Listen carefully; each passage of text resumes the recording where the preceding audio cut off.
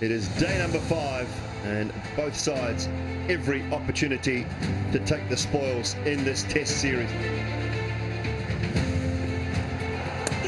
We've got him!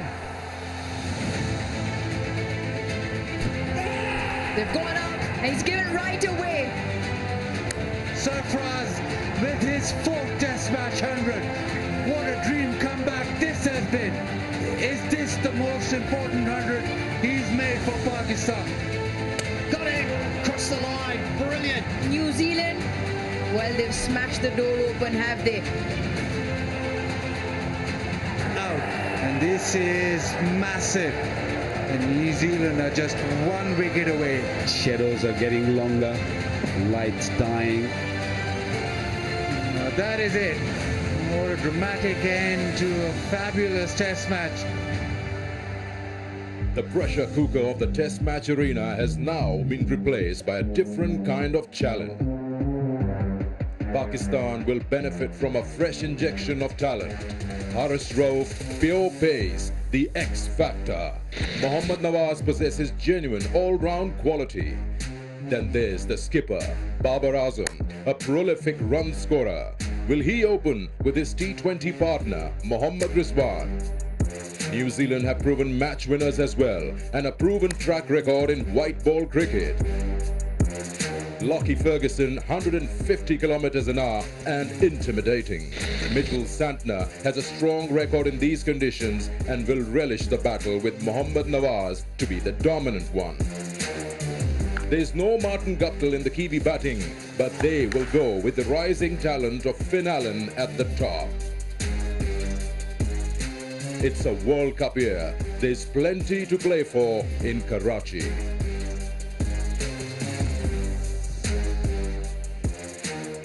Hello and good afternoon from the National Bank Cricket Arena. It's Bank Alfala presents Dafa News, Pakistan versus New Zealand ODI series, and we're here at the first ODI and all the action. Let's have a quick look at the match schedule. 3 ODIs to be played starting from today, and then we have the second one on the 11th, and to wrap up the series, the last one on the 13th. Hello and welcome to Inverix Solar Energy Pitchside Studio. I'm Sikandar here with you, and welcome to the ODI series. 3 ODIs. It's been a long time since New Zealand has played an ODI, white or red ball cricket in Pakistan, so this is a big moment here. And also another big moment. Look who's joined us.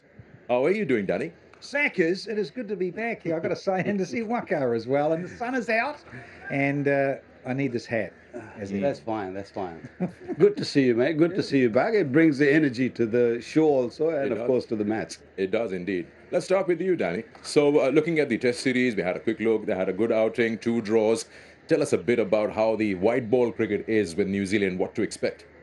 Well, they're a very good white ball side, and we know that. And having looked at this pitch and have been back home watching, the old pitch looks a bit like this tabletop, Sackers, doesn't it? It's a bit flat and a bit true and a bit easy. So when I look at this New Zealand side, and there's so much experience around, they've been around for a long time, the nucleus of this Black Caps lineup. So they'll have an expectation, as they did in the Test series, to do well given the state of the pitch and the variety they bring in their bowling. A lot has been chatted. I've been listening and watching your good selves in the Test series. So when I look at it, I think they're a really good one-day side. A cap was given today, so New Zealand getting a debutant in their 11. We'll talk more about that. Wakar, when you look at the Pakistan side, we know there are a few new entries. White ball has always been more friendlier to Pakistan, and they like it. But ODIs, it's been a while that they've played. Yeah, so much has happened in the last a few weeks.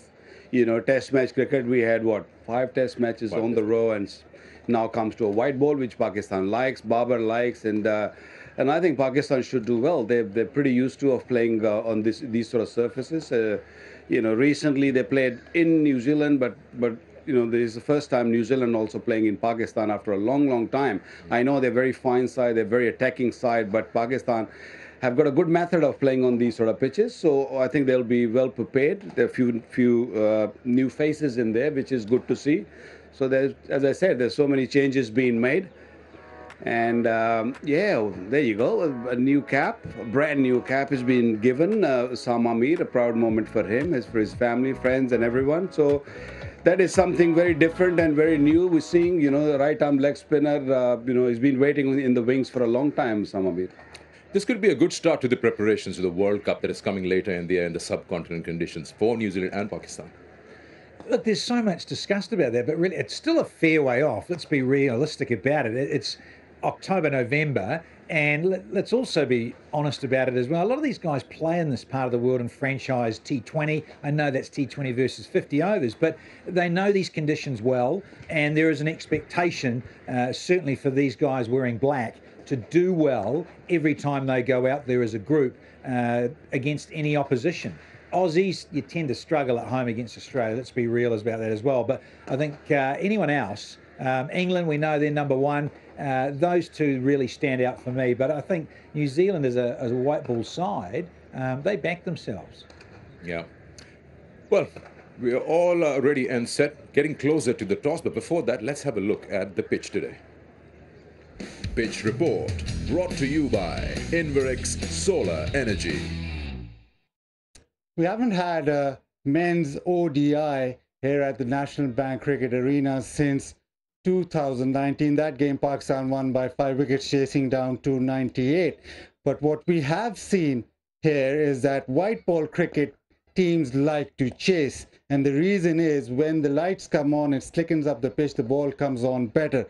If I look at this pitch, it's a typical Karachi pitch, which is quite dry. You can see a few cracks, but that won't affect much. The ball should come on to the bat, and it should be good for batting. But even so, once those lights take effect and once it becomes that way, it's even better to bat on. So teams will look at this and think maybe in the first few overs, the ball will not come onto the bat, and maybe that's an advantage. But now we've switched from red ball to white ball. So let's just roll up our sleeves. Pitch report brought to you by Inverex Solar Energy. Usually when you go to white ball cricket, whether it's T20s or ODIs, we've seen in recent times that the captains winning like to chase. They feel they have a better opportunity. You think this is going to be a similar case out there, whatever you've seen of the surface? Look, T20 cricket I've seen over here in Karachi, most of the captains, they like to sort of, ball first and get the target in front of them. But in one-day cricket, because it's been a while that we haven't seen much one-day cricket played on this pitch. But yeah, once the light comes on, which will be around, 5:30, 6 o'clock, and I think it will spice up a little bit. It will come onto the bat a little better. So I'm with Baz on what he's just suggests, that, ball first, get it out of the way, see what the target is, and go out and bat. Finn Allen is going to be someone to deal with. He's been going great guns and a great addition to white ball cricket for New Zealand. Absolutely, Sakana. It's exciting because the end of Martin Guptill, and then you've got a similar sort of in stature, tall right-hander, and plays a little bit like Marty G. So I've been very impressed with what I've seen in that World T20, glimpses of it. And then you think about these guys given an opportunity. And certainly Finn Allen's going to want to be playing there. The other one I want to throw out there too, Sackers, and Waka, I'll be interested possibly, is the guy Henry Shipley. Okay. Big, tall guy. I've not seen him in the flesh, so I wonder if he gets an opportunity. I know the pitches are probably not ideal for him, but he's so tall, I'm looking forward to seeing if he gets a go. And then the pace battery, Horace Rove, Lockie Ferguson, it's going to be fun. It'll be fun. It will be good to see a Snan also from the other. Naseem is most likely be playing. So there are a lot of fast bowlers. You will see the pace also. But yeah, T20 or white ball cricket is a different ball game altogether. You got to be a bit more disciplined, a bit more, vigilant, and be a little bit careful when you're bowling. Yeah. Okay, time for us to get to the all-important toss. Ken Williamson is the captain once again in white ball cricket, of course, and Babar Azam. They're out there with Bazil Khan. Let's find out what the captain wants to do if they win the toss. Over to them. Toss brought to you by Inverex Solar Energy. Right, it's toss time here at National Bank Cricket Arena. I've got David Boone, match referee, Kane Williamson, and Babar Azam. Babar, you have the coin? Give it a spin. It's a heads. Thank you. Babar's won the toss. Babar, what will you do and why? We would have two bowling first, which look like good. So we will try to take early wickets and put pressure on them. And second thing is, I think a little bit help for spinners in the first inning. It's a change from red ball to white ball. Pakistan have done well in white ball. Does that bode well with the team? Does that give it confidence? Definitely, we have good in the white ball, so we have carried that momentum in this series, new series for New Year's. So we will try to win this series and playing well. Karachi, you played a lot here. You know the conditions. Will that play a part? Will you be able to use the conditions to your advantage? Definitely, I think pitch is good, and I think second time they have good to bat on and help the batsman because under the lights, ball coming nicely. So that's why Karachi surface is good. What about your team? What's the combination? We have like 6 batsmen and one debut, Osama Mir, and we have 3 quicks. Thank you very much. Yes. Again, a very quick turnaround from red ball to white ball. Does that affect anything, or fresh faces bring new energy? Look, it's always nice for new members to join the environment, and like you mentioned, quick turnaround. So, one training and into the next format. And New Zealand, very rarely have played in Pakistan. What would New Zealand take out of this series? Yeah, obviously a great opportunity to be over here, have this experience against a very strong side. So, for us, it's wanting to stick to our plans, adjust our skill sets accordingly as well as we can, and try and put out, good performances throughout. Would you have liked to bowl first, or it doesn't really matter? We were going to bowl first as well, but we'll have to wait and see. It looks like I managed to bring the surface back up nicely, so it'll just be adjusting with the bat first up. What about your team combination? Anybody new coming in? One new member, Shipley, comes in, makes his debut, so a really exciting opportunity for him. Thank you very much and good luck. Thank you. So the news out here is that Pakistan have won the toss and have elected to bowl. Toss brought to you by Inverex Solar Energy. No surprises there. Side winning the toss wants to bowl first, and as you know, Osama Mir comes into the 11. It's his first opportunity. I'm sure he's going to cash out on that because he's had a good domestic season, especially the Pakistan Cup, the one-day format at home. No surprises. They want to chase. Now, in white ball, we've seen recent times setting a total can be a little tricky, or also maybe depends on what side you're playing against. But I'm happy with that call. You would have done the same. Not anymore. I mean, it used to be the case that put runs on the board and just and have target in front of you. That's not the case anymore. White ball cricketers, these young cricketers, the modern cricketers, they back themselves to chase down. And also with the different law changes, the fielder coming in and going out at certain times, they read it quite well. So I think it's a right decision. It's all you got to do is just make sure that you don't let New Zealand run away with it. First time Tim Southee led the side in the red ball format, so lesser workload on Kane Williamson. We refresh wearing that captain's cap there. Yeah, it's left a lot of us scratching our heads. Why has Kane given up the Test captaincy when he's such a great Test player? But again, the workloads, you play all 3 formats, something's got to give. And I agree with both what you're saying. I think whoever wanted to bowl, spinners can grip the ball better. Is it going to be quite slick under lights? Is there going to be a little bit of a dew factor? Possibly. Let's wait and see. I'm very excited too. I mentioned Henry Shipley. So debut for him. I'm excited to have a look at this kid. Okay. Time for us to take a break. When we come back, we'll have a look into the 11 on each side.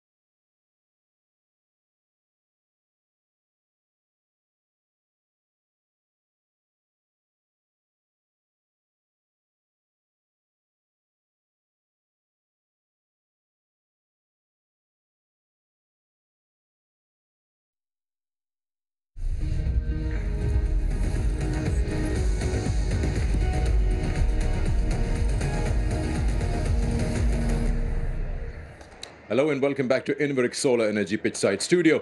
And for those who've just joined us, Pakistan have won the toss and they've decided to bowl first. Let's have a look at the two sides, starting with New Zealand. And we get Danny into that.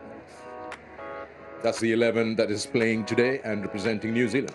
Yeah, and Shipley in terms of a debutant. So I think we're all going to be glued to the screens and have a look what he brings, because what I hear is good, useful all around. A very tall individual, and no surprises really when you have Mitch Santner coming back, who's really very much a specialist in white ball cricket these days, and Anish Sodhi sitting out. Henry Nichols, who played in the Test match as well, is sitting out. So the usual suspects when you look at that top order with Conway, Williamson, Latham, Phillips, who hits in the middle order, and the Finn Allen scenario, certainly with Guptill finishing up for the Black Caps. It is an exciting, well-balanced lineup. Let's have a look at Pakistan now. We get Waqar Yunus to throw light on that. The 11, happy with that?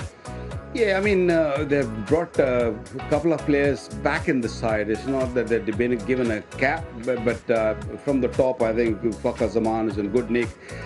Scoring 100 against Netherlands just recently. Imam, very good one-day players. Babar Azam will be batting at 3. Rizwan probably look to bat at 4. And then Haris Suhail, or maybe Rizwan or Haris 4 and 5. And Salman Agha, Pakistan really banking on him that he'll play that all-rounder job. And Mohammad Nawaz also, of course. And of course, the debutant, Usama Amir, Mohammad Wasim, Naseem Shah, and Haris Rauf. I mean, his bowling lineup is pretty intact. It's that I was expecting maybe Hosnain to play, but that's not been the case. But still a very, very fine team. The only bit is missing, I guess, is if it comes to a situation where you'll be looking to hit out and go those big boundaries. I don't really see too many in there who can really do that. Well, you look at New Zealand's 11. I mean, top 7 can proper bats up to Bracewell. So they've got some firepower there. Phillips has had a good white ball outing, and then of course, we know Finn, what he can do. It's pretty strong. Do you call it a more batting side? They've always had very, very good all-rounders, and in the top order for guys that specifically picked for their role, whether it's 50 overs or T20 versus the test matches. But these guys that often now play across all 3 formats bring that experience and really good cool heads. And then you talk about the bowling. Yeah. And so if you've got pace sackers and variety of pace, and that's what's exciting, that Ferguson's here, Lockie Ferguson, in terms of 150 clicks. But it's the variety and changes of pace if you have X-factor pace that make it really difficult. So the spinners take care of themselves, some of the batting talent. But for me, yeah, that bowling, that's going to have to do the job, because they're going to have to go out and field second, will be interesting. If it was England, you probably won't have this discussion about how easy or difficult it is to shift your momentum and game plan from red ball to white ball. But what is it for the rest of the guys? Let's have a look as Scott Styris and Uruj Mumtaz talk about it. Expert advice brought to you by Inverix Solar Energy. Well, it's been 3 days since the test series is over, and now I have the white ball, because we're into white ball cricket with 3 one-days between Pakistan and New Zealand. And I've got Scott Styris with me to talk about the transition and how this is going to be fun. Scotty, over to you. Yeah, we don't need this anymore, do we? We can get rid of the red ball. You're quite right. I think the important thing in this masterclass is to look at the transition and the fact that there are only 3 days between the test series and the one-day. So what is those 3 days going to look like for these teams? If we start with the bowling, then it's the really defined skills, and that is the Yorkers at the death. How are they going to bowl their change-ups? Something we don't see too much in this test series. But the advantage, I think, then is with Pakistan. And the reason I say that is that we got to see a lot of the white ball cricketers bowling these deliveries out on the practice surfaces in preparation for the series. New Zealand won't have made too many changes. I don't expect too many changes from a bowling perspective. So those test match bowlers have to make that adjustment quickly. Can they do it? It's important because it is in a World Cup year. We talk about the surfaces. How much does that play into effect with the change-up, especially because these surfaces don't offer you much, and we got 2 real quicks. 150 plus, Lockie Ferguson and Haris Rauf. How's that going to play out? Well, that's one battle I'm so looking forward to. Who's going to bowl the quickest delivery in this series? But you're bang on right, because there is always the right way to bowl on any given surface, whether it be the pace and bounce that you often see in Australia, or you can get here when there's moisture in the surface, or it's the slower balls, mixing it up, making the batsman guess. That's what the players really need to ascertain and work out quickly to find their success on subcontinental pitches. We talk about batting then. It Yep. is so almost an amalgamation of Test cricket and T20 cricket. Sometimes you sort of get stuck in there, build a partnership, and sometimes you got to put the foot on the gas. How important is it as a mindset change for batters to customize to this format? Well, that's the trends and things we're likely to see in T20 cricket. You're right. So whilst it's Yorkers with the ball, it's the power hitting that we often see. Batsmen in Test match cricket, it's all about where's my off stump, leaving the ball well. Of course, in 50 over cricket, 2020 cricket, you don't want any of that. So it's rotation of the strike. How good can your clean hitting be? And that, I think, will be where the teams are closely matched, because we see maybe a couple of changes for both sides in the top six, and therefore those players who are coming in will be more, I guess, ready for the fact that they're going to need those skills on this ground, and what is quite a warm day now. Yeah. You spoke about Haris Rauf and Lockie Ferguson. Let's shift that to batting. Finn Allen and Fakhar Zaman up front. How are you looking at that battle? Well, I'm intrigued as to whether Finn Allen will play. I personally think he should, because this is a World Cup year. New Zealand without Martin Guptill doesn't have that power hitter at the top. I really like Tom Latham through the middle, and the way he rotates the strike, has a lot of success in the subcontinent. Fakhar Zaman has had his lean trots as well, so I'm looking forward to him coming back. Asia Cup was a big one for me, and he didn't play that well, got left out, didn't he, of the World Cup squad. So I think, there is a battle of two players looking to really cement their spot in their teams. Fantastic. It promises to be an exciting one. Keep watching. Expert advice brought to you by Inverex Solar Energy. Okay, let's hit the expert advice. Expert prediction brought to you by Inverex Solar Energy. Sorry, advice is done. It's prediction time. Let's start with you, Danny. Batting first, New Zealand. What would they keep in mind and feel secure? Well, you don't want to get too carried away and think, 300 should be a given.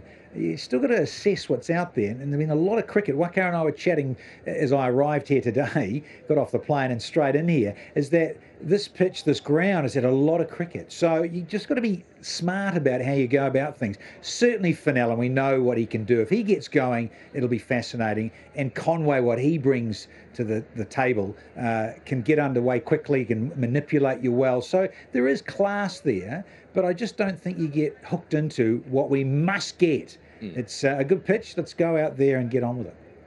Pakistan's perspective, lesser the better, but what is the more realistic target to chase? Look, it's very hard because we've been playing, we're going to be playing one day after a while. So I think it's all about new ball. I think looking at the New Zealand side, they come really aggressive early on. And if you can get early wickets, couple of wickets, and I think put them under pressure, and then what Danny's saying about 300 runs, if you can just get them under 300, I think Pakistan will be a lot more comfortable. But for that, you have to really bowl well. It's got to be Naseem, Rauf. They're going to be the key to begin with. And then, of course, the spinners. Don't forget Osama Mir is making his debut, so he's going to be under a pump. Yeah. Okay, there you go. That's the prediction. Expert prediction brought to you by Inverex Solar Energy. It's very, very close to the action. I guess you mentioned Osama Mir first time. I think Haris Sohail is coming in to the 11 after a long time, so he'll find himself just blending in nice and easy. We'd like to see some fireworks. We'd like to see some action, as we know that New Zealand has been asked to bat first, so it's going to be fun. It's going to be a lot of action out here in the 3 ODIs that will be played. So we'll take a break. When we come back, we have lots and lots of cricket lined up. Thank you, gentlemen. Let's enjoy.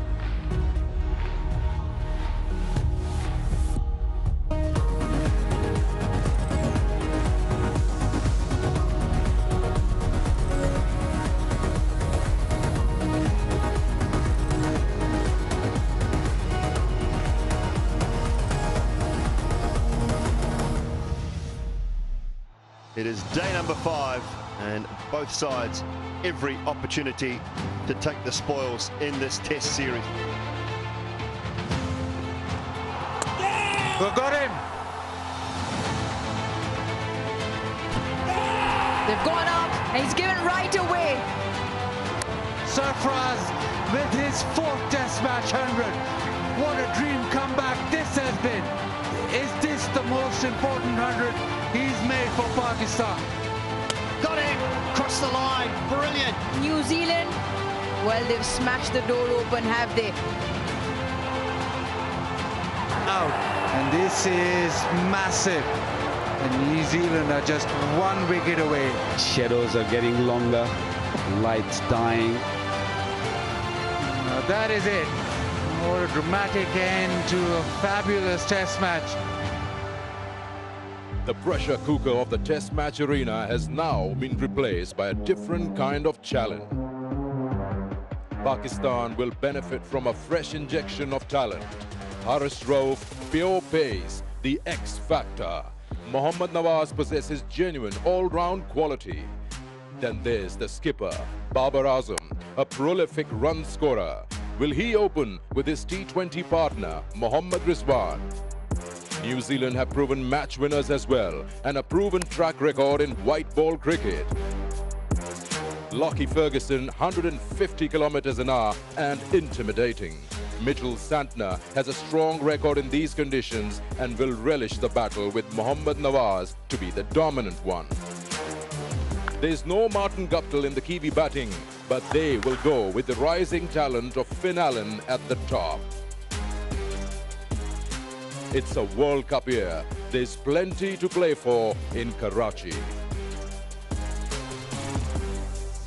Hello and welcome to the National Bank Cricket Arena here in Karachi, Pakistan for this first of a 3-match series between New Zealand and Pakistan. The Bank Alpha presents the Duffer News Pakistan versus New Zealand ODI series. We've just seen 2 very good test matches which ended in a stalemate. But we now turn to the coloured clothing. 3 ODIs, just a day in between each match, and all 3 will be played here at the same venue. One of the new faces for New Zealand is the now vastly experienced Lockie Ferguson, who's downstairs with Rouge Mumtaz. Yeah, in conversation with probably one of the quickest going around in the modern game, Lockie Ferguson here with me. Lockie, welcome to Pakistan firstly. Tell me, how does it make a difference when you come onto surfaces? You've probably been watching the test series that don't offer you so much, especially when you've got the pace. Yeah, look, it's part of travelling the world and playing cricket, and certainly coming to a subcontinent brings in different challenges than we get back home, but that's, you know, the fun of it. I think I haven't played here obviously before, but I'm looking forward to seeing how today plays. I think it's the wicket they played the test match on, which I've not come across beforehand, but hey, look, it's a new challenge, so really looking forward to today. Now, Trent Bolt not in the side, Matt Henry returns home injured. How much responsibility does this come on to you?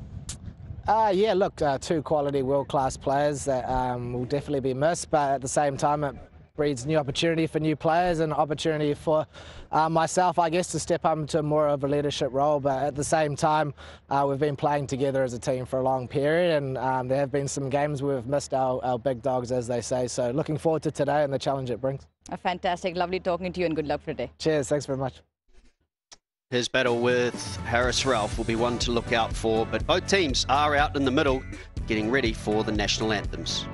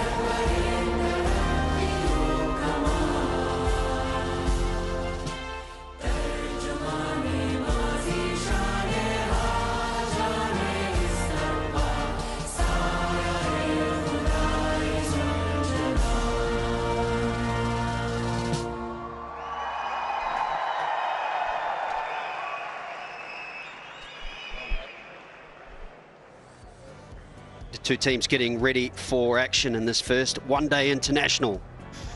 It was an interesting toss because both teams were looking to field first, but that is the New Zealand side. The big news, Henry Shipley on debut, the talented bowling all-rounder.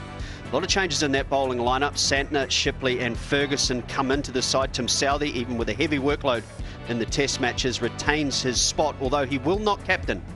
And this playing 11, that will be Kane Williamson, and Finn Allen at the top is one to watch.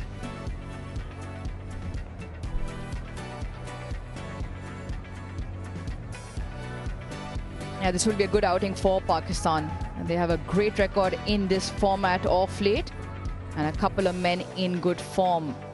Right up, that's a good batting lineup. Fakhr Zaman, Imam, Babar, Rizwan. Haris Sohail makes his way back into the side after 2 long years. And Salman again has good runs under his bat. Osama Mir from the domestic, 28 wickets, highest in the Pakistan Cup, makes his debut along with Nawaz with his left arm spin and the 3 quicks. Haris Rauf, Naseem Shah will definitely be matching Ferguson's pace today. Change of captain for New Zealand. The regular skipper, Kane Williamson, takes the reins, although we did see him in communication with Tim Southee throughout the test match series. Tim Southee will play in this match but not be captain, so a change of roles. It was Pakistan who won the toss and decided to field first. Devon Conway, very good test series for him. He will continue at the top along with the powerful and dangerous Finn Allen. Couple of changes in bowlers, isn't there? I'm looking forward to the 2 debutantes and another debutant in this series, Danny Morrison. Welcome along, Danny, to Pakistan. Hello, Scotty. Rouge. My teeth, they need some work from you. So do a lot of things. Naseem Shah, he doesn't. He's as fit as. So, yeah, looking forward to this immensely, Scotty. Got to say, I watched from home, back on the couch, and the test series, and this venue, the National Stadium here in Karachi, looks a very good flat surface. And you mentioned Finn Allen, yeah, so very excited about this chap. Dined out, didn't he, that opening game of the ICC Men's T20 at the SCG against the Aussies, at that 80-odd and smashed it, but that was T20. This is 50 over. So you think the heir apparent to where Guptill and his style of play is now for Finn Allen, and then you combine that with the left-handedness of Conway, hopefully complementing each other rather nicely. Yeah, another player who's just still making his way. We forget, even though Devon Conway is 31 years of age, he's only played the 13 matches. But again, like at the test record, the outstanding average of 42.5. And we know that Finn Allen only likes to play one way, and that is aggressive. This battle with the fast bowlers from Pakistan will be one to watch. Naseem Shah will get the ball to start with.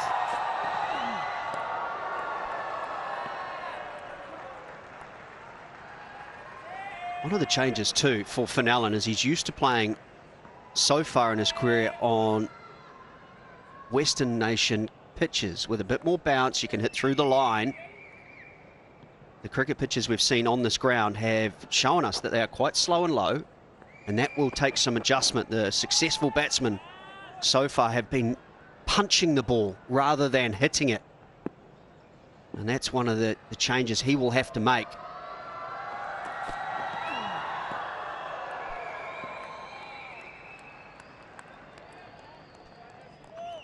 This is the cricket pitch we will use today. It is in fact the same pitch that was used for the first test match between New Zealand and Pakistan. They've been able to regenerate it nicely and has a little sheen to it, very similar, you would say, to what you see in Sharjah, where it just glistens but doesn't necessarily have a lot of bounce.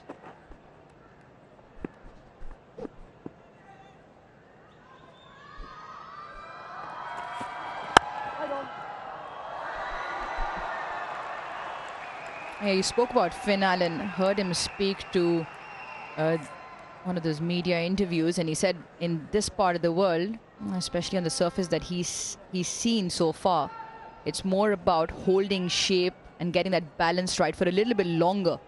And it's about the timing. Very quickly, he'll have to get a measure of the pace of the surface. Like you rightly mentioned, doesn't zip on by any means. And that's why just what he said was good if he does come good on this surface, hold his shape for a little bit longer. On the money so far, Nazim Shah. No real timing as yet from Finn Allen. It's exactly what you're talking about. Look to time the ball early. I'm sure as well, Danny, New Zealand will be looking to make the most of these first 10 overs in the power play. Yeah, it's been handed some good info. To Finn Allen, strike rate, the power play, at 96.4, which is interesting. You think he has to go better than that when he gets more comfortable in terms of appearances and experience batting inside the first 10. That's brilliantly fielded. We'll keep it to 1. But New Zealand are underway. Yeah, because I really think in terms of getting away from the even shorter format to now 50 overs, and you've got so much more time, and we all appreciate to build an innings and create. So let's see in terms of how he goes about things, given this little 3-match series here in Karachi in Pakistan.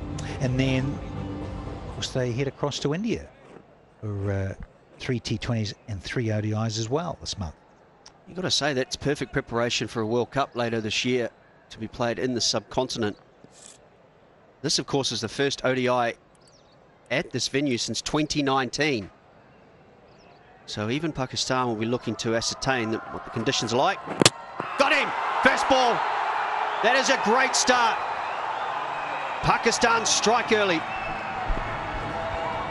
And that's Naseem Shah. Rattling the stumps to Conway, very first delivery, and he has got him round his legs. So Pakistan are up and about.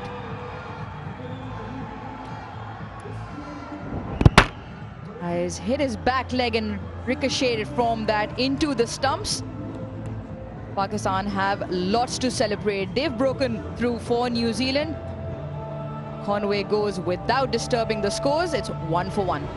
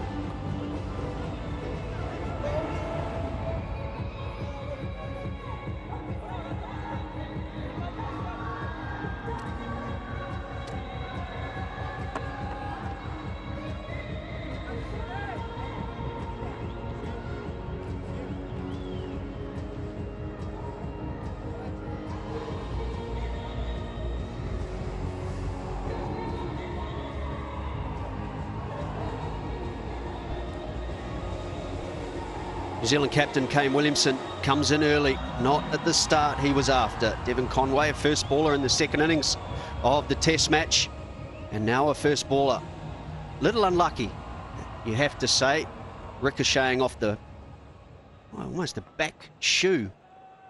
But another player with an outstanding record that is a high quality average, strike rate is more than fair, and 1300s as well.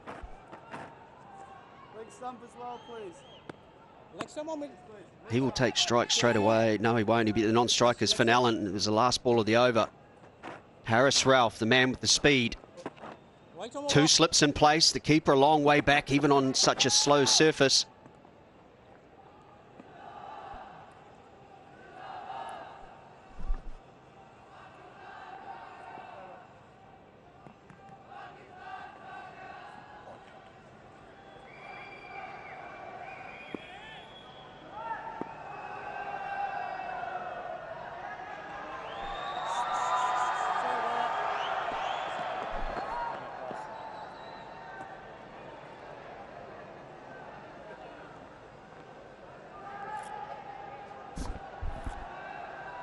You need a bit of luck in this game, they keep saying. Bad luck for the batter, but not so for the bowler, because even that line, I mean, bowling to the right-handed Finn Allen, now you got the left-handed Devon Conway, off the toe. Thanks for coming. It's unusual, isn't it? Because that's his back leg. Good start as well, Pakistan. Right on the money to begin this one-day international. watch the back leg here. It goes outside the body. And that is usually a strong zone as well for Devon Conway. Likes to whip the ball through the leg side. He'll be disappointed that he missed out, if anything.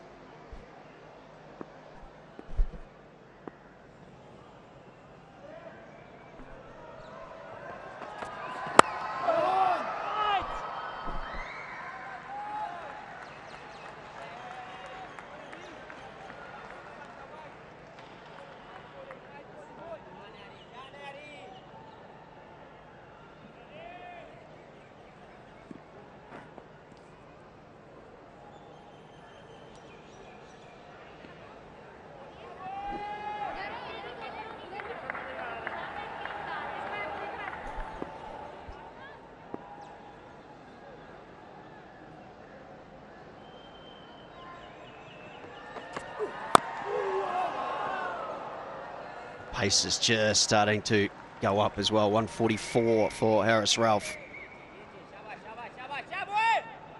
Pakistan can sense they can get on top of this New Zealand side. We talked in the pre-match about Pakistan getting a couple of wickets early, putting some real pressure on this middle order. Not a lot of foot movement there. The front leg barely in front of the crease. And that's what genuine pace can do, can just hurry up your footwork. Hence a couple of slips in. A hint of shape, sometimes a little bit out. That's close. And given. He turned away Harris Ralph. He didn't think it was out. There'll be a decision for New Zealand to make. Oh, here we go, ticking down. Have a chat from the skipper. You want to come upstairs?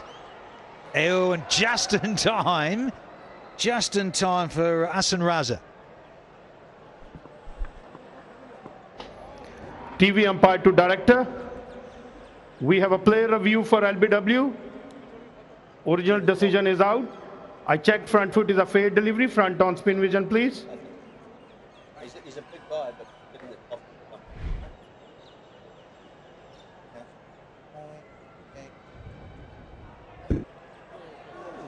appears to be no bat involved. To confirm ultra edge, please.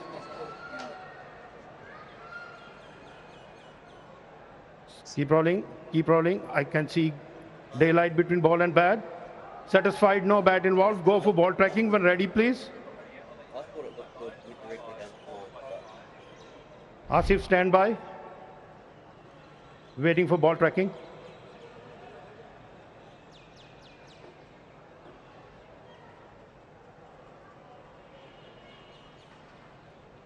Still stand by.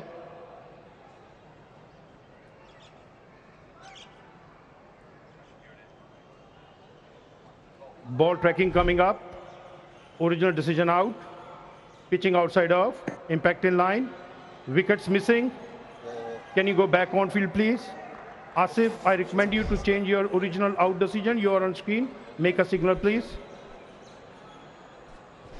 That was so close to being 2 down for New Zealand. Just to remind everybody, with the decision being out, all it had to do was clip the stumps. So an outstanding review from Finn Allen. New Zealand survive. Once again, though, catching the New Zealand batsman on the crease. Yeah, it's the pace. Is a few notches up in pace that Harris Ralph is generating. Finn Allen yet to time the ball cleanly.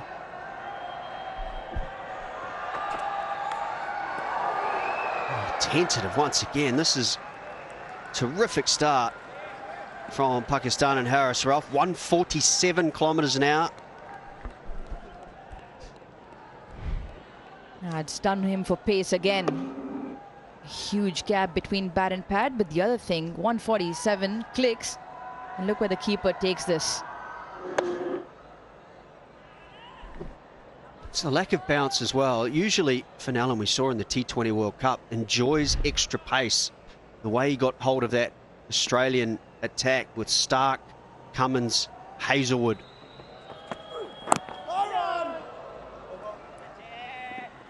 Made an over for Harris Ralph. 1 for 1.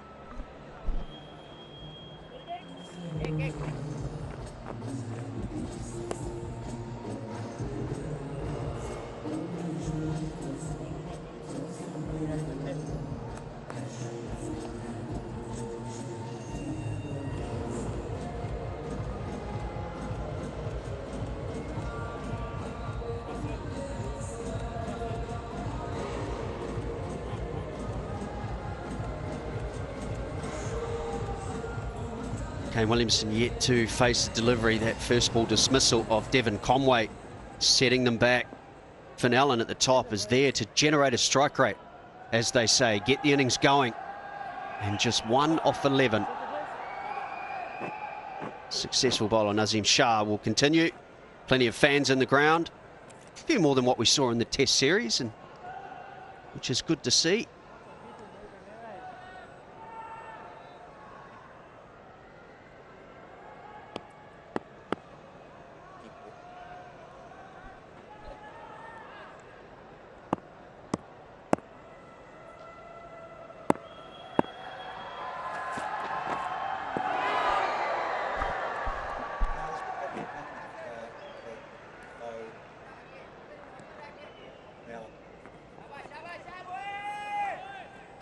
Yeah, it's interesting just listening to you guys, and you've been here watching the Test series.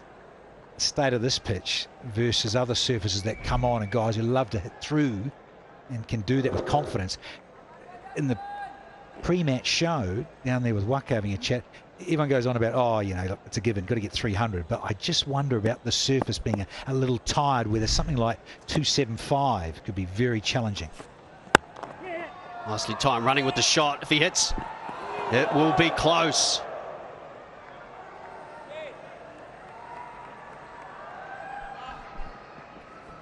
Yeah, tight single, and he had to run around Naseem Shah, Kane Williamson. Babar Azam at mid-off. A good piece of fielding. It just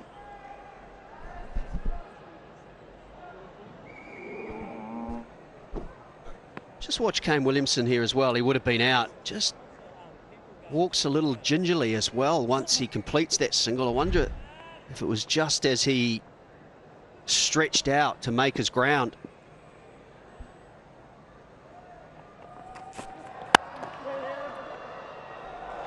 Another brilliant piece of fielding. One of the umpires, Alim Dar, vastly experienced, is just warning. Must be the batsman, is it? It's not the follow-through of the bowler. Finn Allen just getting in the danger zone. Yeah, thanks, Kenny. Loggins. Yeah, look at this. Boom, boom, boom. Yeah, and I even noticed that sitting from home. The Test match just recently finishing, and Alim Dar was front and centre stage in the Test series as well.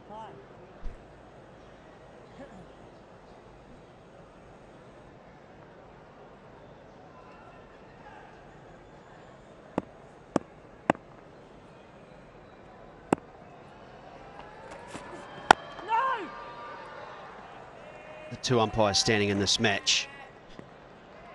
As we've just seen Alim Dar in the action already. Always directing things, as he should. He's the senior man. One of the best in the world. His partner today, Asif Yaqub.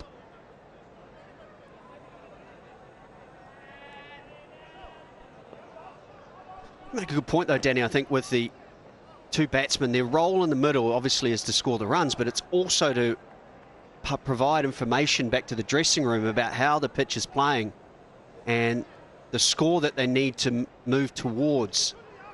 You never really want to limit yourself. That's one thing I know that, say, former New Zealand captain Brendan McCullum used to talk about. He was 50-50 on that sort of thinking, because if you say 250, then you could leave 20-30 runs out there. But I think the ground staff, they believe 300 was the number, but just watching the pitch so far, I think you'd have to bowl pretty poorly for that to be the score. And we've mentioned at length already, even, you know, the Test series and the nature of the surface. As ever, we've got a little bit of fun and games with the sight screen and people getting organised and standing behind it. And people to the sides, and Bubba's just gone down to have a wee chat. You don't blame the fans here, do they? They want to get in behind the bowler's arm, trying to move across. It's one thing that happened in the Test series as well, Danny. Very few bouncers bowled. and as a fast bowler yourself, it must take some change to not have that intimidation factor. I think Pakistan already have shown that they've been more than comfortable just leaving the ball back of a length, bowling dead straight, asking the batsman to take a risk.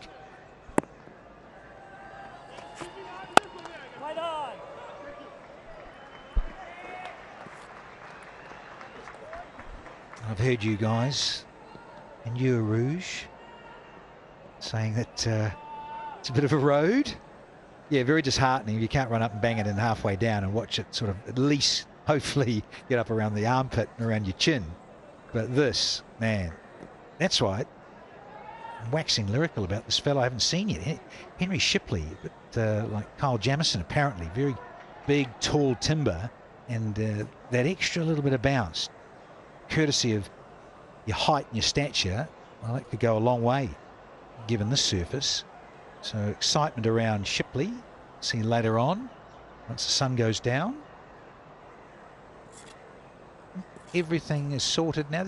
We're looking, there's a bit of a gap between the top of the advertising and the sight screen, but I don't think so bad for Williamson at ground level, but it'll be disconcerting.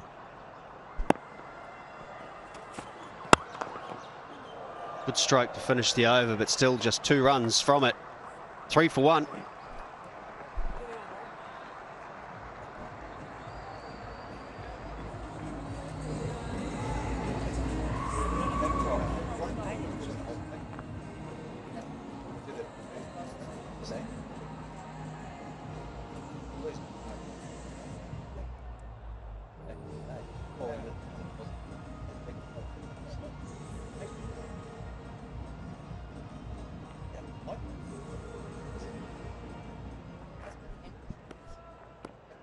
Made an over for Harris Ralph to start. Still that battle I'm looking forward to with the power hitting of Finn Allen. Hasn't timed a ball yet.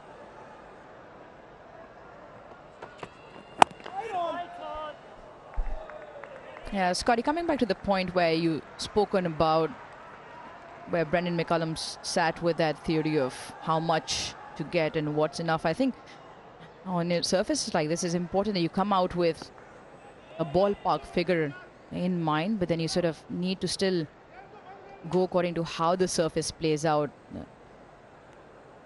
Yes, it might be a flat surface, but the lack of bounce sort of alters plans.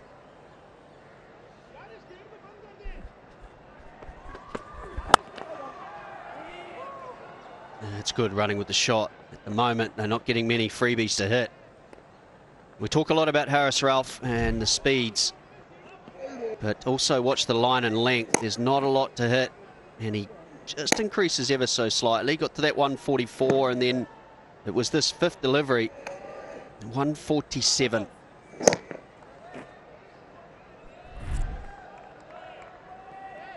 Yeah, 147 very quick and skids through, but doesn't get very high. Probably something that Finn Allen is getting troubled with. You said he likes the bounce and the extra pace. It's not there at the moment. Well, you batters, and so the consistency of it going through. And on the other side of the coin, yeah, the bowlers, they love it too. You can see that encouragement and gather and everything, and having to keep a lot further back. On this surface, I think it makes it a little bit more tricky for the batters to then get into a rhythm and feel like they are in and can hit through the line. So, yeah, lots to work on for Williamson and Allen. I think we saw with that last delivery too, a player who's been in this country now for 2 or 3 weeks, who's played on these surfaces. Kane Williamson always looks like he's got a lot of time, but he was able to just play late, watch the ball, and deflect just to get his innings going. He's called for 2 straight away.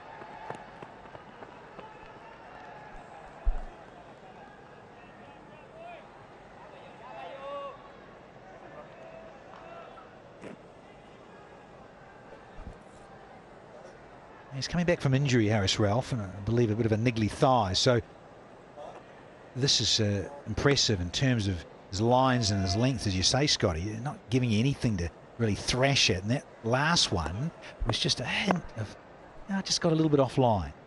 Not much, but just a hint.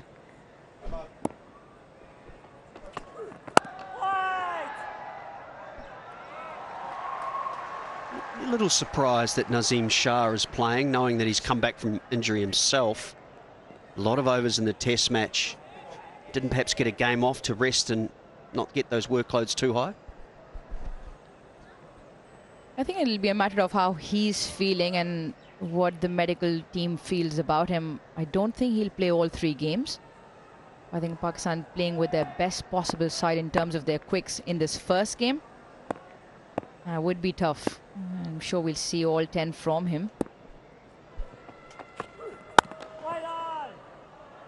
Timing is there for Williamson, but not quite the placement as yet. 6 for 1.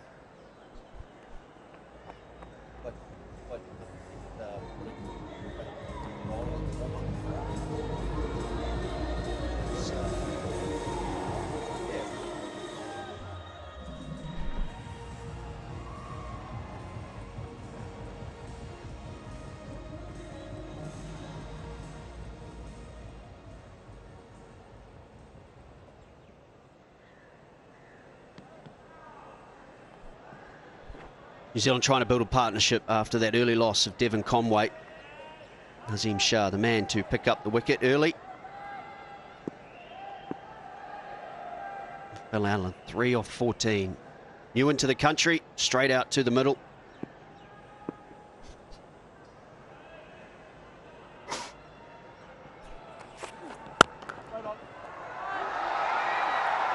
Just cleared that front leg, maybe that...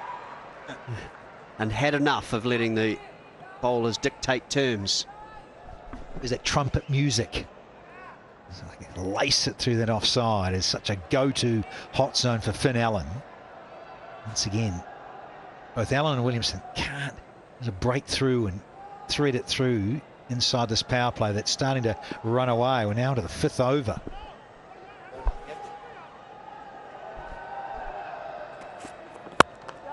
There we go. He's got the placement this time. First boundary of the one-day international. It's to Finn Allen.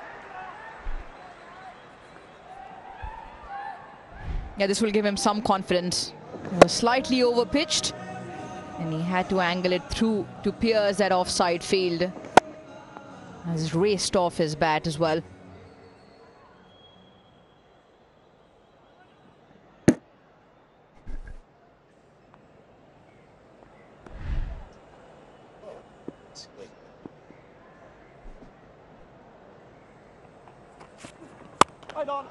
Tries it again. Good fielding.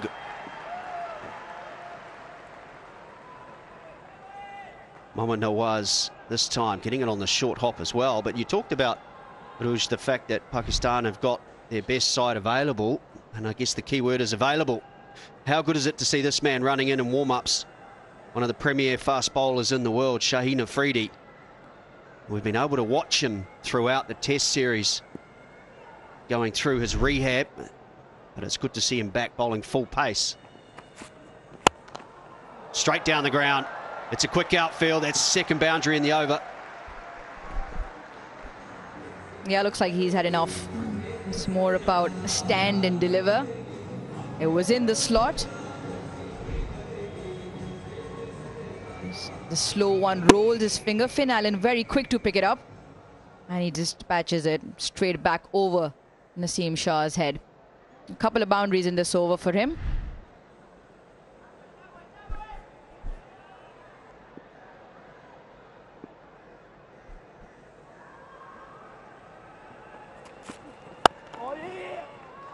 Once again, New Zealand running with the shot, committing straight away.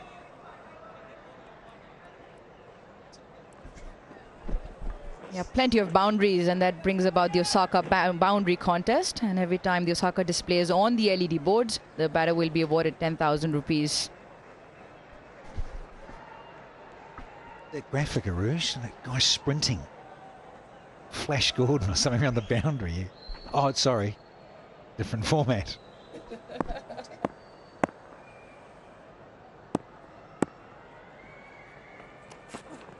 Play time.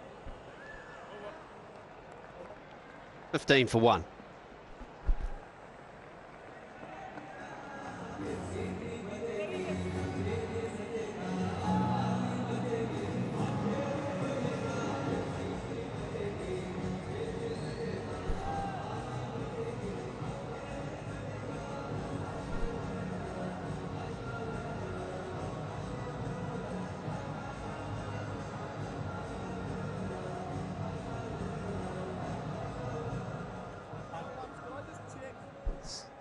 National Bank Cricket Arena is the venue for this whole tour, in fact. Unusually, the 2 Test matches and the 3 ODIs will be played at this ground.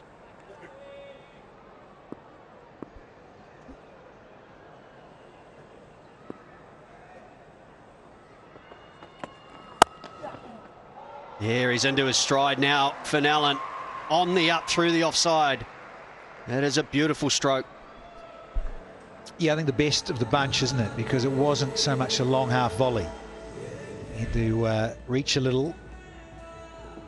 Yeah, delightful.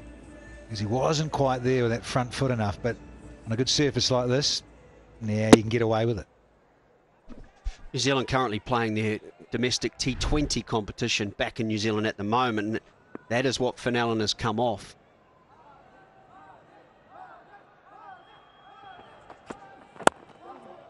Through the leg side this time. This was that long half volley. Back-to-back boundaries. And he's raced to 20. Got a while to get some runs. Was on 1 for a very long time, and he's made the adjustment. Just waiting a wee bit now for the ball to come on. And playing it late, timing it well. As through the gap on the onside this time round. Dealing in boundaries, 4 of them now for him. And this is the beauty of putting the pressure back on the bowler as well. Getting a few boundaries away. I thought Pakistan were outstanding with their line and lengths early, but a couple of boundaries and the bowler's under pressure. And a short one put away too. 3 fours in the over. Well, they might be rocketing down from Haris Rauf, but he's been dealt with equally. 3 boundaries on the trot, this time banging in short. He doesn't get high at all. Finn Allen, all it is swivel. Another boundary. He's got some thinking to do now, Haris Rauf.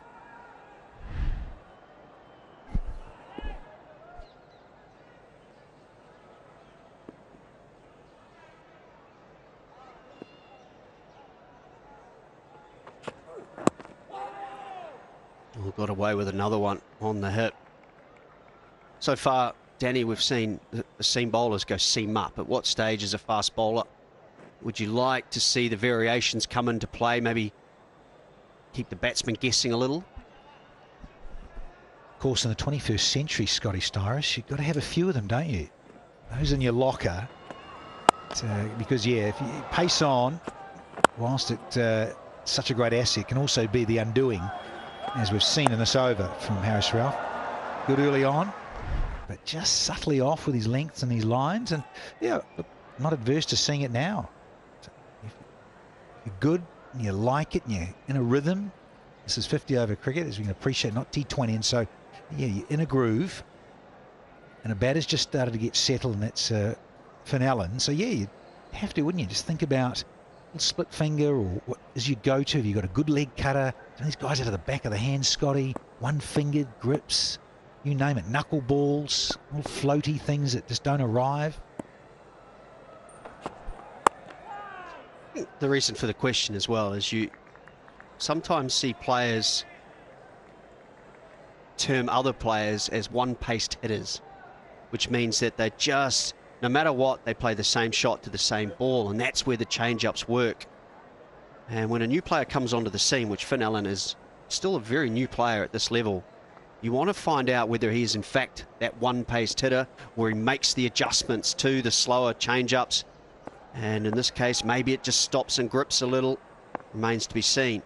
Need to find that information out. Good comeback in the over. 3 boundaries, 13 from it. It's 28 for 1.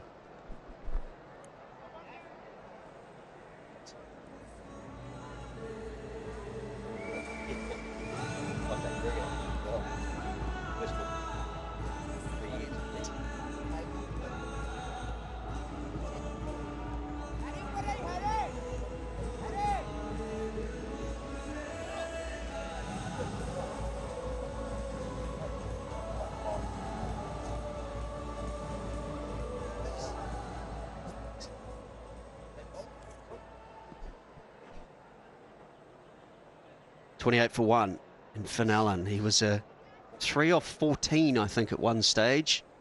He's managed to catch up. His, I think, evolution as a player, we know the talent and skills that he has, but it's turning the 20s and 30s. That's where he's getting stuck at the moment, turning them into 70s and 80s, and then eventually he'll start being that player that makes hundreds and changes games. Another short ball. Deep square is out, but this is in front. The boundaries keep flying. He's on a roll here now. He's just willing to hold on for a few seconds, giving him time, letting the ball arrive. Once again in front of square. It's the pace and it's getting dispatched. 142 that time round from Naseem Shah, and goes off faster from the bat.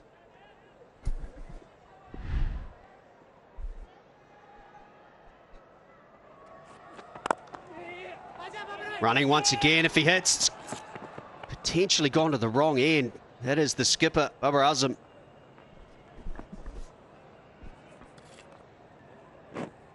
Did he get a call? Did the skipper get a call about throwing the other end? Because, yeah, I'm with you. Because he's had to play the stroke with a solid base and then get into his work, Finn Allen it is, to get to the bowler's end. So shy at the bowler's end was certainly on it. Interesting. Yeah, it's a good valid point, Scott, in terms of pace off. Yeah, look, we are into the 7th over, but if you've got a really good armoury of slower balls, then why not? Just have a look too, and maybe one of the reasons why Babar Azam went to Kane Williamson's end. Watch the feet. That's the key to fielding, is getting your feet set. Much like batting, he takes quite a few steps to have to reset his feet, and I think that allows the batsman an extra step or two.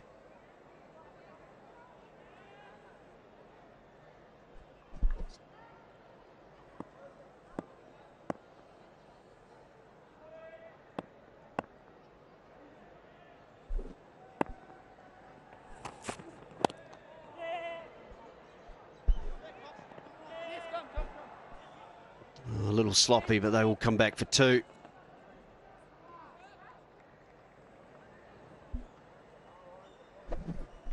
I mentioned about Finn Allen making his way, and so is Naseem Shah.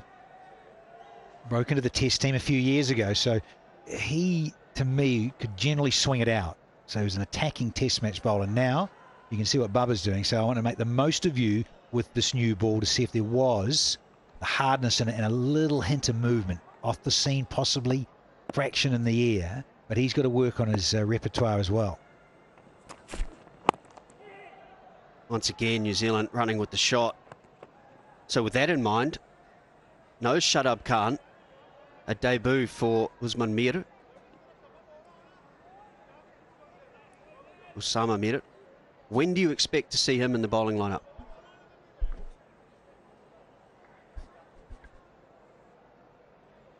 I think the way things are going, it won't be long we see Mohammad Wasim Jr. from the other end. Yes, it's his debut, but I wouldn't mind the ball being thrown to him maybe over before the power play ends with a leg spinner, and if he gets into a good rhythm, he's coming off good form as well. 8 runs from the over, 36 for 1.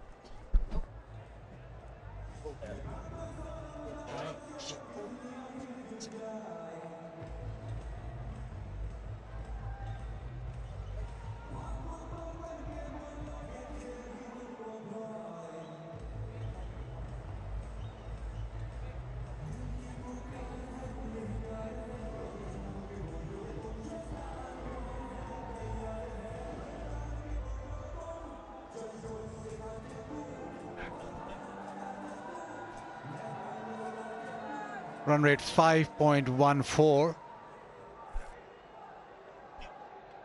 Last 3 overs have gone for 30. And Baba thinks change. Wasim Jr. comes on in place of Haris Rauf. Prefers bowling with the older ball. At the moment, after quite a sedate start, especially Finn Allen, been able to get to terms with the pace of the pitch.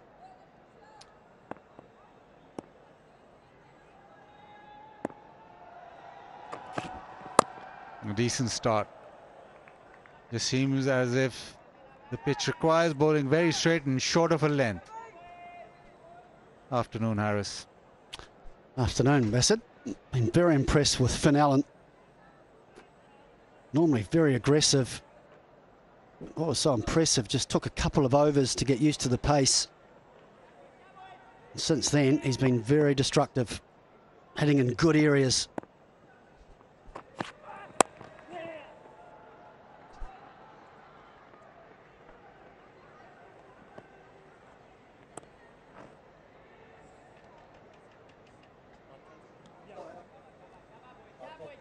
Yeah, just these early overs, and New Zealand came out and just maybe with the lack of bounce, and obviously Finn Allen not used to the pace and bounce of the pitch, but it took him a few overs and now he's hit his stride and he's looking for boundaries every delivery. There's a third and a deep square leg. Tries and hit it over, but straight to cover off the back foot. He's trying to force the pace and he's been caught at cover very nicely.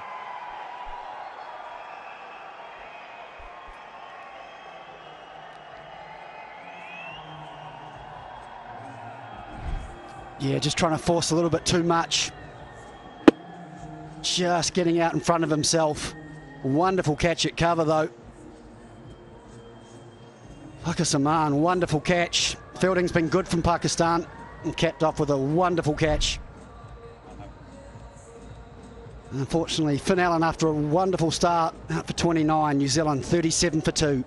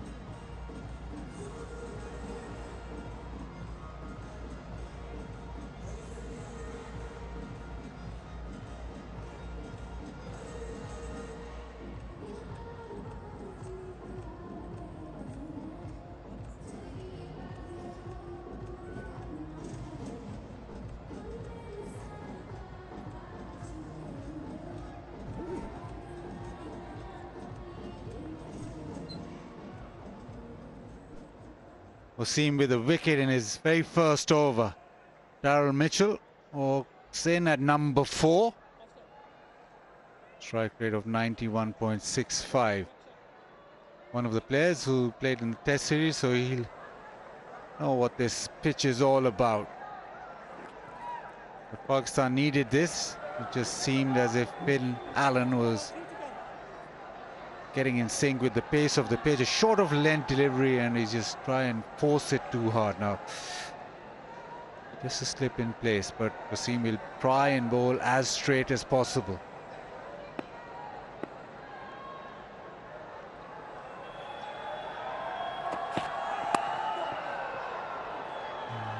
Gets it down to third, just a single.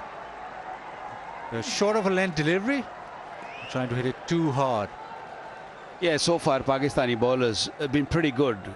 Even the boundaries been hit on the deliveries, and a good delivery. This one was a good delivery, good pace, good bounce, and a brilliant catch. Fielding's been spot on so far. It was never there. He was just forcing the ball to go through that cover and mid-off fielder. It was, the ball bounced a touch.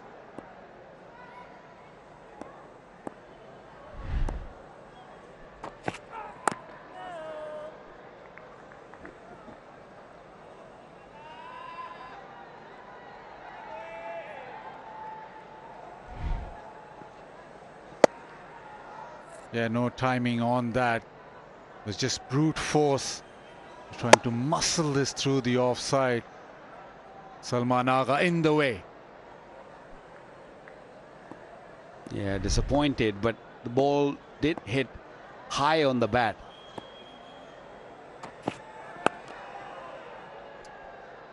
A great start from Wasim to his spell. Just 2 runs off and a wicket. Is 38 for 2.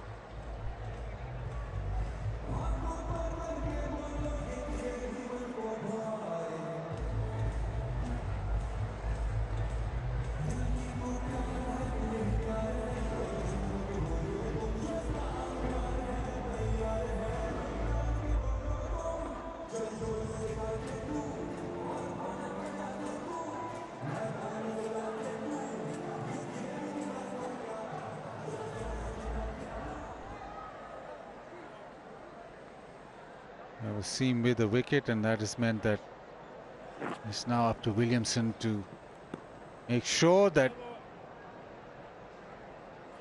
he guides this innings through. The danger man out, and it's Haris Rauf with a change of ends. Yeah, it just puts a little bit more pressure on Williamson, that loss of Finn Allen. Got used to the pace and scoring so quickly. It allowed Williamson a bit more time. Now, just a little bit more pressure to score.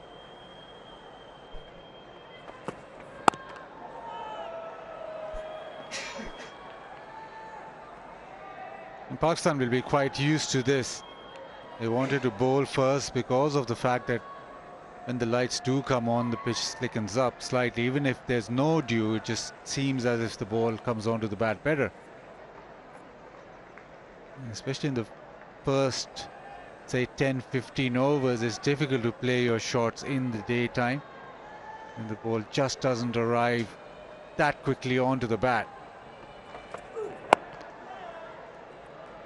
And the wicket came at the ideal time. You just thought that Finn Allen had gone through that period where he adjusted to the bounce of the pitch or the pace of the pitch and was just making inroads and getting boundaries away, and then Pakistan strike back.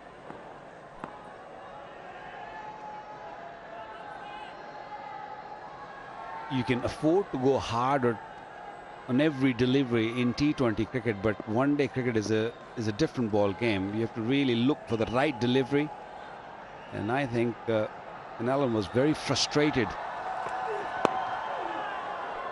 Out of the frustration, because he's played too many dot deliveries to begin with in T20 cricket in the World Cup. We saw him just gets going from the word go from a very first delivery.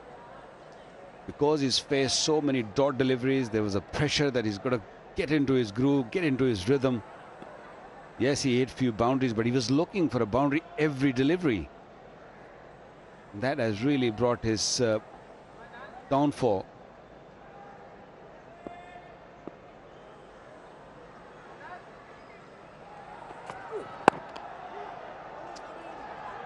Run again. They've done this well, have New Zealand being able to just hit and run. Yeah, Barber not happy.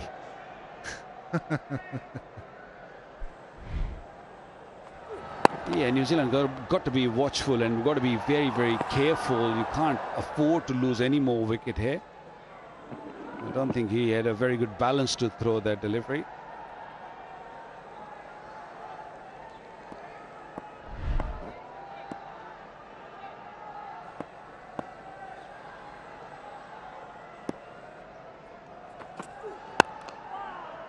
Slightly fuller. That short of a length is the way to go, especially with Haris Rauf's space. It sometimes just skids through lower and it's difficult then to drive on the up. It's the one that's pitched up or one that's banged in that is slightly easier to get hit to the fence or to get maneuvered. Just short of a length into the stumps on this pitch so far has been the difficult one. Slightly wide and beautifully played. The timing superb and the balance beautiful yet again from Williamson. 43 for 2.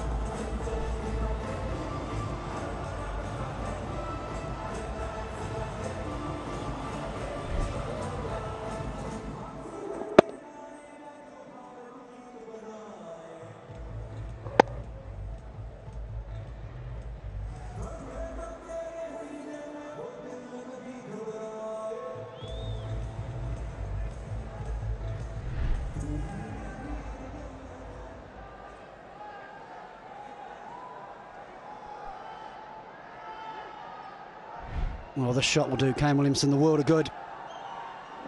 Wonderful timing. Beautifully played under his eyes.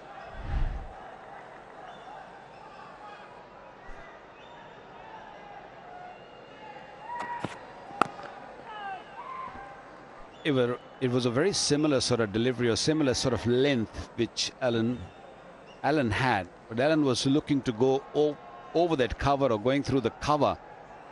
What Williamson did, he allowed the ball to come to him. Yes, it was a little bit wider outside the off stump. He had a bit more time, a lot more experience, and it was right on top of it. Beautiful shot. He didn't really have to hit it too hard. All you need to do is just time it.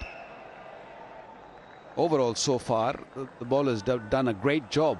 All three fast bowlers.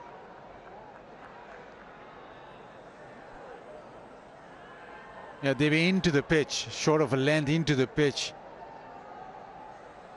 And you just feel that you just stay there and don't venture full. Then it's not that easy to get boundaries away.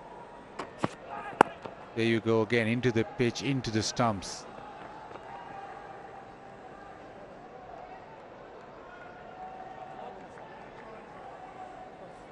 And Mohammad Wasim has got into that length beautifully.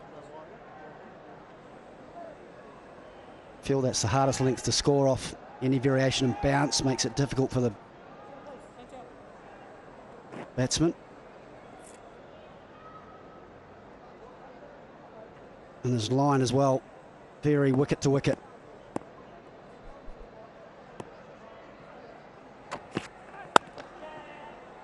Beautifully played.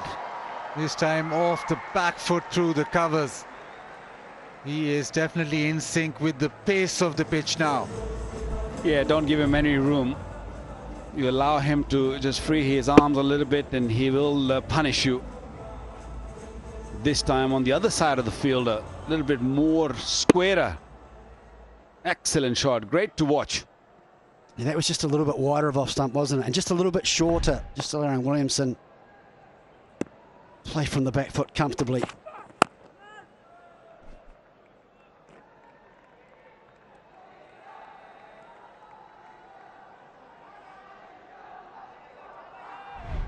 The Pakistan seamers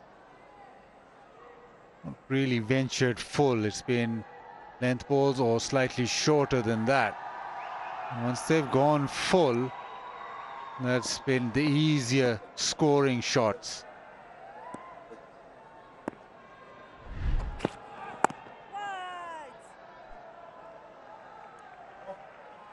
End of the first power play. It's 48 for 2.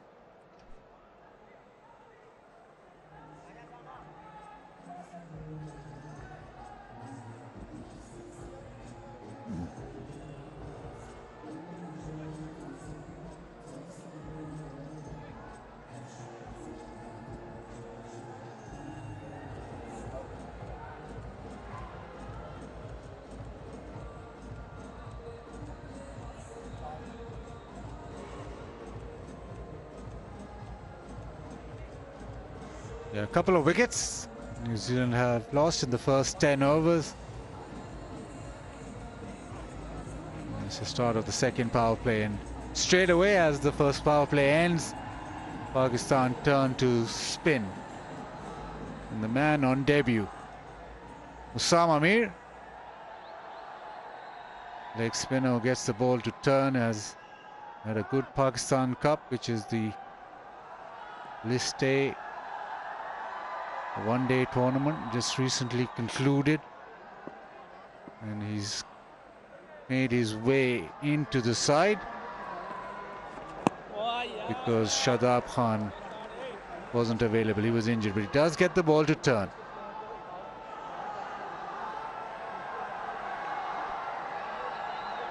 Yeah, great moment for Usama Mir. Given a cap earlier.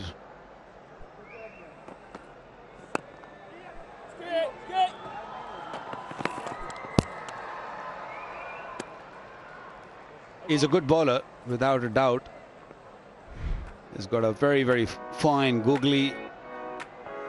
When his name came first. He was very surprised. He read his Twitter and he was just very, very surprised, but well-deserved opportunity for him. He's been knocking on the door for a long, long time now.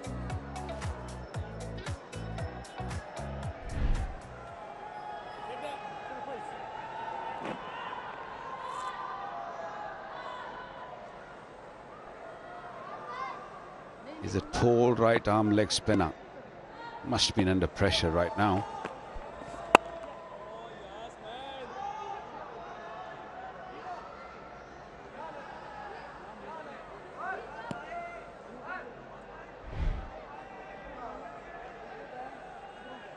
Yeah, very easy action. Right on top of the front leg. Just give it a good revs, good pace. Slightly short, but just a single. Just getting into his work.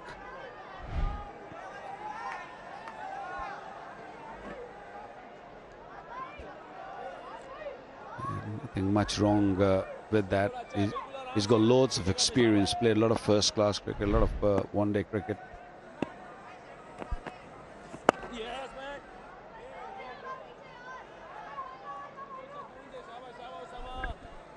Yeah, I like it. Simple run-up, simple action, gets through the crease nicely. Doesn't look like a lot can go wrong with that action. Adjusting his line there too, just needs to be a little bit straighter. Nicely timed. Wasim has a great arm. He has a rocket arm. That's why he's patrolling the boundary. A decent start for Osama Mir, 52 for 2.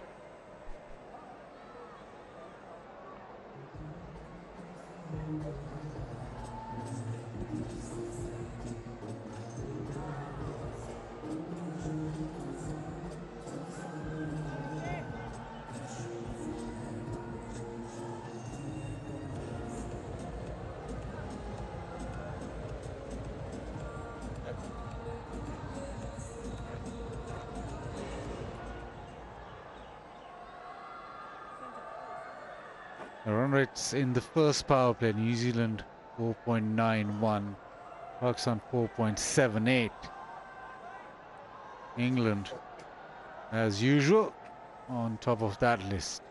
Today they scored 48 in their 10, New Zealand.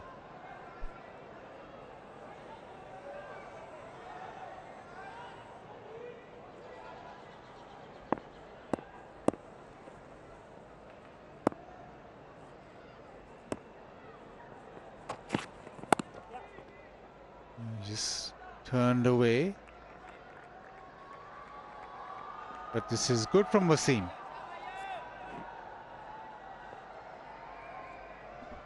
Well, early pressure from Pakistani fast bowlers. They kept things really tight, got the early wicket of Conway from Naseem Shah, ball a full length delivery. But then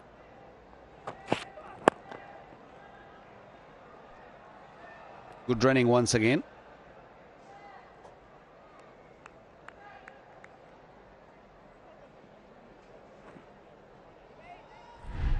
That's all it started. First delivery, back leg, hitting the toe onto the stumps, Naseem Shah.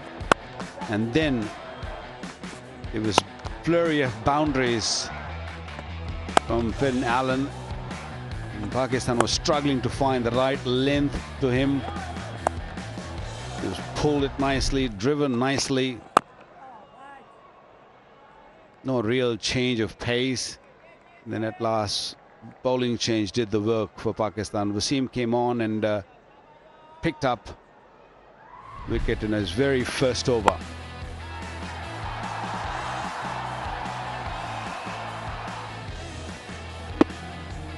Must have been very relieved, Pakistani ball. Great catch. Salman Agha in the cover.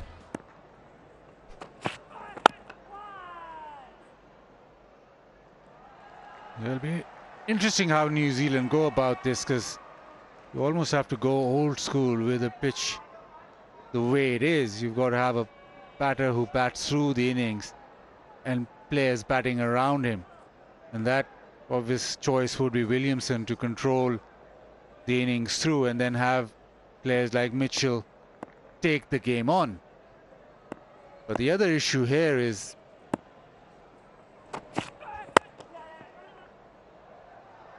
call for 2, but just be 1.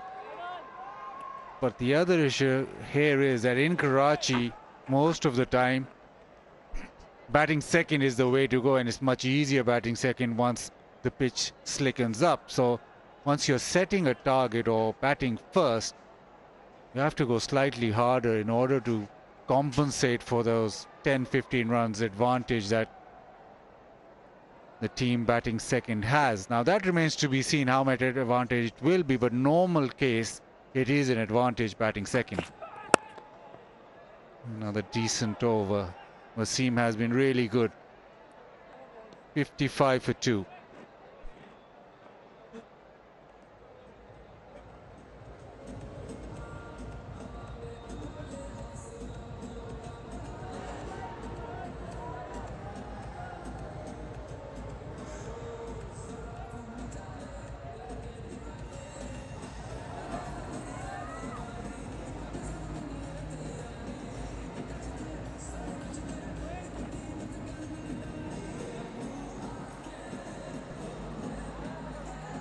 .58 the current run rate. Sam Amir into his second over. Previous over, a lot of balls going out to that deep point. And again.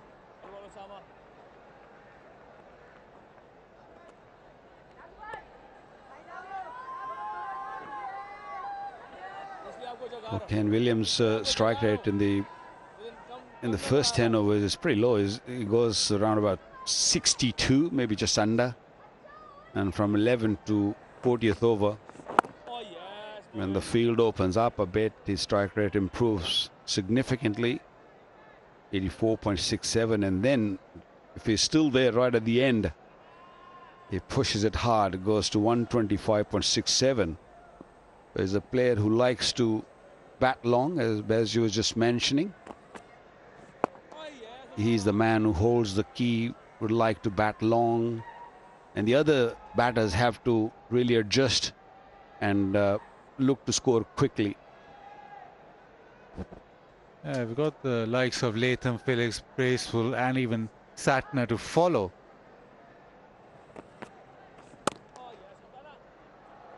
That'd probably be 2. Just waited on it slightly and being able to get it past point. But it's the decision of when to go hard, which is a problem, which has been a problem in most white ball games, but especially here where under lights it favors the batting team. Shot, and that has been punished leg side. He's got ample time and ample power.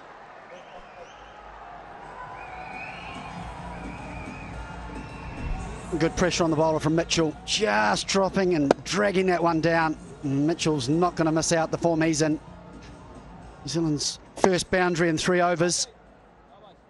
And just a release of that pressure.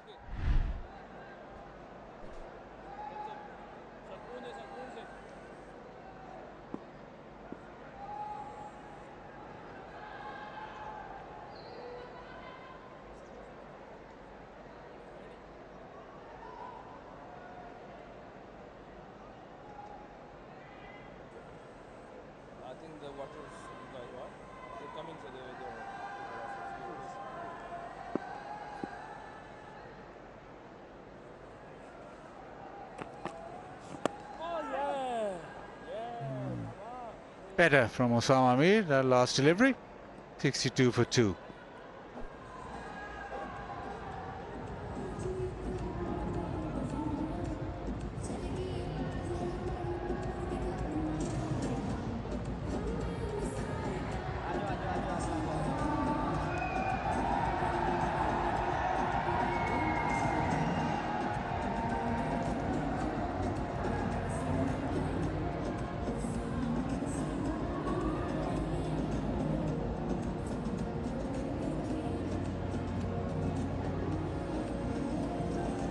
the partnership building. It's 25 of 33. And you want partnerships. You want that partnership to build and set a foundation. Bizet, I loved your rationale before. You're talking about New Zealand will have a target in mind. Batting first on the surface, you know, in that first power play is challenging, and it gets a little bit easier with the new ball under lights. So if New Zealand are thinking par 250, 260, they need to go perhaps 15 or 20 more than that. So what do you think that number is? What do you think's par on here, batting first? I think 275 par, but with that par, you still have to bowl really well, because the challenge then is that if somebody does get in, it's much easier flow to their batting.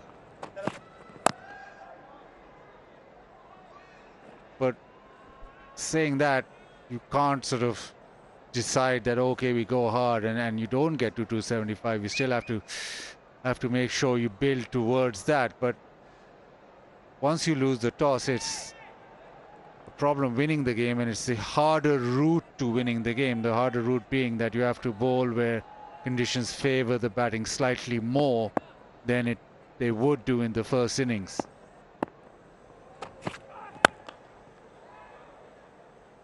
Yeah, I think that's the key. New Zealand have got to make sure as much as possible that they set themselves up to get that par score as a minimum. And if you play well, they can perhaps need that 15 or 20 you need to try and even the game up.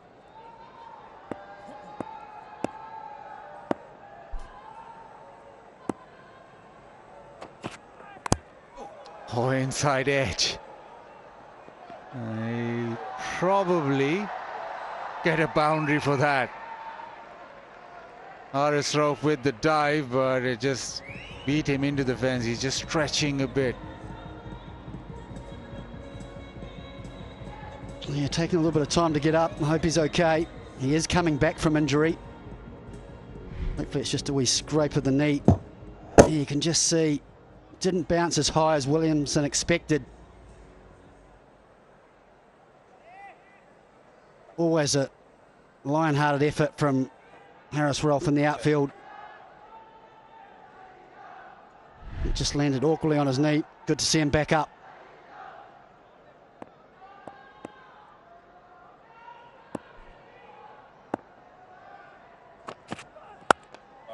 Full length hit through the offside. Great timing, but a couple of runs.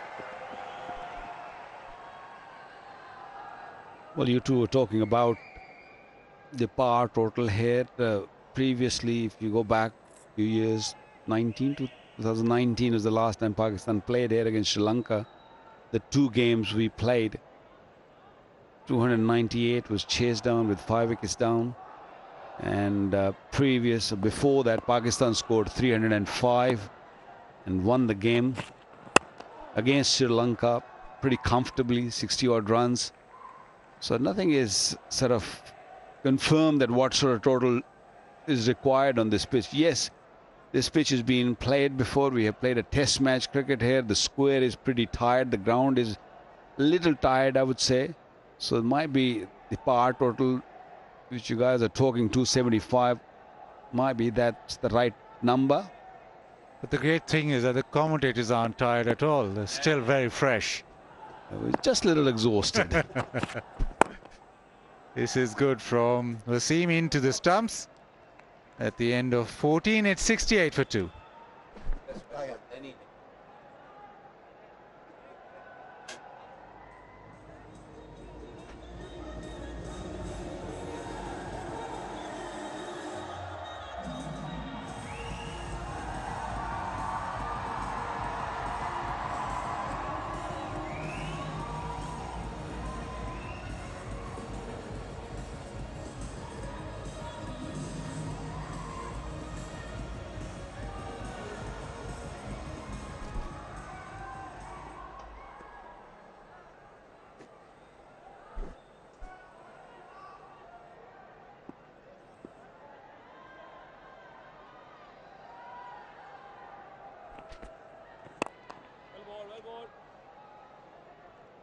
Into his third over, Osama Mir making a debut, riding on his good domestic performance, getting the opportunity and straight up.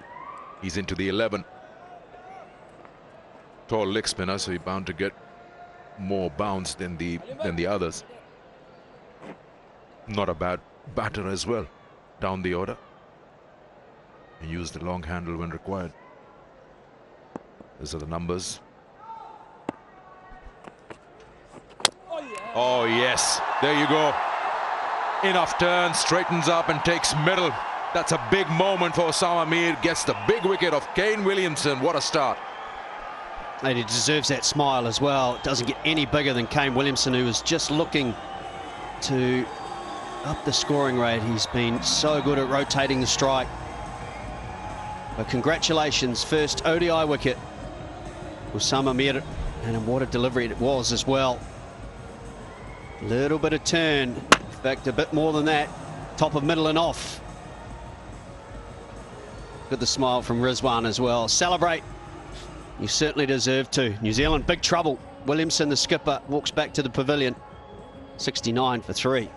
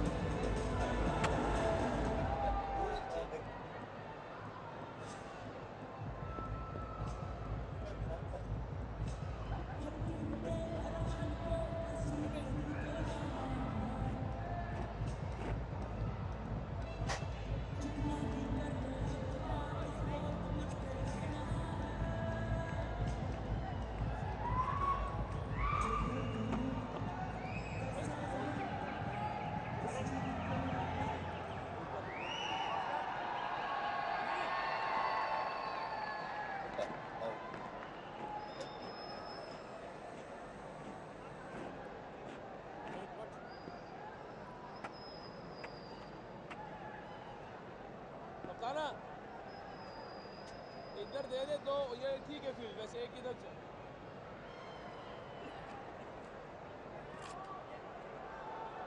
अच्छा हाँ ठीक होगा साझा हम अंदर हो जाओ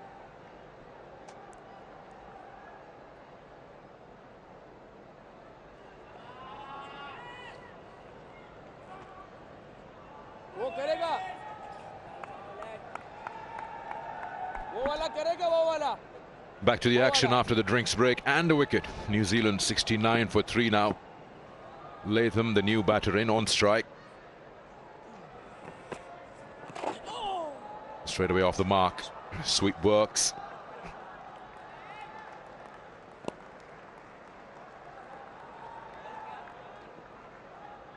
And he's here because of this. Osama Mir getting that extra bounce and the good turn. Fourth time around in his career, he's been bowled by a leg spinner. Earlier by Jeevan Mendes Imran Tahir and Adam Zampa. And now Osama Mir.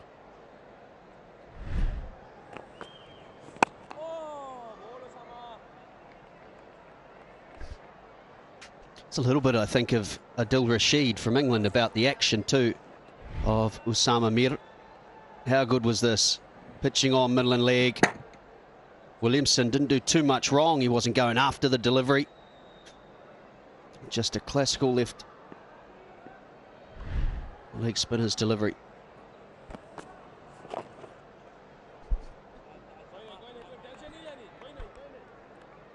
Well, it's only a couple of deliveries in and already just so impressed. The sort of ease of his rhythm through the crease. So I'm delighted with. So Tommy Latham with a bit on his plate here, given that not quite going to plan when you're 3 down. And trying to get established and settle in. So we've had 15, 72 for 3 already.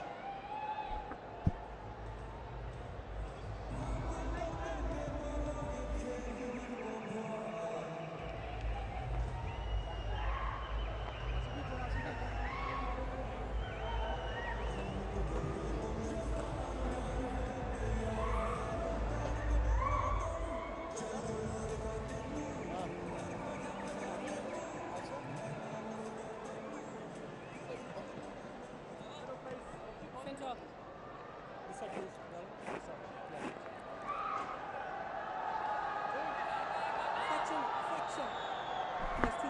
72 for 3 is what looks like. Alan Conway Williamson back in the dugout. We got more spin now as Nawaz comes in from the media box end. Handy cricketer to have, someone you rely on at number 6 with the bat. Usually bowls the new ball in the T20s. I think he's a really impressive cricketer too, Mohammad Nawaz. And a battle for some very good left arm spinning all-rounders. Think Jadeja from India, Mitchell Santner, who's playing for New Zealand today. That battle of the all-rounders batting around number 7 as well. Both of those usually will be given the job to close off the innings, finish the game or finish the innings off.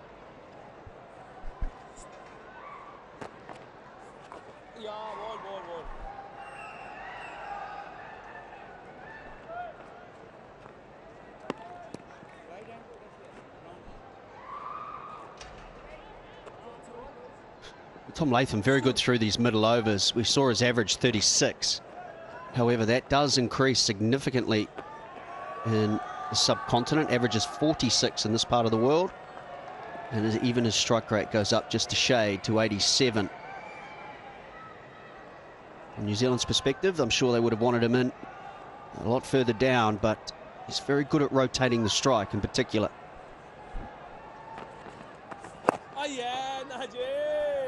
Yeah, the other thing about it, it has someone with that solid nature of getting in and getting set and in that rhythm and not getting flustered. He build an innings so well, Tommy Latham. Then you've got Mitchell, someone completely different. Ideally, an old adage of see ball, hit ball. But now, the situation. Now, 50 over cricket, got to settle in. A lot more time.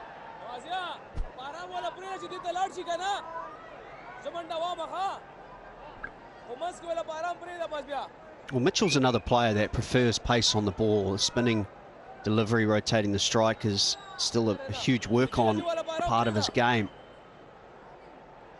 So Nawaz and Mir can get through some overs. And ideally, from Pakistan's perspective, probably bowl a lot more deliveries to Mitchell.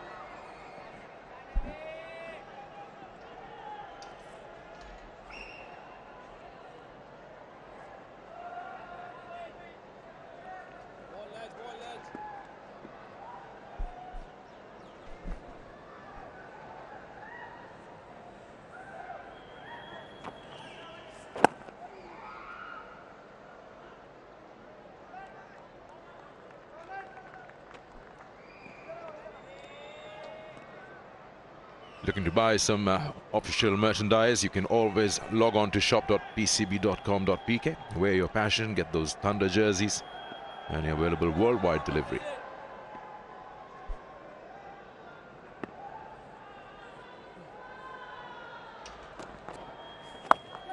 Sweeps that, catch it is the call, but will surely drop short. No chance for that fielder in the deep end of the over.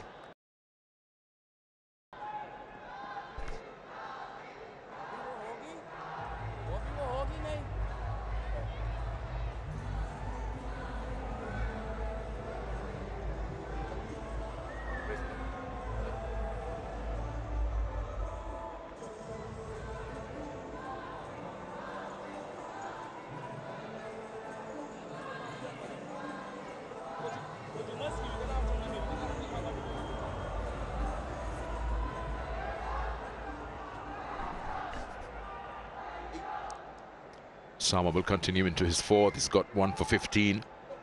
Looking very promising.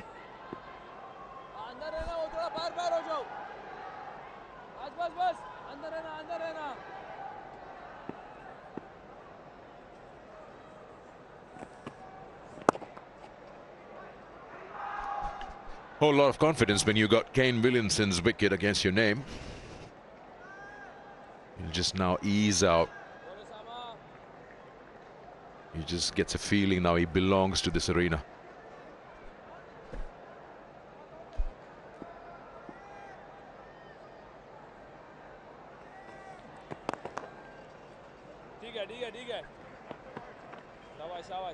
It's this phase of the innings where you're trying to reduce the number of dot balls you face. Conversely, Pakistan trying to get through as many as they can. Latham, we've already seen, it's just a snapshot, just 6 deliveries, but 0 dot balls since walking to the middle. So very good at just rotating that strike.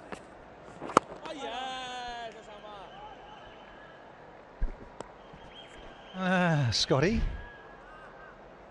Good stuff from Hawke. So do you get him forward, get him forward. Solid. The peach. Is it very similar? Very similar. Of course, with lefties, if you're subtly short, and he's so quick there, Tommy Latham. Joy to watch when he wants to go through that onside. Big bottom hand. Different ball game for the bowler. Osama on debut, and you've got a gritty little lefty. Makes it just that more different against the right-handers. Yeah, so he's just got a little too straight and fractionally too short to Latham, but the one that gets the skipper, what a beauty. Very similar, this one here. Look at this. Just that little bit straighter, and to knock over Williamson like that, poof.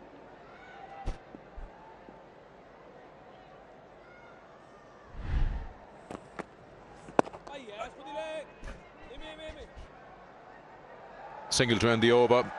It's 85 for 3.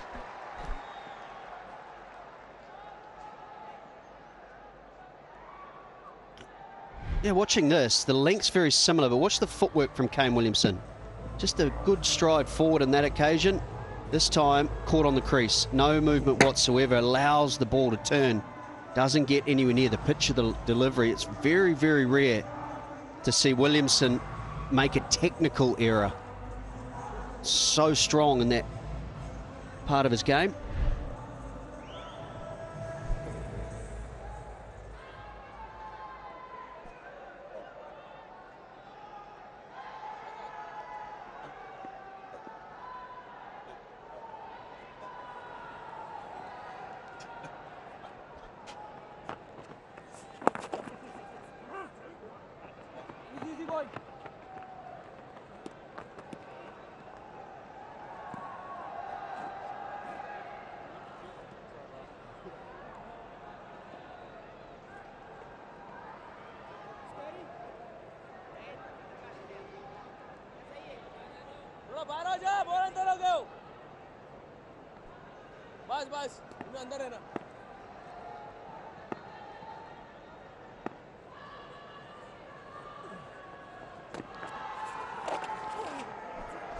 He's deployed that sweep shot against the spin. It's working for him.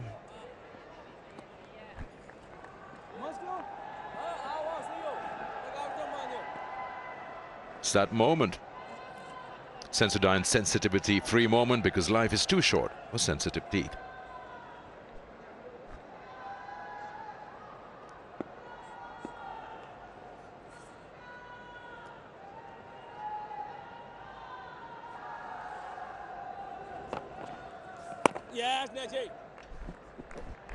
New Zealand happy to just push the ball around, get a few singles going. Pakistan would love to have another wicket at this stage. Start getting into that middle order or lower middle order as quick as possible. And a big wicket, Williamson, at this stage.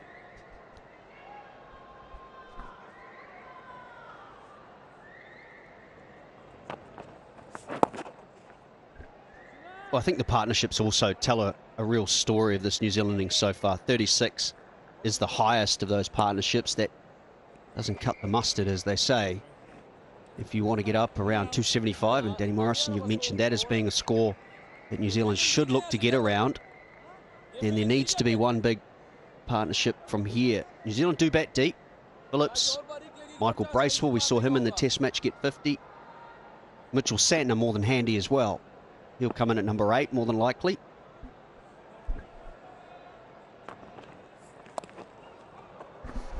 Nicely done. Sweep shot. Reversing it for a boundary. This is such clever batting as well. He's bowled nice and straight to the left-hander.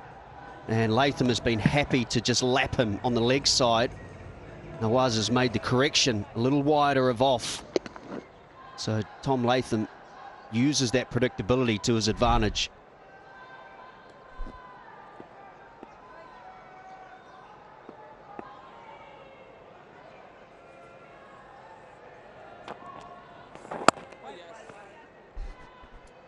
End of the over, 92 for 3.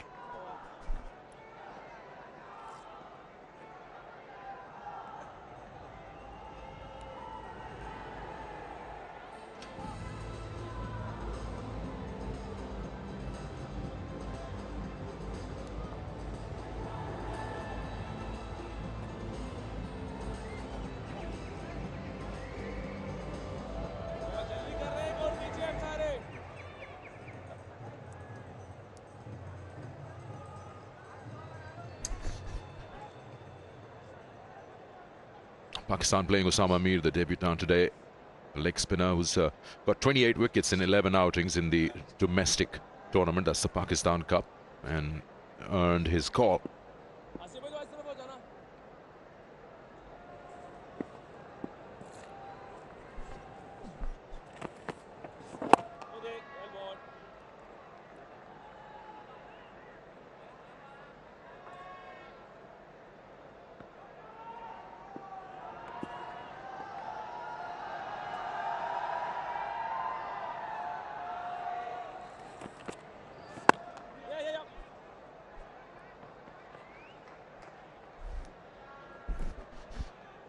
Not a bad time in the afternoon to enjoy a nice cup of tapal tea.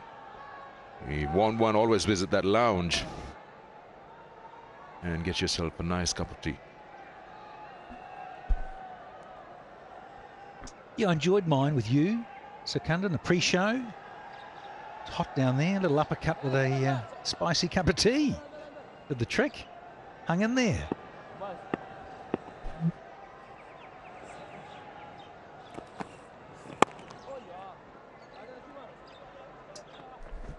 We always take good care of you, don't we? Whenever you're here, this part of the world. Stop lying. You. Smiling assassin. The specs on these days, eh? Nice. Yeah, have a problem with reading numbers now.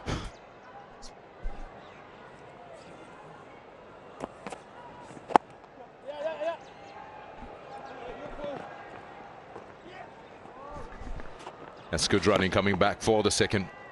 Just saw that opportunity because the boundary rider had to cover some distance to his left.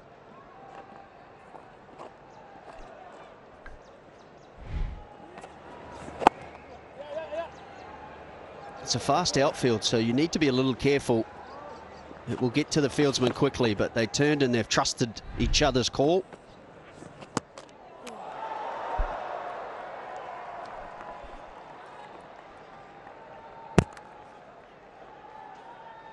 Just that lane that drags that front foot out and then it spins away. It's interesting, isn't it? He's been impressive so far in this spell, and it's a little early to be really, I guess, completely praising everything that's going on. I just wonder if he does continue to bowl this well. Here is the chance to play both Shadab Khan and Usama Mir. 96 for 3.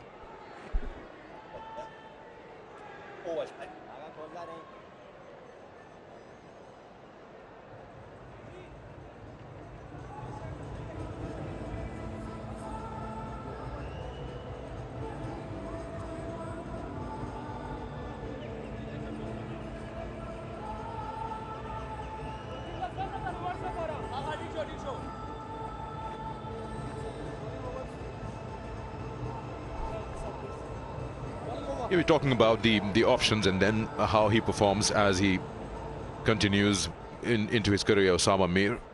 There's also Shadab, that probably would be the first choice. There's also Usman Qadir, usually plays the T20s.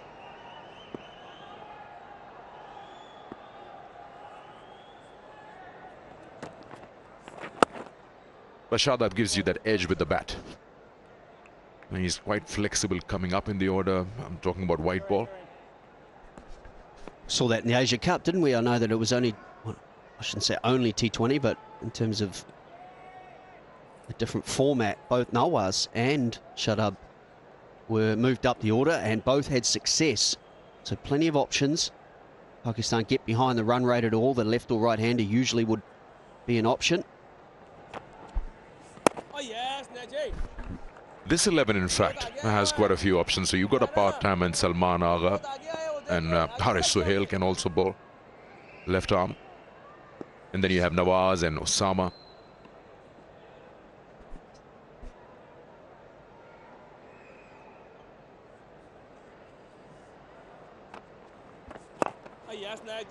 There's a name. You've mentioned Sekinder, Haris Suhail. I haven't seen him for a while. Think about white ball cricket, franchise cricket, and then back in Pakistan colours. He came out to NZ a few years ago, looked good. A couple of injuries, the niggles, and then he's been off the scene. We know he's perhaps not the quickest in terms of his running between the sticks, but yeah, good to see him back. Yeah, you haven't seen much of him. We haven't seen much of him. And he's had a fairly good domestic tournament. Remember, he pulled himself out during the COVID days. He was named to be a part of the squad going for the World Cup to England. Provides you that experience, yes, in the middle order. He has 100 against New Zealand in Test cricket, so he's used to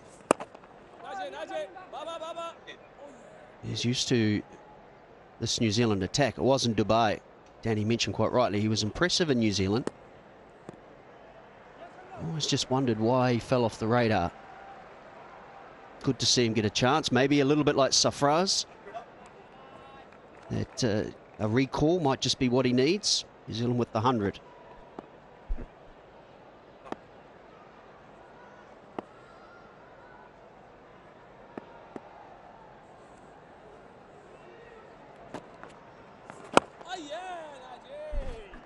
20 overs gone, New Zealand 100 for 3.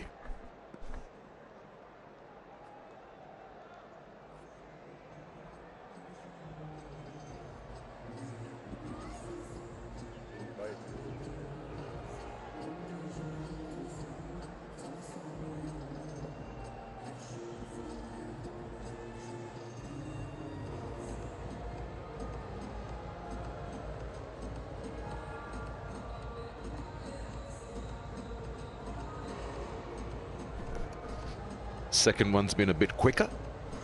56 balls for that 50. And at this rate, it'll be 250. Of course, that would change with wickets in hand in the last 10 overs. I think New Zealand will feel they've lost one wicket too many at this stage. Quite right, as you pointed out. You are good with numbers, aren't you? Now with the glasses on. 250 off their 50 overs. Somewhere in between the 5 runs and over and 7 would be ideal. I think we'll have a good match if that's the case.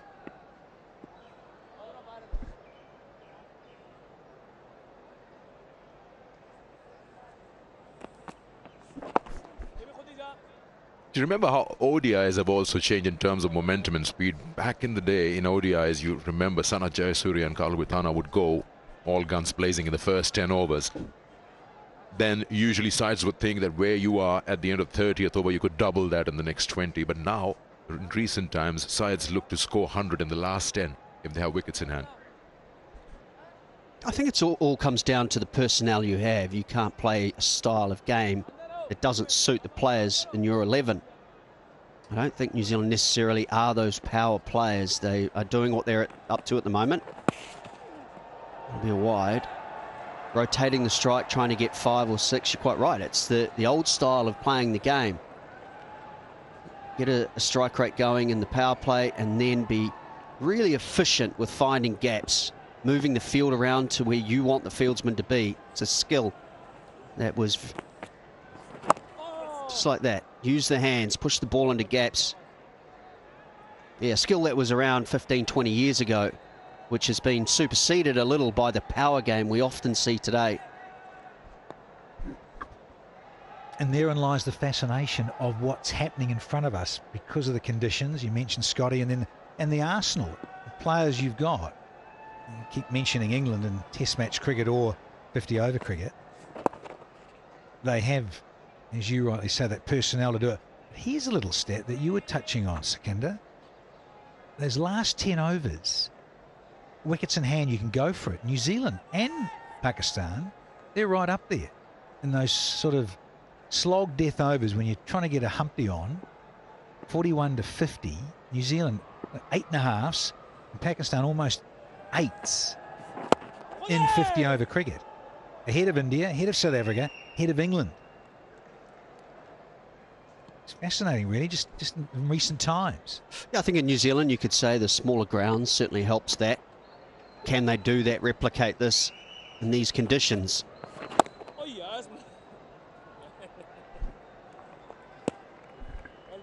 Boundaries are approximately 75 metres, so a genuine 360 ground. There's no shorter boundary in any direction.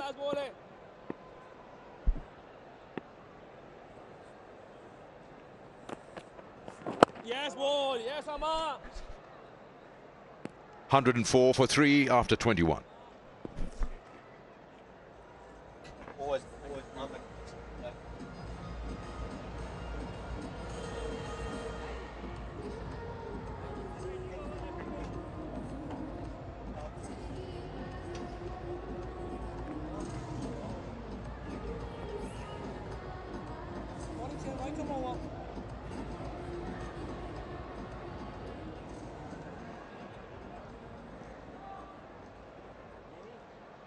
Off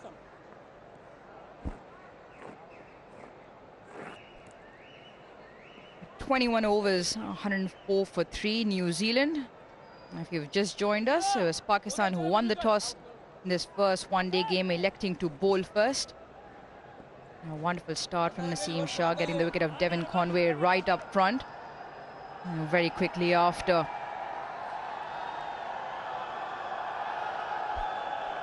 Finn Allen, the man to fall. Salman Agha now with his off break into the attack. Reverse sweeps, excellent stop by Mamulaka. Run out on the line. Eventually, they are home.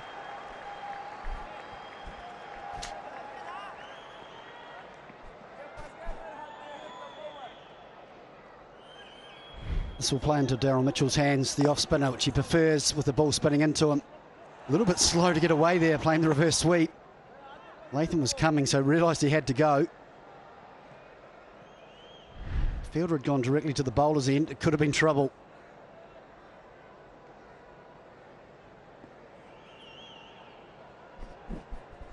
And just change of personnel. Haris Rauf now comes into that fine leg where Imamul Haq was, and he's gone to point.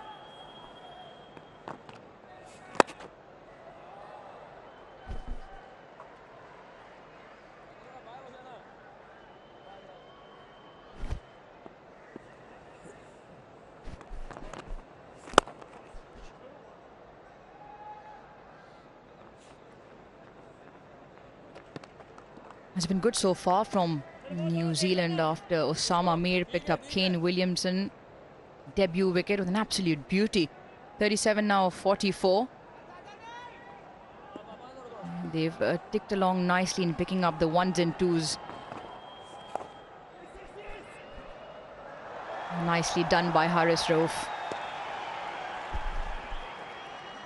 I love his attitude in the field, Haris Rauf. Always tries his heart out. I think dives more than any other fast bowler I've seen. Great example.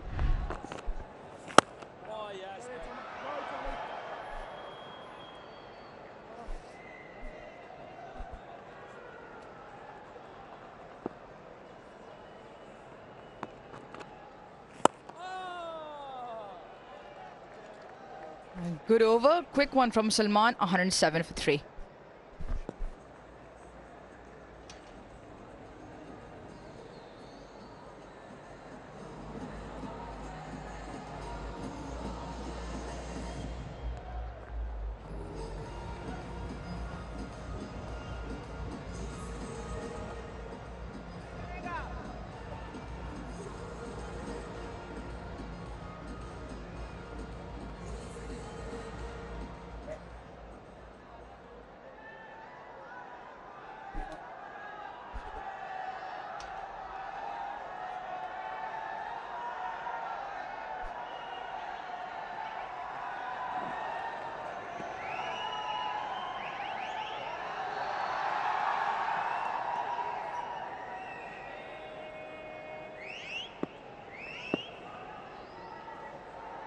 Change of end for Nawaz.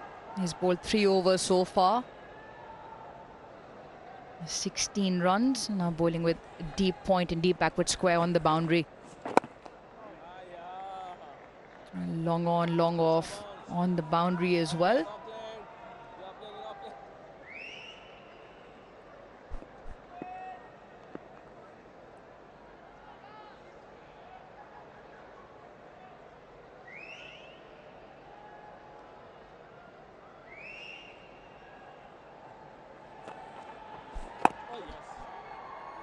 Another quick single.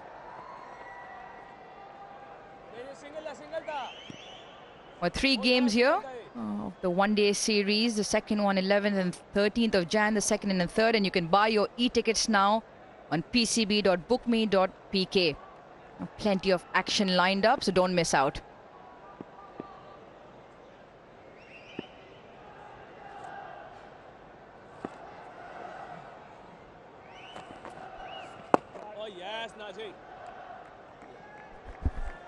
Slow bowlers of Pakistan have made a great adjustment. Just pulled their length back. We saw how comfortable Latham and Mitchell were scoring a run of ball. All of a sudden, it feels as though the spinners have got their length right. Now more difficult to score. Good pressure. Good adjustment.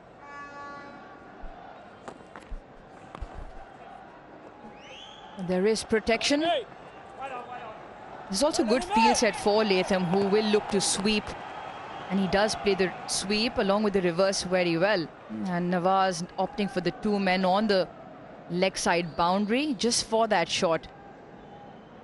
They've ticked along nicely, Latham and Mitchell, after the 3 wickets went down. A partnership as well as is a good one. Pakistan, on the other hand, getting through their overs fairly quickly in this period of the game.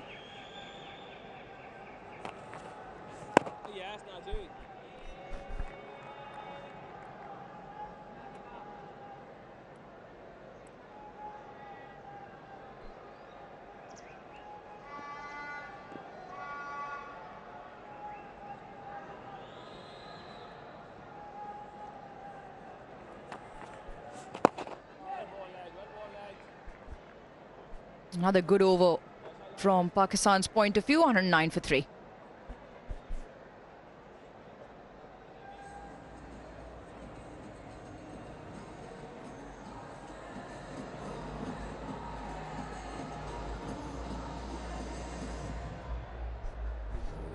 It's been a good outing for Pakistan's bowlers. Naseem Shah picked up Devon Conway in the very first over of the match. Wasim Jr. then picked up Finn Allen, and Osama made to Kane Williamson. 3 wickets so far. 109 for 3 is where New Zealand is at the moment after 23 overs have been bowled.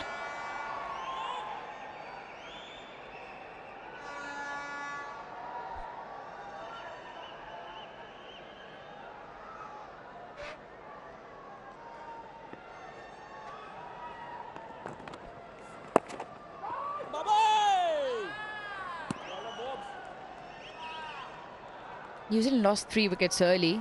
69 is where the 3rd wicket went down, and after that it's been steady rebuild. Nothing too extravagant. Latham and Mitchell have run well between the wickets. And they've got Phillips, Bracewell, Satner, Shipley all to come in. Yeah, plenty of batting still to come. Best thing from New Zealand's point of view, look at Phillips, 96, Bracewell 110. So some good power hitting to come. Ideally, from a New Zealand point of view, they'd want them to come a lot later. So from about 35 to 40 on, would be an ideal time for Phillips and Bracewell. Hence the reason this partnership is so important for New Zealand. Oh, it was a thought of a second there. Mitchell won it, Latham wasn't interested. With good news for New Zealand, these are 2 of New Zealand's better players against spin in the middle overs, and they're going to get a big diet of spin.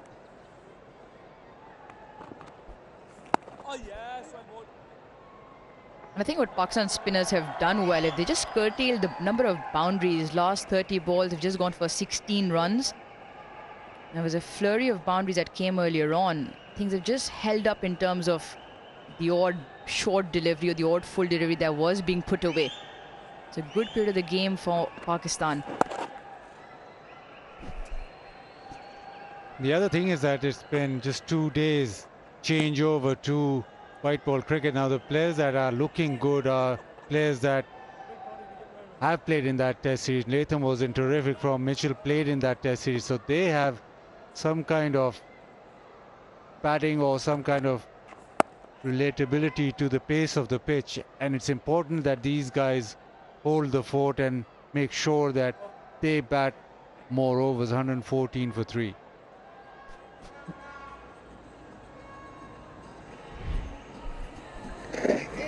Well, here's Tom Latham. When he first gets in, you can see the lapse.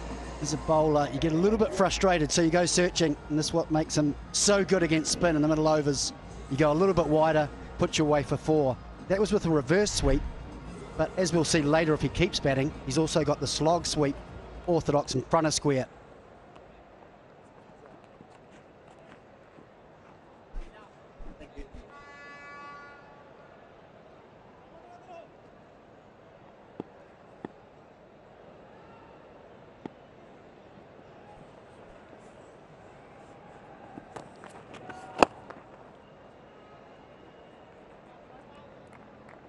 He's a good batsman, Latham, and he does bank on the sweep a lot, and it's the paddle sweeps that come in, the balls that are ball in line of the wicket, and he's got that reverse for something that is outside the line, so toying with the field, and he's got the maneuverability as well.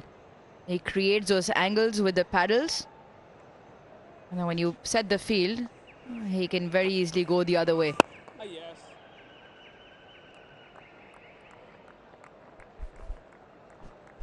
What's also so impressive about Tom Latham is I think the Pakistan spin bowlers have made a great adjustment. They've brought their length back a little bit. But he's got so many dimensions, so now he's looking to play with a full face and he's using his feet. He's got so many different options of scoring. Whereas he does there, gets back deep in his crease and looks to punch down the ground. Especially the long on, hitting with the spin.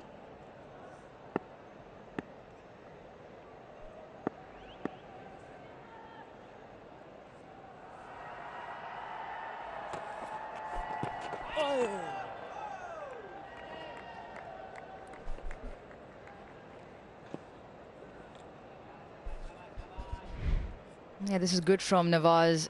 Saw him advance down the track, just pulled the length back in, fired it in slightly quicker as well. He's a good reader of the game, Nawaz. And that's the hard sweep square. And they call for do on the slight fumble from Imam and get it comfortably in the end.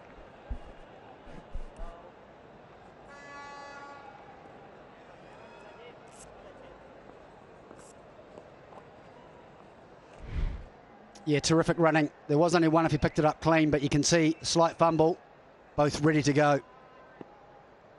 Good pressure.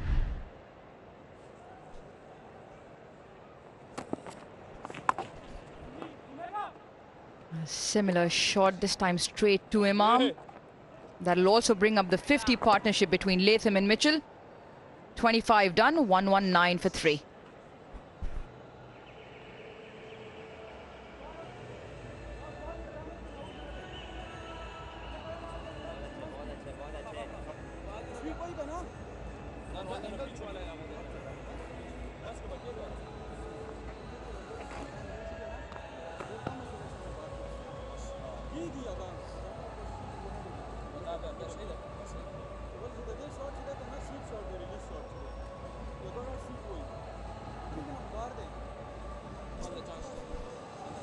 Pakistan won the toss and put New Zealand into bat, and it paid dividends right away. Picked up Conway, and Naseem shot it for a duck. Finn Allen eventually got in with a flurry of boundaries, managed 29, and Williamson, what a dream start for Osama Mir on debut, cleaned them up with a really good leg spinner. A rebuild well underway, 50 between Mitchell and Latham, 33 and 29 apiece. And New Zealand at the halfway mark, 119 for 3. Pakistan bowlers have done well, in particular the spinners. They've just held on to that scoring rate. Wickets for Naseem, Wasim and Osama Mir, 1 apiece. They've all been economical though, haven't they? The worst of them only going for 5.17. You don't often see that. There's normally a bowler or 1 or 2 that get targeted by the opposition, but so far all the Pakistan bowlers done a very good job.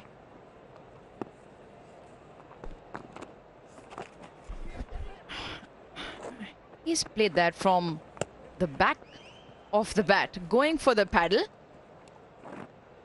Sure, that wasn't intentional. No, it is. That's the other option. He has both options. He can go with the normal base of the bat, and just to disguise it even more, you quite often see them playing it, practicing with the back of the bat, so they don't have to change their hands.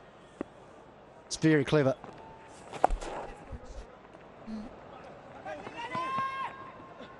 A call for 2 again, and they decide against us.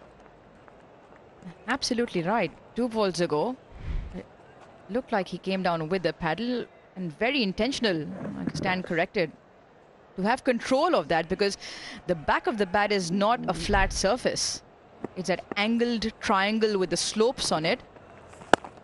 And to have control with that, quite a skill. But you do pay for the whole bat. You can use whatever part you want, don't you? Yeah, it makes it easier when you've got 3 or 4 of them, probably 5 of them in your bag. I wouldn't suggest people get in the habit of doing that if they've only got 1 bat. Yeah, and if you're buying your bat, if you're getting bats given to you, then it's fine.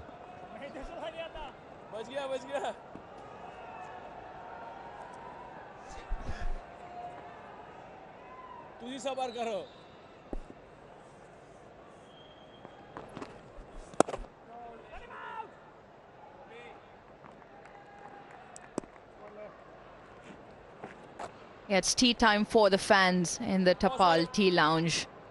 They've loved every moment of that, along with some good cricket going on.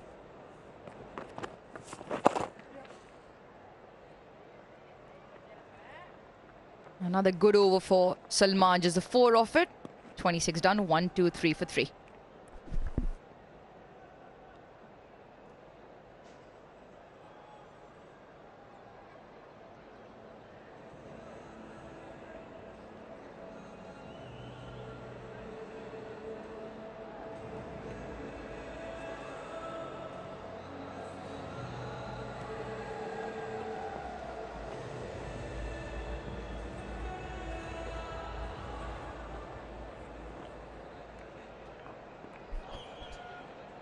projected scores 267 if they go at 6, 237 with the current run rate. I think they will be looking at north of the 6 and over.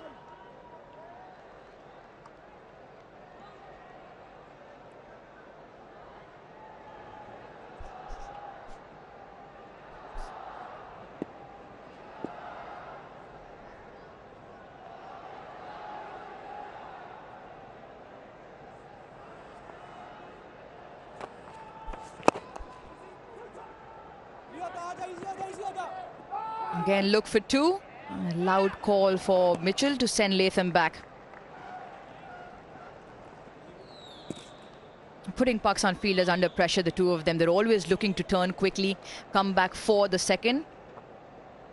And it so often causes the fielder just to look up for the split second and eventually miss field, allowing for the second run being taken.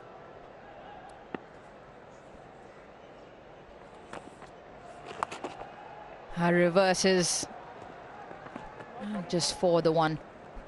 You talked about the projected score. So if they go at 6 and over, it's 266, but you want somewhere closer to 300. You look at the last 10 overs, say you get 80.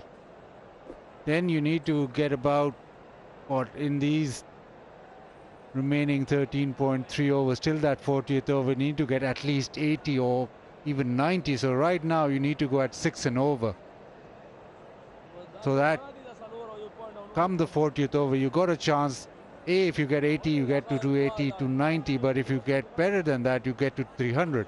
But how are you going to work to that 300 is the key right now. Do they think along the lines that, yes, we build it up till then, but you just have to make sure that you don't leave it too late. So far what we've seen, the ball hasn't really arrived that much. So thinking that you'll get 100 is pushing it in the last 10. So maybe the pull of the trigger has to come slightly quicker. Yeah, 53 balls since the last boundary. And it's been courtesy the Pakistan spin bowling. He's cleaned him up. That is an absolute beauty from Nawaz. Bowled him all ends up.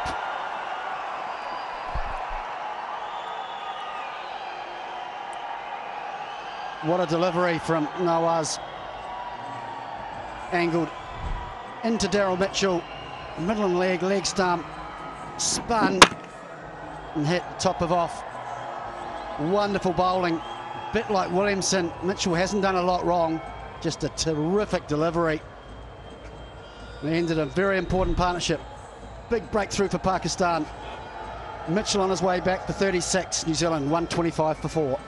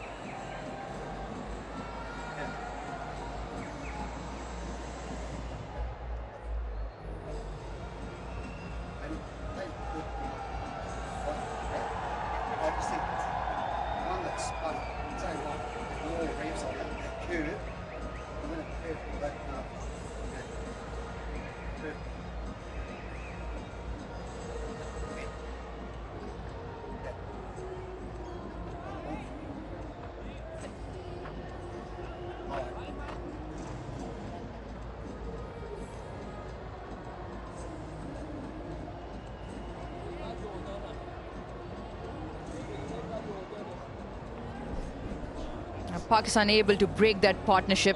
It was brewing into a good one and it needed something special. And it came from Mohammad Nawaz, only to bring Glenn Phillips. He can hit the ball a long way. Still relatively new in his ODI career, 96 the strike rate. And he's got in when the spin from Pakistan is on top.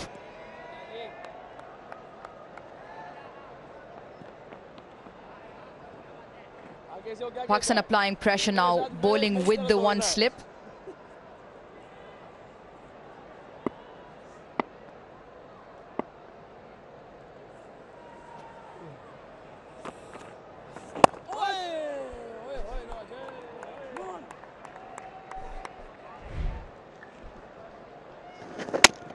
Yeah, just hits top off again.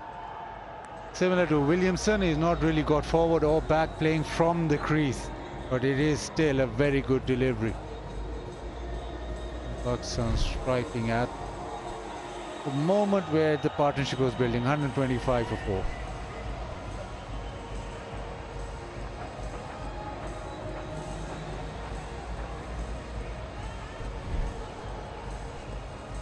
Lovely drift in and just straightens up.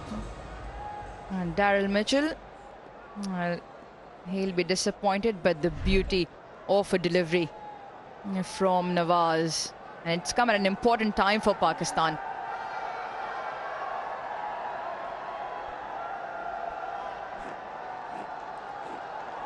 The speedster for Pakistan, Haris Rauf, now back into the attack. Went for a few in his initial spell. You can be assured now you will see a few change-ups from him. Yeah, I like this from Babar Azam in Pakistan. Desperately trying to get another wicket. Know the importance of this partnership and how dangerous Phillips is. And I think this is a wee challenge at trying to get him early.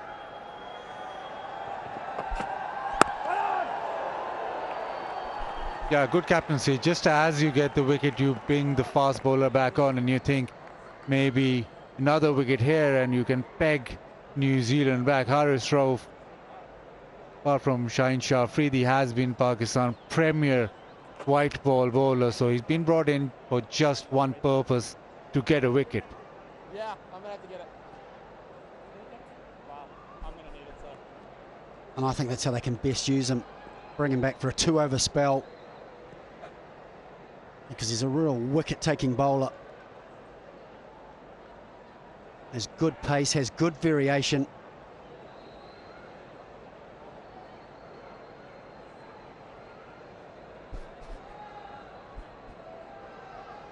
It's been a constant issue throughout this series.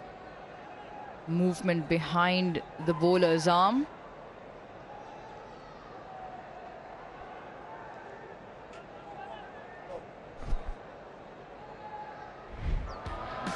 First man to fill for New Zealand, Devon Conway, a little bit unlucky. It's the first ball he faced. Just hit his back leg onto the stumps. And then Phil Allen just got going. He had lots of boundaries and then just tried to force one off the back foot. And then an absolute beauty for Williamson to be beaten. Sam Ramira in his debut, wonderful wicket first up. And then Nawaz, very similar to Williamson's dismissal. Two terrific deliveries to the slow bowlers of Pakistan.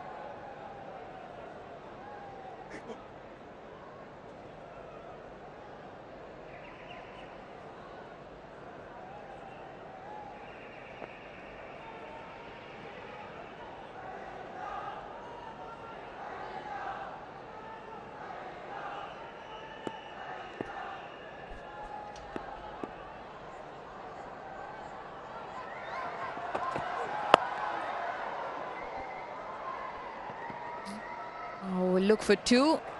This is excellent running. This is really good running from Latham, applying pressure. Haris Rauf has been the go-to bowler for Pakistan, especially white ball cricket, and that's why he is the one Babar Azam turns to.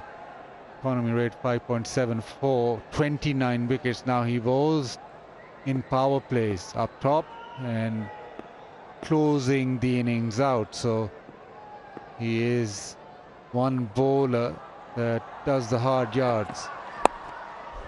Flicked off his legs. That's a wonderful shot and will yield him a boundary. And that's the advantage, particularly for Latham, with the extra pace. If he gets his line wrong, Latham well and truly in now. Loves it off his legs. Wonderful balance and just incredible timing. Split the 2 men in the deep.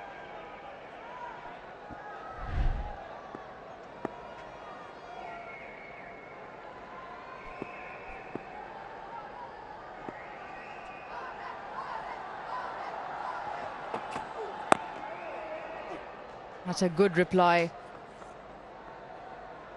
from Haris Rauf, clocking up the speed as well, just under 146 there. Rushed on to Latham. He won't mind that single. And just gives him an opportunity. Phillips, he's only faced the one ball.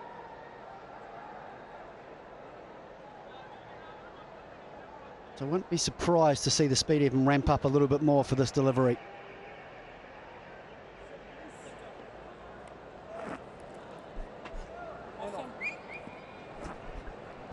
A lot of New Zealanders would have seen his wicket-taking attributes in the Big Bash. And those short spells he's bowled over there. Changed a lot of those games in a short period of time.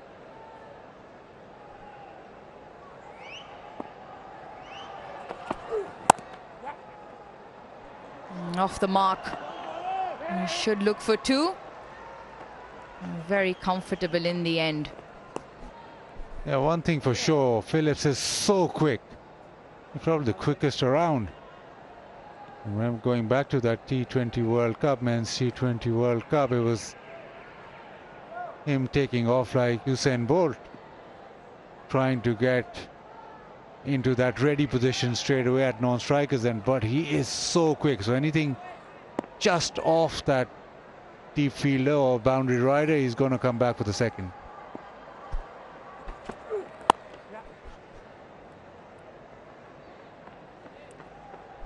A good over for New Zealand, 10 off it, 28 done, 135 for 4.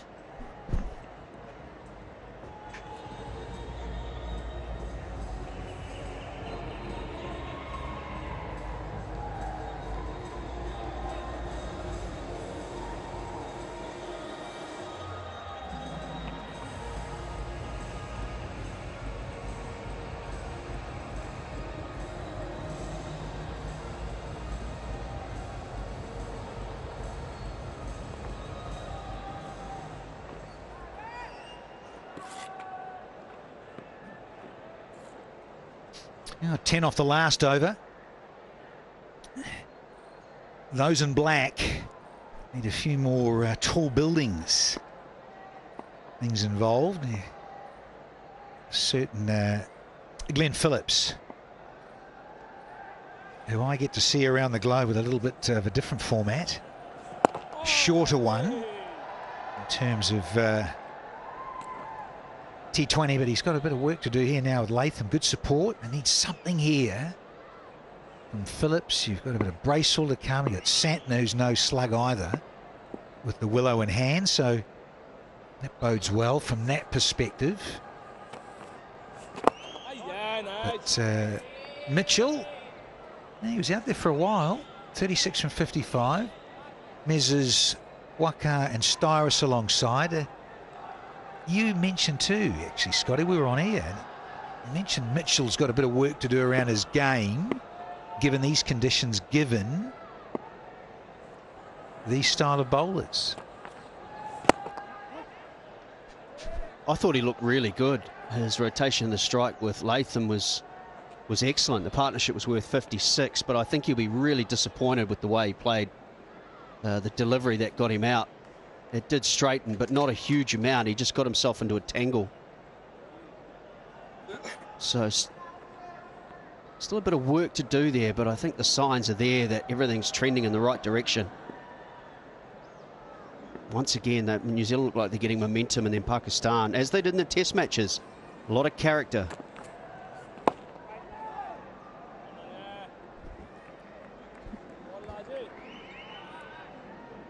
Ideally, at this sort of time, you would like to lose maybe 2, maybe 3 max. Losing 4 wickets, that means you lose 1 more here, you'll be in big trouble. Yes, Tom Latham looks really good, sweeping the ball quite nicely, but that Darryl Mitchell's wicket is, I think it'll just has really pushed New Zealand on the back foot a little bit. They were on the park getting to 300, maybe more, but now maybe a touch difficult. Therein lies, I was just mentioning with Phillips, flamboyant, dynamic in T20. This is a different ball game. and situation for him.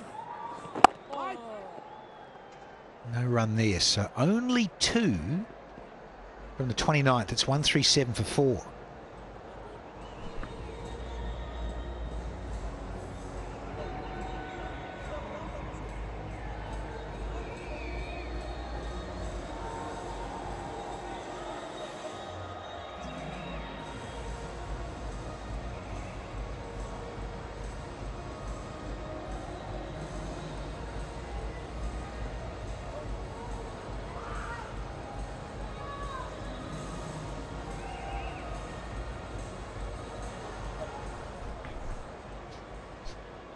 New Zealand are going at 5s. They've just come back to 4.7s.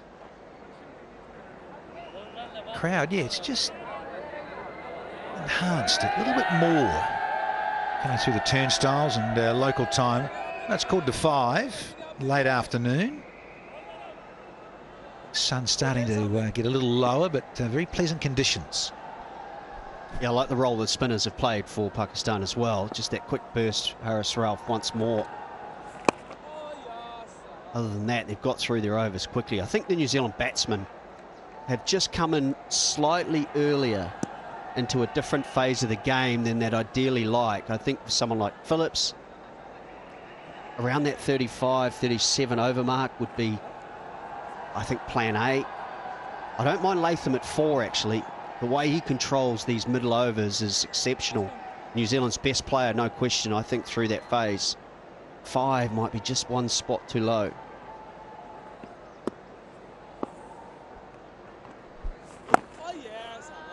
I think you should also, Waka, expect that. We talked at the start about transitioning from test match cricket to one-dayers in just 3 days. And shot. Powerfully struck, got the line he wanted. Boundary for Phillips. Yeah, it does take a little bit of time to adjust from red to white, but Phillips has just been playing white ball cricket mainly. He will enjoy this.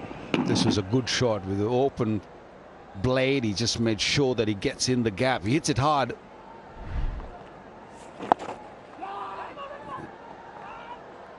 Salman Agha was bowling quite nicely. It's just that Babar decided to go with Haris Rauf for 1 over in the middle. Has really given some sort of momentum to New Zealand.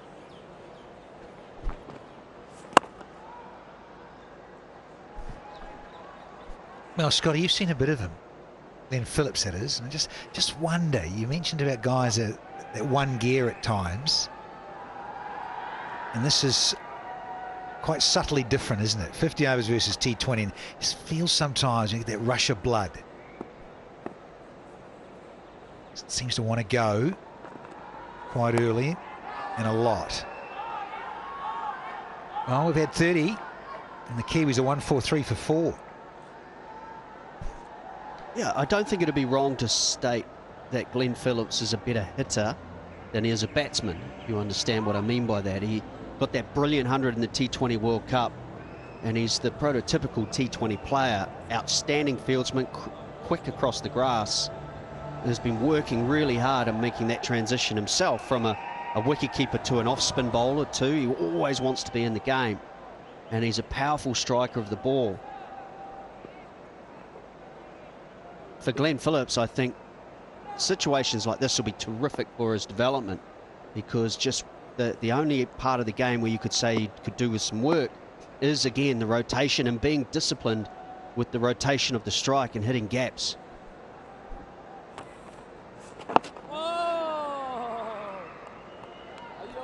And being able to, there's your classic. Just pick the gap there and find a single, just to allow that strike, lion's share of it to Latham, just to keep that scoreboard ticking. Slippers in, so mindful here where Phillips hasn't really got settled yet. Yeah, he's hit 1-4, but he's still not into double figures after a dozen balls. Yeah, he's got let off there from Nawaz.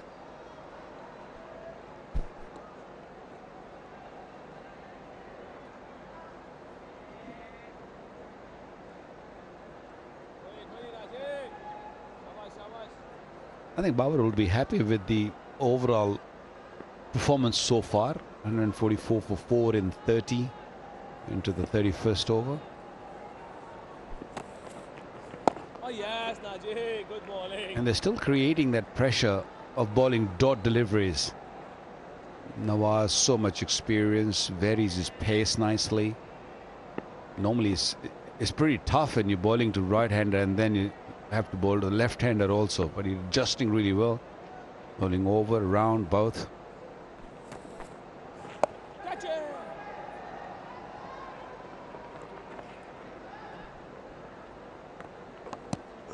Fascinated to see too how these teams are building towards the World Cup. You know, I've always been a believer you've got 3 years to try players, try your tactics and strategies, but in World Cup year you should be refining everything down to the way you want to play, the conditions you know you're likely to face. You'll always get the new debutant. Both sides had one of those today. But the chopping and changing and tinkering, I think, probably needs to stop now. And you're looking at the roles that players playing and the experiences, keeping them growing all the time in those roles so they get better and more efficient.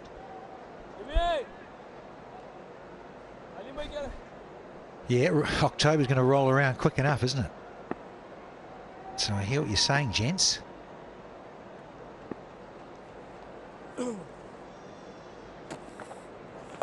again, the little reversey. Hit it too well. Only 3 off that over. 146 for 4.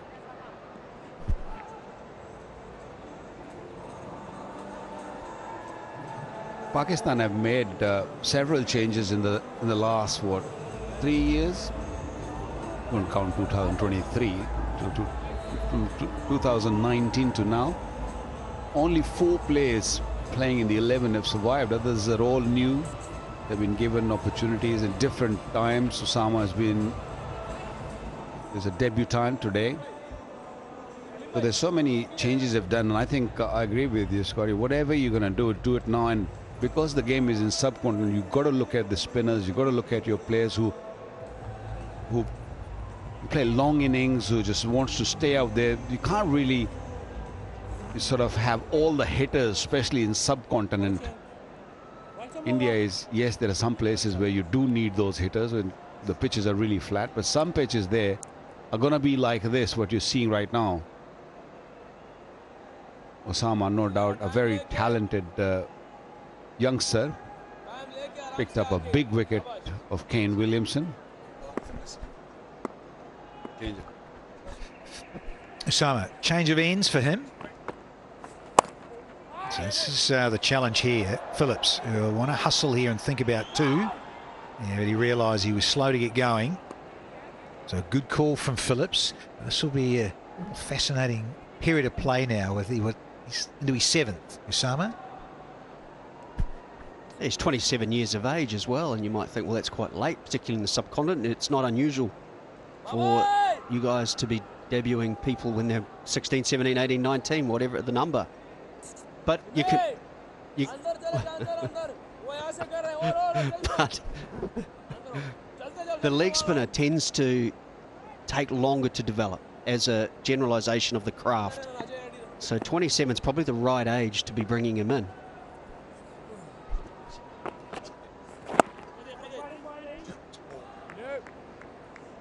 (16, 17, 18). We have played fast bowlers with that age, but when it comes to leg spinners,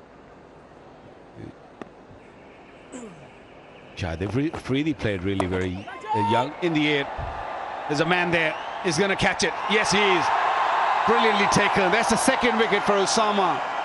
A happy debutant. Fakhar Zaman, the man in the deep. Another wicket gone down.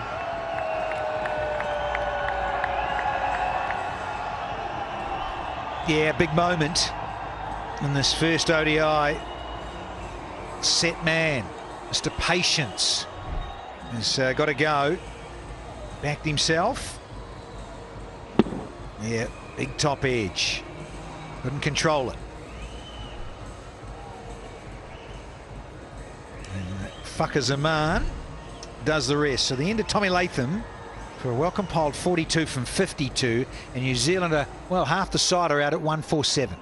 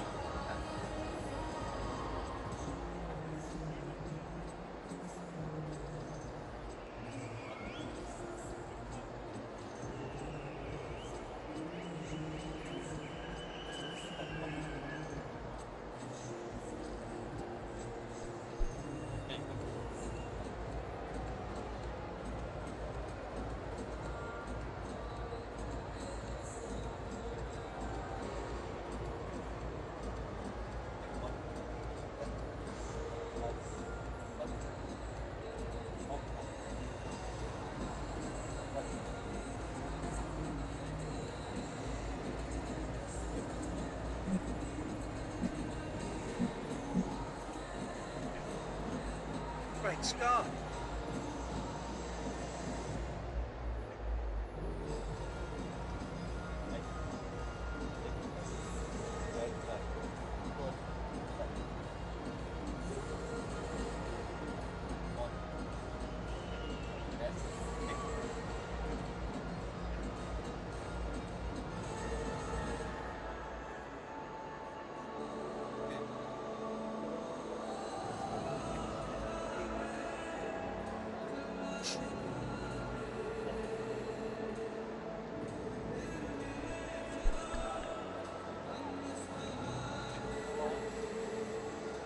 There it is.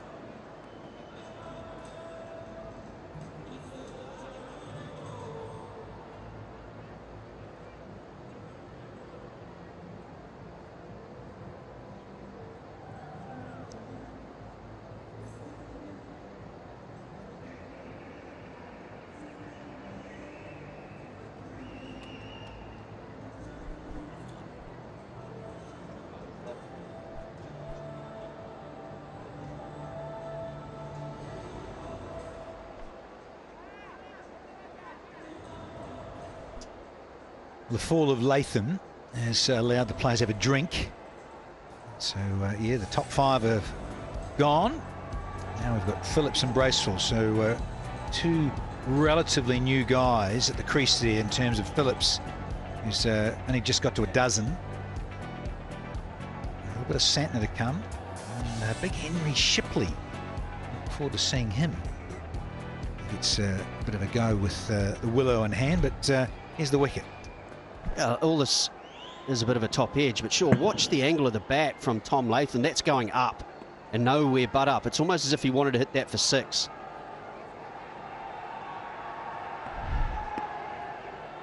Michael Bracewell, fresh off a half century in the second test.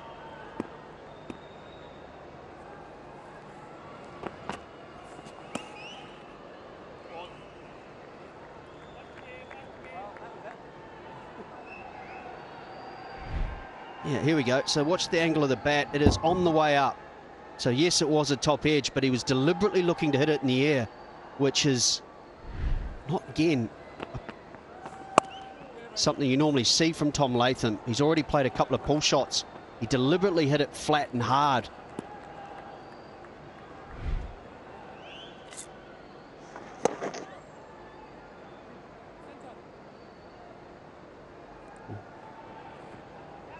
He knew it, disappointment. Had played really well to that point. I think he wanted to go a little squarer. Ball rushed at him. And you can clearly see the springs in Osama's feet. 148 for 5.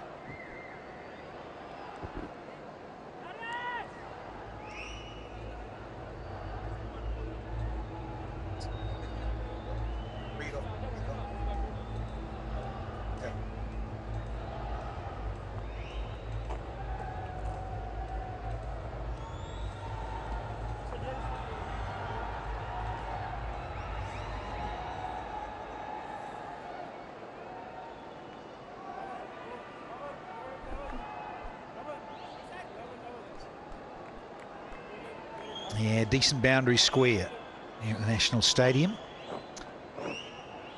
Michael Bracewell, yeah, hot off a half century in terms of the test match. He'll know this ground.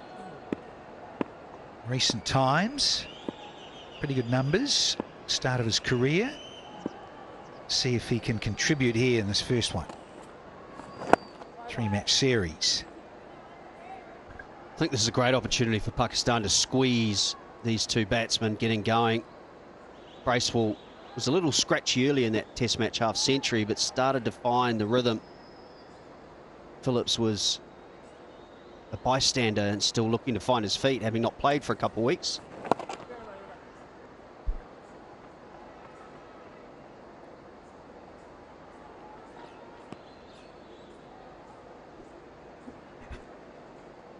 Spin has been really good this afternoon.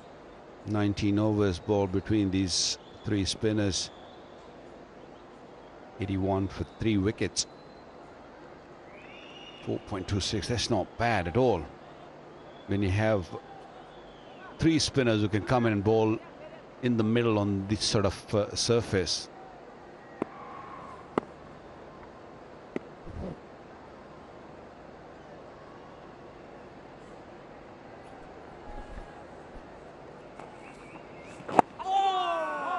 Yeah, straightening with no Shahid Khan. They say Osama the opportunity, but you want to take that, don't you? You've got to, because we've kept going on at length about a World Cup the end of this year, and conditions are suiting, no doubt, out in the centre. So all of the spinners, I want to make a contribution. Time to hustle here for Phillips, but he knows he's still got to show some patience here. We're 150's up for New Zealand, and well, we haven't still had quite 33 overs. It's good to have a good pool of right-arm leg spinner. Even Nawaz, Ahmad Wasim is still around, and then you got Shadab, who's not playing this game, and of course.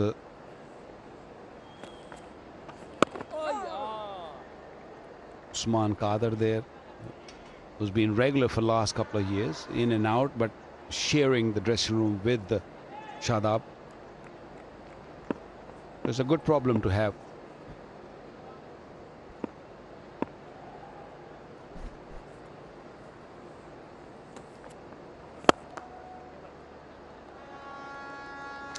So Bracewell, he's going to hold on to the strike at 151 for 5.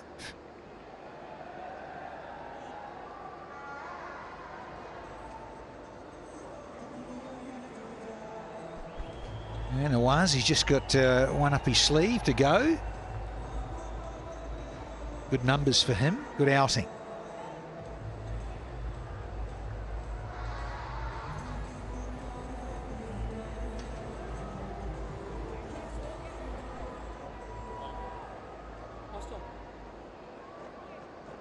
Yeah, tougher going for the New Zealanders. You lose a couple of wickets, and 77 for this third 50.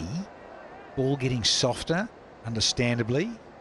So the spinners having more of a say in terms of ball from each end, and so very dry, abrasive surface. Well, and that on another afternoon goes back on your stumps, given what we saw with Devon Conway. So a little bit of luck here for Bracewell. Spinners have been so good though, haven't they? Mohammad Nawaz, 1 for 33 off 9, and on debut, Osama Mir, nearly another one off the back leg onto the stumps. Great reaction.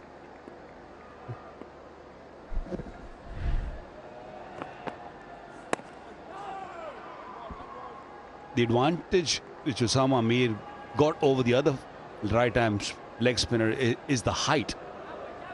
He's a lot taller than the other, and he spins the ball a bit more than Shadab. Nice, very, very nice. You can see the confidence from Osama Mir. He's bowling a lot slower now. Started off with 90 Ks and now he's down to 82. And watch that bounce.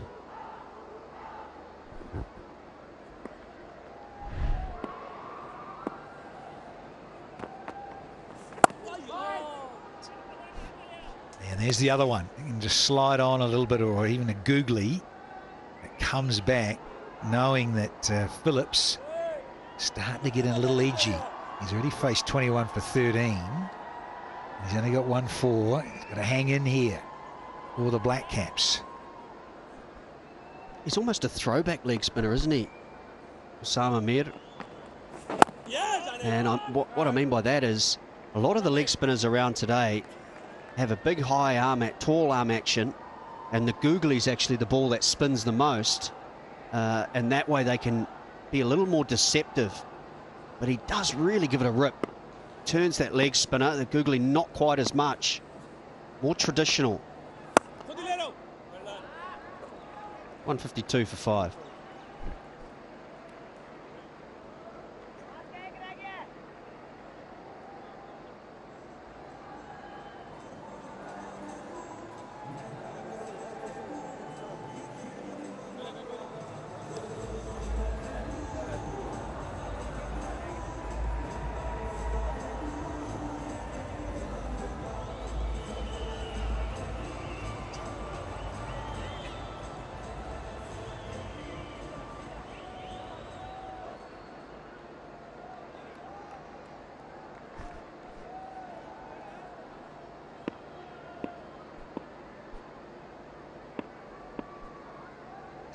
Last one for Nawaz.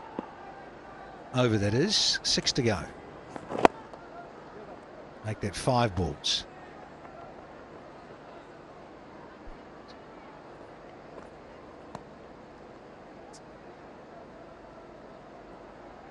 A bit of sensitivity from Sensodyne, because life is too short for sensitive teeth. Yeah, used to try that stuff. Yeah, Sensodyne. Not anymore, though. I thought it was a great decision to bring you in, Danny, with those pearly whites of yours. You're just saying they're looking a little grey and nasty now. A few of our colleagues over the years have had the veneers done, haven't they? Some quite bright.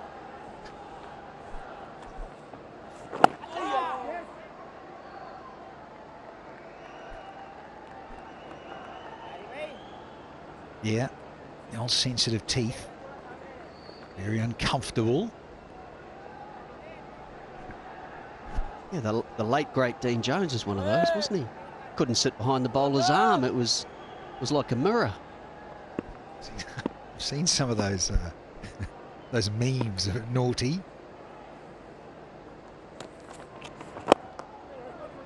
Some very shiny pearlies. The great Jeffrey Robert Thompson, Tomo, old 2 up. He certainly had the veneers done. Very bright.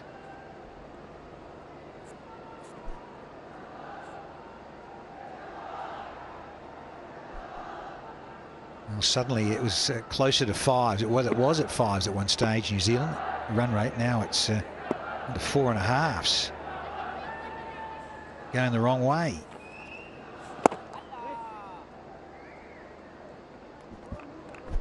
I think it's time for New Zealand to get into it now. Just push that run rate, because anything under 250 will not be such a problem for Pakistan.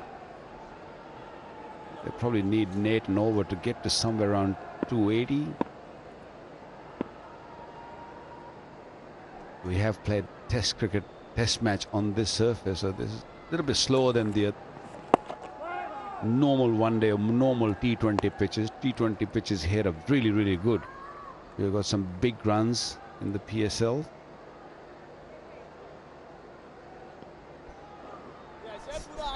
Well, someone's going to have to cut loose for New Zealand in those last sort of 7 to 10. But this is still a long way away. We're only having 35 overs. Still 15 after this ball. So it's a very good spell from Mohammad Nawaz. He finishes as 10, 1 for 38, and New Zealand are 157 for 5.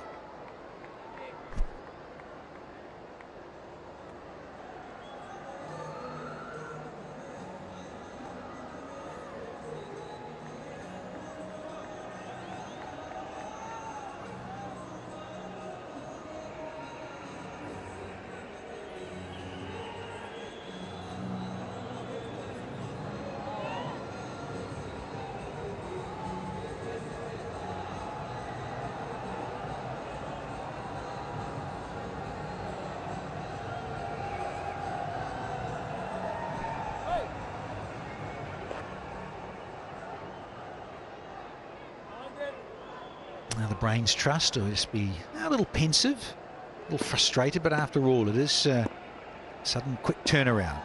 And Test cricket now to white ball 50 over cricket. It was only on Friday Test match was finishing. It's a very quick turnaround, and players are going to get their act together. Highly unusual too when you think about the modern game. Still looking for our first 6 of the innings. 14 boundaries only. There's a good amount of spin too. Ish Sodhi not playing for New Zealand. So a good advantage for Pakistan here, because Osama's been impressive on debut.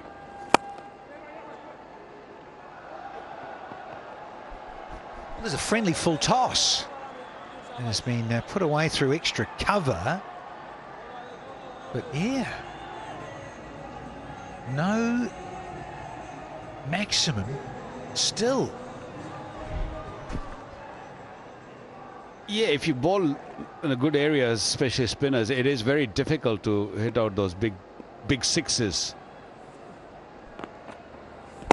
Yes, buddy, good ball. And every time they look settled, they've lost wicket, New Zealand.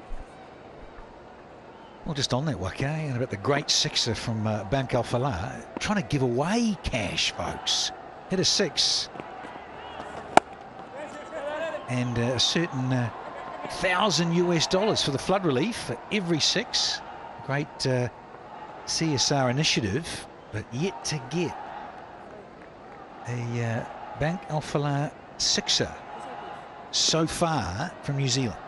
I hope you don't mind, Waka, if I wish for New Zealand to add a couple of $1,000 US to that flood relief fund in the next 14 overs or so.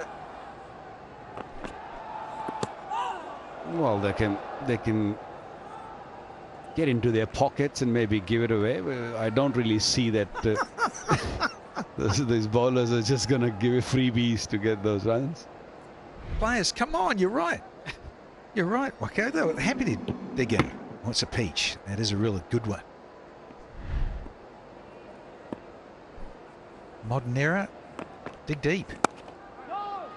Deep pockets, haven't they? We've had 36 overs and New Zealand are 163 for 5.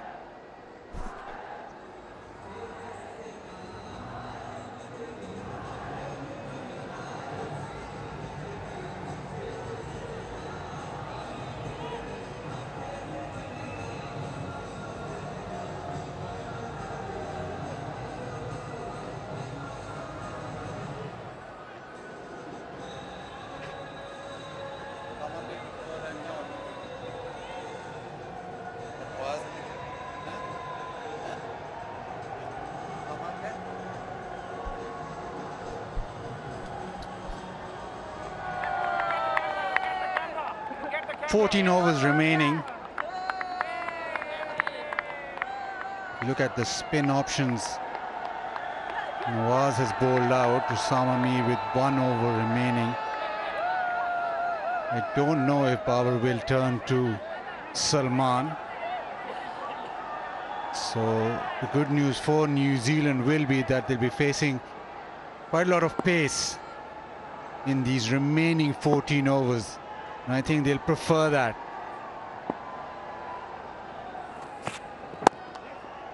Into the leg side.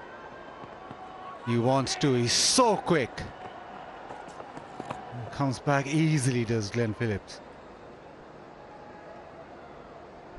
Yeah, I think this will suit Phillips with the pace of Wazim coming back in. Normally very good against spin, but had his challenges tonight. So all the bowlers, Pakistan, slow bowlers are bowled beautifully. Well, they all have. And Nawaz, terrific spell.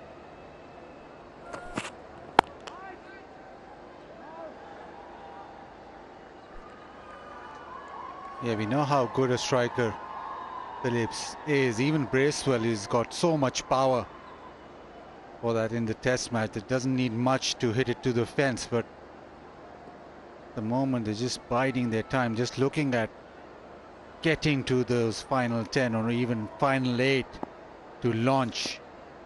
The wickets that Pakistan get just almost put a hole to that launch.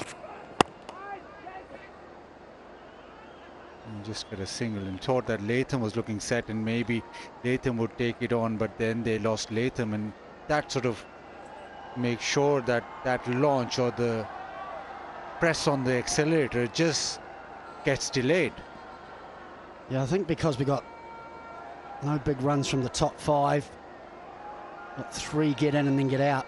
I think these two would have discussed the plan to be get through to 40, trying to be as efficient as possible, getting through to sort of 185, having 5 wickets in the shed, and then looking for maybe 90 to 100 in the last 10.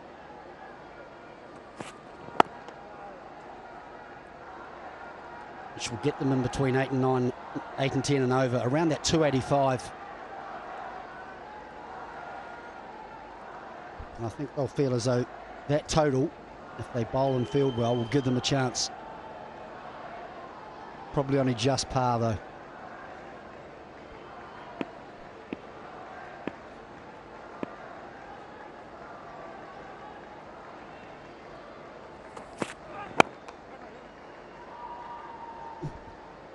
It's also been the fall of wickets have been so regular. 8th over, 15th over, 27th over, and then the 32nd over. So not really had a proper partnership somewhere in between, which probably absorbed more than 10 overs together. So it's up to these two to break that trend. Certainly have to from a New Zealand point of view. Need these both batsmen set at 40.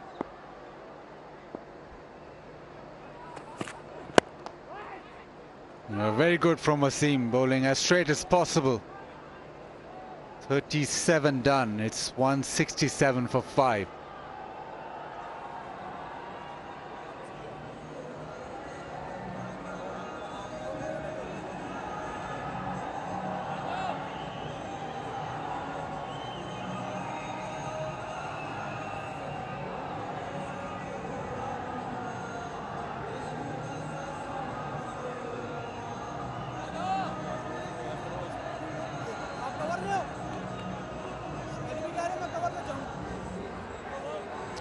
Whenever a partnership has threatened, Pakistan have been able to break that. That 56 of 76, Aaron Mitchell and Tom Latham, it looked as if they were set now to just up the ante. They lost a wicket, then Phillips and Latham, again Latham looking good.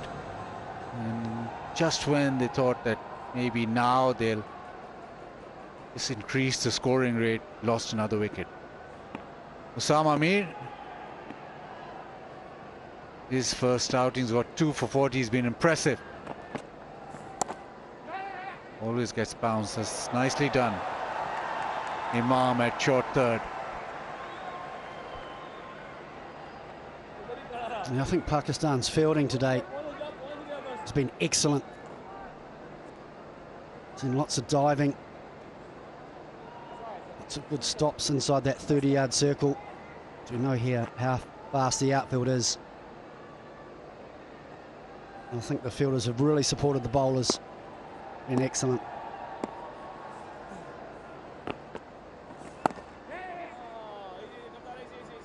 It's a single into the offside. I think New Zealand recognize that they want pace on the ball rather than off it, so maybe they'll just make sure that this over they get as many singles as possible and not take a lot of risk, and come the faster man, then is the opportunity to maybe accelerate.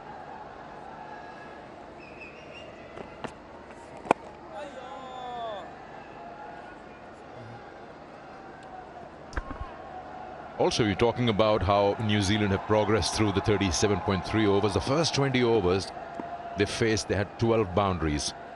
Since then, just 3.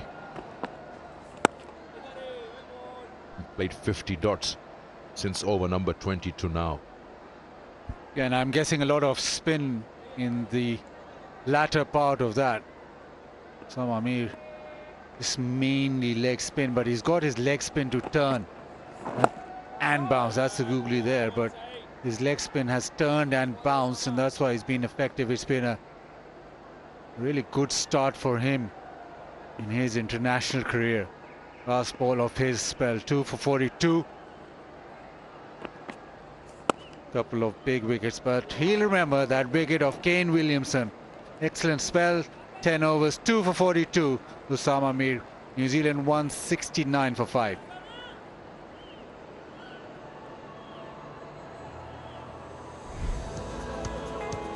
At the moment, in the afternoon, he got his cap, then he started off. That was a delivery that he'll remember for the rest of his life. And got Latham out with a bit more extra bounce. Very happy with his start to international career. 12 overs remaining. Osama Mir, well, it is a day that he'll remember for the rest of his life. Massive wicket of Kane Williamson, and to get that as your first international wicket, well, doesn't get better than that, does it? Especially in the fashion that he got it. Just the perfect leg spinner.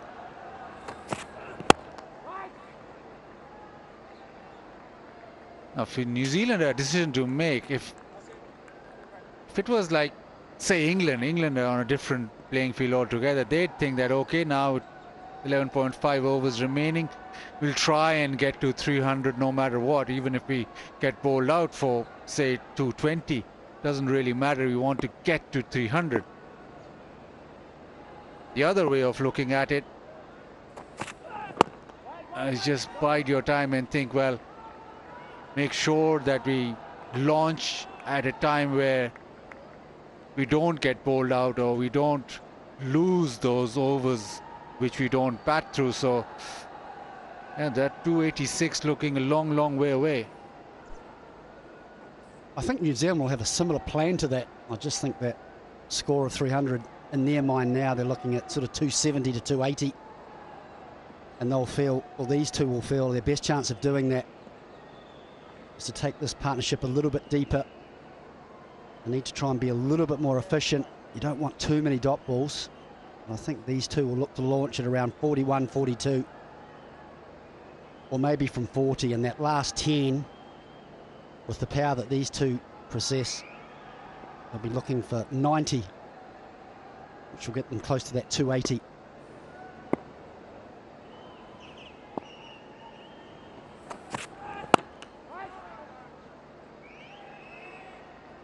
Yeah, and with T20 cricket, it's almost forced the batter to make up his mind and go for it all the time. So even if you lose 5-6 wickets, you're still going at it. So you get bowled out, so be it. In one-day cricket, especially one-day cricket on pitches which don't really come on, you have to assess, reassess all the time. That brings a different dynamic to it.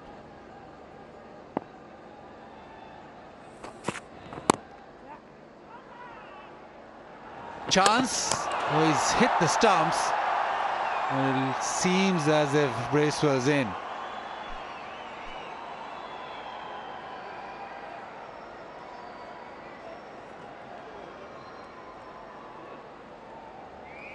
TV umpire to director. We have a umpire review for run out at the wicket keeping end. Your best side on angle, please.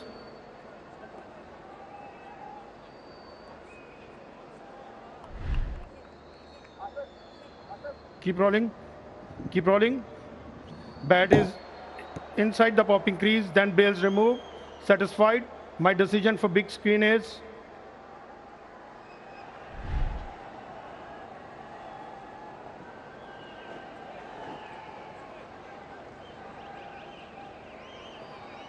Bracewell comfortably in.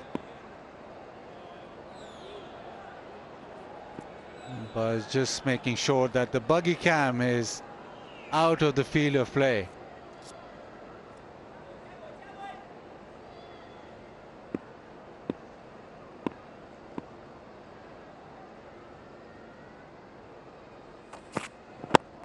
Terrific Yorker, terrific delivery. Well, we've talked about how good the slower bowlers have been for Pakistan. In fact, the whole bowling unit for me has been exceptional. Their discipline. They've had a plan to bowl straight, bowl just back of a length. And I think there's no better indication. 2 extras, 1 wide and 1 leg by, almost 39 overs. Been very disciplined.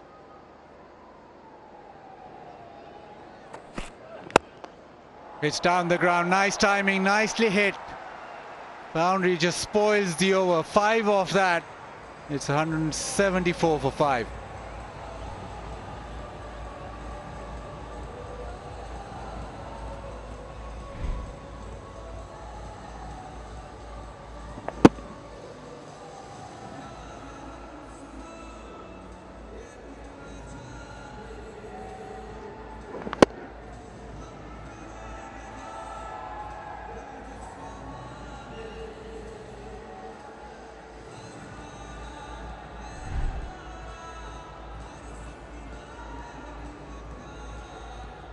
Bracewell with a controlled hit to the fence. Stayed with the shot. Shape brilliant. Lovely timing. He's got immense power. We know that. Yeah, sort of ruined a good over from Wasim. But there's nothing more pleasing than watching that full face coming straight down the camera.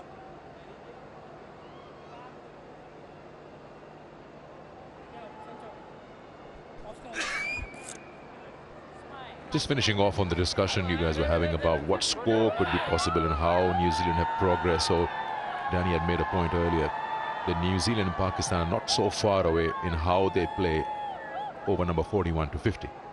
And it's not that bad. They're right up in the list. Almost 8.5 for New Zealand. And Pakistan just around 8. Naseem Shah. Yeah, the attack continues, trying to bowl as straight as possible. Now, again, the opportunity for a boundary is down the ground. Cover mid-wicket, mid-off and mid-on. So if you hit straight, if you hit maybe extra cover over the top mid-off, it's a straight hit that the boundary is available. Protection square of the wicket. So Naseem Shah will try and bowl short of a length. Just there into the stumps. I think what we'll see from Phillips is a bit of innovation soon, because Pakistan have been so disciplined with their plans and hit the mark.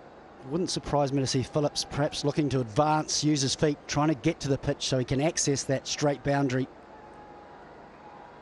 I feel as though New Zealand have to be proactive to put some pressure on the bowlers. And I think the time is now, whereas New Zealand need to take some calculated risks.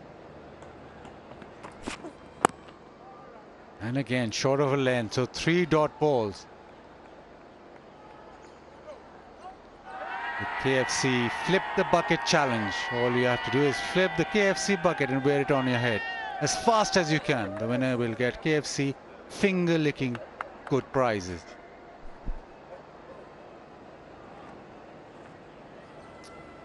Yeah, they're getting better at that. You've probably seen your tutorial. It easily slips onto my head.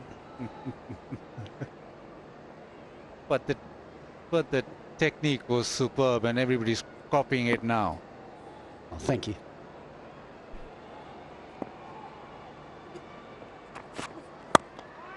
Another one. So 4 dot balls. This, remember, is the 40th over. You can just feel that pressure mounting, can't you? You can see Phillips talking to himself, trying to keep cool.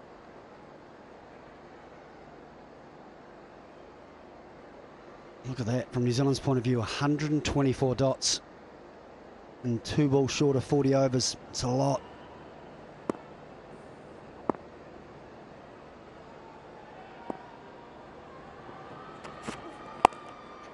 Takes it on leg side. That has gone all the way. Just a bit of length provided and it's helped on its way. That's the first 6 of the innings, and that 6 means that Bank Alphala will donate $100 to flood relief. $1,000. And that's quality. It's a wonderful shot because Phillips was under pressure that over.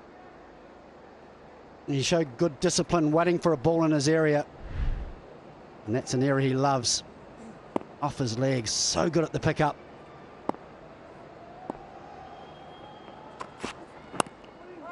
Oh, just that one scoring shot in the over. 40 done, it's 180 for 5.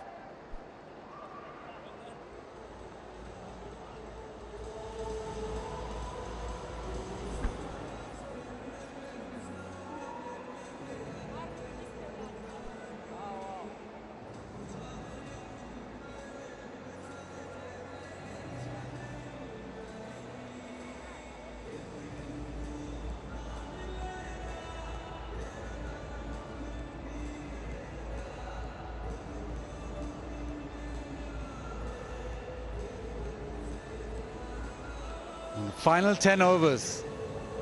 New Zealand 180 for 5. That last over, just that one scoring shot and a huge hit leg side. Picked it up superbly.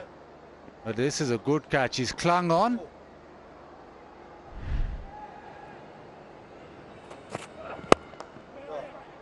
Nicely hit, but just a single.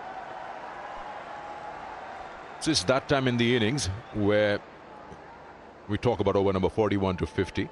So New Zealand would be, I mean, by the numbers, would feel that they're in a good position. That's a good catch. He was blinded probably by Osama Mir. He hangs on to it. Did well, didn't he? Kept his cool because he fumbled it. He's pretty happy with that effort, isn't he? A big smile on his face. He'll be hoping a lot of his friends saw that.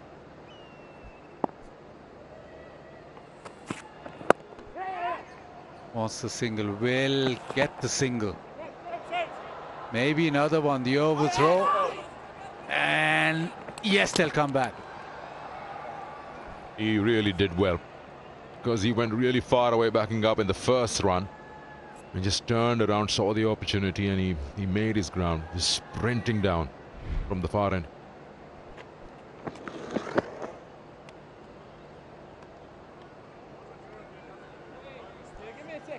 A good indication of how fast he's running is how long it takes him to slow down after going past the stumps.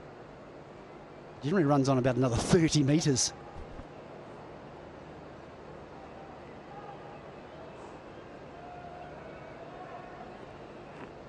So in that scenario, he was too quick for his own good.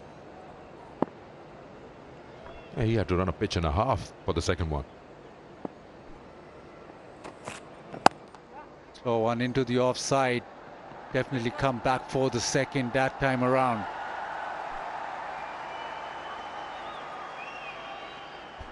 Now have a look at this, Chris.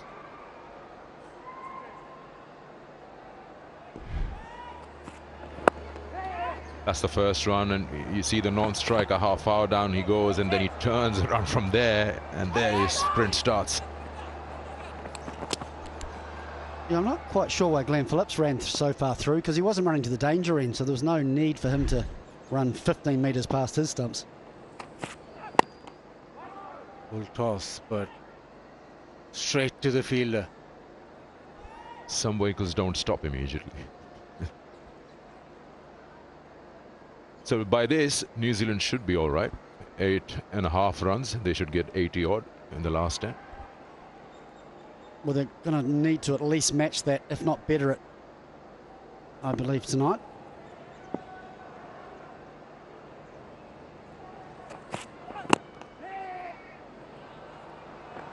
Single again. Does he come back? He's coming back again. Oh, the overthrow yet again, and Pakistan just being slightly sloppy here.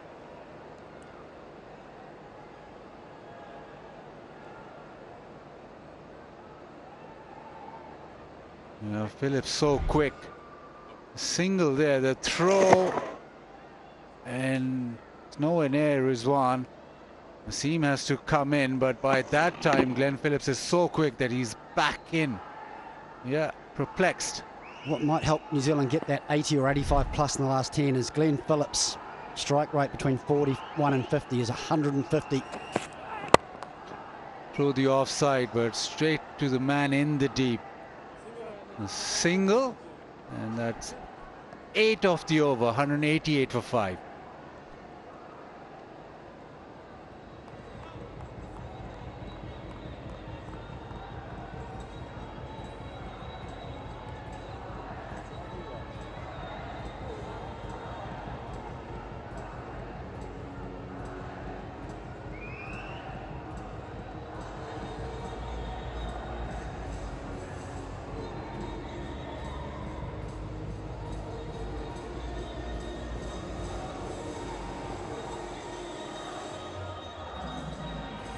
Nine overs remaining.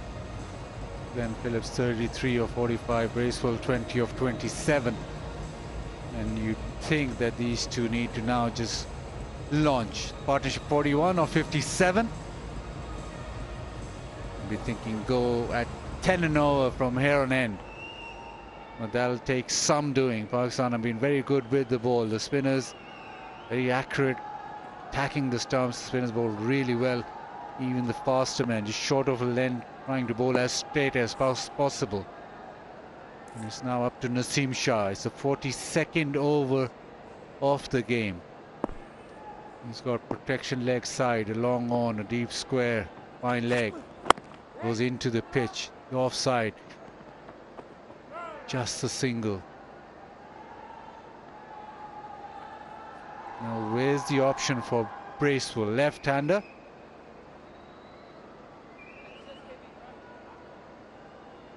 Field set looks as if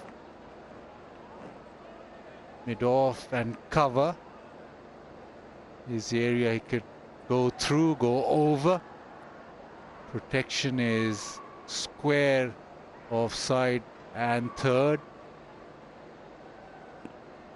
With the angle across, he could hit through the covers or over the top of mid-off.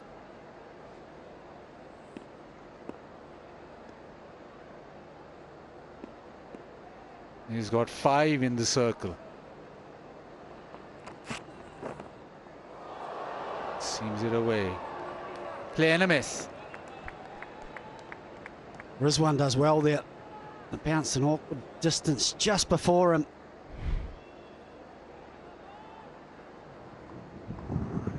Wonderful areas from Naseem Shah. He did well to stay down. This is good from Babar Azam. He's got 5 in the circle. He doesn't need that extra man, but he's got 1 extra man. And just over. You wanted him to hit over mid-on, and he did exactly that. So concedes a boundary.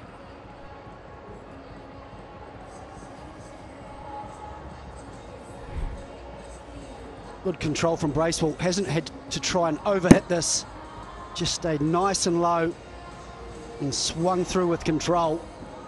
He's not trying to hit it for 6. He's just trying to make sure he clears that man at mid-on. Wonderful batting. Now mid-on does drop back to long on.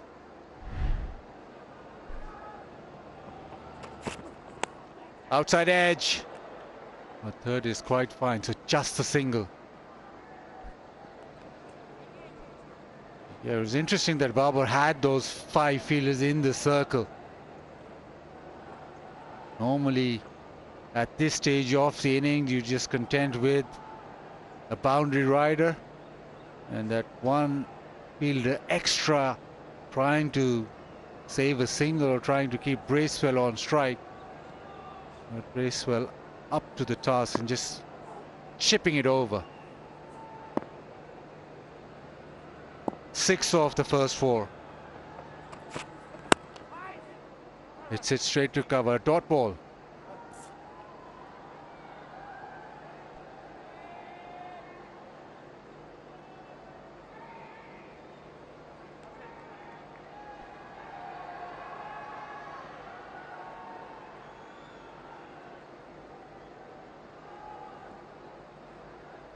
Azad, you happy with the crowd today?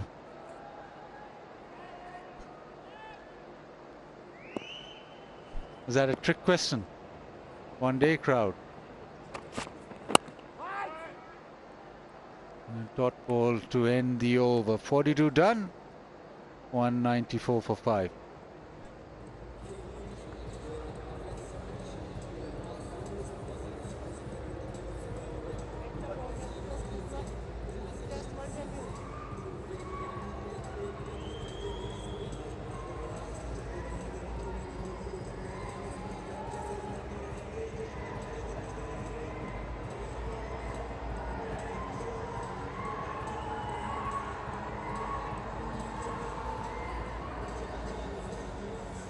A decent crowd in.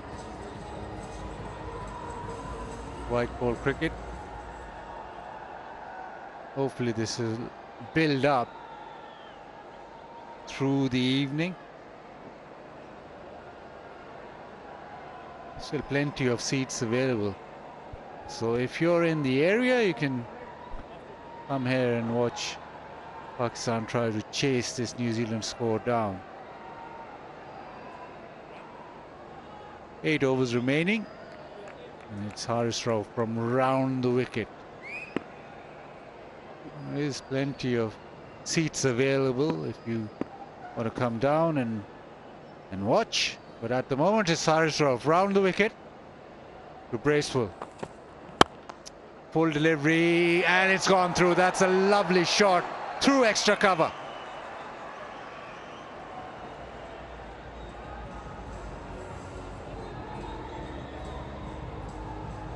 Well, brings up the 50 partnership between these two, and it's Michael Bracewell's shot of the night. First ball from Haris Rauf. A wonderful extra cover drive. Boundary to start the over. Short, quick. That's a quick delivery. Terrific response. Fast bowler's response.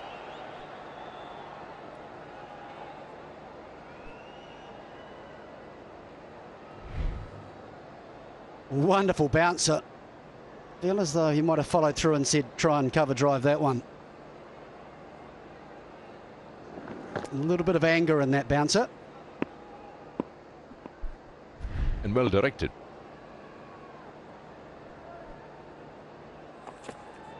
Short again, pull leg side, but just the one. So 3 deliveries, 5 runs. Plenty of opportunity to get your tickets and get to National Bank Cricket Arena, even for that second ODI. pcb.bookme.pk. Buy your e-tickets there right now.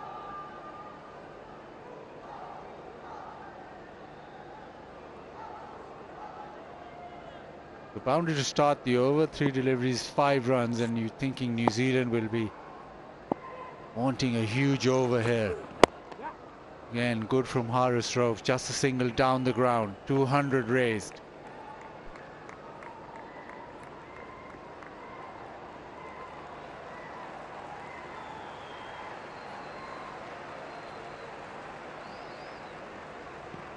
Second one being the fastest.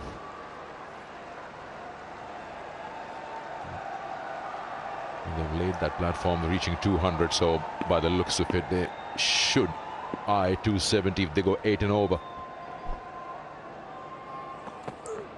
Short again, this is hit, and it's gone all the way. It hasn't been hit too high. It's gone flat, but that's power. Bank Alfala donates another 1,000 USD for Frederick. And that is a flat 6 from Bracewell.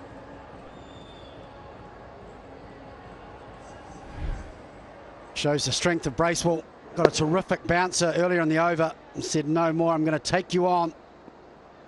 And a lovely flat 6.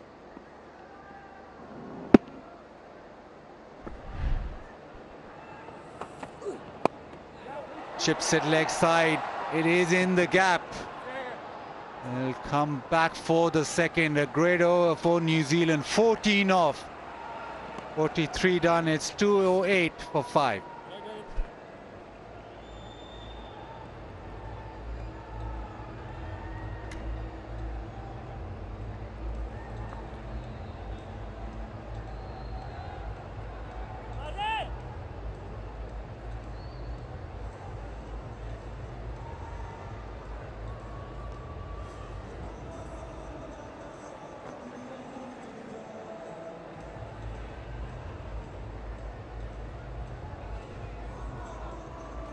And New Zealand just stepping on the gas, 14 off the previous over. As the one that has gotten the most amount of runs in this innings so far. It's time for the skyscrapers to come on for New Zealand in order to get a good first innings score here. 61. Now the partnership between Phillips and Bracewell. Mohammad Wasim. Naseem Shah. I beg your pardon. I think New Zealand will be looking at 10 and over from here to 70. Danny and Vakar, what do you feel about the score? Well, we were doing the pre-show, Aruj, and I just thought, because it's so dry and you can have these preconceived ideas of what you'd really like, so we can all understand too, you got to think on your feet and you got to be flexible and see what's going on in front of you and how the game starts to pan out. If you lose too many wickets, you got to reassess. New Zealand have done that. They've been put in check nicely by Pakistan. So these two are nicely set. Partnership 62 from 70 and Phillips. So got a very good ally in Michael Bracewell, developing rather nicely.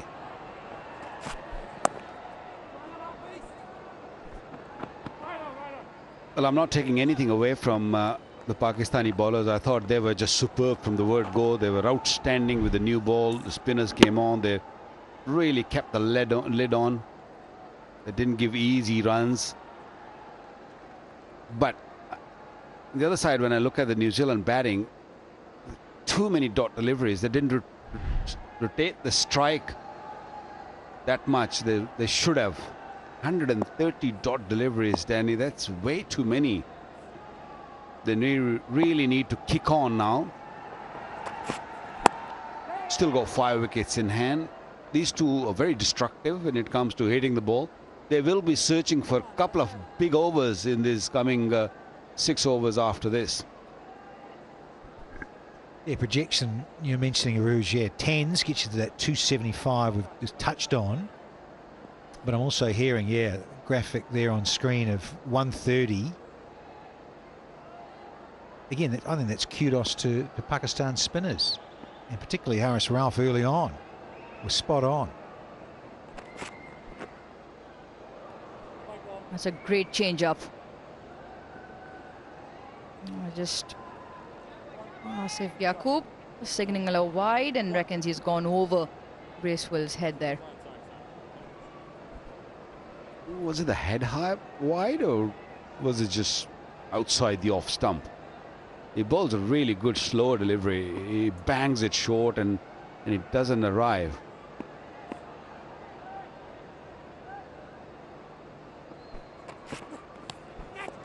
Gives himself room, doesn't connect Bracewell. Naseem Shah has done well to follow him.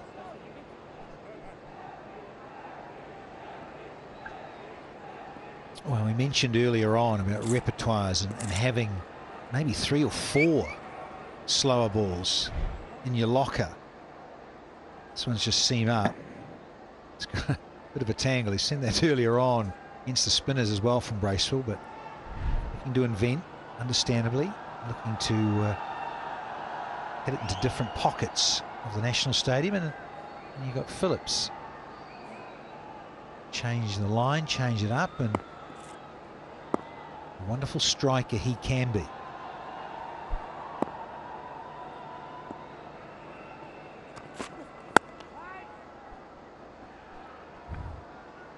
Well, another problem which New Zealand facing right now is the daylight sort of going away and the tower lights taking over. The toilet, what we say, is not easy to bat against someone of this pace of Naseem Shah, and the ball's old and it's all gone little grey also. Multicolored cricket ball. It's very difficult. Unless it's a real flat pitch, it's a different ball game, but because the ball's stopping at times. In the air. Who's underneath this? Is Barber here. Easy, no problem. Seen it many a times in the Test series. And once again, Naseem Shah getting his second. And a good timing as well. Just when you thought Phillips will start teeing off, he top edges one. And got to the toe end of the bat, was trying to muscle it onto the leg side. A very safe catcher, Babar Azam. Pakistan pick up the 6th wicket here. Glenn Phillips goes for 37.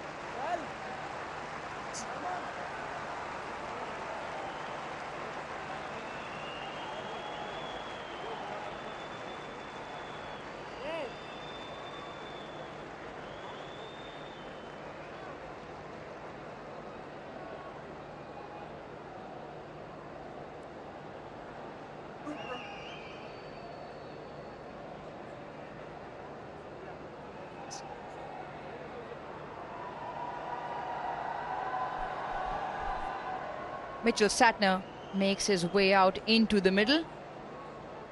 And he's there because Glenn Phillips, in trying to get a move on, has lost his wicket. 67 his best, strikes it at 87. Even if he does do that, he'll have played his role nicely with Bracewell on the other end. Pakistan have done extremely well. Every time a partnership is brewed and got into a place where you just felt New Zealand was wanting to get a launching pad ready, they've picked up a wicket.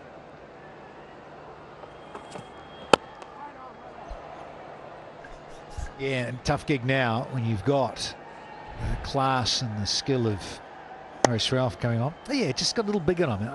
I like what I see as ever from Naseem, because he's such a 100% guy, and so he should be. Young, keen, and as keen as that fellow too, to keep learning. But he was into the surface, it was seam up, it hurried on to Phillips.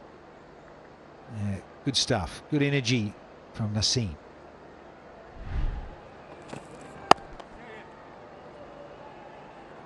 A good time for Haris Rauf as well to come into bowl. He's gone for a few runs, but let's not forget he does bowl difficult overs in both white ball formats, in the T20 game, within the power play, and then towards the back, and even in the one-day game. So it's not easy by any means. Yeah, I totally agree with you, Ruj, because every time when things are tough, he's the man the captain goes to. He's a go-to kind of a bowler for Pakistan. He has won Pakistan a lot of games. But you can go for runs at times because of those difficult overs you bowl. And he's also playing after a little while. He's played a first test match against, that was a way back about 6 weeks, 7 weeks now, when he played against England. And then he had a bit of injury. He left out of the team for the next 2, 3, 4 test matches, and he's back again. Started off really well with the new ball, but just been a little expensive in the last over.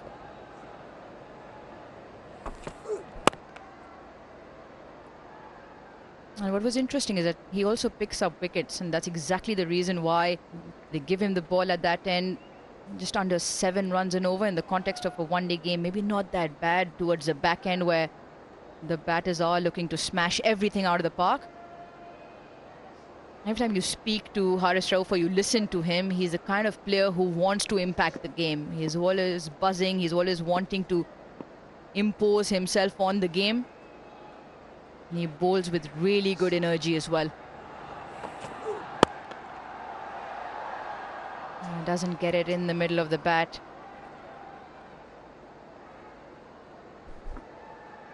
He's all energy, isn't it, Danny? You know him. You've been part of the Lahore Qalandars also.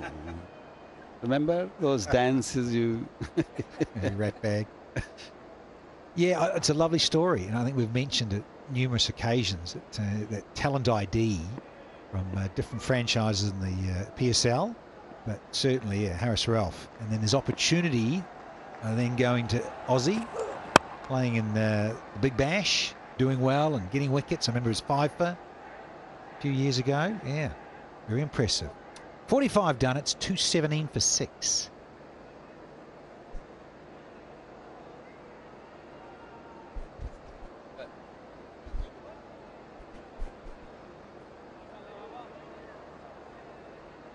Oh, what a darling, eh? Did you make that at home and bring it? Your little one made that, didn't she? She did that, I'm sure. Once again, have no idea. Why is it you every time? That's what my question is. Just kidding, Aruj. You are #1 commentator. There's no doubt about that. And you are the queen. You are, and funnily enough, oh, you're from here. Oh, that local girl. Oh, you got it now? Put 2 and 2 together. 5.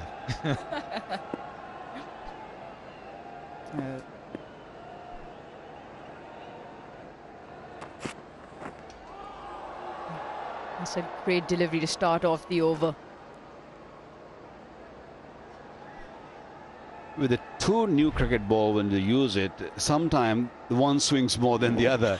And I have a feeling in the seam is getting a bit of luck with him bowling from the pavilion end. And this ball, this cricket ball, is having a little bit more say than the one Haris is dealing with.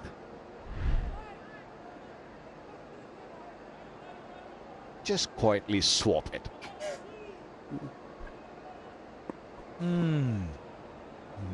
Shades of the 20th century.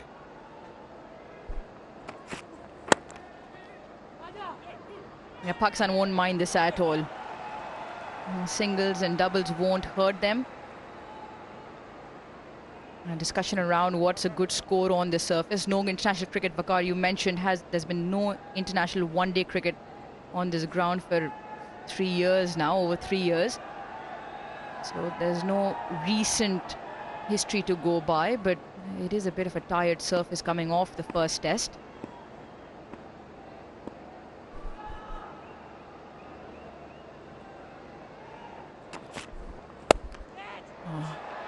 Oh, just drops in front. He tried the slow one or the change-up and didn't come out quite right, Naseem Shah. Well, in the recent past, we have played so much test cricket, and these pitches have been used so many times. We wanted to just smoke it over the mid-off, give it a good try. Babar is normally very good at it and got a little hand on it. Ball just sort of swung, that's what he's saying it, after maybe pitching. But yeah, I'm totally with you. This pitch is not ideal when you talk about one-day cricket. But one-day cricket, you do need a bit more pace and less spin, because this pitch is a lot slower. Pulled him. He drags it on, and Naseem Shah has his third.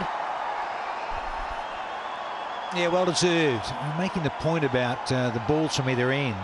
You look at the way Harris Ralph goes about it, more into the surface, bumpers, he's at you. And by contrast, this young fellow goes fuller. This one he's tried to bang in. It's a healthy bottom edge. And Bracewell have fouled. He should have done better with that delivery. But persistence and passion as Naseem Shah has undone Bracewell for 43. And New Zealand lose their 7th at 220.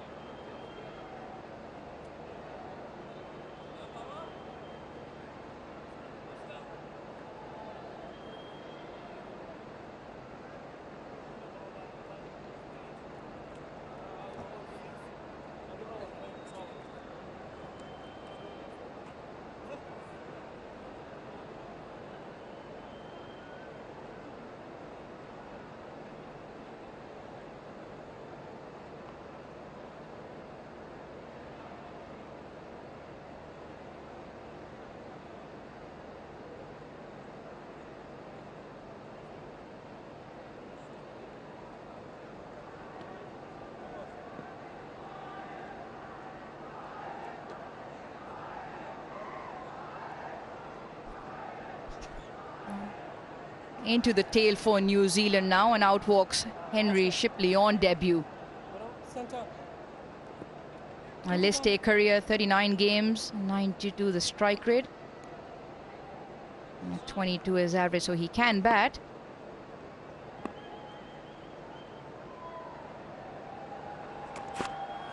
Oh, cleans him up! Oh, what a ripper from Naseem Shah. He's turning it on here at the National Bank Cricket Arena.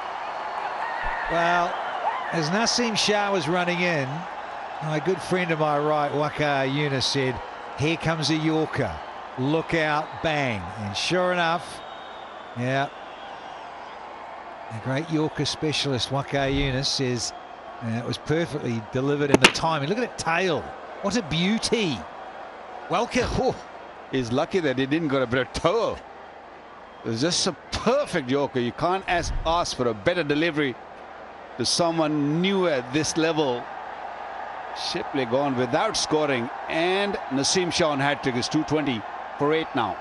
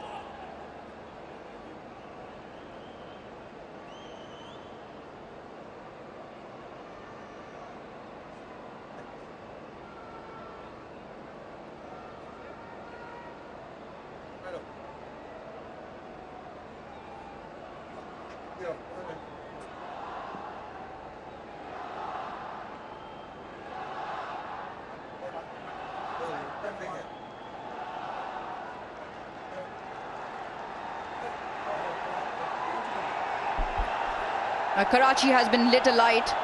Naseem Shah bowling some thunderbolts. And Tim Southee, well, he's got a job to do. Naseem Shah on a hat-trick. One slip in, ring of fielders.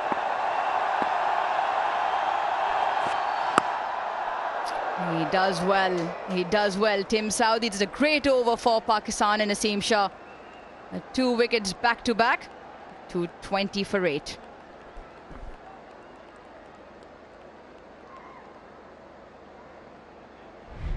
Started his career with the red ball, and then last PSL he started bowling really well with the white ball. Pakistan given Naseem Shah an opportunity to play the white ball cricket, and he is delivering it. He's delivered really well in the World Cup, And now he's getting better and better in one-day cricket also. Wow. He's got Test hat-trick already at a very young age. That was against Sri Lanka and Rawalpindi, I remember. And is leaving his mark in white ball cricket now. That is nicely timed from Satna, who welcomes Haris Rauf with a boundary. Yeah, much needed for the Black Caps. Yeah, it's his go-to zone. He's such a fine cutter and dabber, Satna. So, yeah, welcomed. Yeah, just on that, I remember it was a very cold test match. I remember being there against Bangla, was it? Yeah, it was against Bangladesh. I was a little confused with Bangladesh and Sri Lanka. That's why it took a bit of time to just sort of think. Yeah, it was Bangladesh. Those back-to-back series, wasn't there? Late 19, beginning of 20 season. I do remember borrowing some scarves and other blazers and a jersey. It was, yeah, I forgot how chilly in the north it can be. Yeah, you're always on the boring end, aren't you? Boring or borrowing? Borrowing, everything. Yeah, he's having a really good time, Naseem Shah. And every time Danny comes to Pakistan, there's different energy he brings to the comm box. Just gives himself room. Plays in that third region.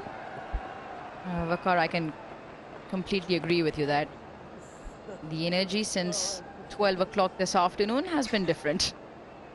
Well, just on that, back to Pindi, how freezing that was. I just remember, I remember not packing the right socks for a start. These tiny little cotton numbers.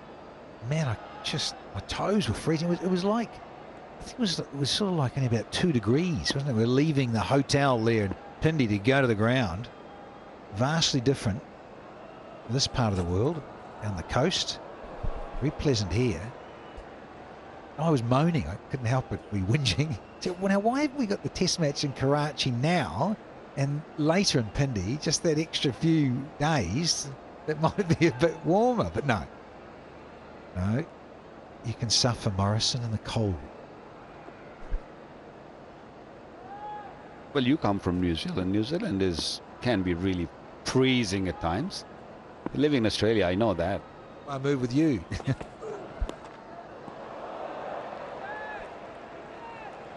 The warmer climes, I know. And when it's winter there, we come here, and it's winter here. You're so lucky that you've come here in Karachi. And also the previous test match were not here. That we were supposed to play that test match in Multan, which can be really, really cold and foggy at times too. So pleased I'm here. Seriously. The fog, that's the other factor, isn't it? The fog factor here in Pakistan in the winter.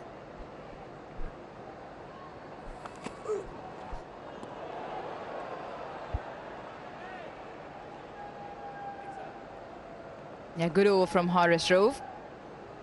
226 for 8.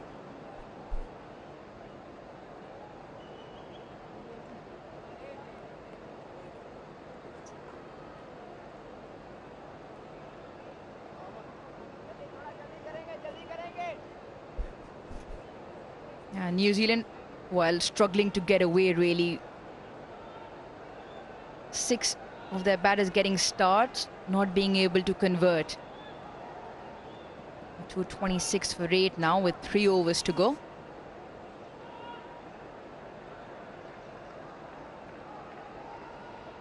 It's been a good outing so far for the Pakistan bowling unit. He's been the star performer, Naseem Shah, looking for his 5th. Just leaves the Saudi. Waqar, ever since you've said that, obviously 2 balls being used, the one that Naseem Shah definitely moving around a bit more.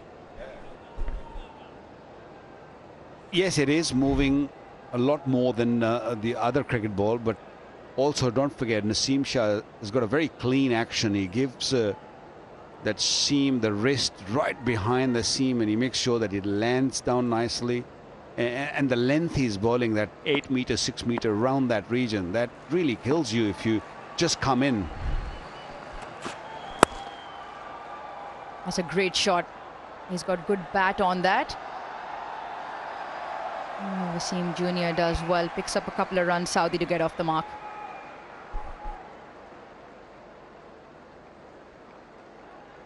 Here's another young fellow making his way. Impressed with him. PSL last year. Mohammad Wasim. So yeah, the stocks in terms of pace bowling department as ever, this part of the world, very healthy.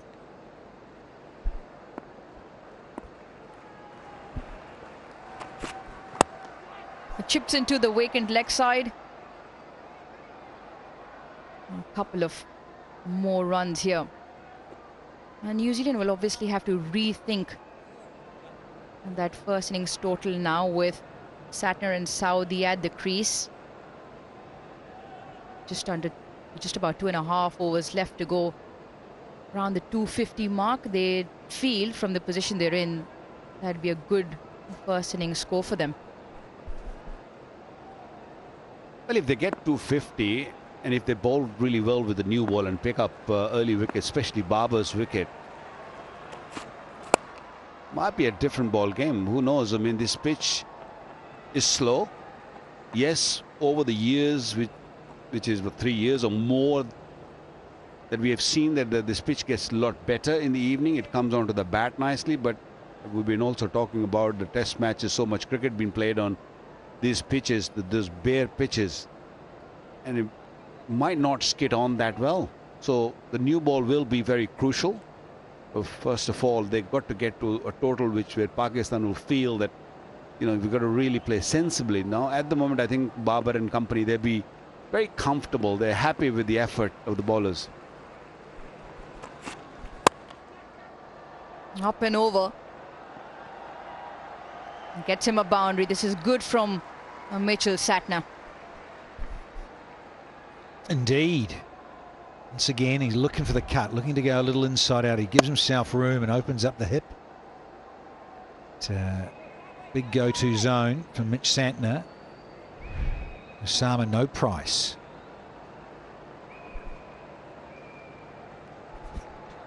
Now, both his boundaries have come in that region.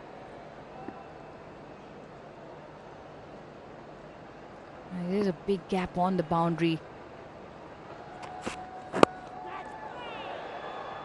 Just chips it into the leg side to pick up one. A good over for New Zealand. 10 off it. It's 236 for 8.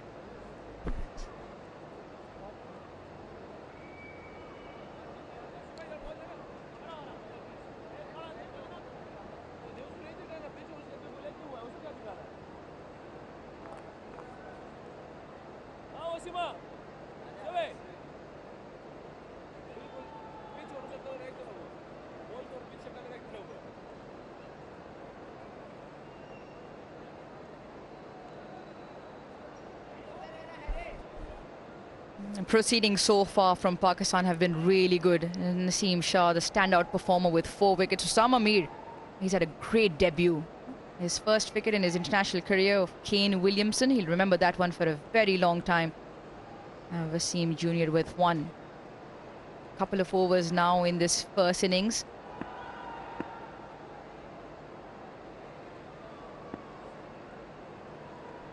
He will finish off from one end. Wasim Jr. has picked up one for 33 in his 7.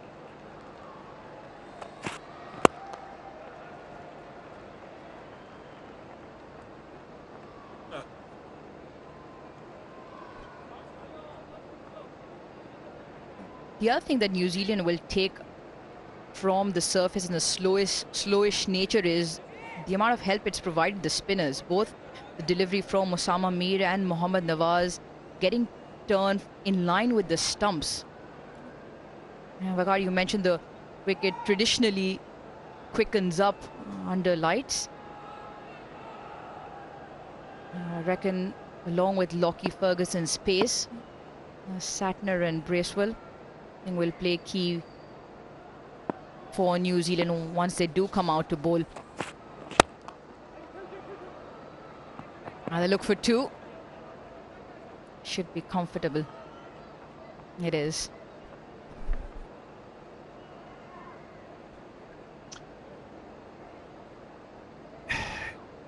As you alluded to, Waka in particular, yeah, that first stanza, the first 10 overs, Erosion, using that new ball, and can Saudi get just a hint of shape, just to wobble a little bit. You think about Ferguson with his pace as well. You got to get Bubba out early, it's key. And Rizwan as well.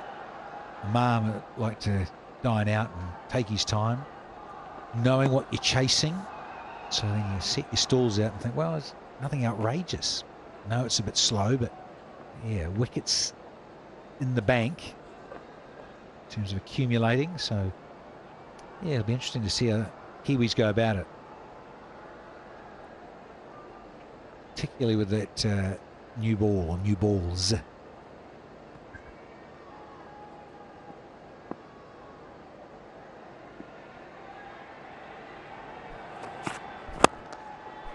Up and over. This is a really good innings from Mitchell Satner.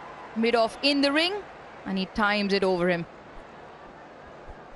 He keeps it so simple. He hardly moves in his crease, just move the front foot and make sure that he just gets that bat come through the line of the ball and keeps his head really still. Very nicely played.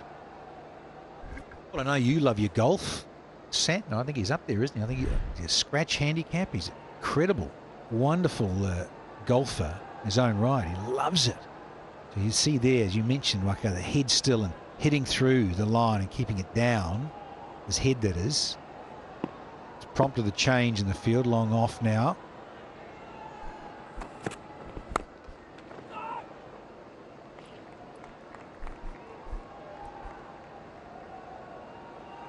Yeah, the change in field. Just Wasim Jr. will have to be careful. Satner does like to give himself room for the dab down third, with third and fine leg both in the ring. That shot is well and truly on for Satner.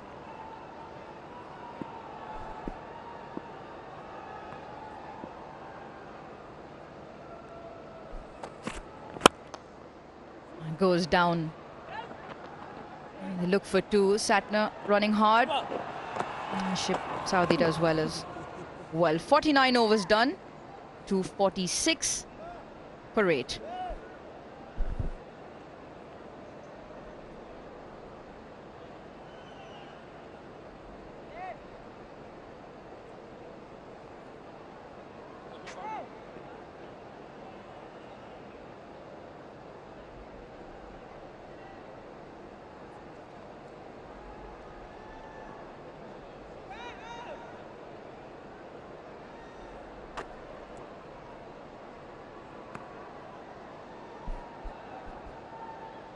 Last over of this first innings, this first one-day international between Pakistan and New Zealand.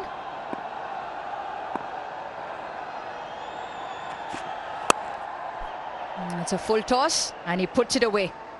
These are welcome runs for New Zealand. Good start of the over. That also brings to 50. Will give them some sort of comfort. He was searching for a Yorker once again, Naseem Shah. And Saudi, with so much experience, he knew exactly what Naseem Shah is thinking. Gave himself a touch of a room and just playing over that gully fielder. Excellent shot. Good start. Protection on the leg side boundary. A deep cover on the off. They push for 2. And decide against it. It's been superb. Naseem Shah picked up early wicket in his very first over. A little bit of luck there. This was a good delivery. Just ball held its line, just a little bit off the seam and getting Phillips out. A bit more luck for Naseem Shah, but this, I can watch that again and again and again. Yes, you can. Shades of Sharjah. Those early 90s. I remember limping off. Dog. A slow one is chipped in the air. A fielder settles underneath and takes a very easy catch, Nawaz. That is the fifer for Naseem Shah. Second in his ODI career, and he has been spectacular to watch tonight. Yeah, he's been very impressive. He's right on the money from the word go. On a slow pitch, there's not much help for the Pacers. He's picking up 5 wickets, bowling it beautifully, bowled with good pace. And then, of course, when it comes to changing the pace, all the beautiful slow delivery from sort of back of the hand. And Nawaz, an easy catch there. What a bowler. Is getting better and better and better. He's an asset to Pakistan. Santner gone for 21, is 251 for 9 now, New Zealand.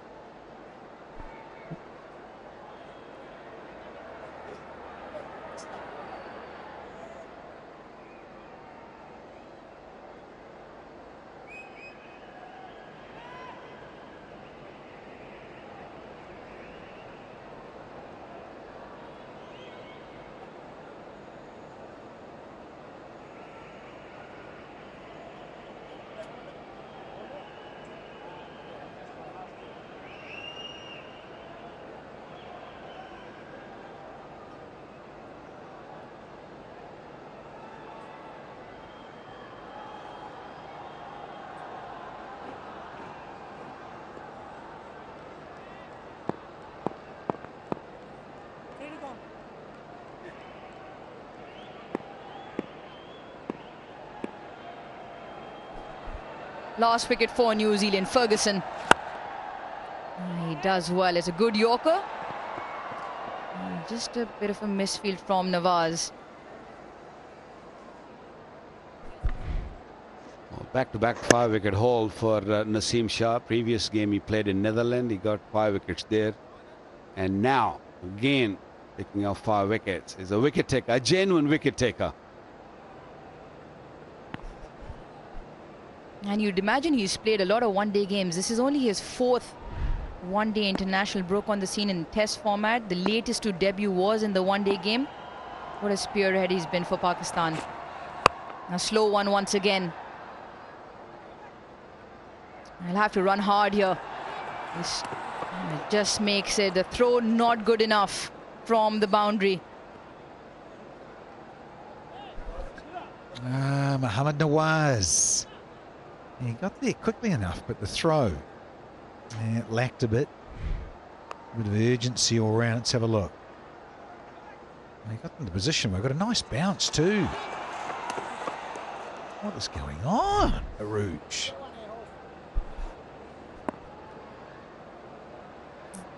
Last ball of the innings. Another slow one. Change of pace, and they'll sneak through for 1.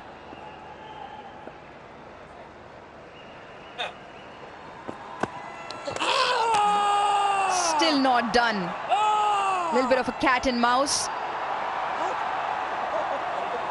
And he's called it buys eventually. That will finally bring a close of play here for the first innings. New Zealand end with 255 for 9. And the star of tonight on your screen, Naseem Shah, with his second 5-wicket haul, back-to-back 5 wickets for him. Bowled with pace, bowled with a lot of steam, picked up 5 wickets. Pakistan camp will be delighted with this effort. There was a few counter punches, there were a few good partnerships of 50 plus, and every time New Zealand felt they had a launch pad, he was there to break that partnership up. Winning the toss and bowling first, and the bowlers responding is outstanding. They were all really, really good with the new ball, and then when it comes to the debutant Usama, I thought he bowled beautifully. He got that bounce which Pakistan was searching for, got a bit of spin also, got a very good googly. There is no doubt there is more experience in the pace line, but the spinners bowled extremely well. Deserves that, Naseem Shah, leading the pack out, picking up his second 5-wicket haul in ODIs. All the camp on their feet, praising the effort. Deserves all the applauding. Yeah, tremendous effort from Naseem Shah. In the end, the New Zealanders got to 255 for 9. They'll feel a little bit short, but as colleagues have rightly mentioned, those starts, they felt they could have pushed on and they couldn't because of certain Naseem Shah. And Osama on debut was very good indeed. And a bit of Mohammad Wasim right at the top there. But Finn Allen, so 255 with 5 extras.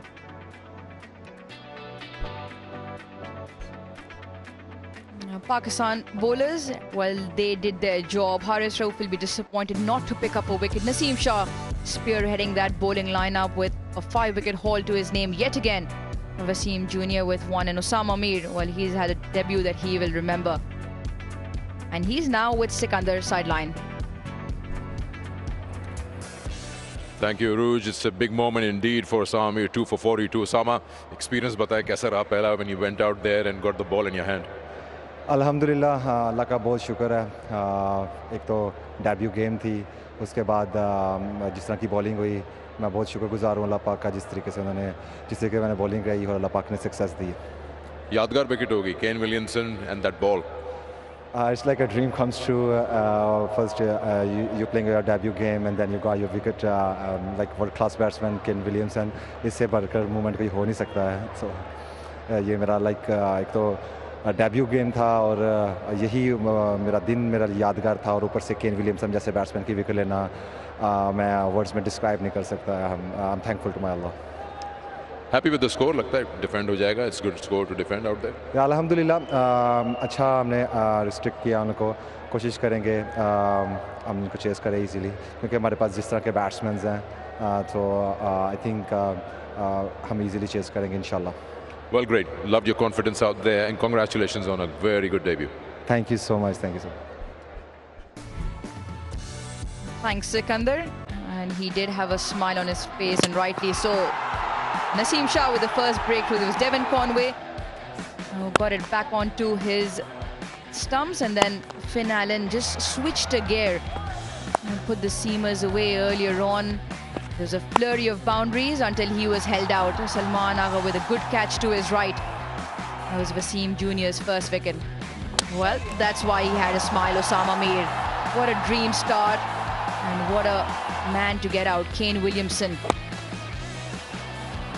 And the batting continued with a few boundaries, and then it was Mohammad Nawaz. He spun one right in front of Daryl Mitchell to clean up his off stump. Tom Latham, well, he continued his form from the Test series until eventually he held out to Fakhar Zaman, Osama Mir with 2 wickets on debut. Naseem Shah during the middle part of the innings got hit for a few runs. It was when a partnership was building between Phillips and Daryl Mitchell. A couple of sixes in the New Zealand innings until Glenn Phillips was held out. Simple catch to Babar Azam. It was Naseem Shah show after that. Michael Bracewell chipped one back onto his stumps. And what a beauty of a delivery. A full-in swinging yorker from Naseem Shah. A debut Shipley will want to forget. Got a few away. Mitchell Satner, I thought he played really well. He timed the ball well down the ground. And it was a slow one. It was chipped to Mohammad Nawaz. That was his 5th wicket. And he really bowled well. Was walked off the field by his peers. Now for Pakistan, they needed 256 in their 50 overs at 5.12 runs and over. Don't go anywhere. We'll be back right after this break.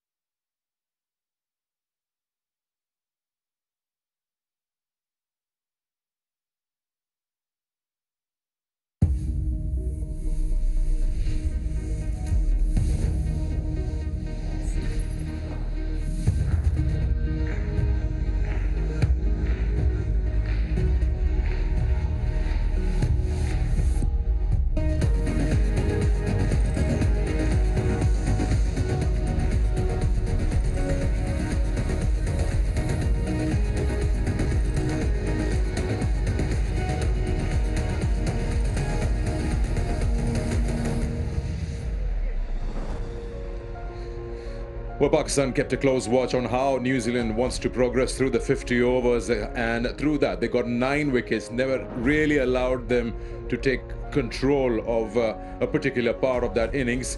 And of course 5 wickets for 57 for Naseem Shah led the way, and it was a brilliant performance from him in the first ODI.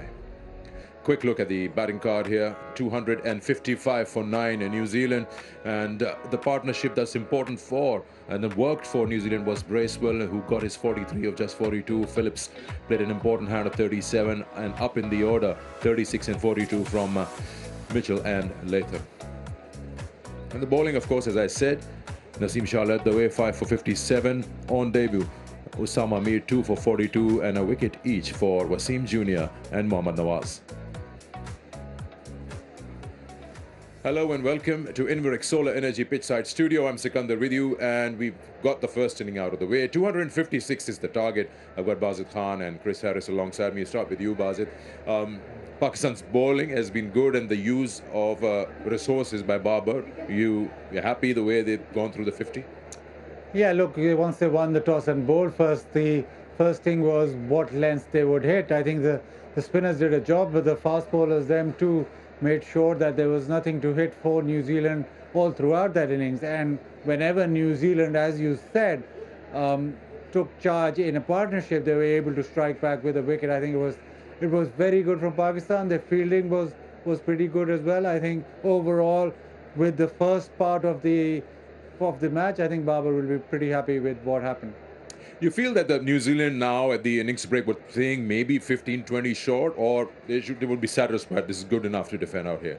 No, I think New Zealand will feel as though they're 30 or 40 short, to be honest. But I think the reason they were short was because how outstanding Pakistan were, not only with the ball, some great decisions from Babar Azam, and also the support they got in the field. Obviously, Osama Mir, exceptional on debut, bowled beautifully, and Naseem Shah, wow, what a performance that was tonight. So, yeah, New Zealand will feel as though they're at least 30 or 40 short. We talk about the opening, Finn Allen, of course, we know how explosive he is, but it took a while to get going. I mean, the first 4 overs, there's just around 6 runs for no wicket. He got that opportunity where he hit 6 boundaries. It just felt like he started off when he lost his wicket. Yeah, I was actually really happy with the way that Finn Allen started. He gave himself a bit of a chance, a couple of overs, and then he played some really good cricket shots. Some wonderful boundaries off both front foot and back foot. And I mean, just as soon as he got the length that he wanted, he just put it away. The unfortunate thing from New Zealand, just as he looked as though he was going to take the game away, he got out at an important time, trying to force something that wasn't quite there to hit. Talk about some, brilliance, individual brilliance. Of course, you cannot forget Osama Mir. First opportunity to come out and play for Pakistan, and the control he kept. I mean, he could have gone either way. Yeah, the important thing is that we all know that he can turn the ball, and that's why he's so good. With that delivery, that's a perfect leg spinner, drifts in, and you get a man of the stature of Kane Williamson as your first international wicket. Well, it hardly can get better than that, then extra bounce, but all throughout that 10-over spell, it was a leg spinner that was turning and made the issue. He does get extra bounce because he's a tall leg spinner, but you look at that performance and you think as a debut game that is exceptional.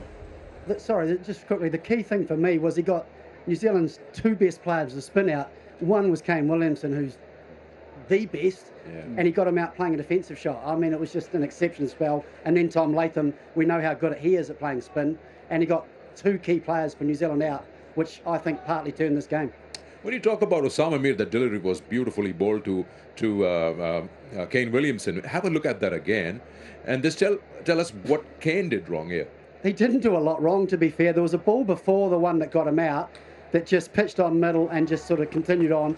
This one, for me, he imparted a little bit more spin, and where Kane got in trouble, and it wasn't his own fault, you can see it curving in the air towards leg stump, which opens you up as a right-handed batsman, and then just the grip off the surface. You can see Kane hasn't followed it. He's played with a straight bat. The ball was just that good that there wasn't a lot he could have done. If anything, you could have said that he might have got slightly further forward, but it was just an exceptional piece of bowling to a great player. Yeah, exceptional bowling. Reminds us of Naseem Shah, 5 for 57 in his 10 overs. He's our top performer. Let's have a look at the wickets. Top performer. brought to you by Inverex Solar Energy. Yeah, started off right at the top of the back leg onto the stumps. And then this just short of a length. He's kept banging in short of a length, and that's been the forte where he's not been able to be hit around the park. Then that was sheer pace, just short of a length again. And it was that length was different. That was a brilliant delivery. That's probably the best that he bowled all spell. Then the slow one with a little top edge or a little mistimed shot into cover. But that length bowling into the stumps made sure that there was no width provided throughout that 10 over spell. He was very accurate in terms of just back of a length and aiming back into the stumps, which made things difficult for all New Zealand batters. I thought the whole Pakistan bowling unit today was so exceptional in their execution. I think there was only 3 wides, but I must say, I think it's worth commenting on. Feel so sorry for Henry Shipley in his one-day debut to get a ball like that from Naseem Shah. 144 Ks, in-swinging Yorker, tough to keep out. Yeah, you're right, and we just saw it that on the pitch map, all those 5 wickets are different lengths, a slower one, a Yorker and everything. He's definitely a top performer, bowls very well. Top Performer, brought to you by Inverex Solar Energy. Let's talk about Michael Bracewell. He's been doing well with the bat I'm talking about. First in the red ball, and he scored valuable 74 runs in that innings. And now here today, quick fire, I say 43 or 42. Yeah, I think that confidence from the last innings of the Test match really helped him. And today I was really impressed with the way he started. Gave himself a little bit of chance. He knew how important that innings or that partnership with Phillips was. And once he got in, we know he's a destructive player. Again, I think he played really good cricket shots in his areas of strength. And, you know, and that pull shot of Harris Ralph, what a magnificent shot. It just probably got out at a bad time, but got New Zealand back in a position that they looked that they could perhaps dominate towards the end, and unfortunately just lost his wicket at a valuable time from New Zealand's point of view. Okay, time for us to get the expert predictions. Expert prediction brought to you by Inverex Solar Energy. Positive average first inning score here is somewhere around what they have on the board, but that was back in 2019. You feel that this score is of course gettable, but New Zealand can defend this?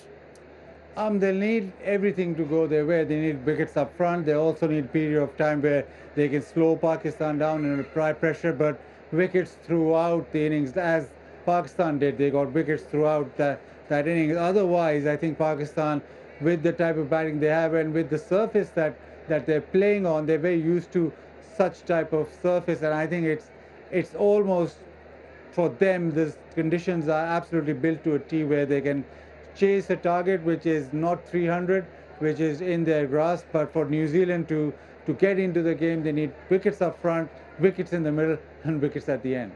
A couple of guys are coming back after a layoff. Fakhr Zaman, Haris Sohail has been away from the side for a while now. So these are the things probably you feel they can exploit and try to put pressure.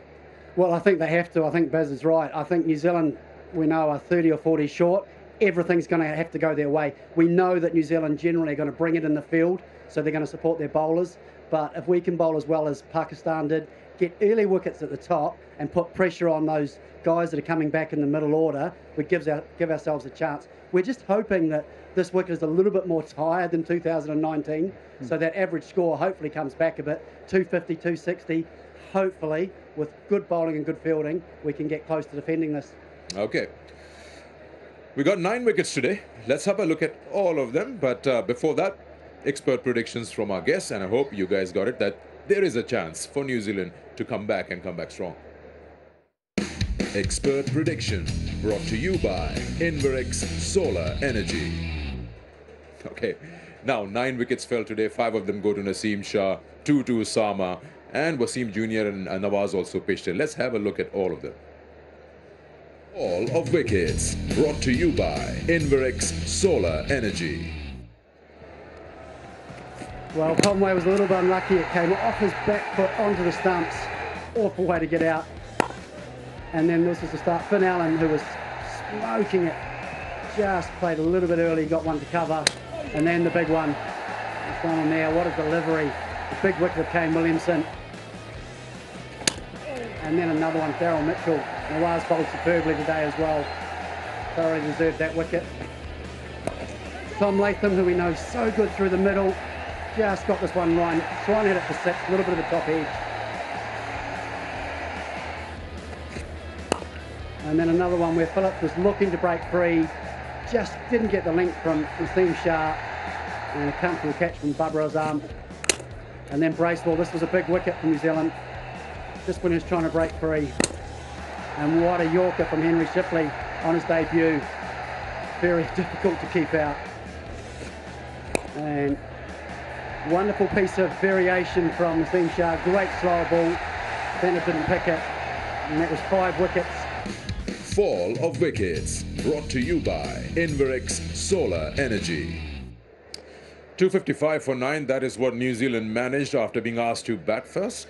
Let's have a look at their graph. The Manhattan will tell us how their progress was from over number 1 to over number 15. And you get a feeling in the middle, I'll ask both of you, that the white portion where you don't see any higher buildings and boundaries also dried up.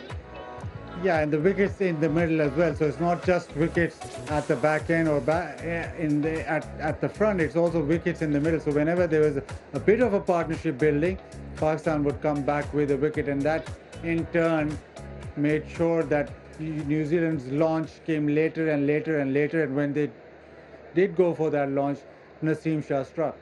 Yeah, it's interesting why the boundaries dried up is because the frequent fall of wickets, and they almost had a formation to it. I mean, they were falling like after every 7 overs, and that's probably, you feel, is the reason that they couldn't really get to that desired score. It was the quality of the Pakistan bowling, but it was just sort of the discipline as well. They didn't let New Zealand get away, and because of those wickets, New Zealand didn't feel as though they could take too many risks. Look, we knew the slow bowlers, it was going to suit this surface, but I thought the seamers were exceptional. There was nothing for the seamers. There wasn't a lot of swing. There wasn't much seam or bounce, but I just thought they were so disciplined with their line and length. They made it so tough for New Zealand to hit boundaries and take unnecessary risks when they'd lost those wickets. And, you know, hats off to the Pakistan bowling and fielding unit. Any guesses on the openers Pakistan would send? They've got Fakhar Zaman, Imam, maybe Rizwan, Babar.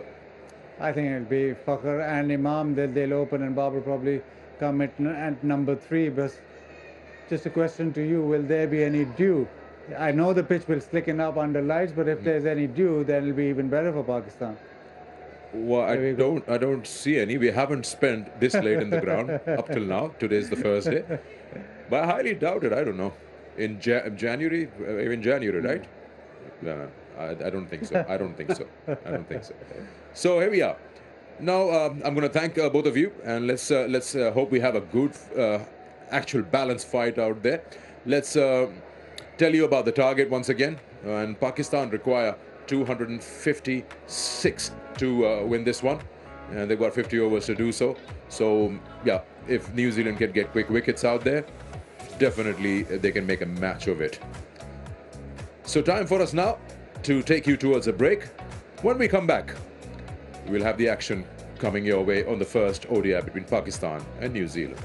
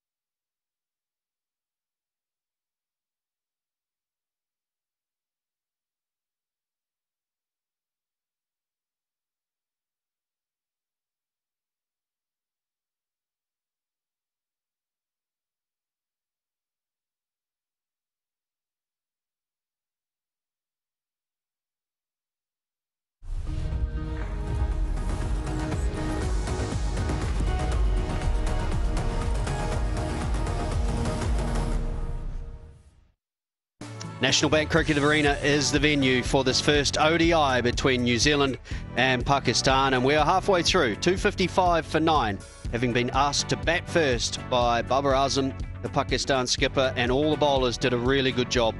No one did it better though than Nazim Shah, who just ripped the tail apart, broke crucial partnerships, and they ended up just stymieing New Zealand a little when 280, 290 looked like a possibility.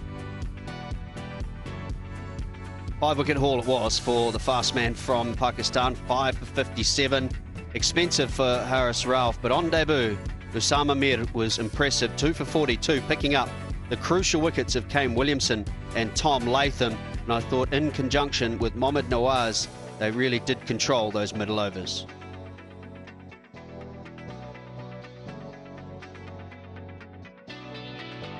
Both teams are out in the middle already, and just to confirm, we need 256 runs off 50 overs if Pakistan are to go 1-0 up in this series. The Bank Alfala presents Duffer News, Pakistan versus New Zealand ODI series.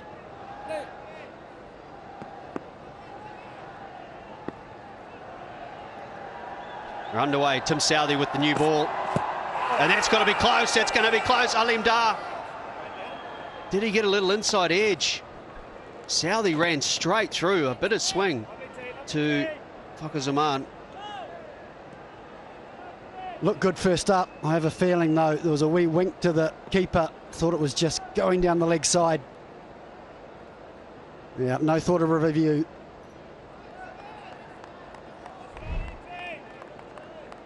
Swing from Southee, though. Yeah, comfortably going down the leg side.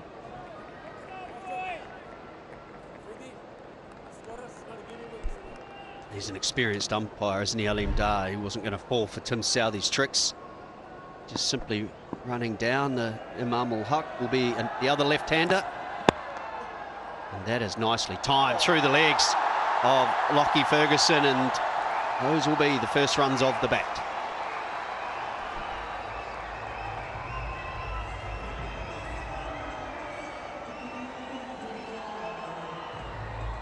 Again, lovely swing from Southee.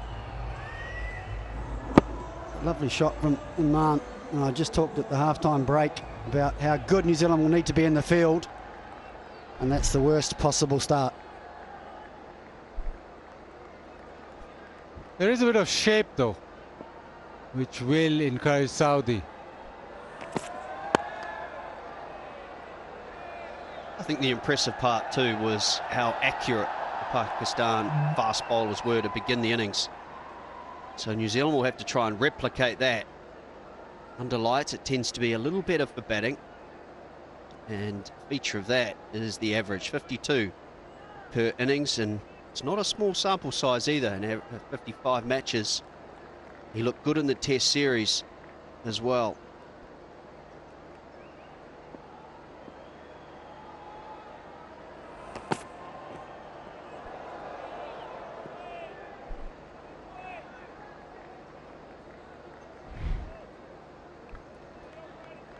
Yeah, swings back in, going down leg. Southee appealed as if it was crashing into middle stump, but yeah, just down leg. Once you go try and swing it back from off stump, it suddenly doesn't swing at all.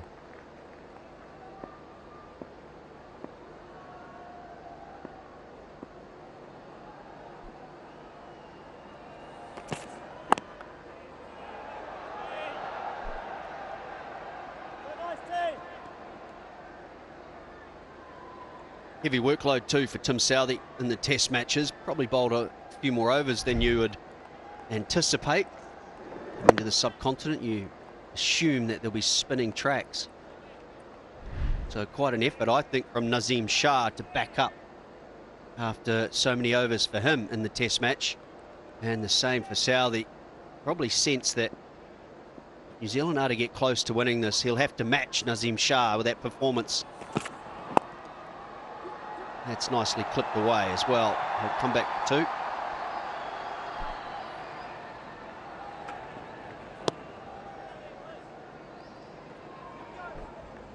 Seven without loss.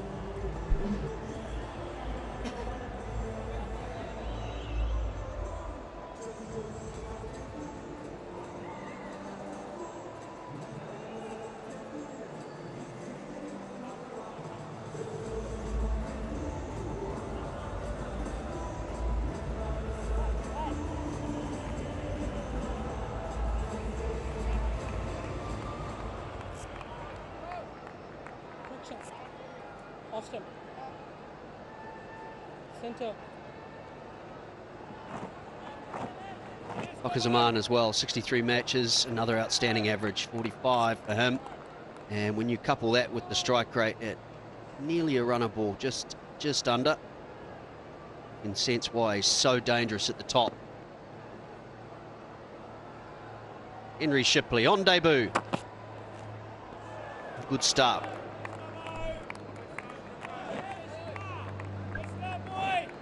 Yeah, it's a good feeling to get that first ball out of the way and go roughly where you want it to. What a ball he got first up from a batting perspective. Wonderful in-swinging Yorker from Naseem Shah.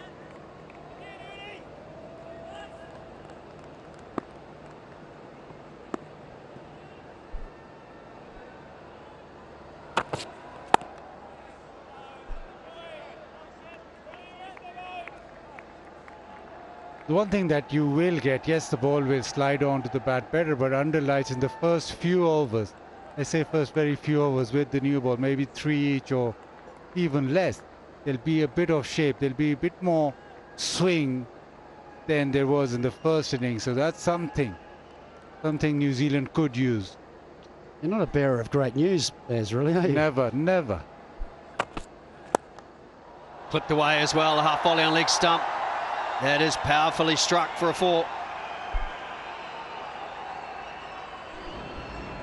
Yeah, like most left-handers, Zaman isn't going to miss out when it's on his pads and angling down. It's an area he's very strong. Second slip comes out and there'll be an extra man on the offside into a close gully.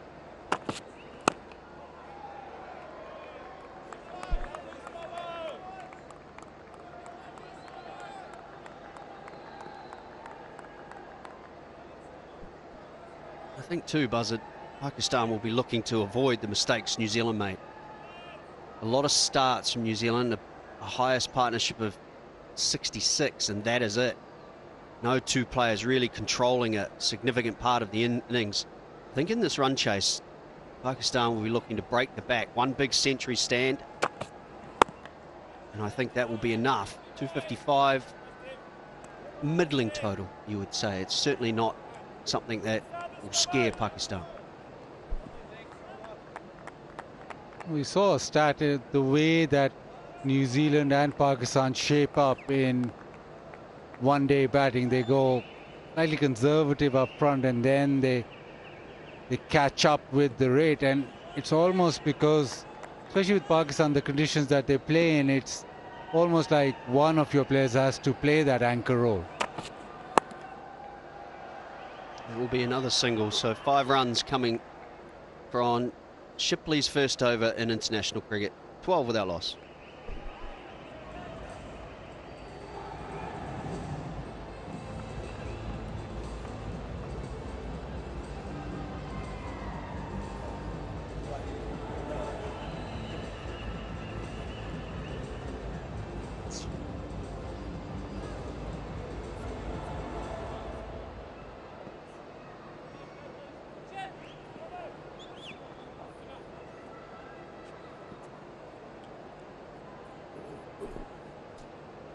Targets 256 and good solid starts. Zaman and Imam.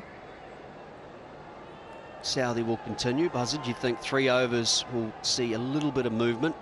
Southey got some swing first up.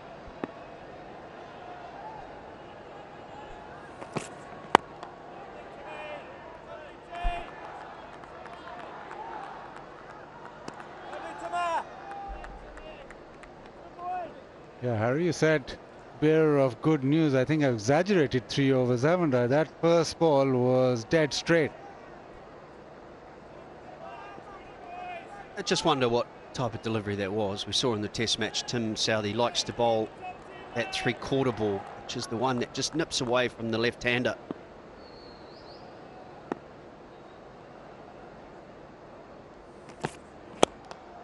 Oh, that was a little bit of swing, but right onto the middle of the bat.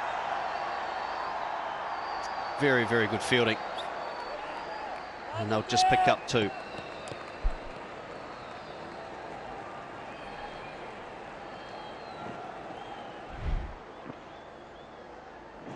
Well, still a little bit of shape. Unfortunately, Salman's hitting area. Oh, wonderful from Conway. I feel like he did a lot of patrolling out there during the test match. So it's an area of the ground he's used to.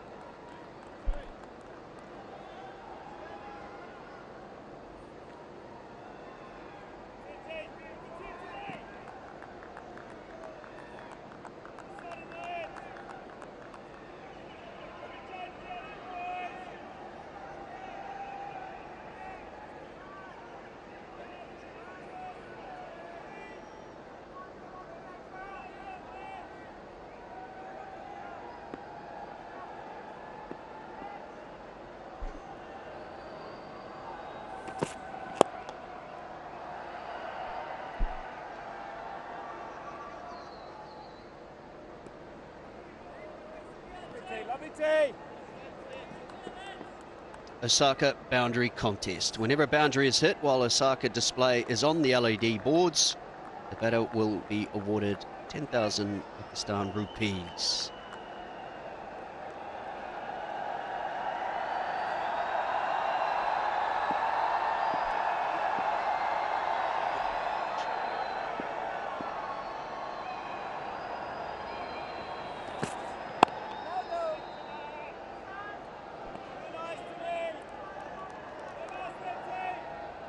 Bigger crowd too has turned up for the one day to what we saw at the test matches. The lights are on in the grandstand and the lights are on the phones as well. Where were they during the test match, Scotty? Would have kept playing.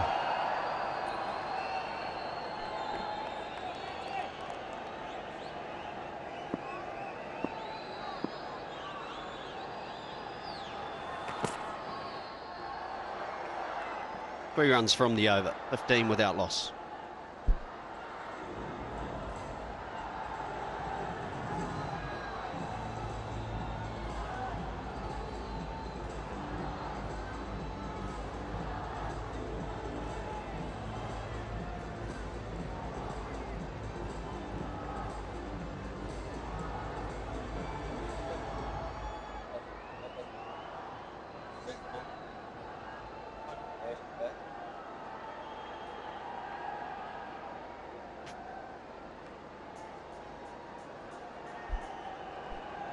Strong top order for Pakistan here. Babar Azam, skipper, we know how good he is with the one-day game.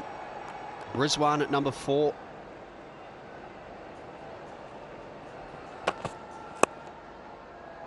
A little leg side at the moment, Shipley. Tell me, Buzzer, would you have had someone batting above Nawaz? Is he the right man at number 6, do you think? Or would you have put Nawaz at 6, maybe? The reason I asked the question is I watched Nawaz bat at the Asia Cup and I thought he was impressive. Yeah, Nawaz normally used when spin is in operation. He's quite a power hitter against spin. Him and Shadab normally are the ones who will float and come when spin is on and try and hit the spinners off their mark. Now this is pretty new with, I think, Haris and Nawaz, and you've got Salman Agha. Those three, all of them are good batters against spin, but you look at the strike rates or you look at the impetus, then Nawaz, you promote him up the order. I think they'll probably, at the moment, they'll think of, yeah, that's the order that they'll think of, with Salman above Nawaz. But if the situation demands, if they think that they need to move on, then Nawaz will get a promotion.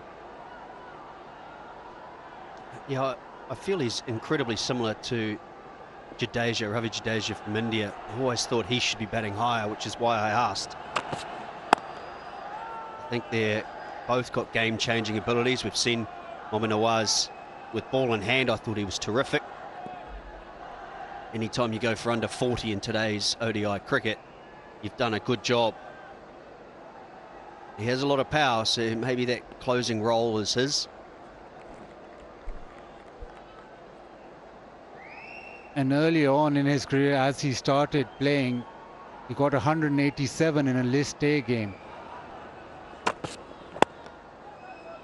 So therein lies the talent, therein lies the power. This is very early on. This is before he played for Pakistan and before his left arm spin took over. Well, it always was the all-rounder option with left arm spin, but you talk about his batting and he's always had that in him.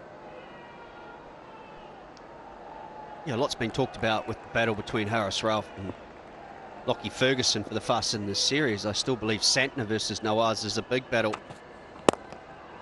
That is a nice shot. Down the ground, fast outfield. And that is another boundary.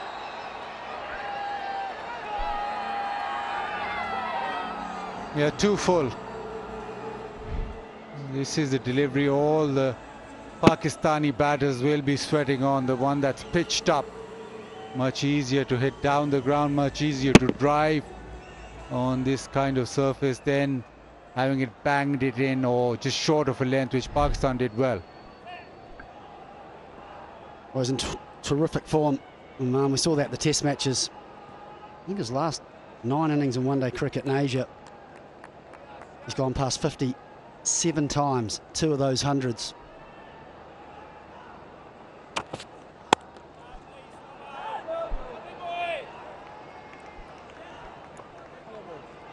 .22 without loss.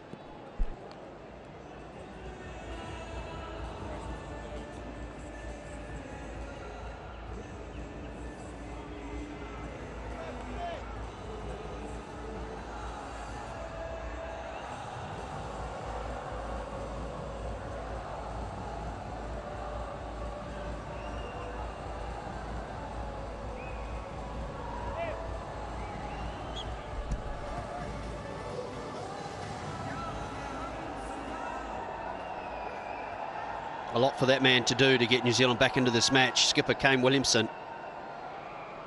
He will have some decisions to make. Both opening bowlers haven't really threatened after the first delivery, which is a big LBW shout.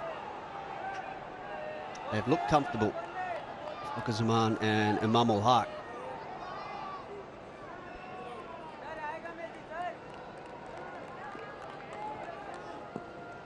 Saudi around the wicket.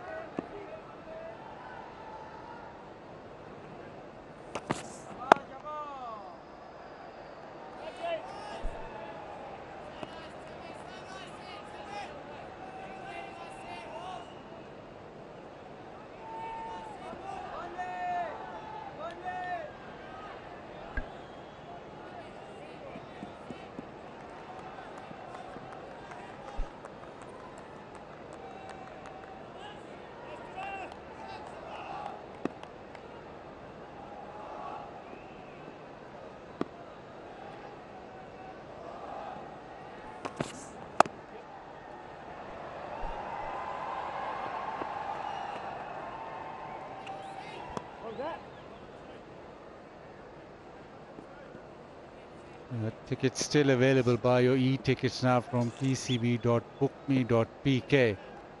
11th January, 13th January. You can still, plenty of place right now. There's still seats for this ODI as well.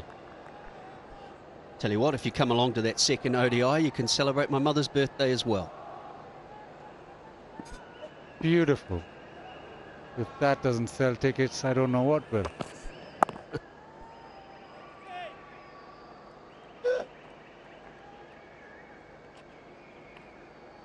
Pakistan going well today, Bazin?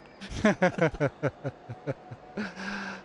you what, Pakistan in ODI cricket have had a really good year. And I read somewhere that if Pakistan win this series 3-0, they'll go right at the top of the pile.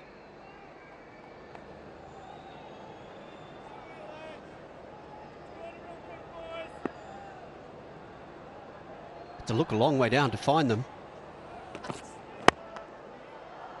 Beautiful shot. On drive, classical. And the boundaries continue to float.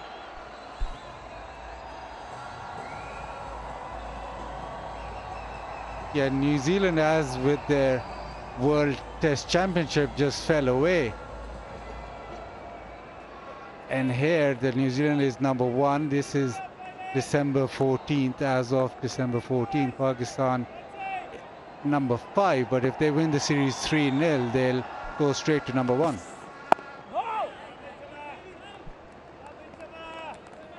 Really? Get that many points for winning? Yeah, that's what I've heard. Only 13 points, or 12 points. Not even that, 10 points. You've confused me altogether. 10 points.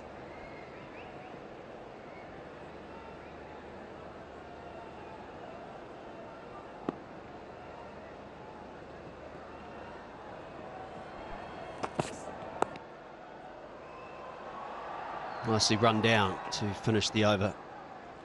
7 runs from that Southee over, 29 without loss.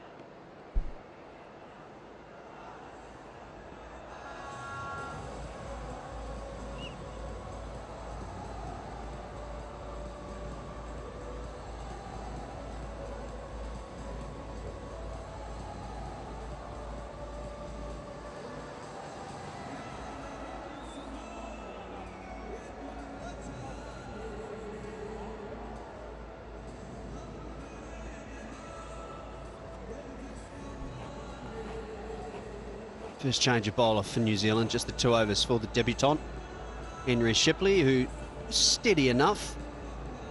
1 for 12 off his 2. And with 2 left-handers at the crease, Kane Williamson says time for my off-spinner.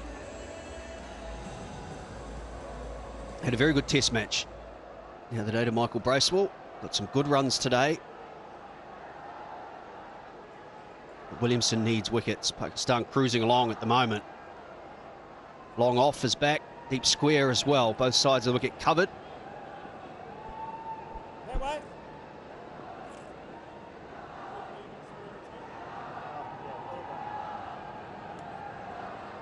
No, beastie.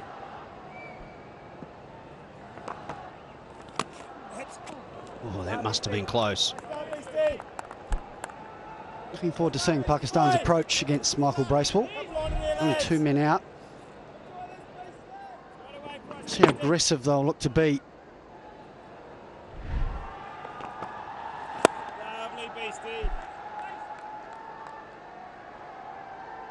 Yeah, Fakhar just gets off strike, but Fakhar will probably take spin on, especially in the first power play. He's not shy of going over the top. Right now, just on the non-strikers then, but once Bracewell is on, once he gets a couple of deliveries to Fakhar, Fakhar will take him out. Imam also inclined to come down the track. He'll be looking go over extra cover or go straight over.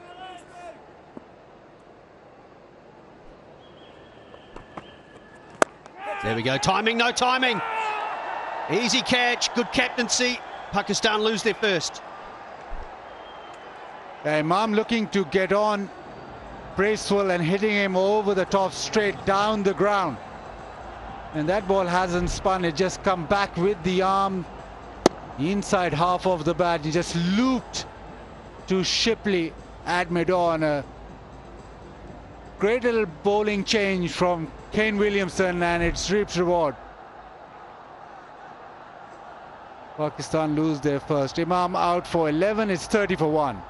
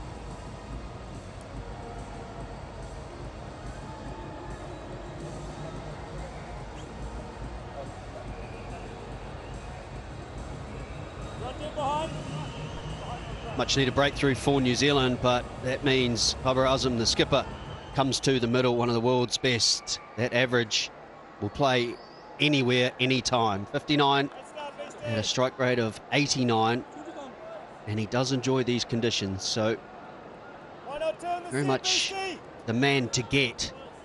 Well, speaking of these conditions, I talked about Manal Haq in his last 7 innings out of 9 in Asia. 5 scores past 50.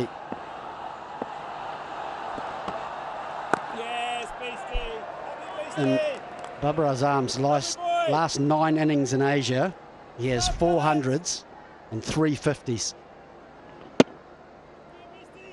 A little bit of an understatement to say he likes these conditions. He loves them. Beautifully stroked.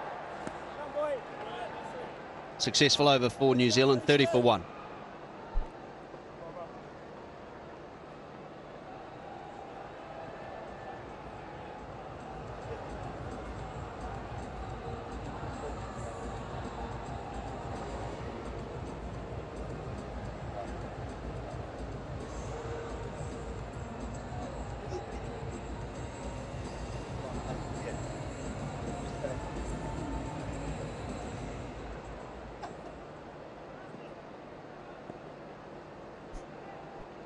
Tim Southey for his 4th over. Just wonder whether Williamson will make another change.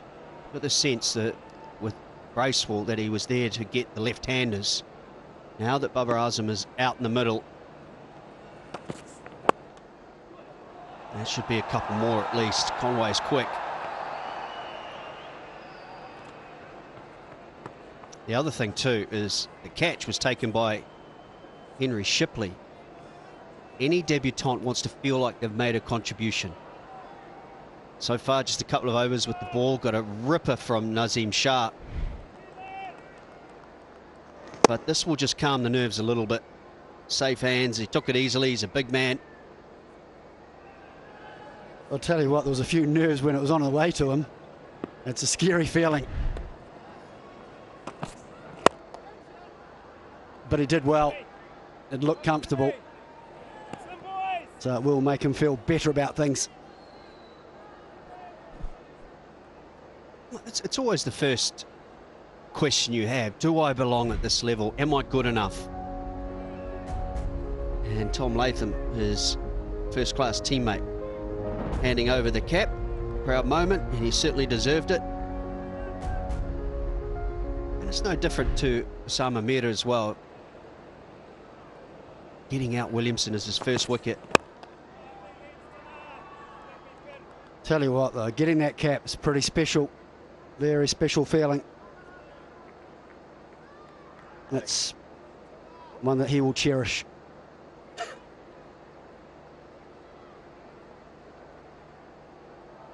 Osama Mir got Kane Williamson. For him to replicate that, he'll have to get Babar, won't he? Yeah, I think so. But it's, I don't think you'd mind as long as you get a genuine dismissal, as Osama Mir did. He bowled that beautiful leg spinning turner that hit the top of off.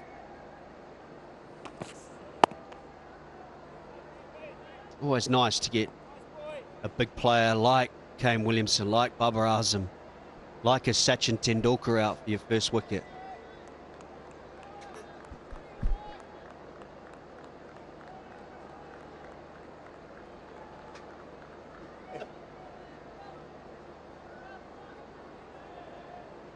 All the broadcasters of this series, PTV Sports, ARY, and then around the world as well. Willow, Sky Sports, United Kingdom.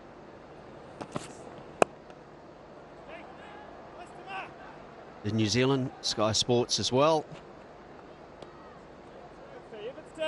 So shown all around the globe. Fox Sports in Australia. Super Sports South Africa. Sony. And let's not forget the radio partners as well. Just interested, Scott, you mentioned that maybe Kane Williamson might look to remove Bracewell now that Babar's in. Who would you go to? I wouldn't be afraid to a Mitchell Santner. we've just highlighted how Babar Azam was probably the main man to get rid of, get the ball turning away, if you can. Remains to be seen. 33 for 1.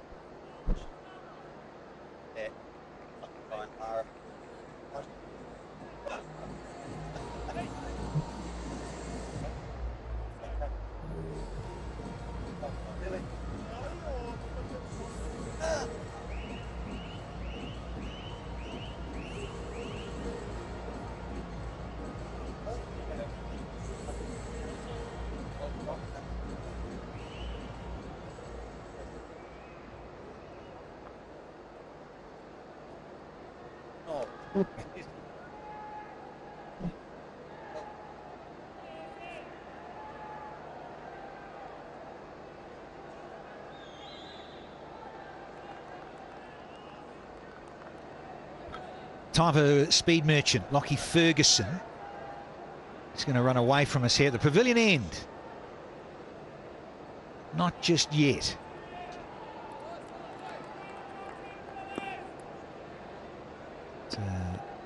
Almost got a very sort of short gully.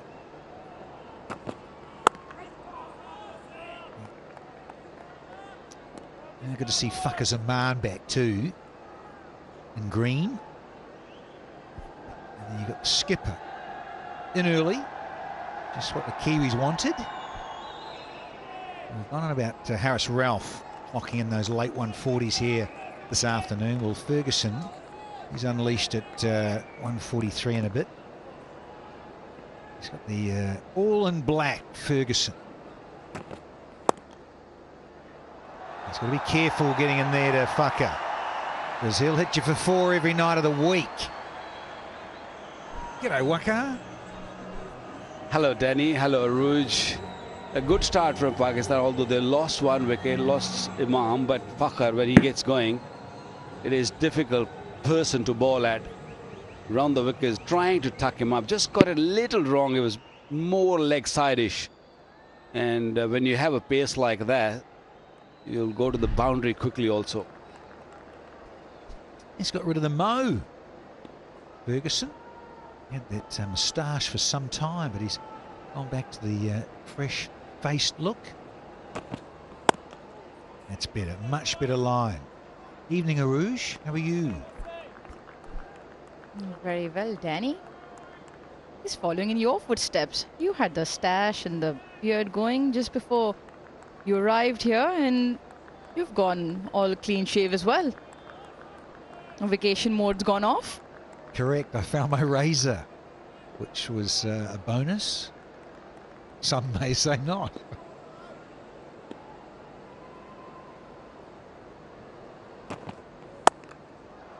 Oh, with on. With some sparkling fielding. Good stuff from Finn Allen. Yeah, that's what the Kiwis need to do. Need to frustrate Fakhar. Don't give him easy runs. Get those good fieldings, good hands in. And Fakhar do get frustrated at times, and then try to go for a big shot.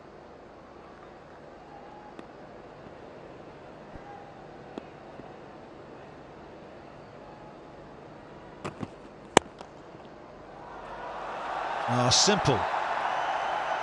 Minimum of fuss and movement from Fakhar Zaman. Well, the pitch has definitely gone better, Rouge, isn't it? Because it's coming onto the bat a lot nicer. Well, a similar pace to what Naseem was bowling and Rauf was bowling. But earlier the ball was just sort of stopping in the pitch. Now it's coming onto the bat nicely. Beautiful shot. A little bit off balance, but the bat came down very nicely. Oh, that's good carry. That is good heat. Oof, but a zip to finish the 8th. And it's 41 for 1.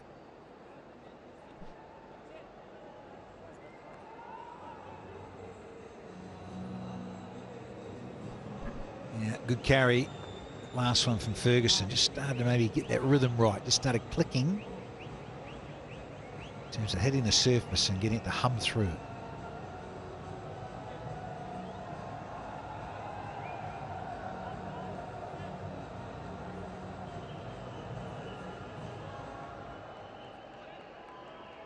Well, it's all about that opening stanza. 2 new balls. I mentioned Waka right at the end of the New Zealand innings. This was going to be key. How do the Kiwis use the new ball, and can they make inroads?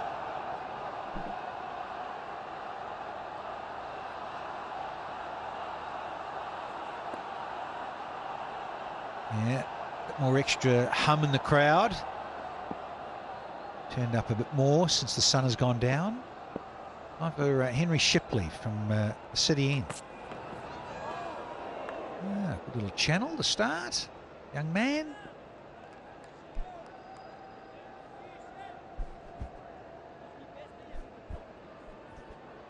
Lovely crowd in tonight, and I recognize those 2 beautiful ladies. Waqar Yunus's daughters. No, they can't be. They're far too lovely looking, Waqar. What do you mean they can't be? They're taking after their mother, is what I'm trying to say. Absolutely correct. They've taken after their mother. Dad, of course. And now they've seen themselves as well on the big screen. Yeah. They especially have come for to see me. I haven't seen them in a long time because I've been just traveling a lot. A lot of cricket's been going on around the world, so I've been commentating and all. Especially came for me, so thank you. Great to see them.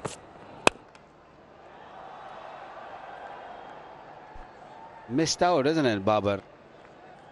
Normally plays that shot with a lot of control and hits it hard.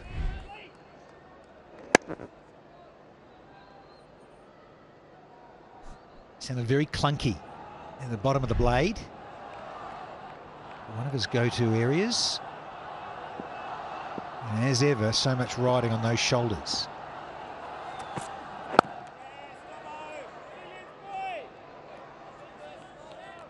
Yeah, dots on the trot. 4 of them, in fact. So Williamson's just rearranged his bowlers and just changed things up and swapped ends for them. Oh, very dapper skipper.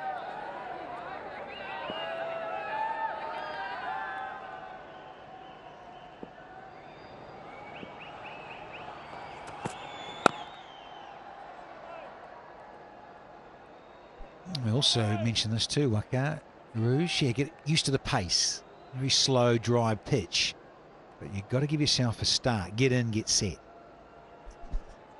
And I think that's what plays into Pakistan's favour. The target, which at one point we were discussing, 270, 280, is the target which allows Babar and company to set in.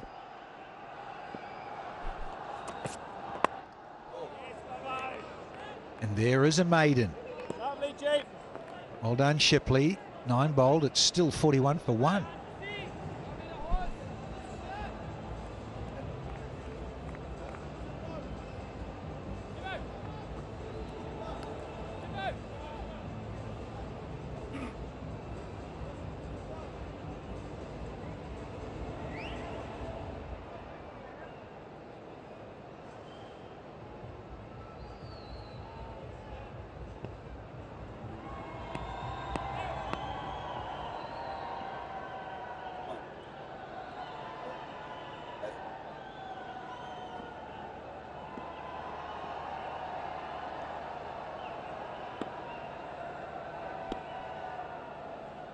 Ferguson again. Set to stay around. Yeah, use of the crease and shutting down angles and just closing off Waqar Zaman is the key here. Lots of discussion. But Southey, who's taken over from Williamson, who's still captain of this ODI side, just having a chat there with Southey. A conference of possibly what's to come, who to bowl next maybe. Oh, it's good. Good heat. Good effort.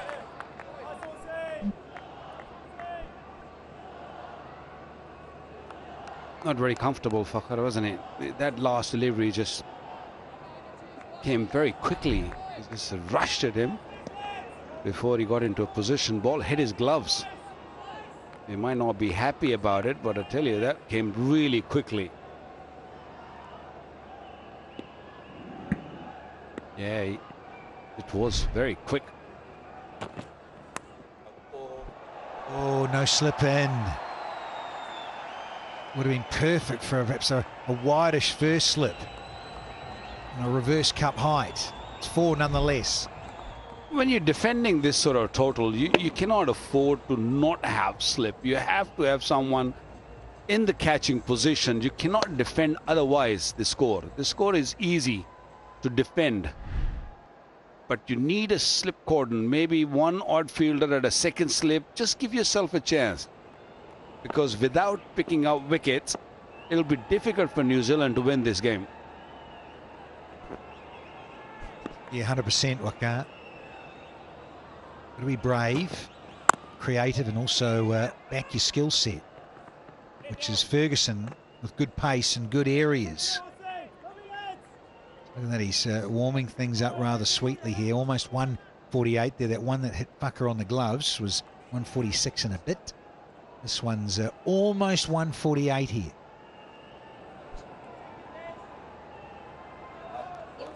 So, check out our tech gurus. What is the quickest?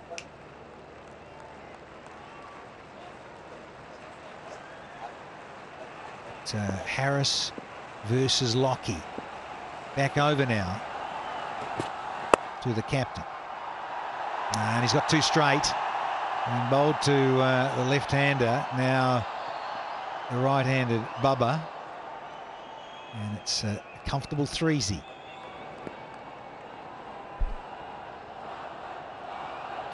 It's a pace that Babar does enjoy. Comes onto the bat nicely and pushes it away for 3. Well, the crowd's getting revved up, and so is Lockie Ferguson. That previous delivery, 148.6 clicks. The fastest of the match so far.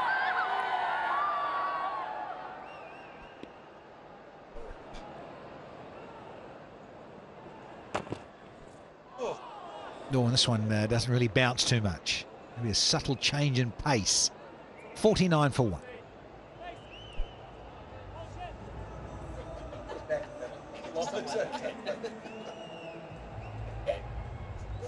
Yeah, just a subtle change. Back about a K.5. That's all. Well bowled lock stock.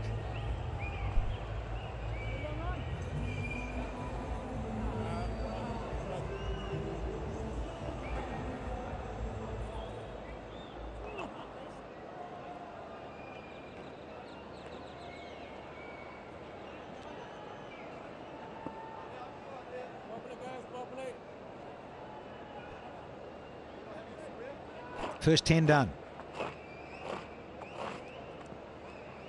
So Alindar with the signal. Now back to Bracewell. So that seems to be the order of the evening so far. Williamson just shuffling his bowlers, changing it up. Not allowing or not wishing these two to get into a rhythm against a certain bowler.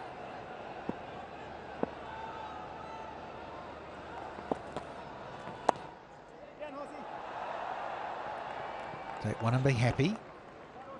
Tick that scoreboard over. 50 up now for the hosts. Yeah,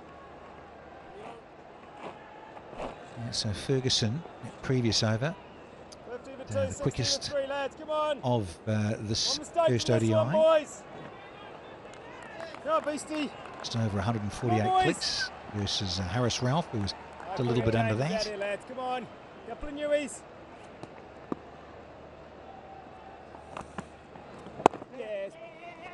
Want one.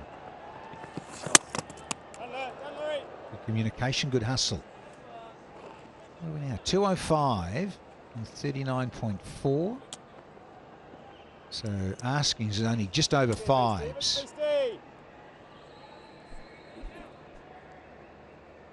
Yeah, I think this is the phase where Pakistan held things up a little bit. It was their spinners. And Nawaz bowled well. Salman, Osama Mir. New Zealand will have Satner come in shortly. A lot will have to do with him and Satner bowling.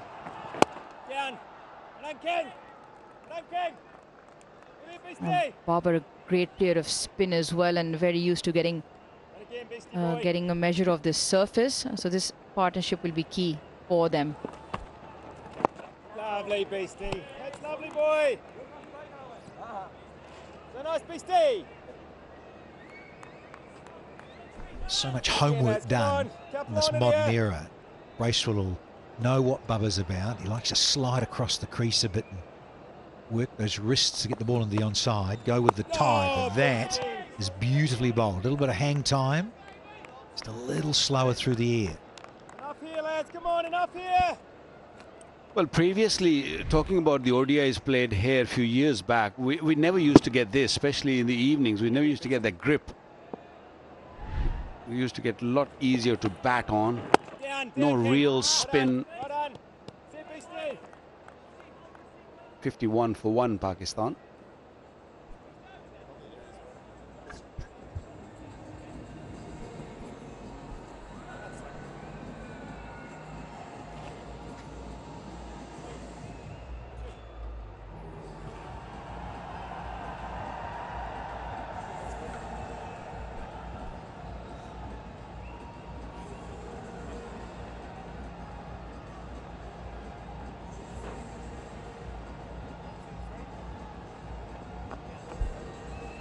Vakar, you touched on the spin and the grip.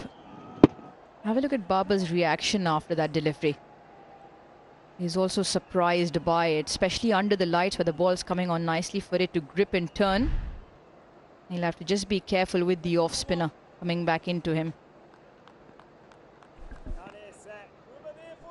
A tallish fellow, Bracewell, so he gets that extra bit of bounce, and so is Santner. So both gentlemen over 6 feet tall.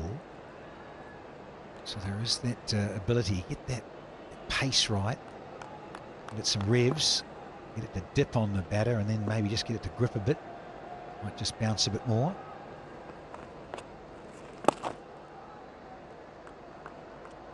Yeah, so really important here from Santner to follow in tandem with Bracewell for New Zealand's cause.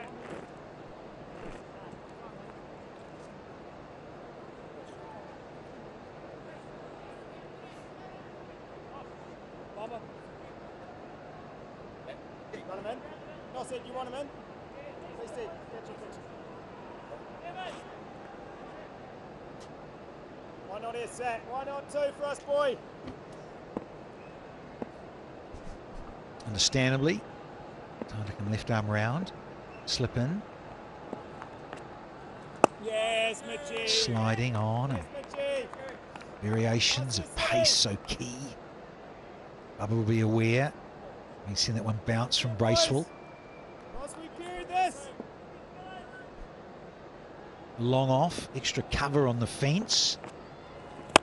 And that is superb wrist work. I think it has. I think it is a great six of Abanka Falah. Get 1,000 out in USD for the flood relief, please. This is something new Babar has developed. He likes taking risks, and anything on his middle leg, he will sort of go mid-wicket, wide mid-wicket, cow corner, whatever you want to call it. Very good control over it. Sometimes you need one good shot to get you going. And I think that previous shot really made him feel good about it and put pressure on Santner. And Santner faltered and bowled that short delivery. Yeah, that's six, as you say, Wakar. Got it above the eye, so he gave it a bit more flight, and Bubba said, look, I'm taking you on, Mitch Santner, having a big chunk of you. Yeah, that's better. That's more like it from Santner. That's what he's looking for. But also, there's that rotation. 6-4, and then the rotation. Watch the bottom hand. Superb.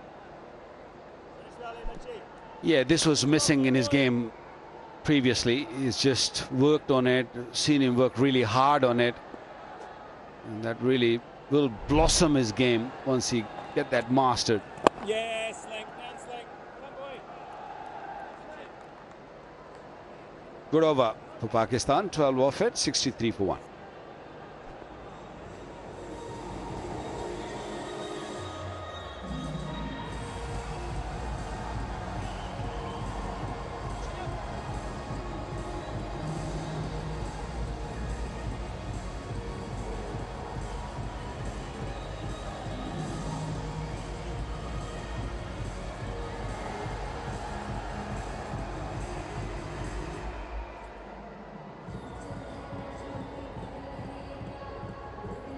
Only Oman out for Pakistan.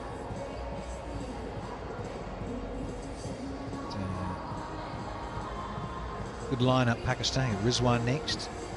Haris Sahel back into proceedings. Salman. Yeah, there's a lot of that little left, right sort of scenarios in there. It's good. It's what you'd ideally love. But also that flexibility. You don't have to always have that scenario. Could have a couple of lefties out there, a couple of right-handers are doing the job. Just depends who's your bowlers and who are up against, and the coaches these days think on their feet, say no, why don't you go in? As long as the batters know and they're sitting in the hut, they realise the scenario that playing in these conditions against this bowling type, let's be flexible.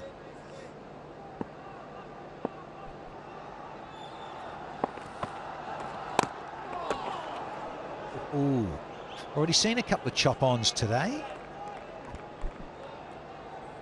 I don't think he minded the left armour. It's just the off-spinner has really troubled him. Or maybe it's just a breastroll, because even when we were in New Zealand in that T20, Pakistan did struggle against breastroll. Yeah, he's not sure against the off-spinner. And especially when breastroll is getting a bit of purchase out of the surface. Against the left arm of Santner, I thought he watched a couple of balls, blocked, and then he just attacked. Against Bracewell, he's just being a little bit more cautious.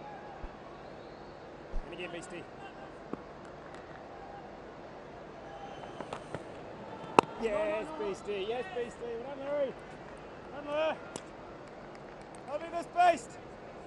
Previous over went for a dozen. Set, boy. Now Bracewell's hauling it back a little bit for those in black. Just a single so far. Can he finish it well?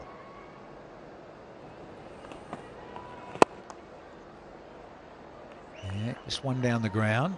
If I've got to keep the strike. 13 done at 65 for 1.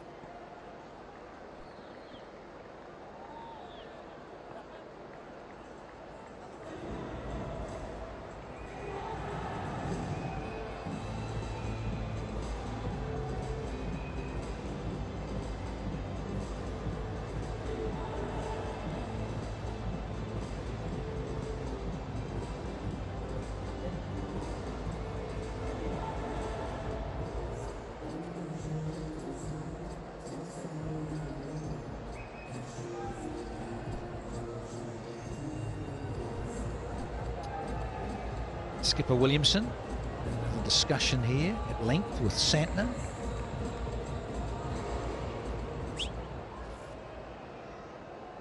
Need a good set of 6 here from Santner to the New Zealanders.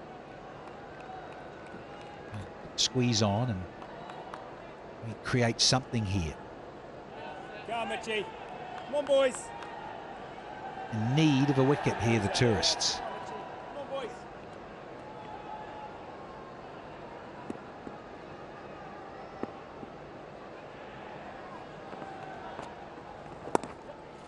That's all they need to do, really. Simple. Rotation. It's not on. Yeah, from a Pakistan's point of view, the asking rate just over 5. And they're going at 5 with Fakhar looking well settled. They really don't have to try anything funky.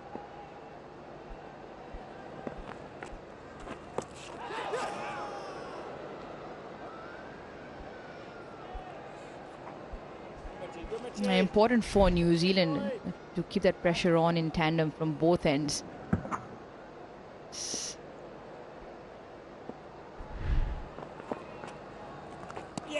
Oh, lovely. A lovely reply here. Well, there's enough in this pitch for the spinners. All you need to do is just land in a good region. You don't need to try to do anything different. Yeah, good bowling. Very, very good bowling. Oh, unfortunate. New man too, the debutant Shipley. Just when they're trying to create some pressure here, Black Caps. Big release valve. Oh dear. Done by a bit of spin, and I know it's a long way down, Henry. But mate, got to stop those. Oh, it's the other side of the bat. He was almost looking to come back over to long on. Done in the flight somewhat.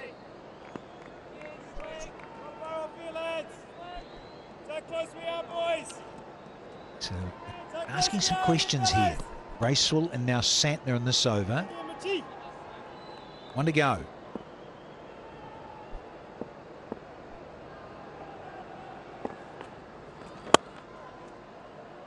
Too short, Santner with the last one. So 4 off. Comfortable position at 69 for 1.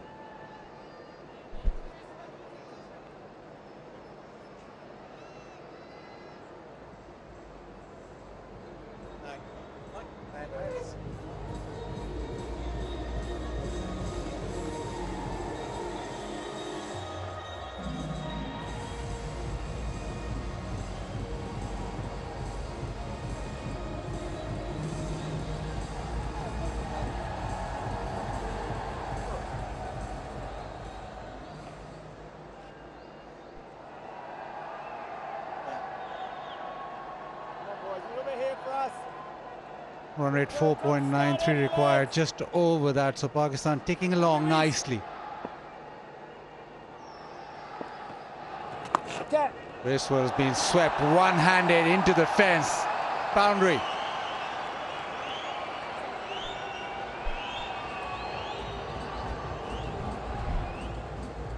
Great option. Saw the gap was behind square, made sure he got his front foot outside off, which allowed him access to get the ball behind square. Wonderful batting. Good option for us there, Beastie. Discussion with that extra fielder inside that 30-yard circle. Now he's just going back, deep squares going back.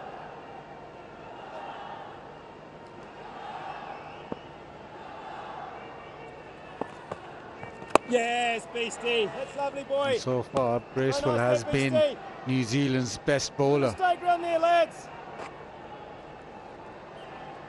All well in the Test series. 100 for 2 and 3, boys. And just carrying on from there.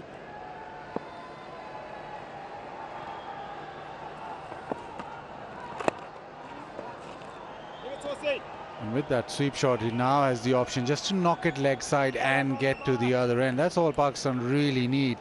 Babar's on to 23 of 30, Fakhr 39 of 43, partnership 44 of 53, and it's just getting to that stage where, Scotty, you talked about one big partnership. Slows it up, gets it to turn.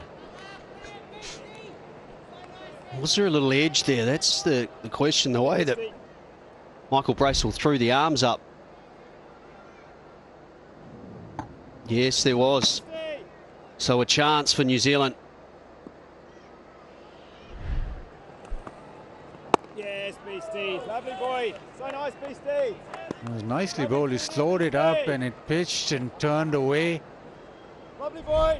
And it's an edge.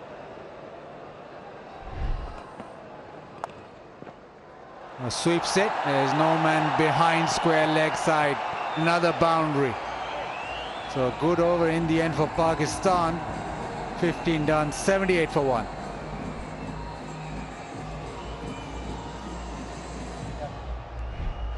Sweep shot is profitable for Pakistan tonight. Good option. Both players, the left and the right hand, are looking to go behind square. Keeps it down.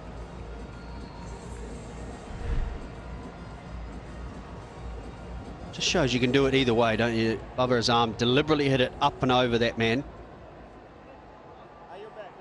Whereas Fakhar Zaman rolled the wrists nicely and kept it on the ground. But both sides currently at the same run rate, which is all Pakistan need to do. New Zealand lost wickets throughout, and that was their problem.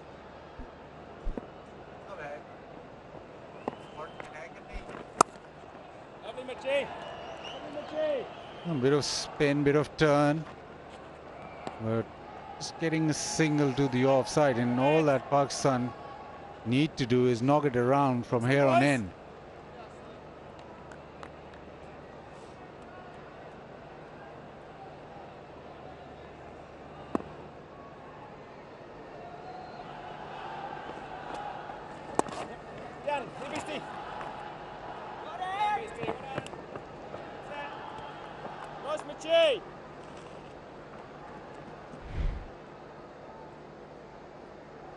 This is glove, but no real chance for Latham to get underneath that.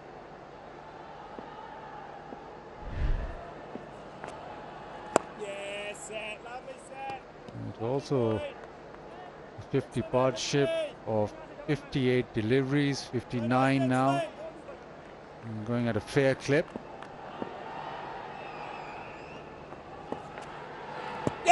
Appeal, that looks pretty close. Satna, yes! Finger raised.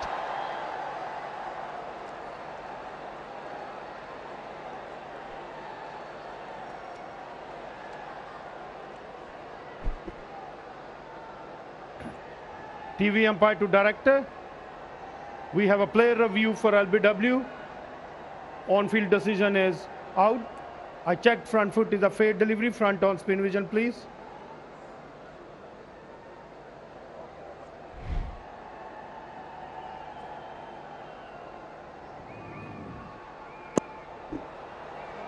Appears to be no bat involved. To confirm, ultra edge, please.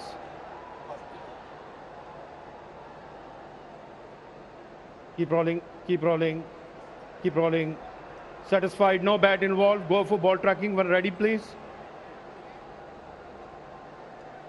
Original decision out. Pitching outside of, impact in line. Wickets missing. Can you go back on field, please? Asif, I recommend you to change your original out decision. You're on screen. Make a signal, please. Drama here at National Bank Cricket Arena. Satna with a delivery that holds its line. Umpire goes out, thinks about it. Finger raised, review, and the ball's missing leg. Very similar to the first innings, wasn't it? The LBW decision to Finn Allen early.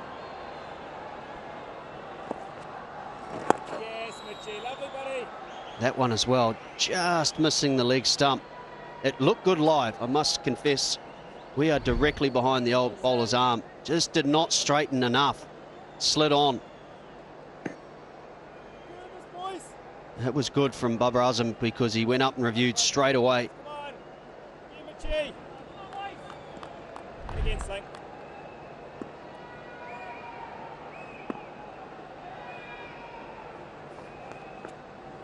Yes, down. Just slight misfield. It's 16 done, 82 for 1.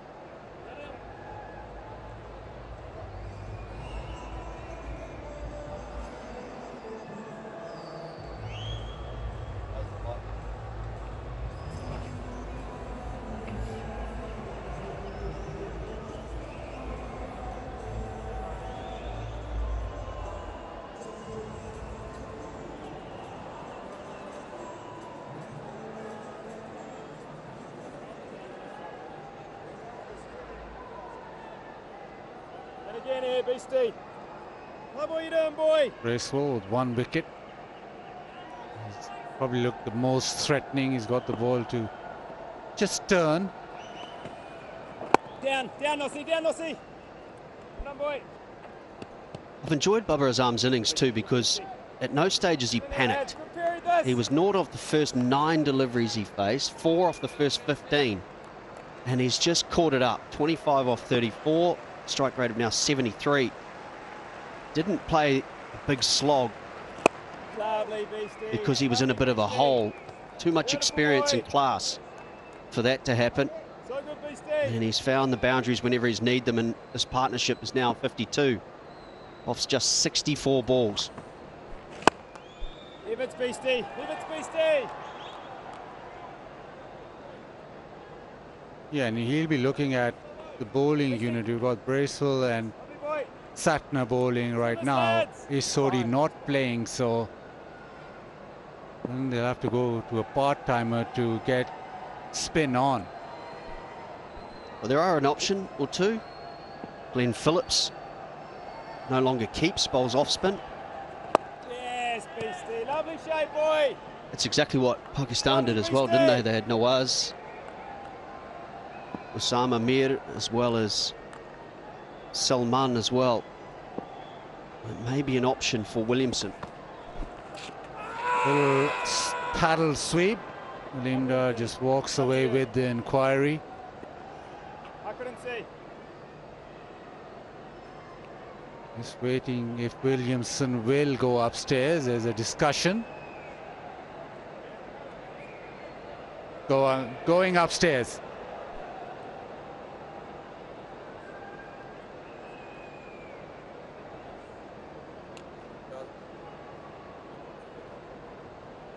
TV umpire to director. We have a play review for LBW. Original decision is not out. I have checked. Front foot is a fade delivery. Front on spin vision, please.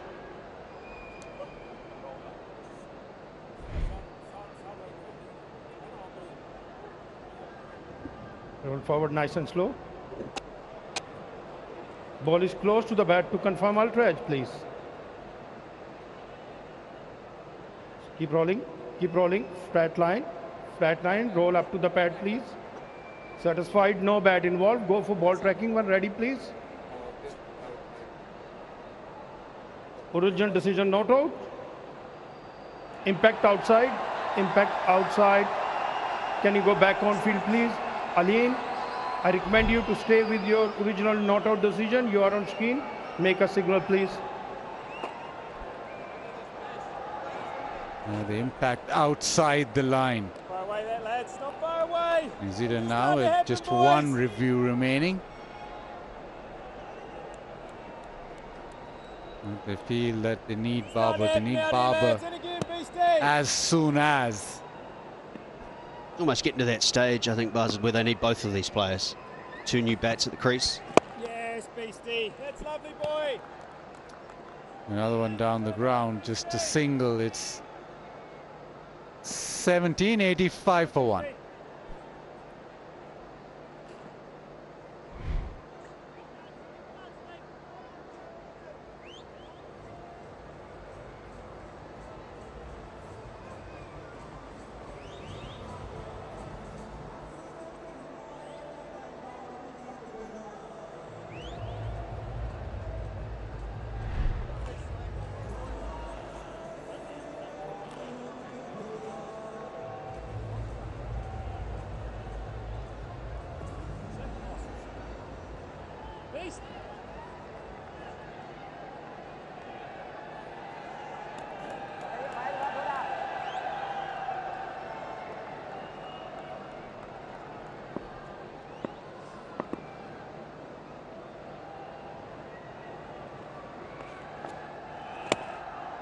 Lovely slang.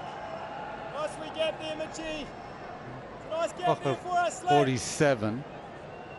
Last couple of overs, he's just looking to knock the ball around, and Tucker normally very proactive. Down, Mossy. He wants to get on with it now. He's got the opportunity to hit over mid-off or through cover, which is probably what New Zealand want him to go extra cover with the ball spinning back in. But Fakhar Zaman normally will want to get at the bowler more often than not.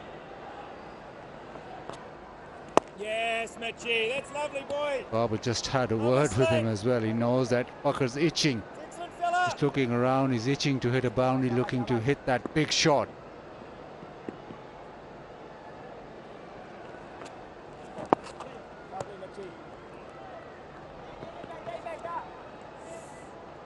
Single into the leg side, and as this partnership develops, it's time for the Tapal Tea moment. Fans enjoying Tapal Tea in the Tapal Tea lounge.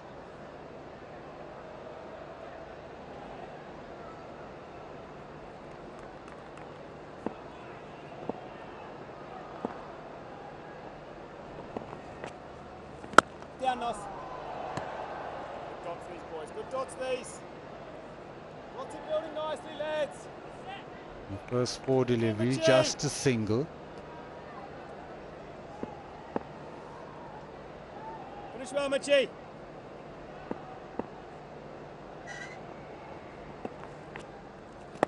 Yes, Mitchie. Yes, Mitchie. Just turn leg side. Babar will get a single. That's just 2 off the 18th.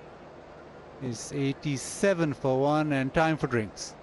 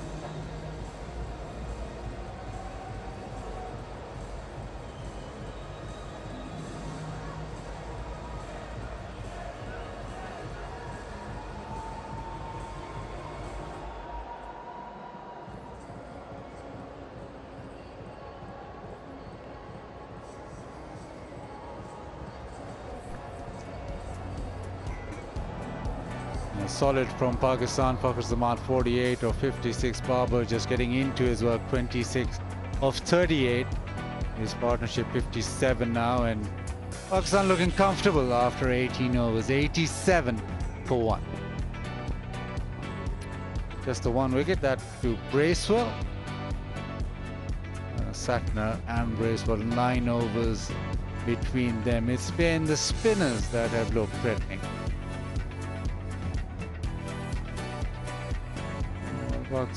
New Zealand 255 for 9. Naseem Shah 5 for 57. There was some quality bowling from Pakistan. Osama Mir on debut 2 for 42. Now Pakistan require 169 of 32 overs. Again here, Beastie. Bracewell into his 6th over. Down. Nice. He's bowled well, Bracewell, on the back of a good over from Mitchell Santner, just 2 from it. So I'll have to try and build some pressure through this period. Otherwise you feel Pakistan is going to run away with it.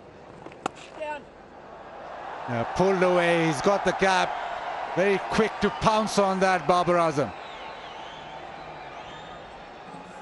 It's beautifully played. He deliberately tried to keep it down. Almost the opposite to Tom Latham. He rolls the wrists. And that is the difference, making sure that he takes the catch out of play.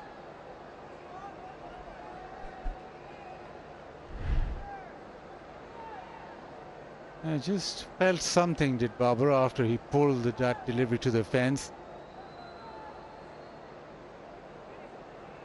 He just looked slightly uncomfortable. And I think they've called for the physio.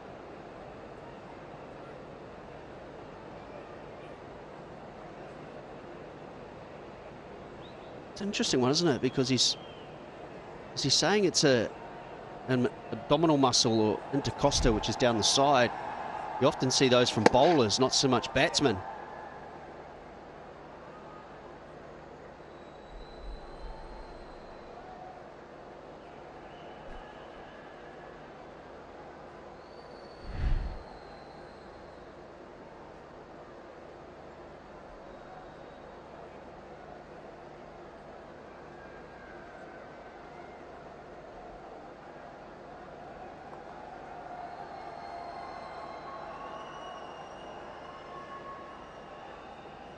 Just a little conversation.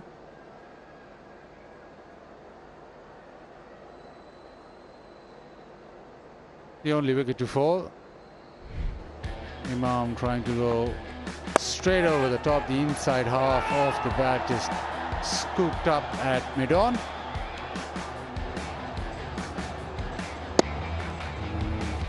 Imam trying to hit it straighter than that, the inside half of the bat.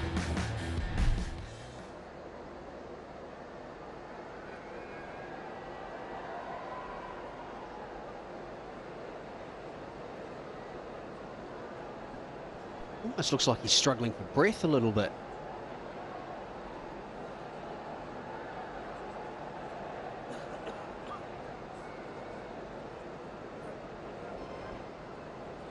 He's going to try and continue by the looks, which is a good sign.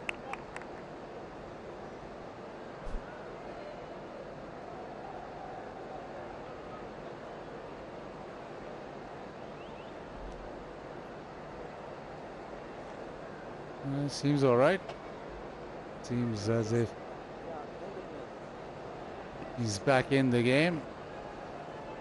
He's checking around where the fielders are. Just get himself back into that zone.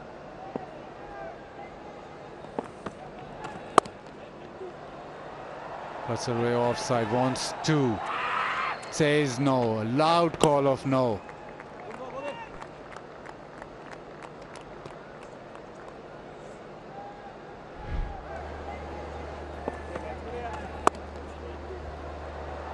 Just a fraction wide, Bracewell. I don't mind that.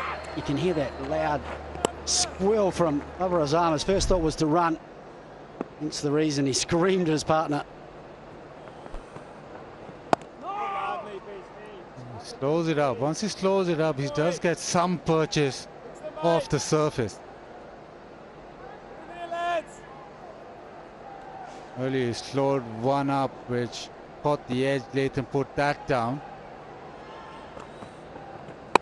Slightly too short.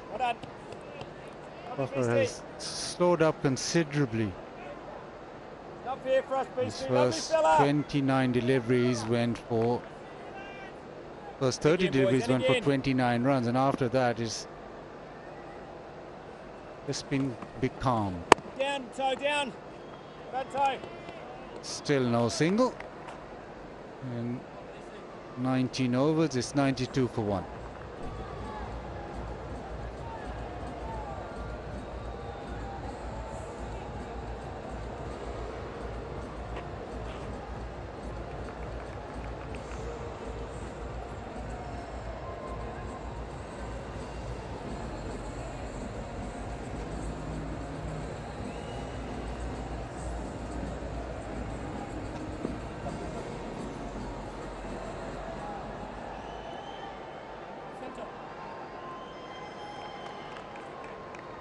Time off for Uruj Mumtaz. Just having a chill.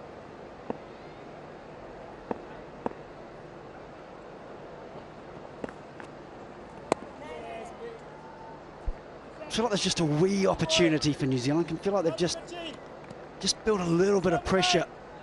That's important. It's over from Santner. And he continues that trend.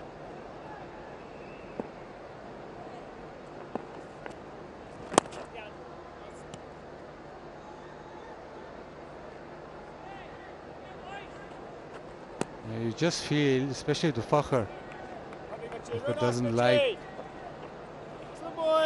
staying quiet for too long. Last couple of overs, he's just trying to prod a single which he hasn't got.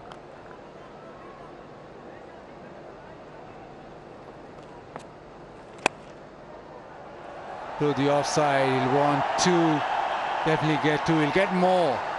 He'll get a boundary, and that boundary takes Fakhr Zaman to his 19th ODI 50. His 5th against New Zealand. It's a side he likes batting against. 5 50s for him in just 9 innings. And he looks set for more. That just breaks the shackles for him a little bit. That drive through the offside, and maybe now that he's got to 50, he'll be much more relaxed.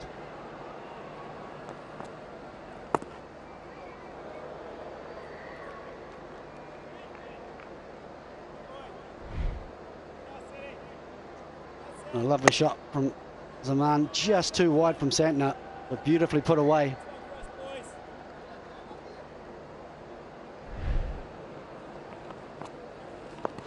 Oh, brings out the reverse. Straight to short third, but he's still looking at avenues to score runs.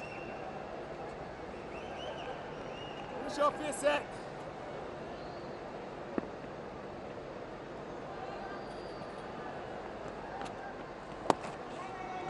Stand by, Steve. 97 for 1.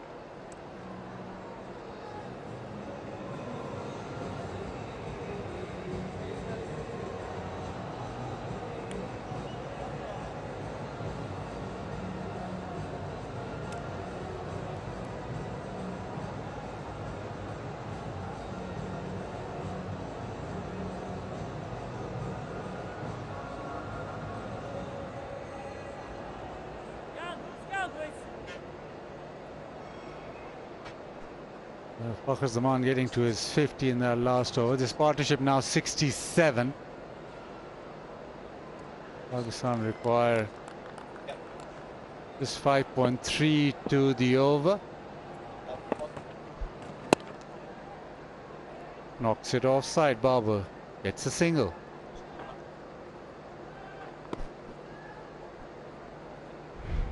Just have a look here. Tom Latham looking to hit the ball up and gets a top edge, and that was his dismissal. And similar sort of shot, but he rolled his wrists really well, and that is why if you mistime it, if Bubba mistimes it, he's not going to get out, and that's the difference between the two of them. Would love to have seen Tom Latham play the same thing, hit this down instead of looking to hit that into the crowd for 6. Get the placement right, take your 4 and be happy. That's lovely, Beastie. That's so nice, Beastie. What are you doing, boy? Similar bat swing, but he does not look to hit that over the fence. He's happy with 4.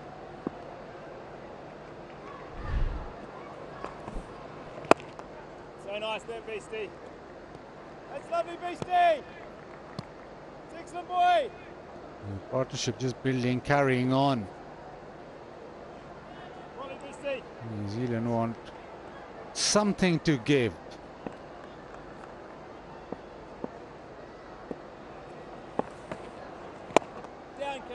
Into the onside, another single, the 100 brought up by Babar, and it looks as if Pakistan are just in cruise control. Yeah, Babar Azam looks very good. 100 for 1, Pakistan. So good at hitting the gaps.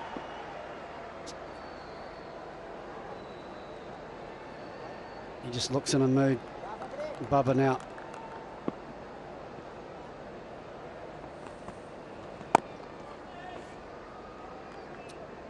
$21 done, it's 100 for 1.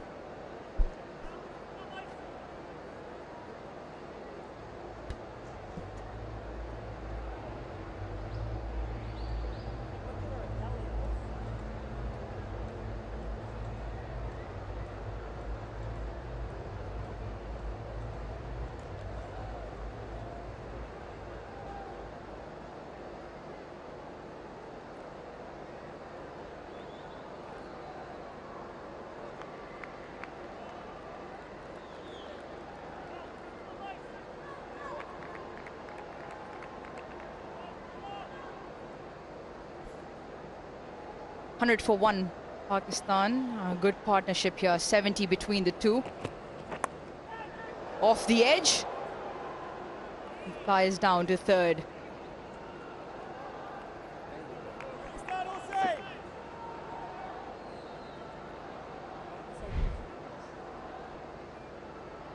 was just a change up, closing the face of the bat. He's had a few shouts against him, Babar. And he's taken his time, but he's settled in along with the Fakhr. It's clocked up another half century to his name.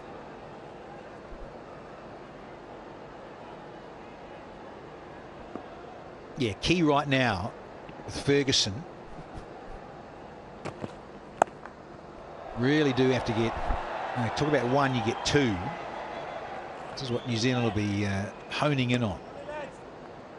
Bring back Ferguson now. Have to get a wicket, and that's what Williamson will be saying. It'll be foremost of his mind. They're cruising at the moment. Now the home side. Partnership well into the 70s. Just wonder now, what can Ferguson do here? What can he produce?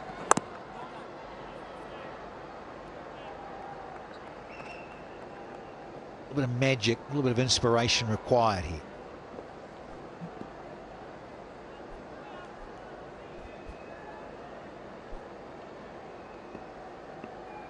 Babar does have a habit of scoring the big runs once he gets in. We've spoken it at length during the Test series. He loves his ground as well. He's got a good record here, so important for New Zealand to keep things tight, even just maybe dry the scoring rate up and cause the false shot.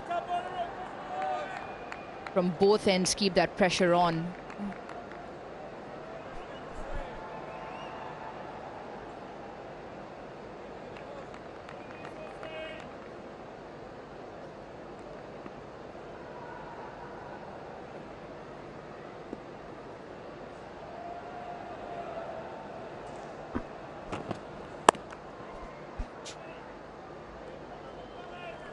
Fakhr's played well.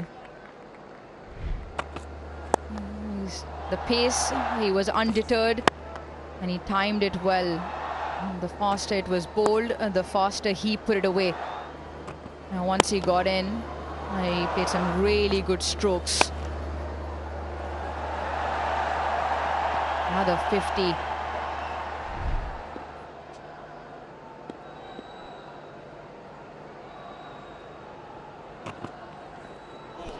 That's a good short delivery. 143 Ks to end the over, 103 for 1.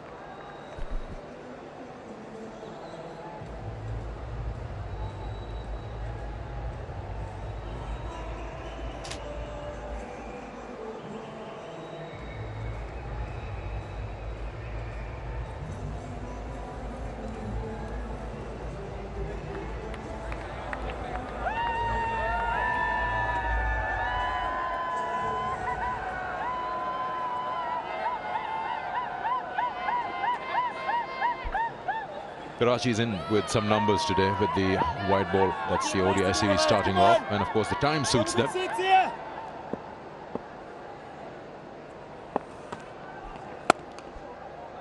Actually, the time suits all of us. 2 runs here.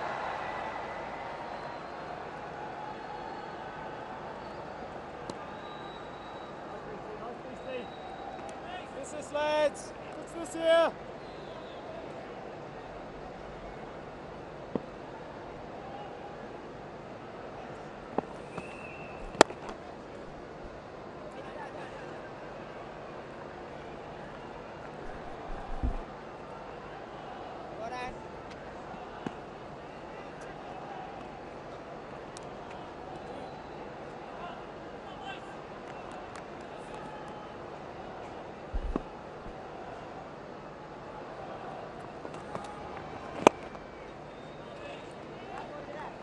Bracewell now bowling his 8th over. He's been really good.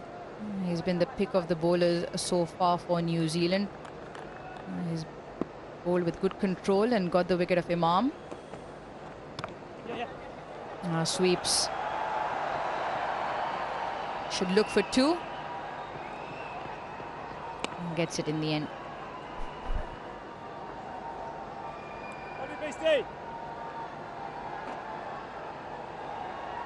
Beastie!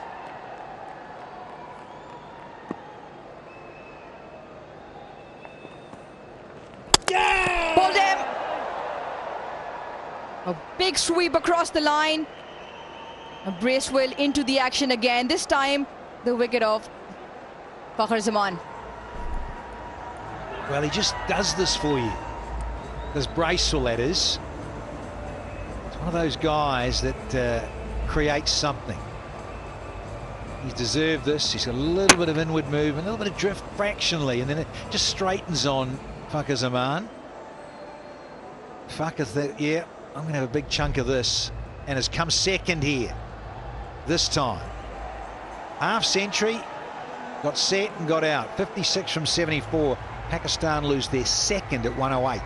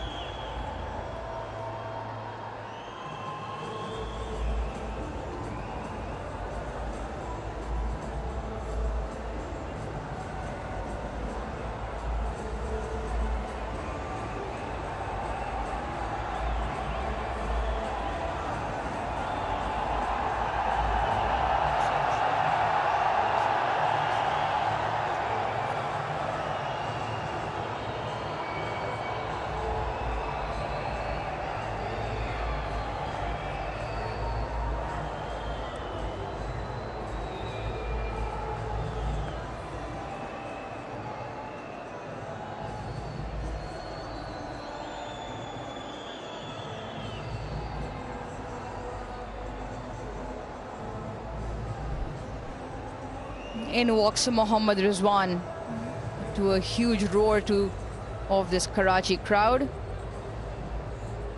He's got the numbers, and we all know he can get the runs very quickly if required.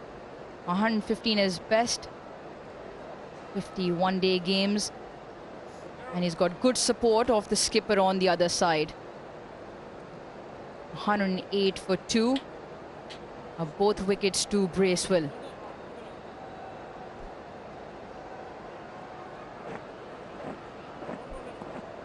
His first time out here in this series was in the reserves during the Test series, where Sarfaraz was keeping the wickets, and now when white ball comes, in comes Rizwan. 150 halfway, lads. Good period here. One good period here, fellas. How are you doing, Beastie? And again, boys, come on.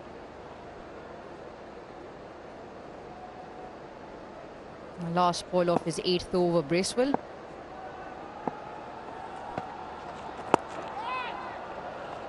Off the mark straight away. Excellent over for New Zealand, and Bracewell 23 done, 109 for 2.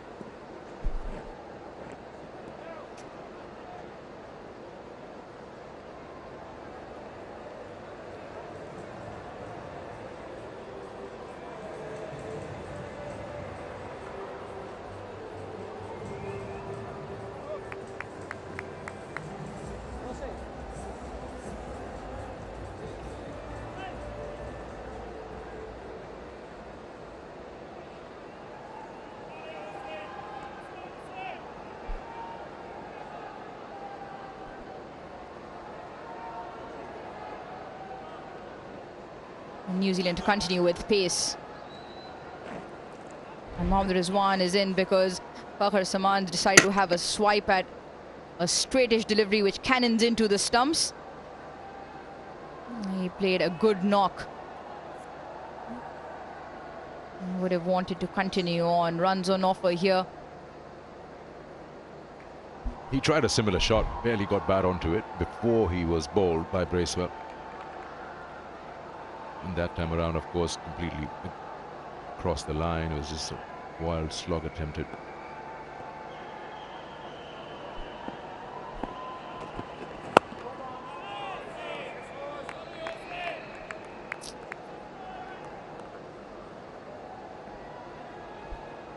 Well, the door ajar. Just fractionally, given that Rizwan is out in the centre, I think.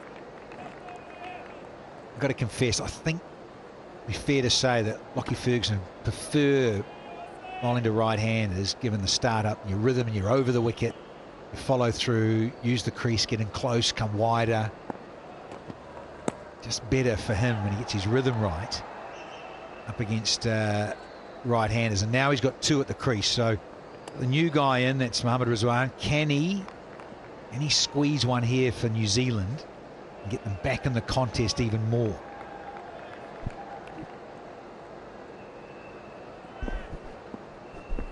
Not far from each other. Exactly the same, in fact, 110 at the same stage. It's just the wickets. New Zealand lost 1 extra. Nice up and over. Hasn't timed it as well as he would have liked, Babar Azam. Now picks up to Ferguson, clocking up some serious heat, 148.4. And is that quick delivery that's gotten big on Babar Azam. Certainly. Spot on, Raji. I think he's beaten for pace a little. He probably thought it was coming a little bit more into the surface from Ferguson, but yeah, it hurried the skipper. Clothed it somewhat. Got away with it.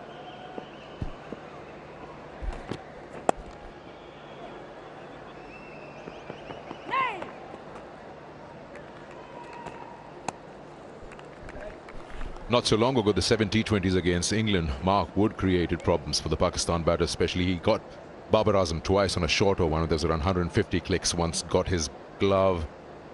Second time around, he tried to just show an open face of the bat, was caught at third man. And here, Lockie Ferguson is trying to do the same thing, ball that shorter length right into that grill or the visor of the helmet. Oh, that is a lovely delivery. 145 and a bit again.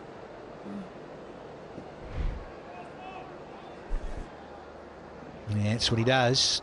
That's what players with X Factor, and you're on about Secunda, Wood, Ferguson. Get a bit of Mitchell Stark when he's got his rhythm right and gets it through, that extra little bit of zip carries through, and as batsmen caught on the crease, a bit nonplussed, sparring. Got away with one there. Rizzy. He times that one really nicely. The outfield is really quick. Beats both men with the chase. A good end to the over with a boundary, 117 for 2.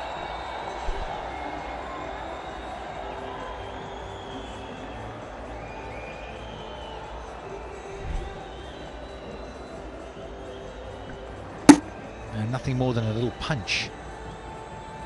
Mohammad Rizwan, a classic from him. Just relying on the pace of the delivery and a little bit of timing. Speedster after it. Save your legs, chaps.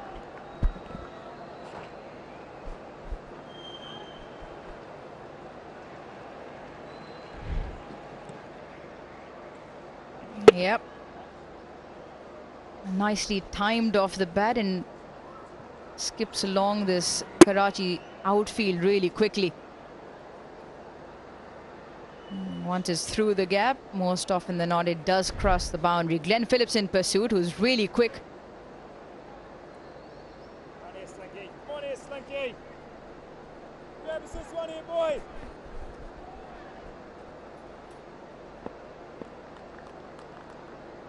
Stop to smile up there, boys.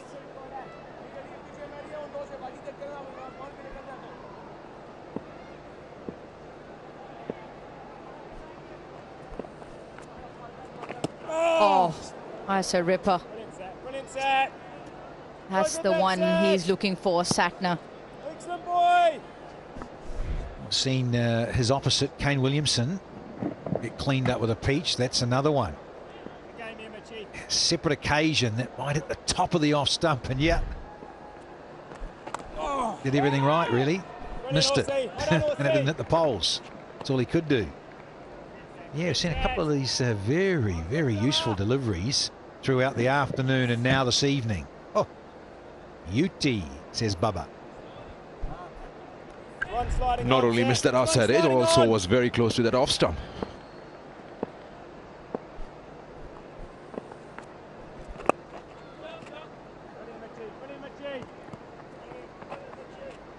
Every now and then you see the spinners turn one magically off the straight in line with the stumps. That's good to see. Appreciation from Babar Azam. Not many go past his bat, and not many are able to turn one in that fashion outside his off stump. 120 for 3, lads. 140 for 4. Slip in 4 is one. One good period at 150, lads. Halfway 150, Fielder boys. closer in the circle, looking to cut off that single. Oh, big shout. New Zealand confident appeal.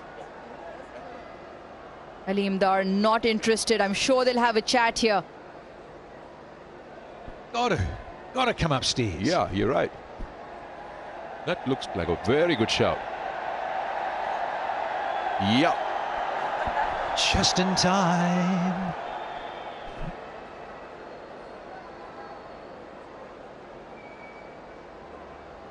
TV umpire to director. We have a player review for LBW. Original decision is not out. Front foot is a fair delivery. Front on spin vision, please.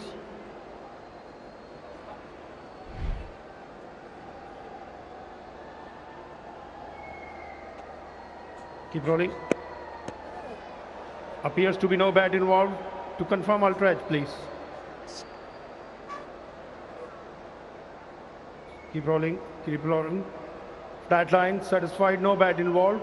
Go for ball tracking when ready, please.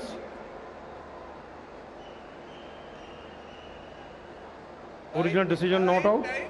Pitching in line, impact in line. Wickets, umpire's call. Can you go back on field, please? Aleem, I recommend you to stay with your original not out decision. You are on screen. Make a signal, please. The huge roar from the Karachi crowd tells you a story. It was umpire's call on impact. And New Zealand retain that review. And Mohammad Rizwan lives on for one more go here. Yeah, it's just a decision of the on-field umpire that has saved him. Was always going to clip. All boils down to where the on-field umpire thinks is going. Down, Richie! Lovely, this boy!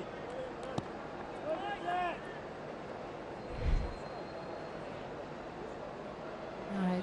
Pitching in line, impact in line, and impact with the stumps. Hitting the stumps, umpire's call.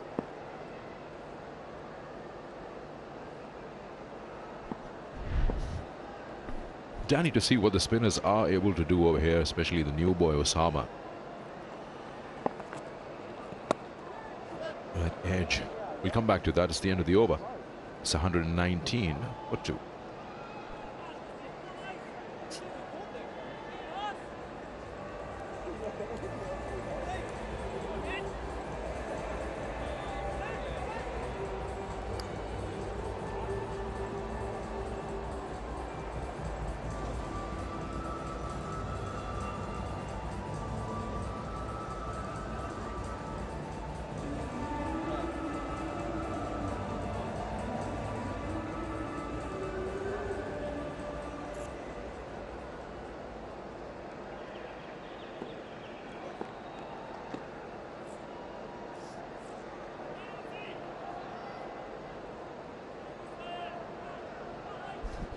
$119 for 2 at the halfway mark. Pakistan in pursuit of another 137 runs.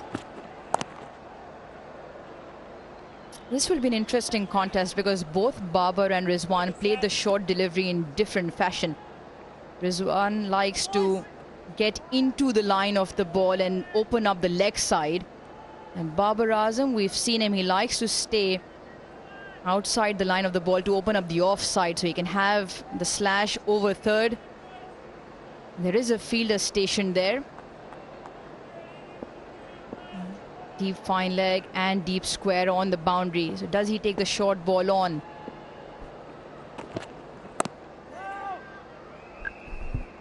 Yeah, his partner Rizwan has a good pickup shot, so he likes the ball very anyway middle leg, which is why you must have watched during the World Cup and Asia Cup.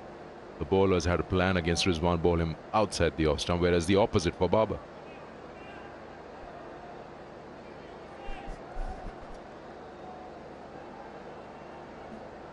And Rizwan did fall or lose his wicket to that channel just outside off stump on multiple occasions in that World Cup you're referring to. That's what Babar does. He stays outside the line of the ball to open up the offside, and he's very good with that angled bat.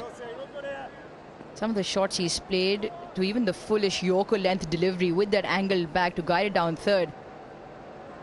It's because he plays the ball so late, he's able to create those angles. Yeah, in his earlier days when he was having problems with strike rotation, this became his go-to shot to get to the non-strikers, and he started playing it so well. The certain teams started having the third man pretty fine.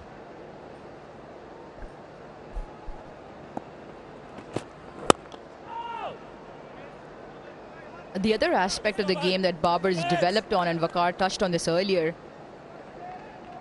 is the release shot. And it's not a rash shot out of the ordinary. He does look for that foolish length and he goes over mid-wicket. And we even during the Test series, number of times we saw that when the pressure was on, he picks the delivery and he goes over mid-wicket just to break the shackles a little bit. Yeah, last delivery, Rouge, is getting close to 150. So yeah, I just wonder, I haven't seen enough of them. Maybe this is just the time to try a 2-card trick posse. You've got a really good bouncer, or maybe 2 of them, and then get a Yorker in there. Get it very full. He bowls a great Yorker when he's in form. That's Ferguson. And he also has that one out of the back of the hand and a variety of slow balls. But just think for me on this, particularly against Rizwan, who's only just got in there. 10 balls for 9, and so he's just trying to settle in and give the strike back to his captain. And yeah, confirmation, getting close to 150 here. Lockie Ferguson. Yeah, you're right about that. That clear example of that, about the variations, is the 5 wickets that Naseem Shah took. And you saw the pitch mat, and all 5 wickets are different lengths, extremely different ones. There's the short one, Babar Azam. He's done really well. Michael Bracewell on the boundary. End of the over, 124 for 2.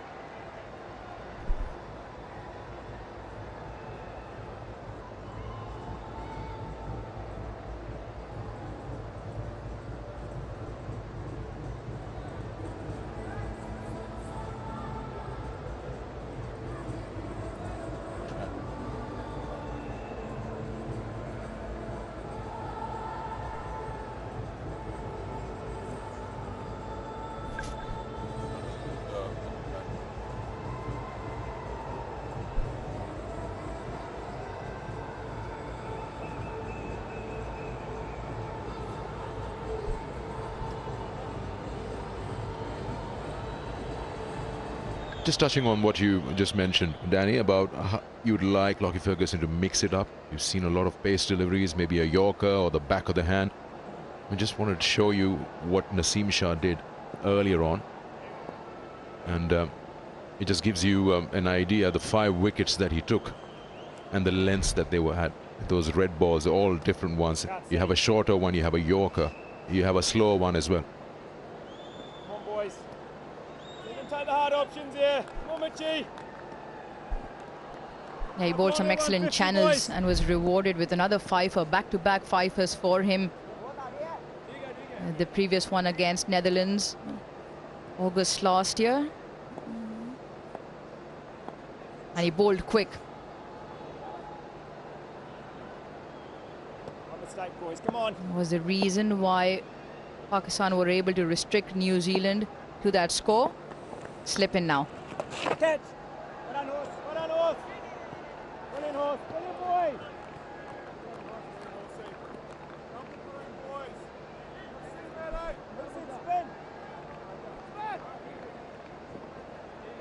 Brilliant, lads. Brilliant, lads. Top edge for 45. There, set. Like it, boy. Now the skipper is in a way weight anchor here.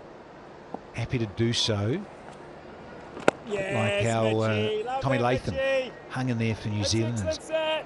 Characteristic sort of innings, slow pitch, had to manipulate and work it around, and Bubba the same. He's just, he just sort of showed some glimpses, hasn't he? A little bit of flair and timing, and then gone back into his shell, and it's found it more difficult when the bowlers have got it right, and made it difficult and restricted the movement. So now you've got Rizwan. Suddenly he's 13. Try and create some pressure and keep squeezing and keep bowling a few dot balls. Yes! Big appeal from Satna. Some of these deliveries have spun sharply. Some are mere bowled one to Williamson. There's another one. Satna's bowled a few in the past couple of overs. We've seen a few turn sharply away from the two right-handers. Gets good revs on the ball. Down. A short one, and he's put that away with some ease, Mohammad Rizwan. Yeah, just not what was required from a New Zealand point of view. Create some pressure, but a couple of good seeds here and there. And then drops way too short on this occasion, Mitch Santner. He just undoes all that hard work, all that good stuff in the last few deliveries.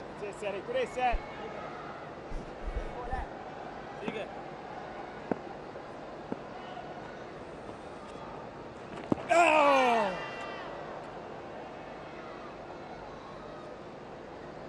27 done, 128 for 2.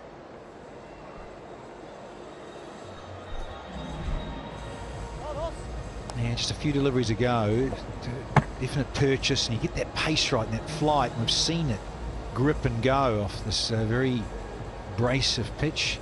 Big shout as he comes through and clip his boot or pad there. Nothing there, clear daylight. You know, Latham was excited, more so than the bowler, Santner. But yeah, that flight and that pace when he gets it right, Santner, a little unnerving at times.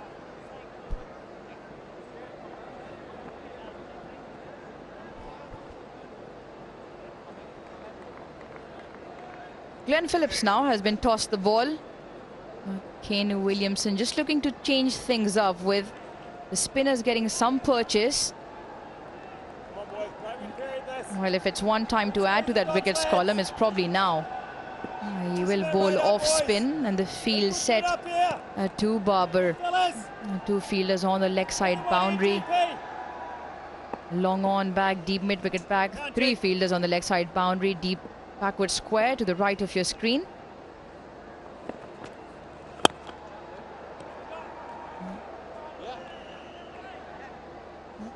Barber now has moved to 47. Come on, boys. One good period. We're taking the sixes, lads. Come on. One good period here, lads. Couple on it goes to sixes, boys. Come on, GP.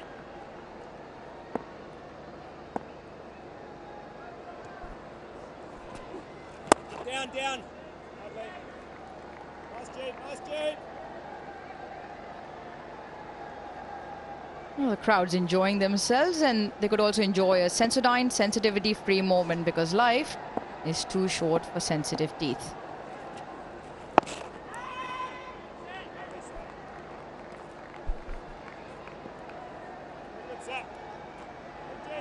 So one of your sponsors, Arush, the clinic, is it? Would you like to throw that up? Have you got to recommend? Number one recommendation. Good toothpaste. It's worth a try, Danny. The natural stuff.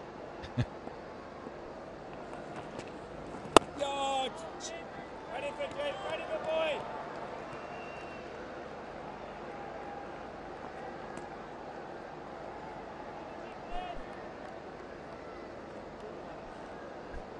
Danny, what do you call that dive?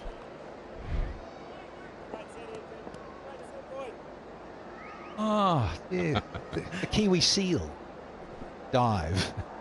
Could be most uncomfortable, that. It takes a bit of timing, that.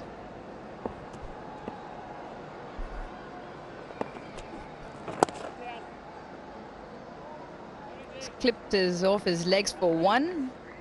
A good over for New Zealand, and Glenn Phillips is 131 for 2.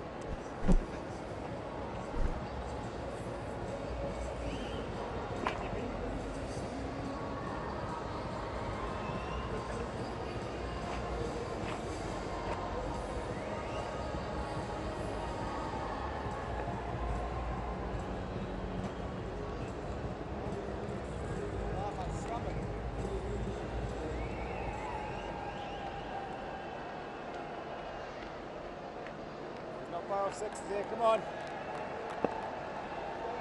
Back. Mitch Santner will continue. He's threatened without picking up a wicket. New Zealand desperate there to get back in this game. It's all a little too easy.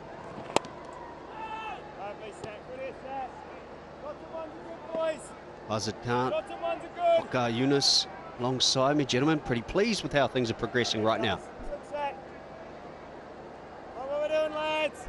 It's pretty even, isn't it? It's not. Pakistan's not running away with it. Yes, Mitchie. Yes, New Zealand just need 1 or 2 wickets and things can turn around very quickly. At the moment, till the time Babar is there, Pakistan will feel that they're comfortable. He's one of those batsmen who will take the game deep and look to win it and be there. It's nicely cut away. That's his zone for sure. 50 up as well. Babar's arm. He just loves this ground.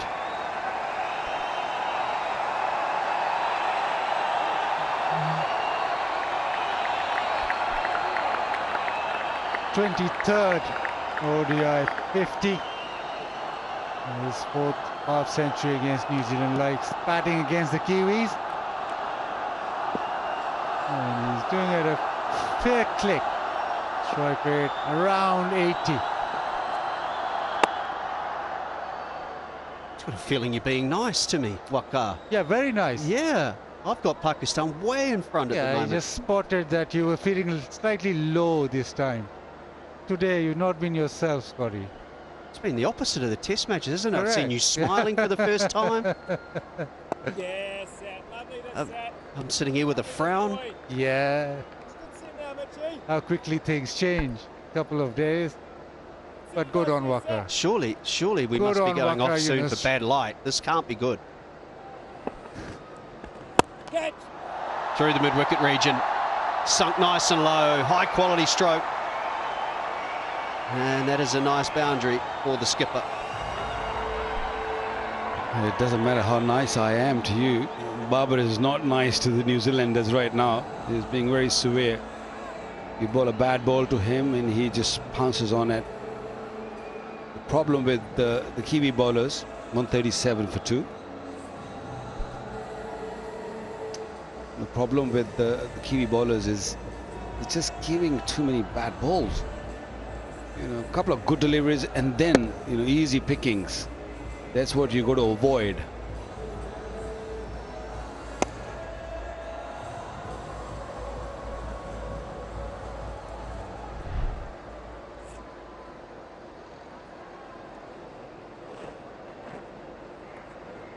Yeah, GP. Come on, boys. Come on, boys. Go again here. Go again, lads.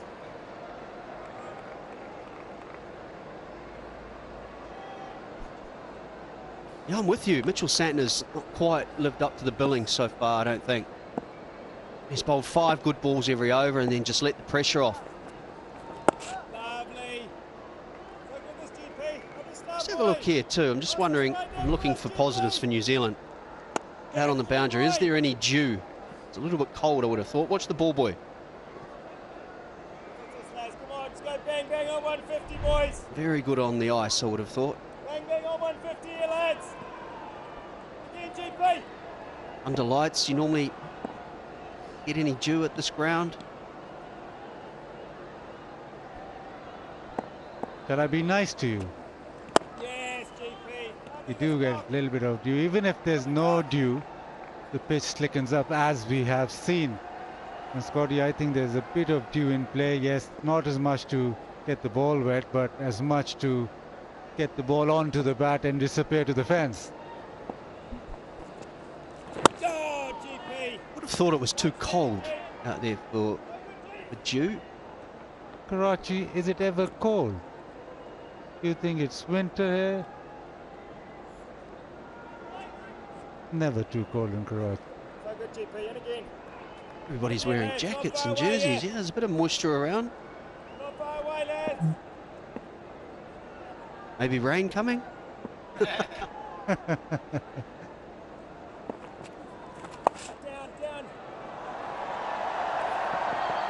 Look to come back for 2, will he? No, his partner says no.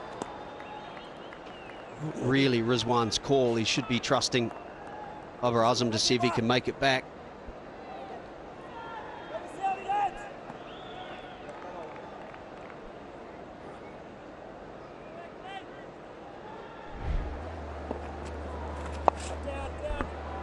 Yeah, in this situation, he pushes hard, turns quickly.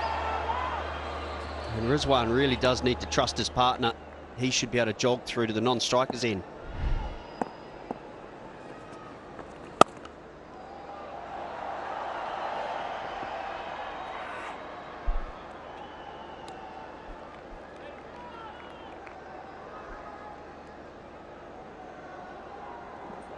Get out here.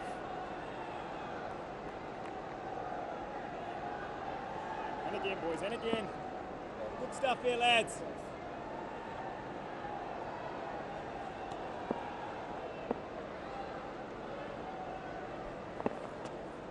Yes, GP, lovely this goal. Good over from Glenn Phillips, 140 for 2.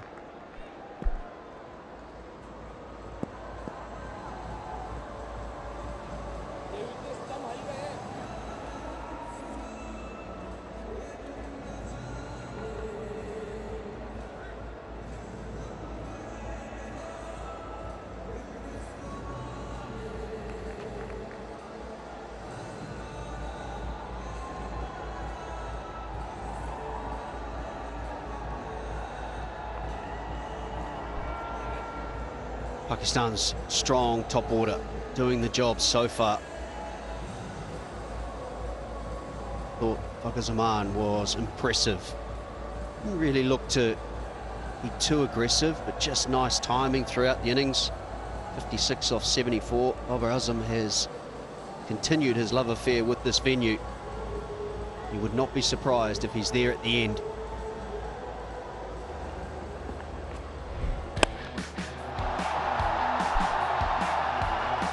We all know how capable Babar Azam is. He plays all around the ground, but this innings is batted beautifully on a spinning track. There's a lot of spin there for both the left arm and the off spinner, but he's managed it beautifully. There are few shouts against him, the LBW shout, the catch gone down, on this one, lads. Come on. but he's still out there. Come on, Mitchie.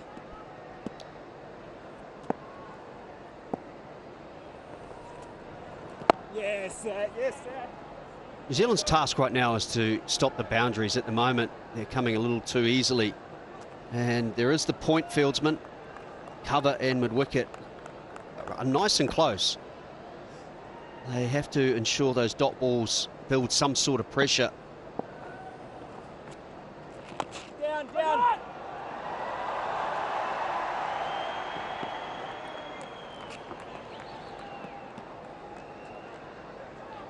Same stage of New Zealand's innings. They were 144 for 4, so the score was roughly the same. In fact, New Zealand was slightly in front. But it's that wickets column, that's the problem. Pakistan were outstanding, picking up wickets all the way through the New Zealand innings, not allowing players to get going for any length of time. Down.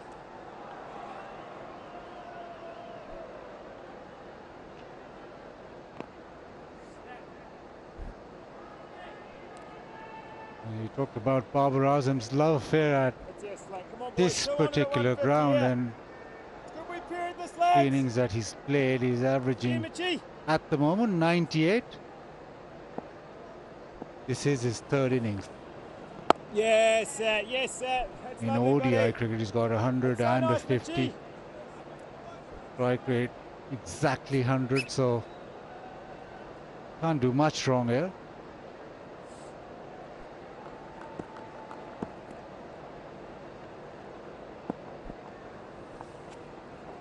Yes, sir. Satnam's getting good drift, and the odd one is spinning, and he's tall, so he gets that bounce also at times. But he's got to land in that area on a regular basis. Mistake here. He does give that short delivery at times, which is kind of relief shot for Pakistani batsmen. Yes. Brilliant, Mitchie. Brilliant, Mitchie. 3 runs from the over, 143 for 2.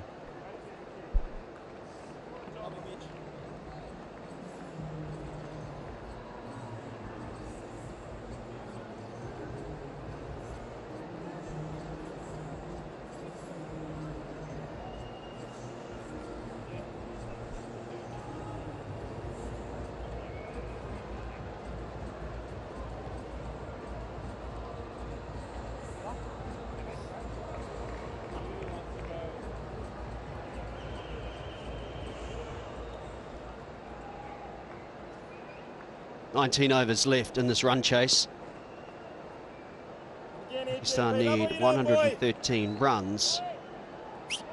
Look, I'd love you to talk me through from a fast bowler's perspective. Henry Shipley on debut, 3 overs, a spell of 2 with the new ball, and then 1 over again. How difficult is it, especially early in your career, to not really get that opportunity for some rhythm and settle in for a spell? A 2 over spell, then a 1 over spell. Well, the ideal situation would have been if New Zealand would have got maybe 300 plus, 310, 320. Would have been a little easier for Kane Williamson to give him a longer run, because he's searching for wickets. Nicely tucked away, very, very nicely played very late. This will run away for 4. Doesn't matter if there's just due there or no. This was a beautiful shot. So in order to pick out wickets, I think Ken Williamson trusted his more experienced bowler than Shipley, because with him bowling a couple of overs and then one from the other end, which is mid university end, it's not really very encouraging. He must have been feeling very lonely there in the field.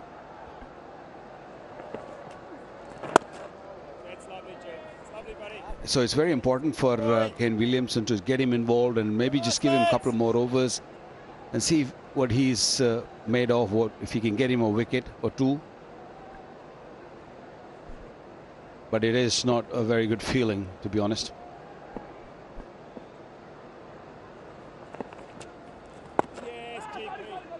Yeah, I think every bowler is striving for their captain's confidence, that he can rely on you, that he can trust you to perform the role. At the moment, being new into the side, Kane Williamson naturally has some reservations. This game, even though Pakistan, I think, is in front by a reasonable margin, White at some stage has to try and trust the debutant and say, we need you to come back and provide a spell. Southee, to be fair, has only bowled the 4 overs himself. The spinners have done the bulk of the bowling at this point.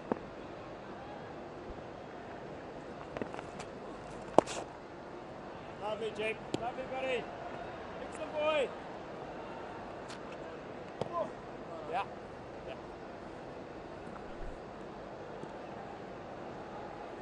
Well, the thing which I didn't understand is Shipley bowled a maiden over when he was replaced. He gave away 5 in his first over, then he was given 7 in the second, and then when he just changed his end, he came and bowled a maiden over, and then he was replaced.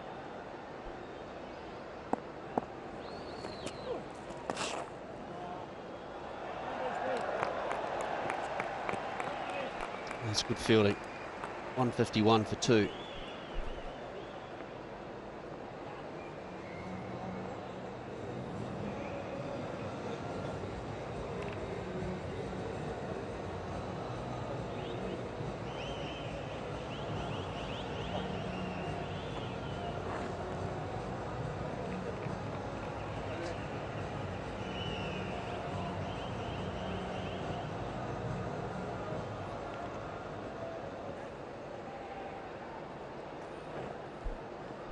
.105 needed off 108 deliveries. And that's the man we're talking about. Grab this one, lads. This batting from Rizwan, and in particular Babar Azam, is What we're doing, lads. just a bit too cruise control-like. They're just knocking it round, not letting it get out of hand. And we will have someone walking in front of the sight screen.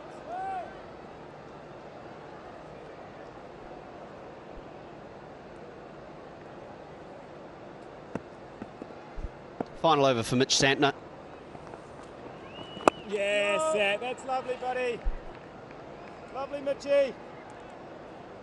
Well, it has got to that stage where New Zealand have to make something happen. Again, Mitchie. 61 to Babar, 20 to Rizwan. Yes, It's that's all so just good, a little boy. too easy. So To run a good, ball Mitchie. from here on end with 8 wickets in hand, you'd say that Pakistan, as you mentioned, is going about business pretty easily. Yes, lovely, boy. Is number 4, in your view, the best position for Rizwan to bat in this one-day side? Come on, boys. 6.5 now. Go to 6.5, lads.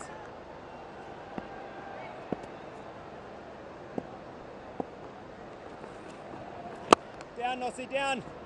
Well done, lads. Well I done. reckon Rizwan does require overs, so the higher he bats, the better it is for himself.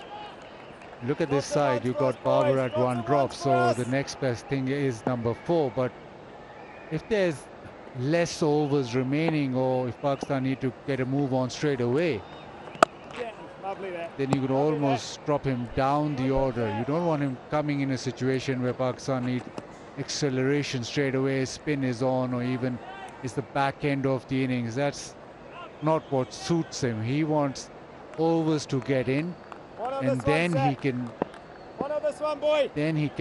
get a move on.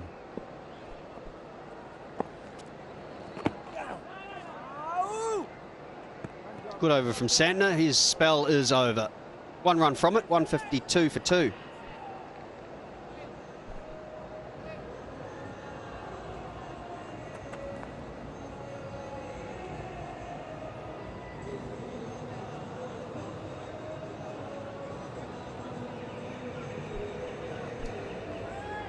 I think that shows exactly what you're talking about, and the reason why I asked the question. His best numbers come from the top of, well, that position. He's not actually batted above it. I've noticed the position.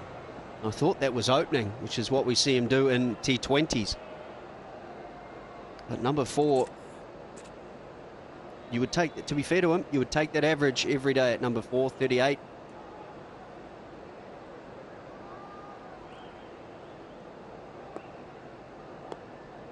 And you're right, it gets worse the lower he goes in the order. You expect that to some degree, less balls to face. You've got to take a few more risks as you get to the end of the innings. You've got 4 very good players at the top. You all can't open, can they? Still, we're talking about Henry Shipley. Fresh off that maiden over, he'll change ends again.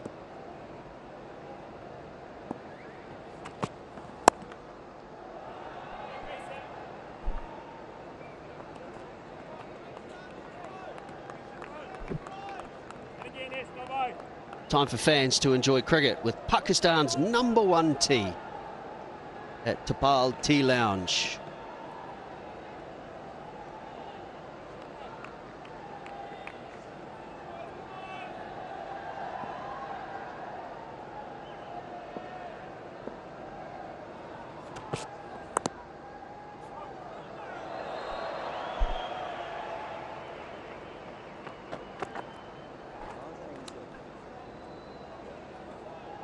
Discussing Mohammad Rizwan's numbers and how good a player he is. He's been #1 T20 batsman for a long period.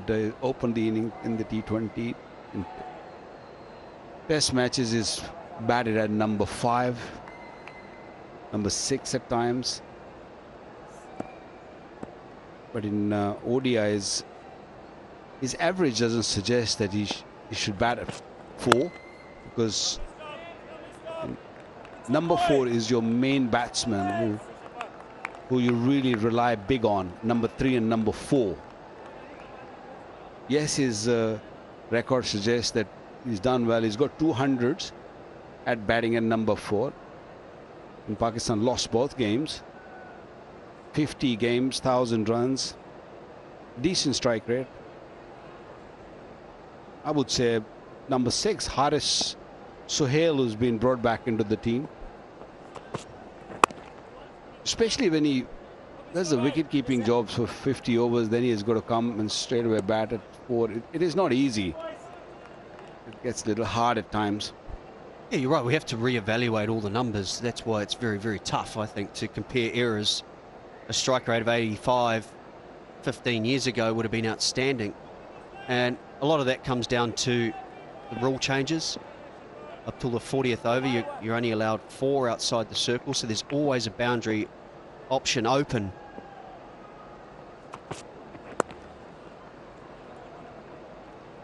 Brilliant start, brilliant lads.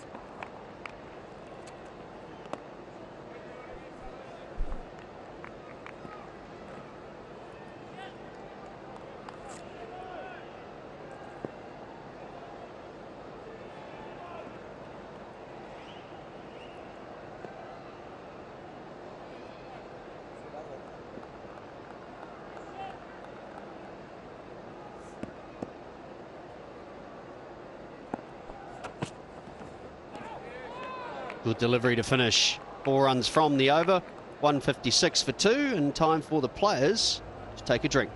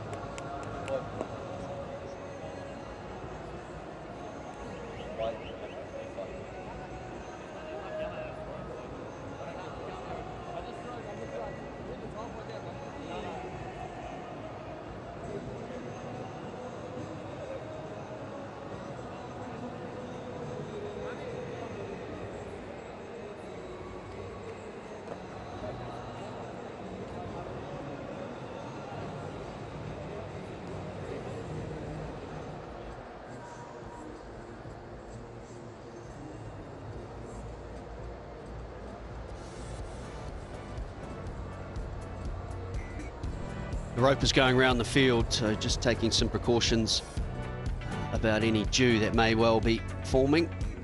That's where we sit right now. Pakistan need another 100 runs. This partnership worth 48 between two batsmen who spend a lot of time batting together, Rizwan and Babar Azam at the top of the T20 side. 2 wickets to Michael Bracewell. And they were the 2 openers.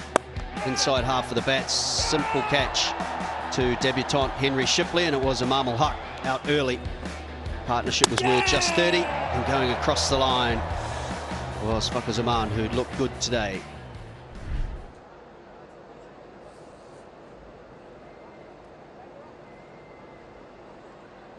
One thing that's impressed me, gentlemen, has been the discipline of the bowlers. 2 wides for Pakistan only and no balls. Just the 1 wide and no balls for New Zealand, and that 1 wide was the part-time bowler of Glenn Phillips. So Yes, GP, that's lovely, buddy. Phillips back, change of ends for him as well. We wondered about the transition from Test cricket to one-dayers. Often that's where you see change-ups, variations. The players, the bowlers, Waqar, your lot, your mob, have been very good. So good, Beastie. So good, Beastie. Yeah, totally agree that the disciplines were really good and ball in the good areas, especially in the afternoon. You think the pitch would be very flat, there's no grass at all on it, no real bounce, that the bowlers will struggle. But I think the tone was set from the very beginning when Naseem picked up that first wicket. Lovely, GP. Lovely there, buddy. So good there, GP. And then, of course, Haris Rauf followed it up, although Alan Finn sort of took them on for a couple of overs. There were 2 or 3 overs period where they were really severe on them. But then getting his wicket, a brilliant catch by Salman Agha, really changed the whole scenario of the game. And then, of course, the spinners coming into play. Very impressed by Usam Amir. Salman Agha chipped in with a couple of overs. He bowled well. Love what you're doing here, GP.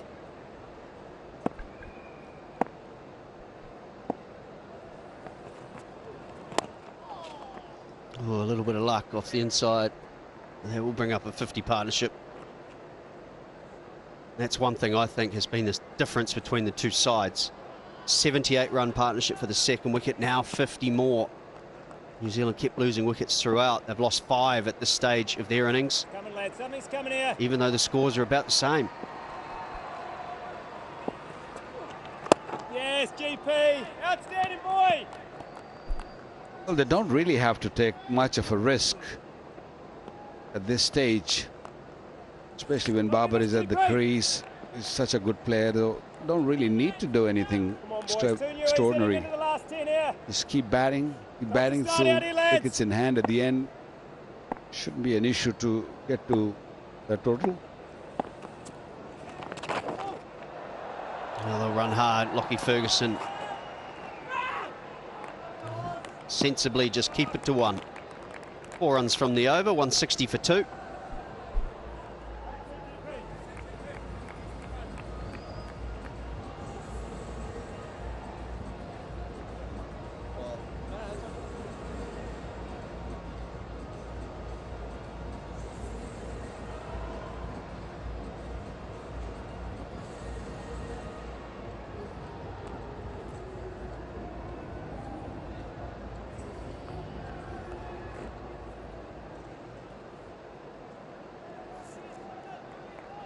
Shipley to continue, and as they've done the whole way through, they've just kept up with the run rate.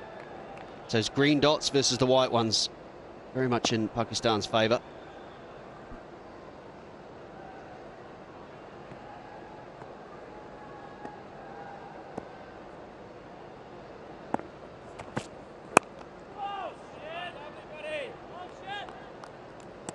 Tell you one thing that's I've noticed as well today, the players who played the Test match seem to be timing the ball better in this game from both sides.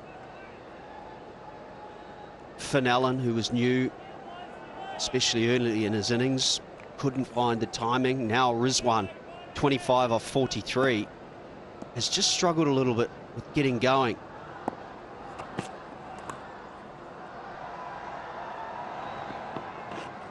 Glenn Phillips was another one. New, having not played the test matches, he's struggled early.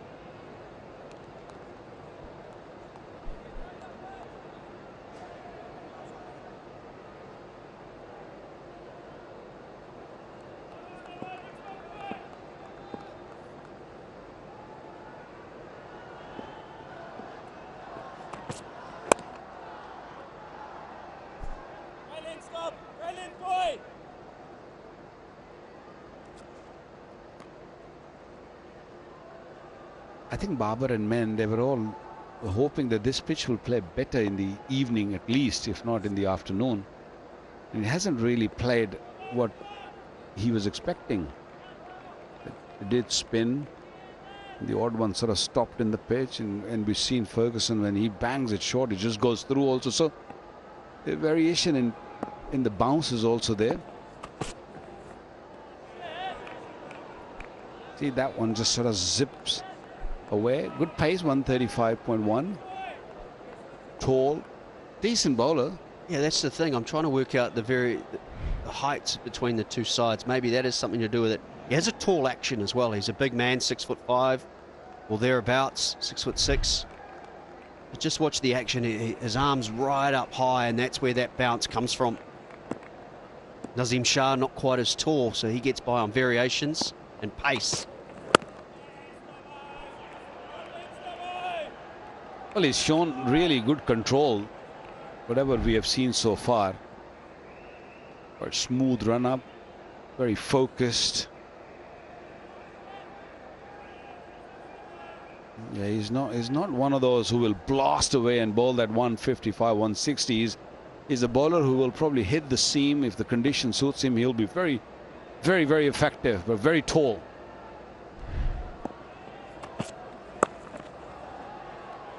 We'll finish the over with a single once again. Just 3 runs from the over. 163 for 2.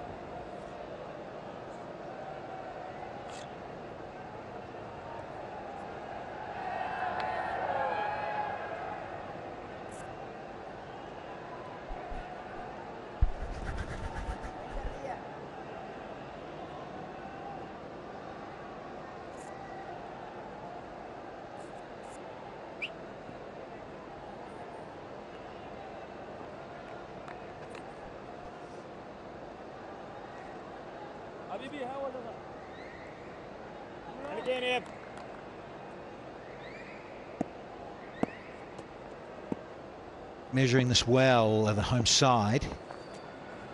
Very wide on the crease, but it's a full toss, and it gets the treatment. First boundary after 28 deliveries.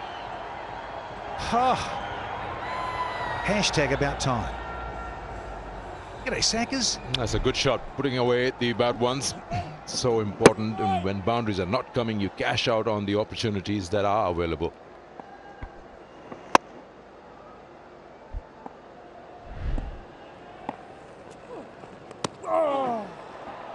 Just missed everything.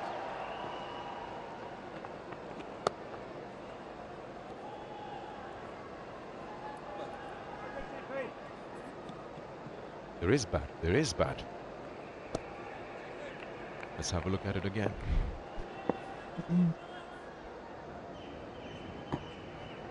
Yeah, it's off the glove. Opportunity goes begging. He's got him this time round. Dancing down the track. And they go up to have a look. And it's the big wicket of Babar Azam. TV Smart umpire to over. director. Phillips saw him coming down. We have an umpire review for stumping. Front foot is a fair delivery. Front on spin vision, please.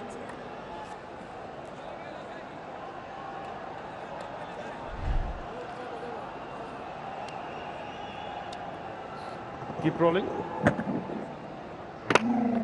Ball is close to the pad or thigh.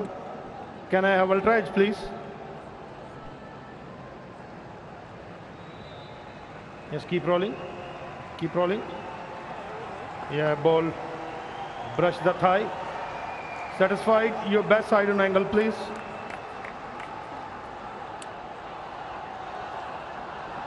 Keep rolling. Keep rolling. Battery short of crease. Bails removed. Satisfied? My decision for big screen is O-U-T. Now we got there in the end. So I just had to go through the protocols of just seeing if he was caught. That's what Hassan Raza was just checking. Our TV match official. So it's the end of Bubba. Stumped for 66. And the third one down now, 168.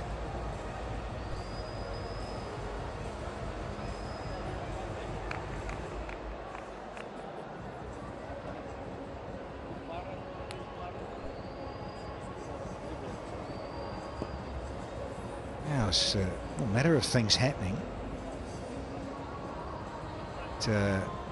Rizwan missed by Latham previous delivery, and then all of a sudden you get Bubba down the other end and he's gone. Stumped off a wide, is it? I just clipped the thigh, or caressed the trousers. So no wide, but a wicket. Now we've got Haris Sahal here, long time no see. He's back in Pakistan colours.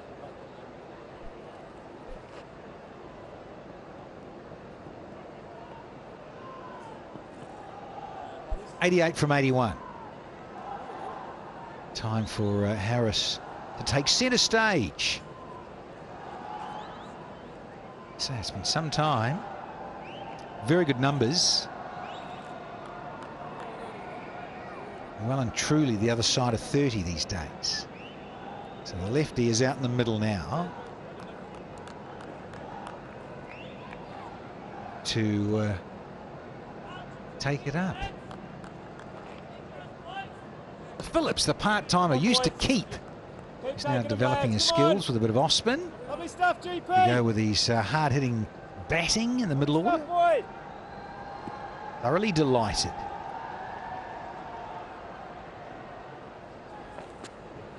A little bit of curve there, not bad. So it just shows you what you can do and your confidence as a bowler.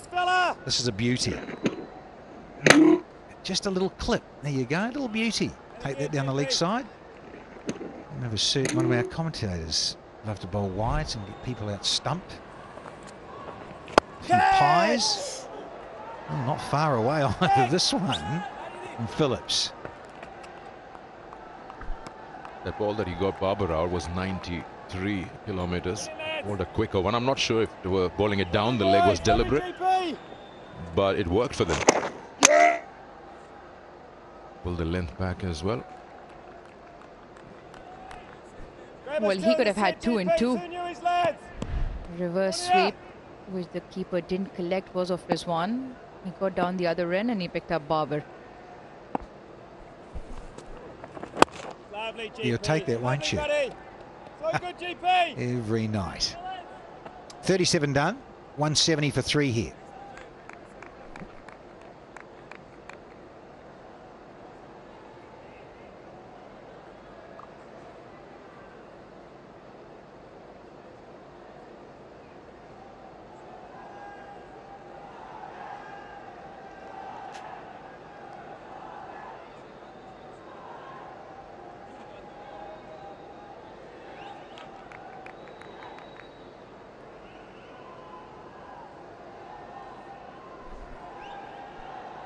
Well, can the Kiwis make it interesting? Get rid of Rizwan here shortly. Then you get 2 new batters at the crease would be the order of the evening for those in black.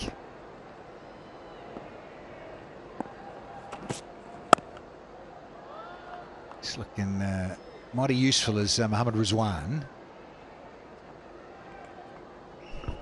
Yeah, that's an interesting thing. If they can get Rizwan now, Haris Sohail's been out of this Pakistan setup for a while. October 2020 was last he played, so he's fairly new now, so he just needs a little bit of that extra time to settle in. And that will really would put pressure if you get Babar and Rizwan in quick succession.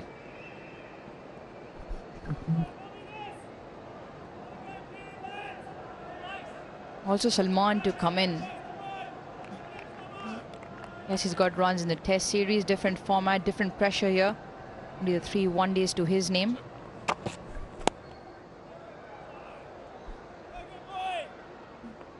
While New Zealand have got the squeeze on, the run rate also climbing just over 6.5 now. Rizwan will be key. The onus will lie on him to steer Pakistan through.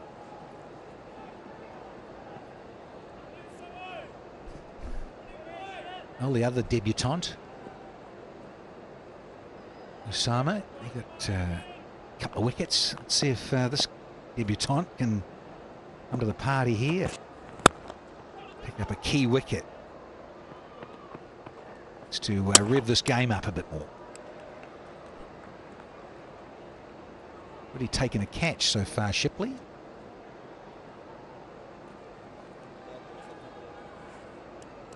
And no Daryl Mitchell either. Maybe he injured a finger, might have even just got a hairline fracture in that World T20, the World Cup as it were, Australia. So seen him at the crease tonight. Those little cutters and subtle changes of pace, so you could either have the keeper standing up or just a little bit further back.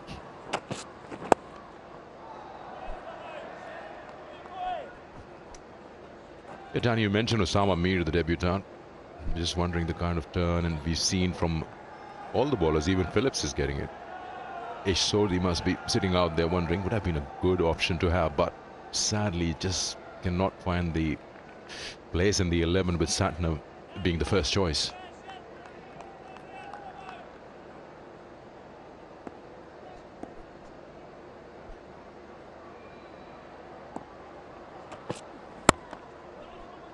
Bowling.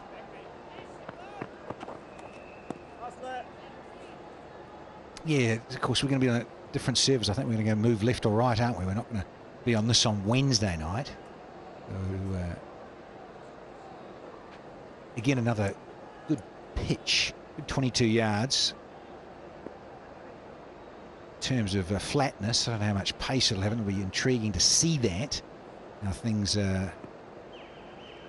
scrub up on Wednesday afternoon and evening. Oh, he's gone up and over. Nonchalant stuff here from Haris Sohail, rolling back the clock. Get things moving. Overdone. 179 for 3.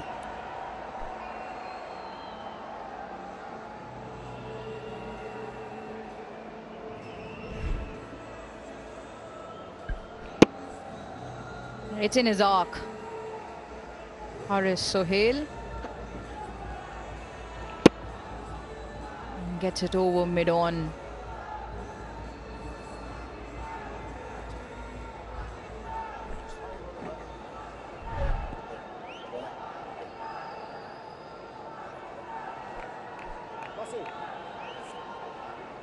Yeah, very nice to Haris Sohail to finish the over. Last ball, very frustrating for the bowling side, and the bowler himself going for a boundary of the 6th delivery.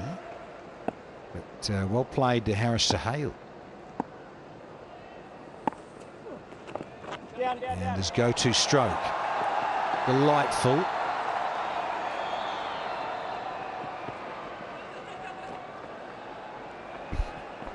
Yeah, he's been practicing that a lot while he was not in the 11 in the Test series. With a support staff, he was going, facing hundreds of balls and trying that reverse sweep.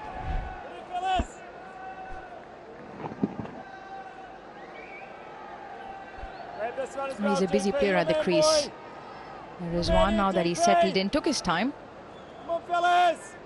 Was struggling earlier on in terms of getting the strike to rotate, but now with the sweeps and the reverse paddles, important for Pakistan to continue to rotate the strike. But now Haris, the new batter on the crease, has gotten one boundary away. Yes, GP, that's excellent, boy. So good there, GP. And Arouge, it's over to you. How about you give this a try? A Sensodyne sensitivity free moment, because A bit like a lot of us. A little bit too short, eh? especially for sensitive teeth. Hoorah! Throwing a bit of flossing as well. Oh yeah, that's him. That is him. And not quite a great stop. Wonderful effort. But a lot of real estate to cover out there. Trying to cut off a Rizwan slice through cover. Yeah, effort was good. He's tried to slap that back into play. Just leans into that. He's got a lot of power in that shot. And full marks for the effort by the fielder in the deep. He's not just tried to stop, he just pushed it back, but too much momentum on the ball.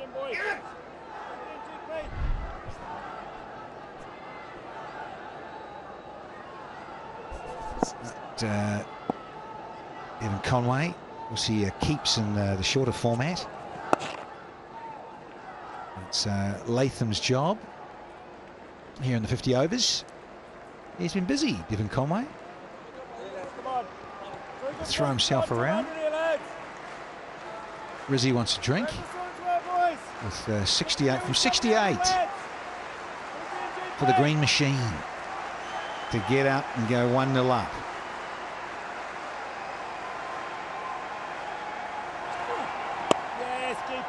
Crowd jeering and clapping and a little bit of expectation with Sahel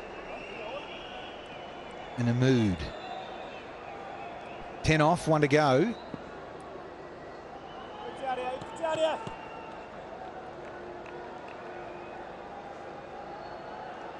And Rizwan looking busy as ever. Just a little look left and right. Square of the pitch. Latham's just being precise here with the field. Making sure Conway has a point on the fence. Oh no, says Harris, sends him back because he was counting as well. Knew it was the last ball. 189 for 3.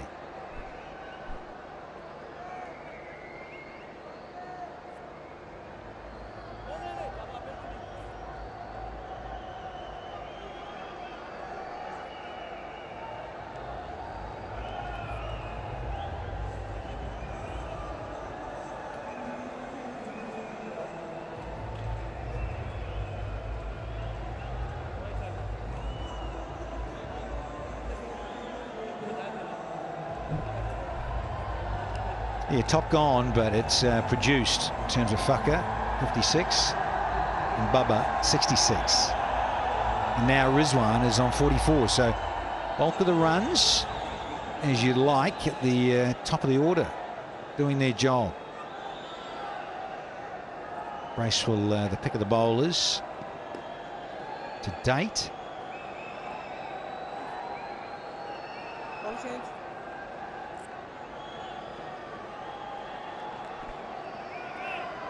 And a bit of Tim Southey from the pavilion end. So a little bit of right arm round. Third man's just gone a little bit finer. And spot on. Tim Southey with another over to get underway. This is his 5th. Yet to get a wicket.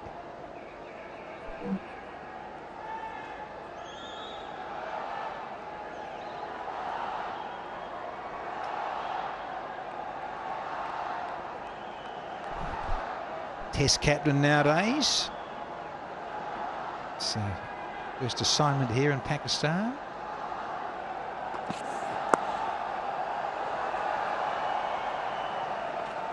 All too easy at the moment.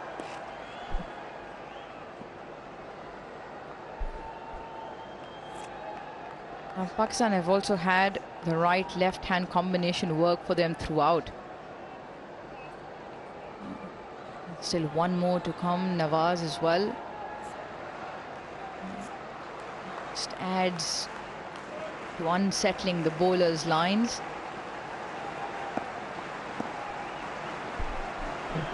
Back over. Oh, that's a good line. It's a really good delivery. It just angled and just cut back a fraction.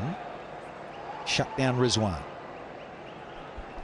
He's been accurate, whatever we've seen of him in the test matches, and mind you that he hasn't had much of a break. A full 5 days, just 2 days in between, and again you come back and have a full 5 days in second test match, couple of days in between and into the ODIs, and then leading the side for the first time. Lots of other things that run through your mind. His captaincy was tested in that last session on the second test match.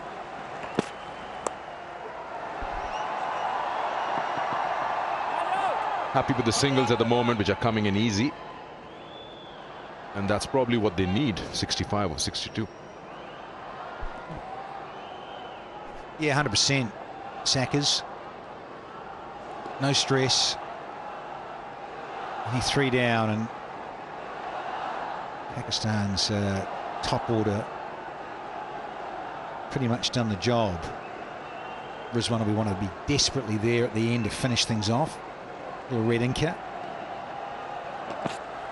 And Sohail, well, he's back in the national colours. He'll relish an opportunity here to finish things off as well if he can.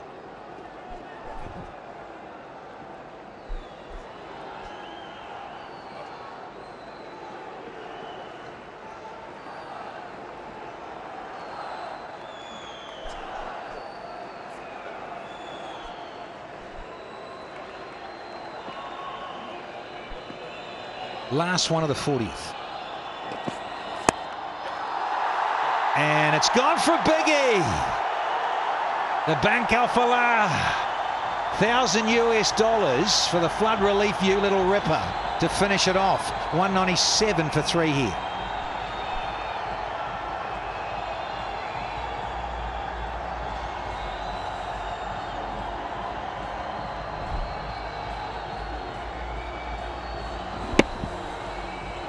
Over mid-wicket, and it was a big hit.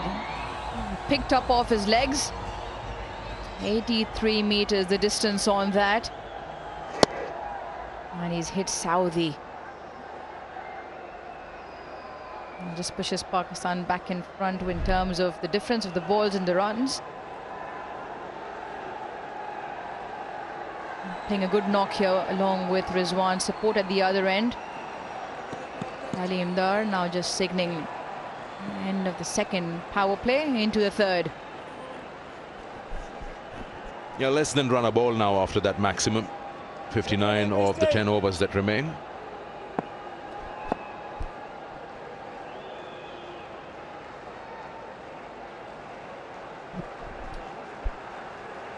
Raceway's got a couple up his sleeve.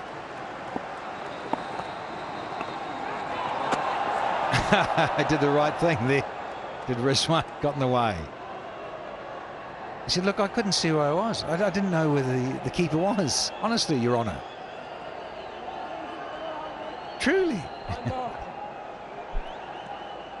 Yeah, just having a word with the New Zealand fielders around. Clearly, obviously, he had no idea where the ball was. It's with the momentum of the shot. It's with the momentum of the reverse sweep, where it's just overbalancing and he has no idea where the ball is. Oh, could he have still got that? Kane Williamson, not impressed.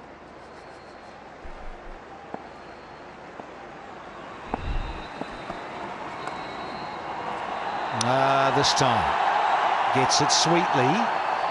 Does Mohammad Rizwan. 200 up now for the home side. Yeah, missed out on the previous one, but makes sure he gets good bat onto it. He's been practicing that, as I told you, and this time gets it right in the meat of the bat.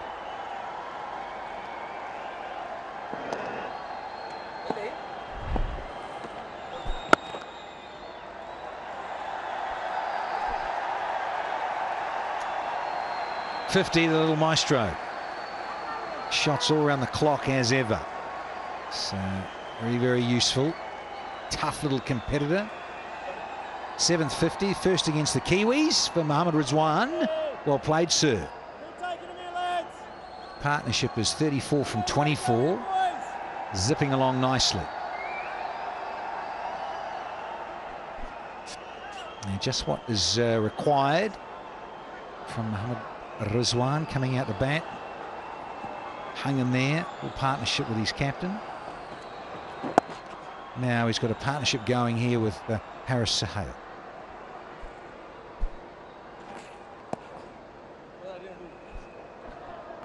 Bracewell has become such an important part of this 11. Even in the longer version of the game, got a 74, took wickets, important ones. Shan Masood, Babar Azam here again. Played a good knock today with the bat. Well, we'll have to watch that again. Is there any bat and ball? Good stop there.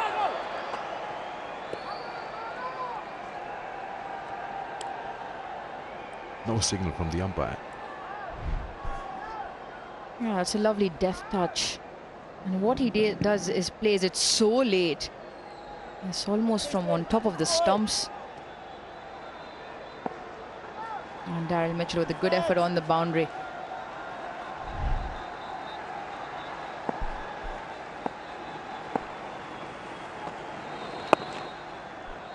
That's it. 8 off, the 41st. 205 for 3.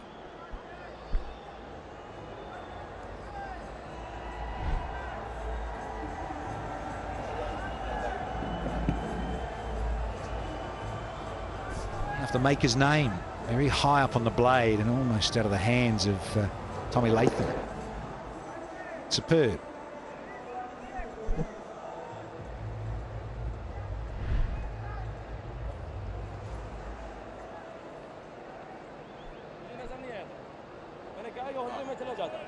Now these two going along rather swimmingly. 37 from 27, the left-hand right-hand combo, and suddenly runs are less than the balls now, so it's down from just over 6s, so let's call it 5.7.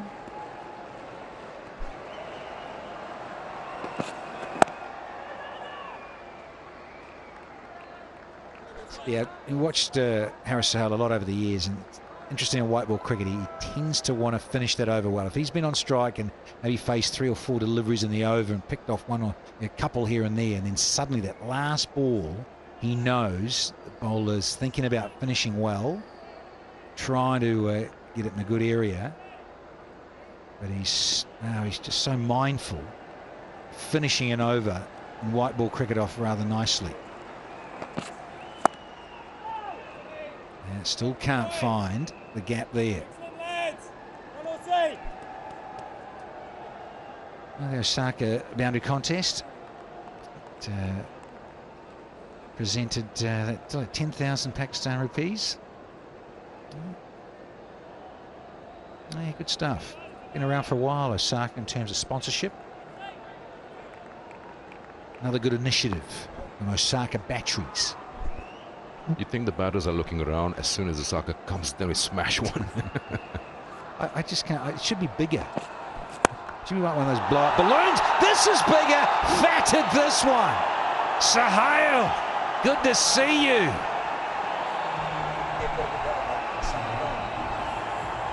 That's 2 big hits for him. And they've both come in the same area, and they've both come off Saudi. It's in his arc, and he's got a good piece of bat on that.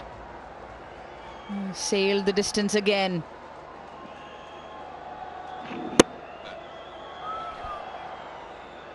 Mm. 89 meters, tops his previous hit by 6 meters. Those are 2 big hits, and he is now imposing himself on the game. He's been out for over 2 years and a bit. October 2020, his last showing in Pindi against Zimbabwe.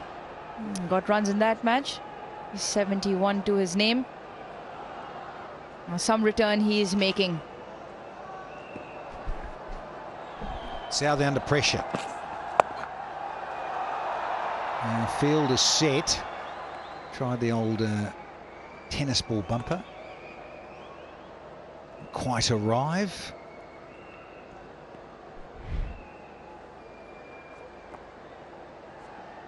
Yeah, there's bottom hand unleashed. Southey knew it straight away. Moment it came off the stick. Yeah, good fast hands. Always looking for that, always hunting for that area against the quicks. Oh, no chop on there. Rueful, but survives. Well, these couple of big hits have done that, taken Pakistan 18 ahead at the same stage. Before this, they were just going neck to neck. At the same stage, New Zealand was 194. And Pakistan takes that initiative 2-1-2 now. Here's the final delivery of this Southey over. It's gone for 7. Any more? Oh, he wanted it. He wants it. He's going to keep the strike too. That'll bode well for Rizwan. He knows it. 8 off, 42 done, 213 for 3. That's it.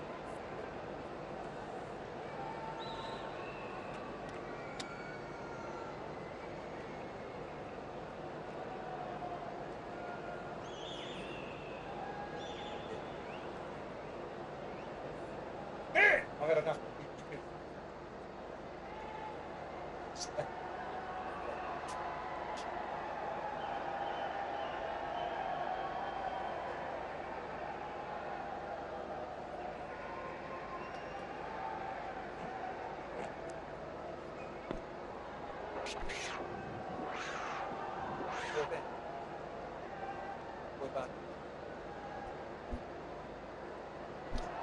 Bracewell's last, 2 for 38. Interesting. That stroke was all a bit blurry. They've got one. Again. You need to put those specs on. Everything's fine out there. Savers. I've sponsorship from you, Sackers. Already. Have another one here, Michael Bracewell. Just another one here, just a annoy. These two are going rather nicely. The partnerships are creeping up to 50 already. Yeah, Williamson bowling Bracewell out here. Had 2 before this spell and looking for that wicket. He understands and realizes the importance of this partnership. And Pakistan running away with the game now.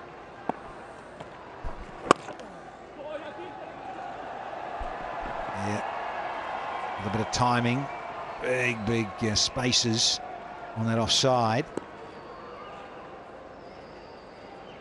Let's take 2. Rizwan, yeah, striking it over 82. Pleased with his efforts tonight so far. Again, easy rotation of the strike, all too comfortable. 50 partnership between these two now.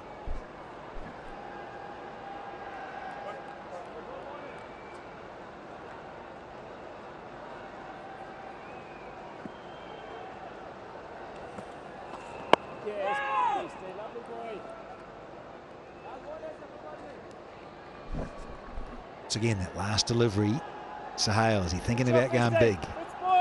Just surveys both sides of the pitch. Bracewell's last. Yes, Beastie. No, he'll be delighted to keep the strike. Will Sahel. 43 bowled, 219 for 3.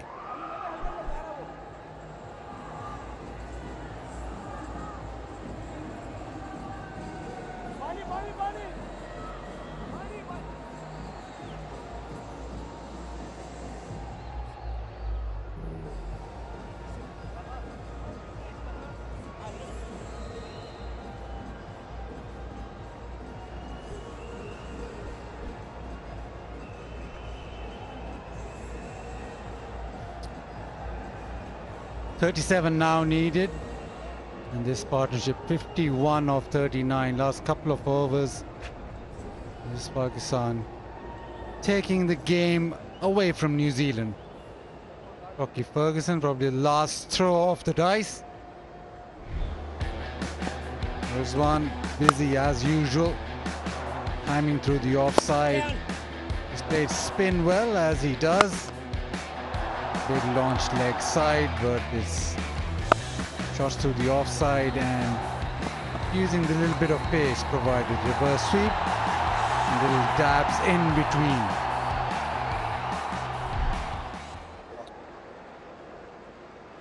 Irish Soil 26 of 19, a couple of big hits. Now it's Lockie Ferguson. Got ball angled away. The singles. Pakistan being able to just now get that required rate to 5.27. Sort of easy in hindsight, but I might have thought that Lockie Ferguson might have had a little go at this partnership a few overs ago.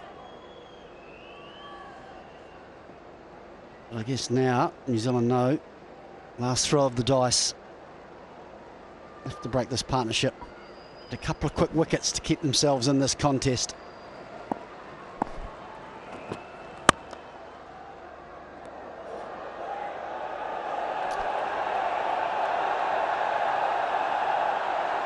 He just delayed the return to the bowling crease of Lockie Ferguson. You might have thought that when that dismissal of Babar Azam came, you might have switched to him and try and get another wicket, try and get a couple of wickets. But it's Kane Williamson trusting his spinners more.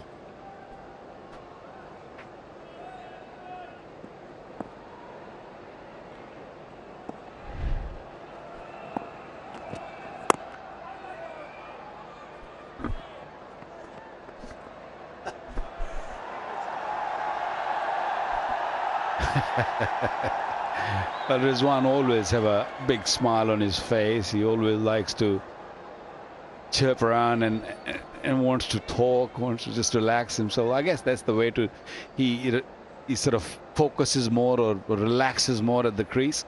He was very tense to begin with. And this inning of 57 so far has really comforted him. He's a lot at ease now.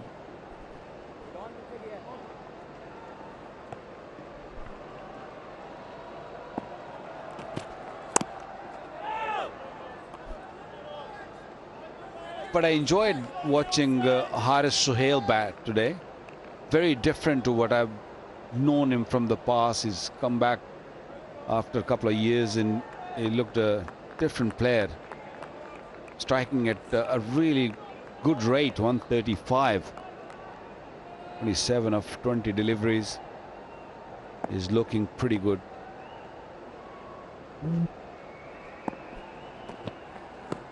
Oh, short ball, and somehow he's managed to squeeze it over the keeper. Ungainly, but a boundary.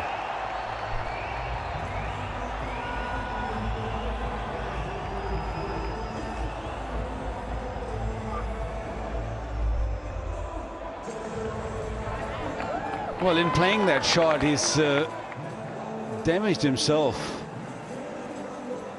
I'm not sure if he's getting some cramps or is he pulled something, but straight away I think they're just cramps because he's being very careful. What a shot. Just trying to get away, trying to move away from the delivery, and the last second decided to just have a little poke at it.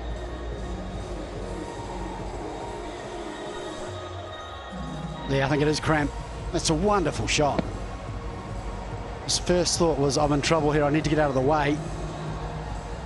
Then to have the presence of mind to see it as an opportunity to go over the keeper.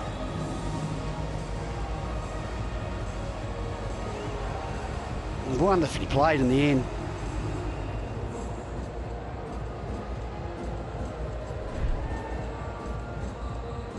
Just suffering from cramp now.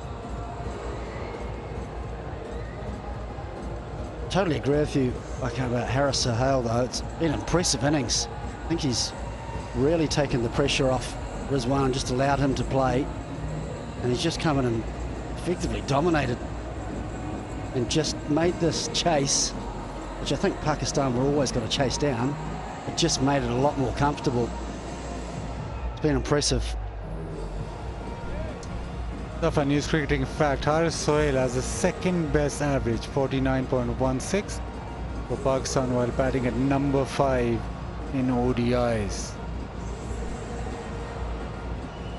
Yeah, he's always been a very fine, very organized, a very smart looking, good looking batsman, but it's just the injuries that just set him back a little bit. Been out of form at times, but it's mainly his injury. He had a massive problem with his knee. He had to sort of go through a long rehab, and then he came back, and then another injury.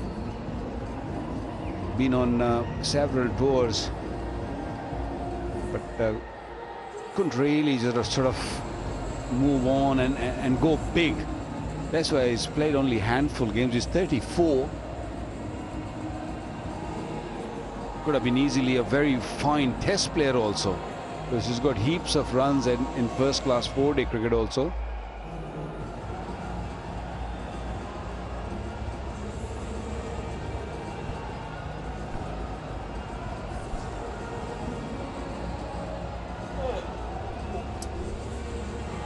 CEO Pakistan Faisal Hussain, and then CEO for New Zealand David White, and CEO Salman Nasir. The officials just having a look at cricket. Well, at the moment not much to look at because Rizwan is getting a bit of treatment, but it's been a good tour.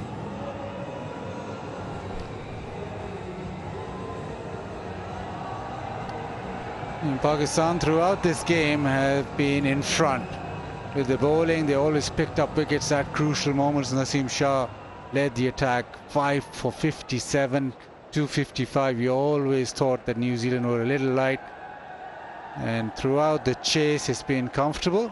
Pakistan have been in front right now, 32 of 37 required. Into the offside, Rizwan just take one. 225 for 3.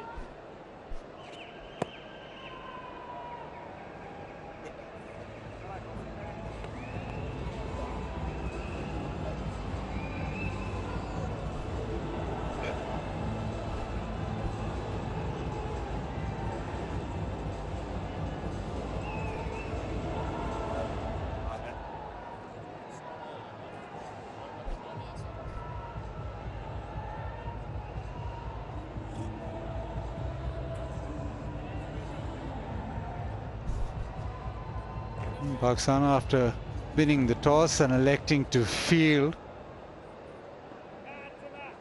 have been in front in this game throughout, and it seems as if they will cross the line in front as well. Tim Saudi, can he pull something out of the bag?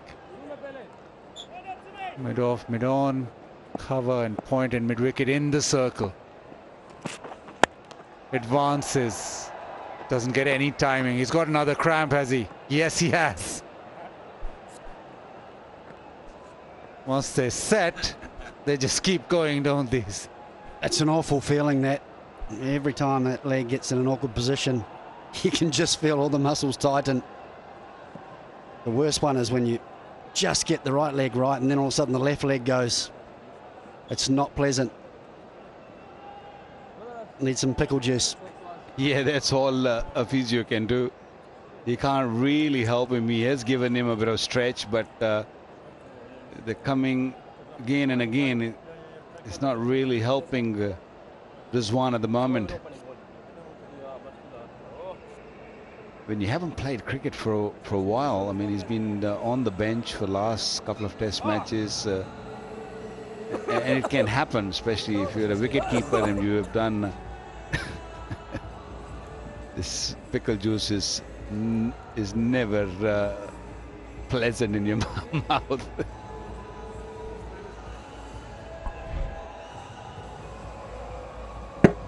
Yeah, he goes down the track and straight away he knows. He knows.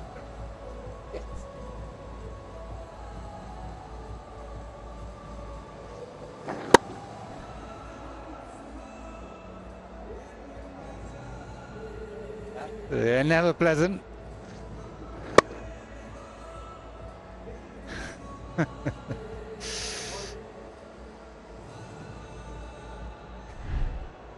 He's back up. A couple of gulps of that pickle juice now. He's all set. He's just hoping that it doesn't set off again. Saudi to Rizwan. Turns it leg side. Just walks the single. Well, I heard this pickle juice works very quickly. It doesn't take that long.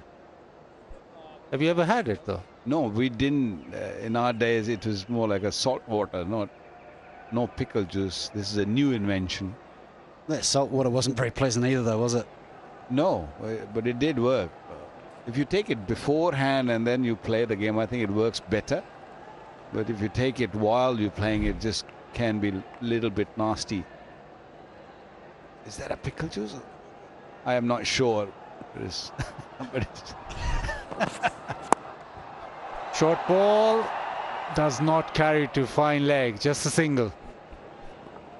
I think looking by that facial expression, that was definitely pickle juice. Yes, that's pickle juice. That's the pickle juice face. Or maybe a cough syrup. Seems it's worse than the cramp.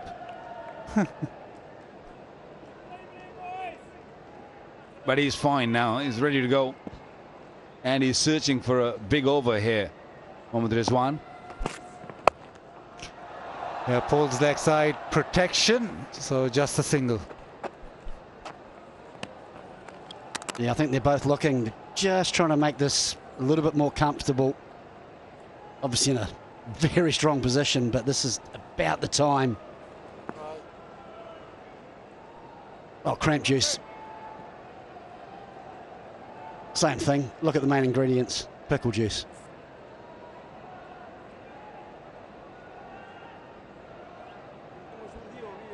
So it's called the cramp fix. How quickly has it worked? It's amazing.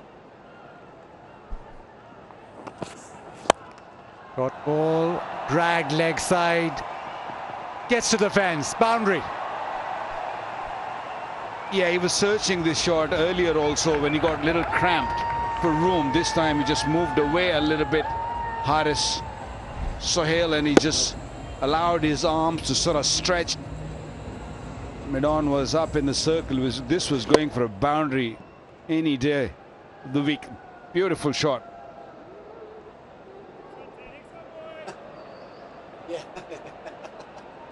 They need to calm down. I think they had too much of pickle juice. Short again, leg side. Gone.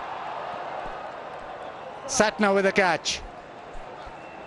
Yeah, this time I think it was a slow delivery. It was more of a cutter into the pitch. The ball didn't arrive. Wanted to go big and found the man in the deep.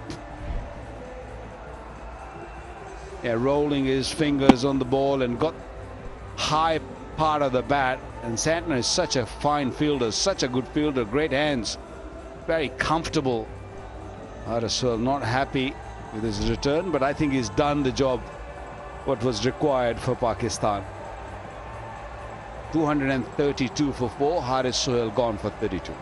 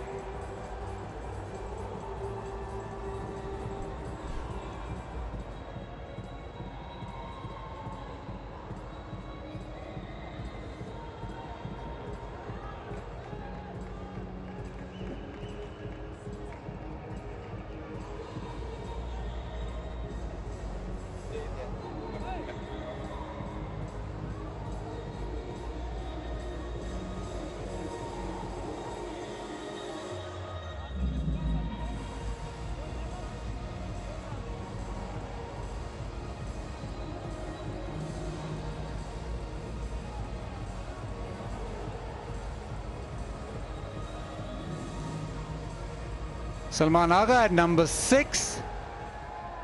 Pakistan require just 24 now. He's got a 50, strike rate 108. Probably just need to rotate strike and give Rizwan the strike.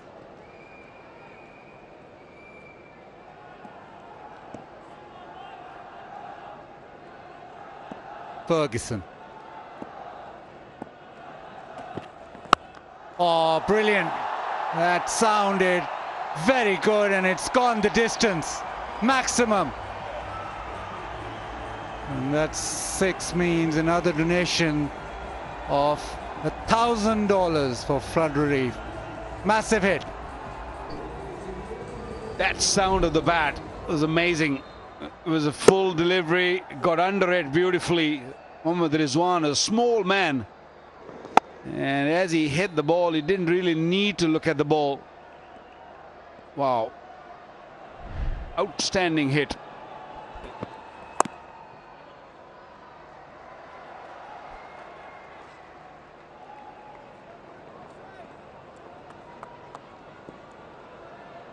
A massive hit. Straight away, as he hit it, it is right off the meat.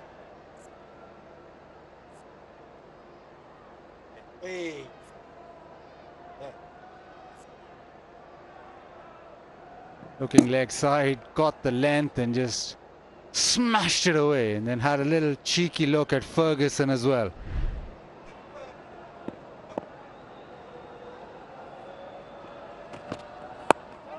Short ball.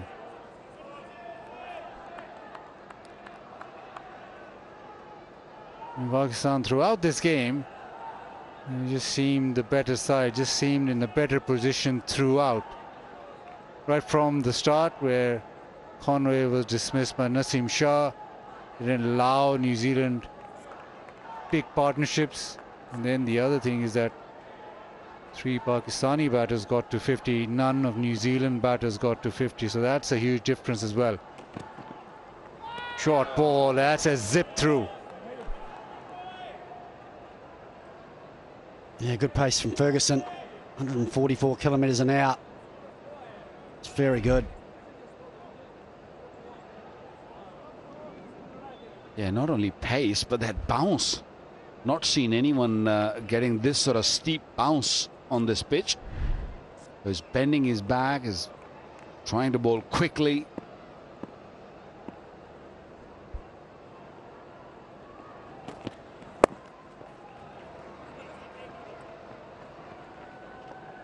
Happy with the single.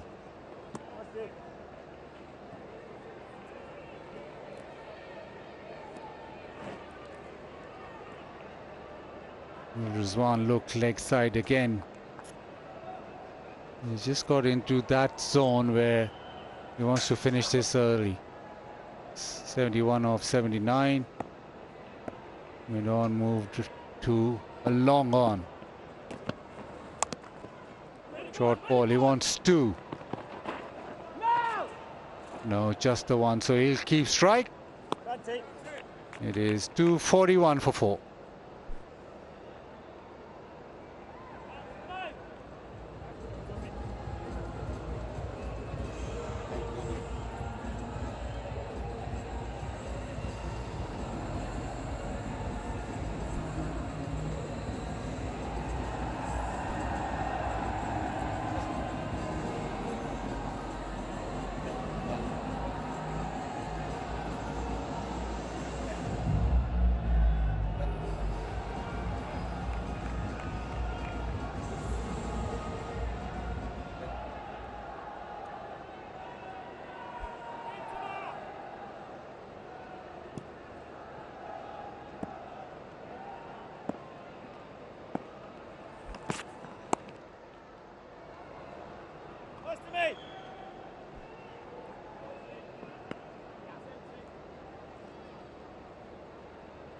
It's now Salman Agha on strikes. Pakistan had this well under control. Little chat. Rizwan just maybe telling him to hand the strike back to him. Yeah, I think you made a good point before, Blizzard. Throughout both innings, you feel as though Pakistan have had an element of control throughout with the bat in hand, but also with the ball in hand. I thought they were superb. Oh, short ball, that is zipped through as well. William Dor says 1 for the over. Well, that little bit of dew is making the ball go a little quicker. A couple of occasions, all the teams have these, not the quickest, but watch that bounce. That ball is pretty old now and is still going through nicely.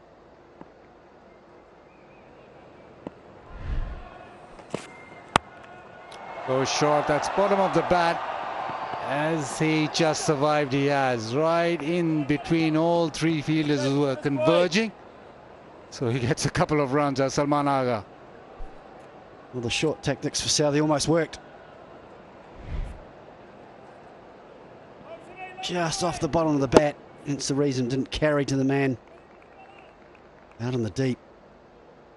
I think to his credit, he hit it well in front of square.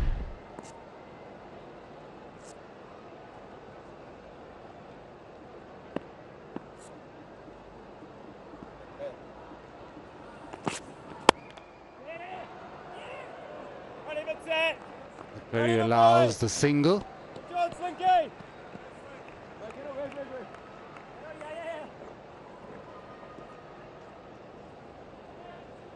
It's been that kind of day for New Zealand. It's behind the 8 ball throughout.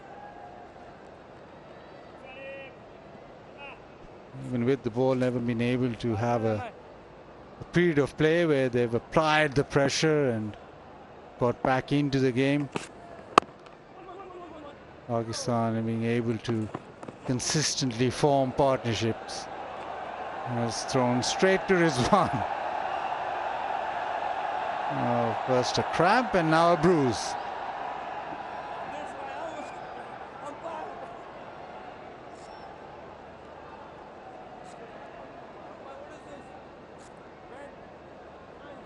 I think you've got to give credit to the New Zealand bowlers. I think they've done a good job. He's already hurting Rizwan. Oh,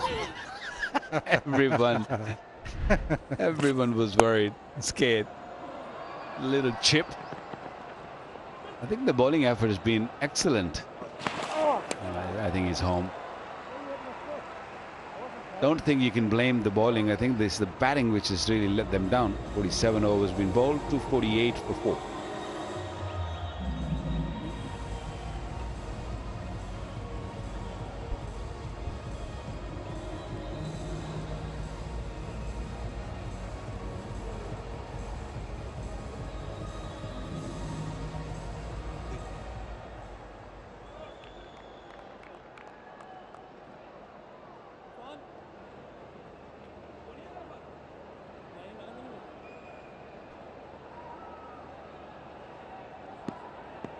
Eight to win.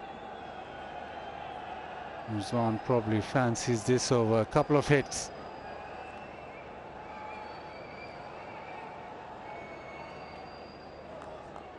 Lockie Ferguson. He's got a deep mid wicket and a deep square and a fine leg. Goes short outside off. That's time through the covers. Rizwan will come back for the second. Oh, that might have been close. Salman Agha just having a word with Rizwan. Salman Agha suggesting that they're probably running right into each other. If he'd taken that, I think Salman Agha might have been run out by quite a distance.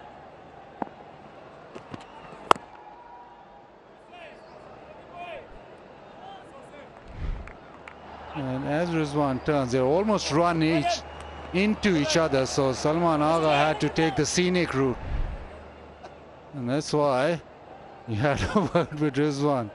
Because if Ferguson had collected that was it for Salman Agha. It'd be run out by a long way.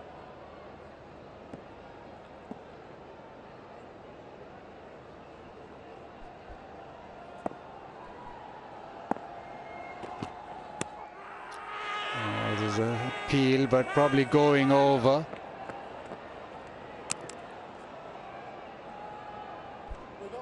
Oh, Rizwan trying to hit it leg side. Oh, they're going upstairs.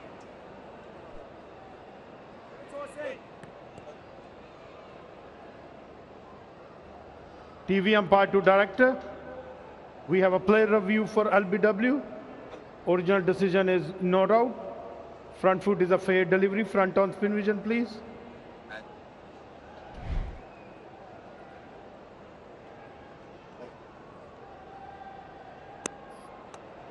Ball is close to the bat to confirm ultra edge, please.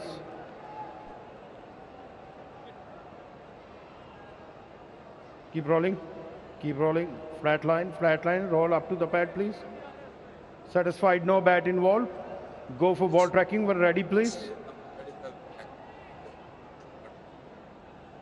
Original decision not out. Pitching outside off. Impact umpire's call. Wickets missing. Can you go back on field, please? Asif, I recommend you to stay with your original not out decision. You are on screen. Make a signal, please.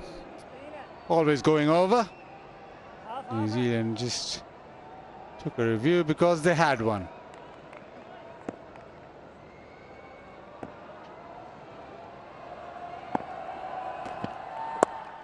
Short ball, turn leg side. He'll walk the single, so countdown. 5 runs now to win.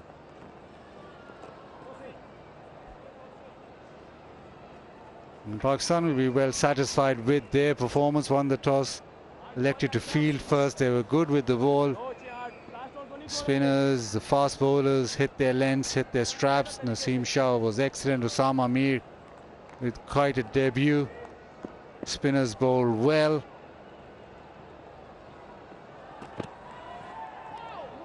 Short ball beaten.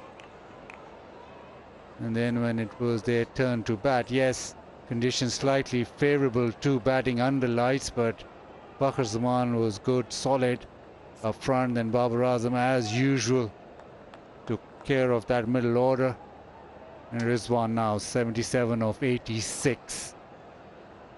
Haris Sohail also with a contribution, a quick fire contribution, and it's been all too comfortable for Pakistan. Let's turn to third, another single, so Pakistan now requiring 4 of 2 overs, 252 for 4.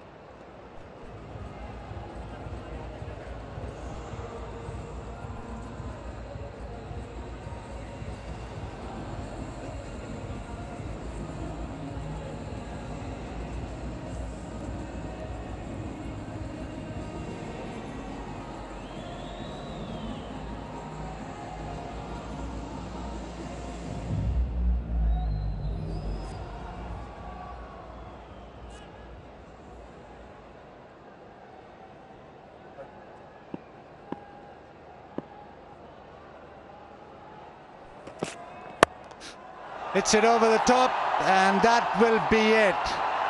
Maximum to take Pakistan to victory. Salman Agha going over mid-off, and Pakistan win this first ODI by 6 wickets with 11 deliveries to spare. It's been a performance which has been professional and which has been, from the word go, clinical. Won the toss and elected to field first. The bowlers did their job. Naseem Shah exceptional. New Zealand always chasing the 8 ball after having scored 255. Then with the bat, Pakistan guided by Fakhr Zaman and Babar Azam, and finished off by Rizwan. Rizwan remaining not out on 77. And Pakistan, comfortable start to the one-day series.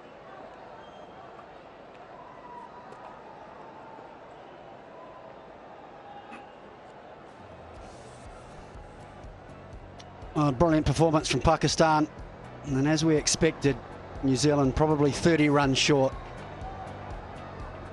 And that man on the left, Mohammad Rizwan, superb innings to guide his side home.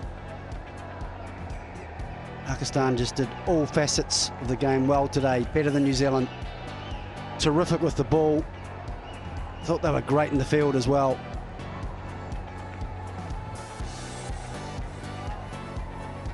Well, New Zealand one down now in the series. They have to really go back and think hard and where they've gone wrong. These pitches are a little tired, they're a little slow. They might have to play a little differently.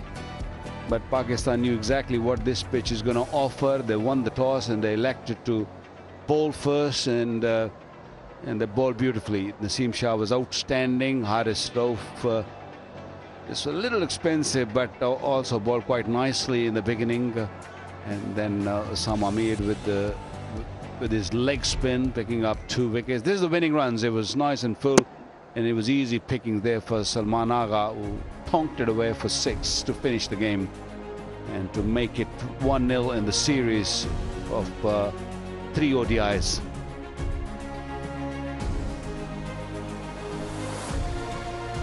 They're all very comfortable for Pakistan. Performance that they like. It was clinical.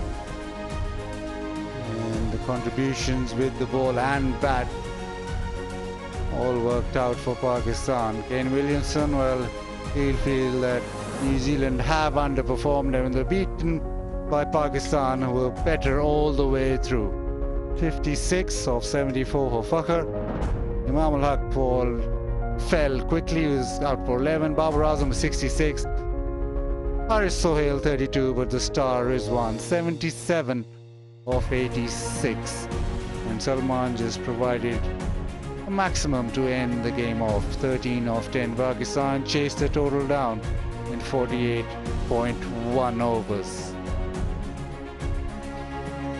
And all the bowlers for New Zealand toiled well. Southey won. Bracewell was the pick of the bowlers with 2 for 44. Santner none for 43. Had a couple of close calls. And Phillips, the other wicket taker, with just not enough runs for New Zealand to play with.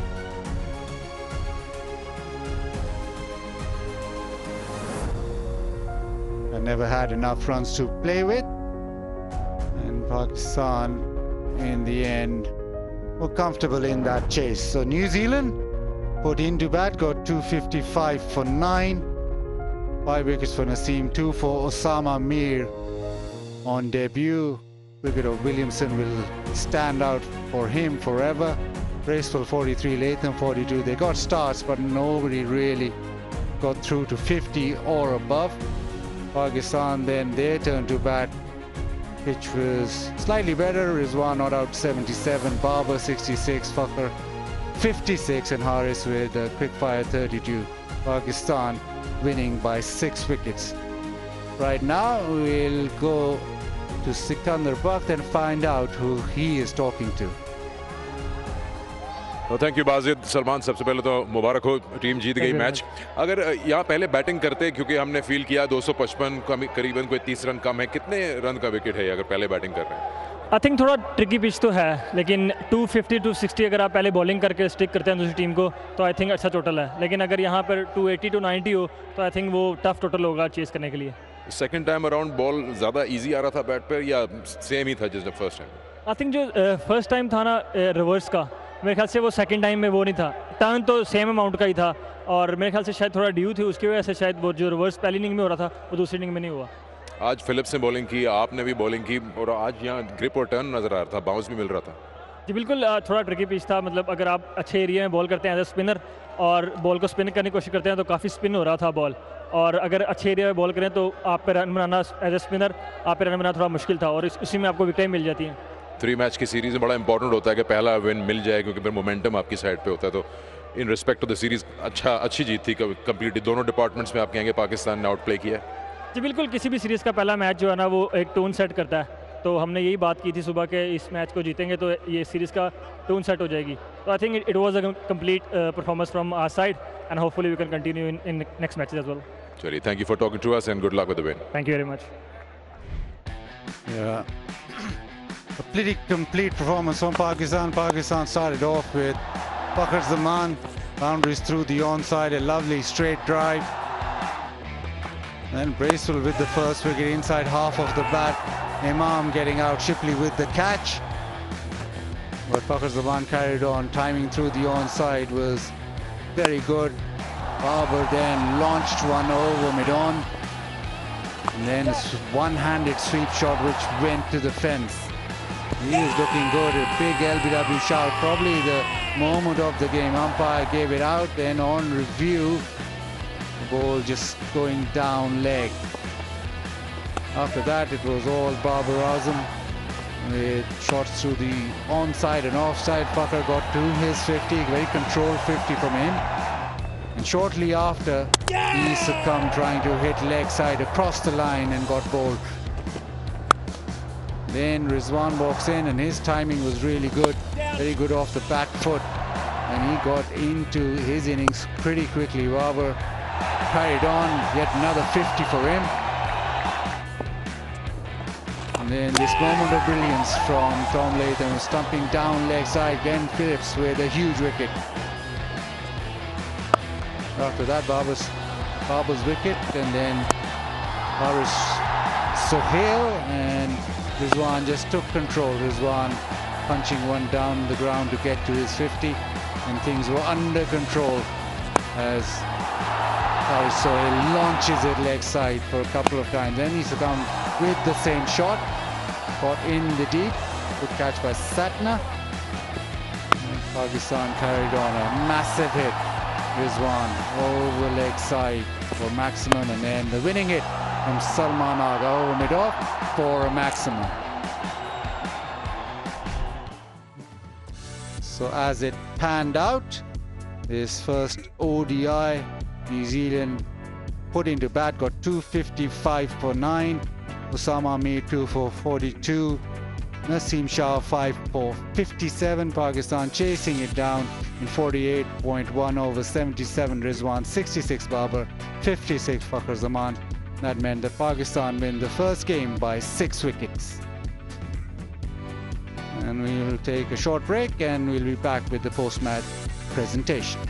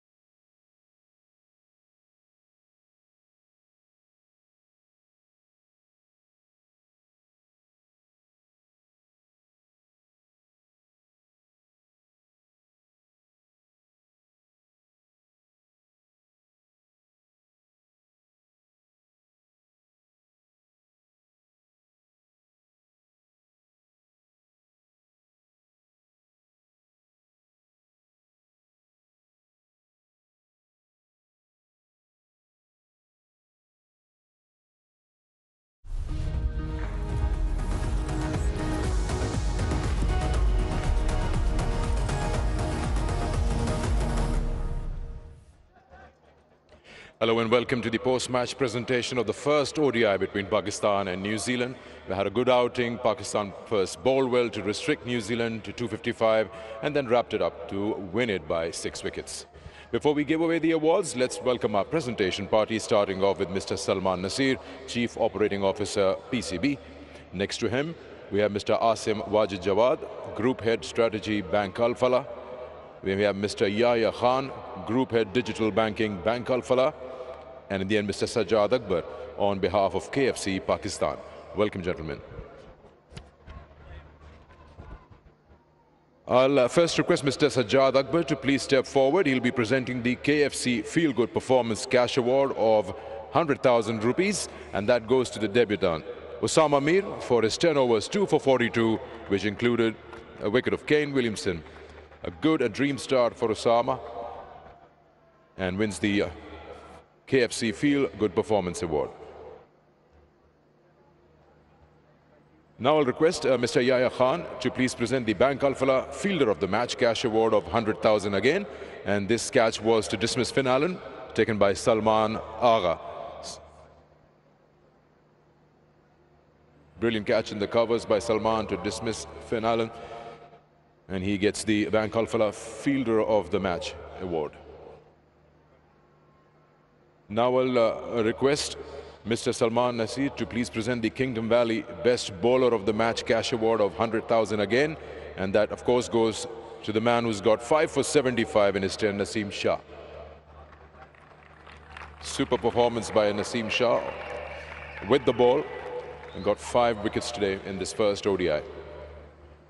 Don't go too far away, because we got another award for you, and I'll request Mr. Asim Wajid Jawad please to present the Bank Al Falah Player of the Match Trophy and Cash Award of 100,000, Naseem Shah.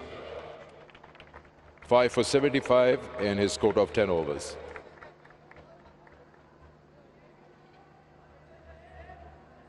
Naseem, आपसे बात भी करेंगे, so please come and join us.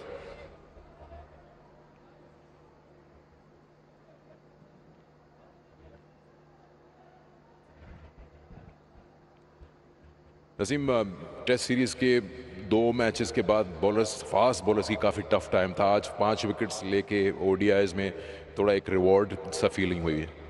देखिए, सबसे पहले तो अल्लाह का शुक्र है कि मैच जीते, और परफॉर्मेंस का तभी मज़ा आता है जब टीम मैच जीत जाते हैं. और सारे बहुत ज़बरदस्त के लिए सबको क्रेडिट जाते हैं. सारे बॉलर्स ने ज़बरदस्त बॉलिंग की और अल्लाह का शुक्र है मैच जीते. कोई खास प्लानिंग की थी आपने आज अपने इन 10 ओवर्स की, क्योंकि जो आपने 5 विकेट्स ली हैं वो सारी अलग अलग लेंथ्स में है. एक यॉर्कर है, एक शॉर्ट बॉल है, फिर एक स्लो वन है. नहीं, बिल्कुल रिवर्स हो रहा था, और कोशिश थी जो मेरी स्ट्रेंथ है मैं उस पर बॉलिंग करूं, और अपने प्लान को फॉलो किया और अच्छा एग्जीक्यूट किया प्लान को, और अल्लाह का शुक्र है कि वो सारा जो है ज़बरदस्त रहा. चलिए, well done. Enjoyed your performance today. Thanks for talking to us. Naseem Shah with 5 for 57 in this match. Now I'll request the New Zealand captain Kane Williamson to please come and have a word with us.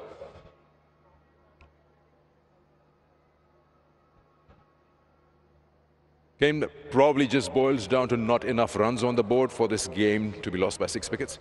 Yeah, we would have liked a few more. Pakistan were very clinical with the ball in hand in the first innings there. And having said that, it was competitive enough if we got things right in that second half, and there were a lot of glimpses where the game could have changed quickly.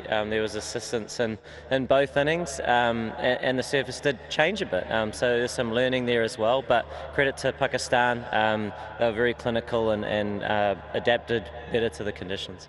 It's probably the case of not maybe 1 or 2 players getting that big score, no 50s in that batting card. Yeah, it was a number of sort of mid-partnerships, but no one going on and sort of building that big innings and giving us a good chance in those death overs. So, there was some good fight in that first half to get a competitive total, but we want to be doing things a little bit better in all departments really, because I still felt in that second half there were opportunities there, but once again, we always know that whenever we come up against Pakistan, it's a tough challenge, and they showed their quality today. Do you feel the toss played a role, and was it easier second time around to bat? The toss had an impact in terms of, but I still think there was enough assistance there in the second half, so I don't think it changes the result. I think it was just quite interesting to see how it unfolded and try and take some learnings from that. So yeah, I think both teams had opportunities with the ball to get some assistance, whether in the first half it was reverse swing and some turn, and then we got some turn in the second half as well, and it skidded on with the new ball. So there's a bit there for everybody, so it's just trying to be nice and clear on how we want to operate and try and learn quickly for our next match. Well, hard luck today. Good luck for the remaining 2 games. Cheers. Thank you. Ken Williamson, the captain of New Zealand. Now I'll request Babar Azam to please come and join us. The winning captain, Pakistan winning this first ODI by 6 wickets. Babar bowling को credit देंगे. First time आप जो है 255 पे रोक लिया team को. इस विकेट में आपके हिसाब से अगर पहले बैटिंग करते ज़्यादा रन थे? बिस्मिल्लाहिर्रहमानिर्रहीम. डेफिनेटली जिस तरह हमने जो नया बॉल है वो जो यूटिलाइज़ किया और फास्ट बॉलर ने जो प्लान थे उसको एग्जीक्यूट किया. डेफिनेटली क्योंकि पहली इनिंग में वैसा बॉल नहीं आ रहा था, लेकिन मेरे ख्याल से वो सारा क्रेडिट देना चाहता हूँ फास्ट बॉलर को. और जिस तरह उन्होंने 15 ओवर जो हैं वो उन पर प्रेशर डाल के रखा और उसके बाद जब स्पिनर्स आए तो उन्होंने अपने प्लान्स एग्जीक्यूट किए. सुबह आपने जब पिच देखी दोपहर को तो इतना आइडिया था इतना ग्रिप और टर्न होगा? आप एक आध बॉल पे खुद हैरान हो गए थे बैटिंग करते हुए? डेफिनेटली देखें, हमें यहाँ पता है कि सेकंड टाइम ड्यू की वजह से या थोड़ी सी ठंड की वजह से आपको थोड़ा सा होल्ड मिलता है. तो बिल्कुल इस चीज़ का आइडिया था, लेकिन कोशिश यही थी कि जितना अंदर रहें, पार्टनरशिप को बिल्ड करें उतना अच्छा है. और नए बैट्समैन के आने के लिए थोड़ा सा मुश्किल था, लेकिन मेरा और फ़खर का यही था कि हम पार्टनरशिप बिल्ड करें. और इन दी एंड जो रिजवान ने इनिंग्स के लिए वो आउटस्टैंडिंग है. काफ़ी चॉइसेस हो गई हैं आपके पास. डेब्यूटेंट ने भी आगे केन विलियमसन को आउट कर दिया, तो अच्छी बात है कि कप्तान के पास इतनी बड़ी एक स्क्वाड हो जिसमें वो चूज़ कर सके. ये देखते हुए क्या कंडीशंस हैं? ऑफ कोर्स देखें, आपके पास जो बेंच स्ट्रेंथ है वो काफ़ी यंग और जो है वो एक्साइटेड खेलने के लिए, और वो अपना जो भी मैच खेल रहा है वो अपना 100% दे रहा है और बता रहा है. और ये आप एज ए कप्तान आपके लिए अच्छा होता है कि आपके पास काफ़ी ऑप्शंस हैं और किसी भी कंडीशन में, डिफरेंट कंडीशन में आपके पास ऑप्शन होनी चाहिए. और मेरे पास काफ़ी अल्हम्दुलिल्लाह ऑप्शन है स्पिनर्स में भी और फास्ट बॉलर्स में. बड़ा इंपॉर्टेंट है 3 मैच की सीरीज़ में पहला जीतना, क्योंकि फिर आपके दोनों जीतने का प्रेशर जो हट जाता है. डेफिनेटली प्लान तो ये है कि मैच टू मैच को लेके चलें. और जो आज का हमारा प्लान यही था कि हमने मैच को जीतना है और जो हमारी स्ट्रेंथ है उसको और जो हमारा मोमेंटम चल रहा है उसको कंटिन्यू करें. और वही अल्हम्दुलिल्लाह उसको किया और मेरे ख्याल से और credit two teams. Congratulations to you. Thank you for talking to us and have a good evening. So, Pakistan win the first game by 6 wickets and they lead this 3-match series 1-0. That's all from the presentation. Games come thick and fast, and just in a couple of days' time, Bank Alphala presents Tafa News. Pakistan versus New Zealand ODI series, second ODI, and we'll be live at 2:20 p.m. National Bank Cricket Arena. Till then, it's a goodbye.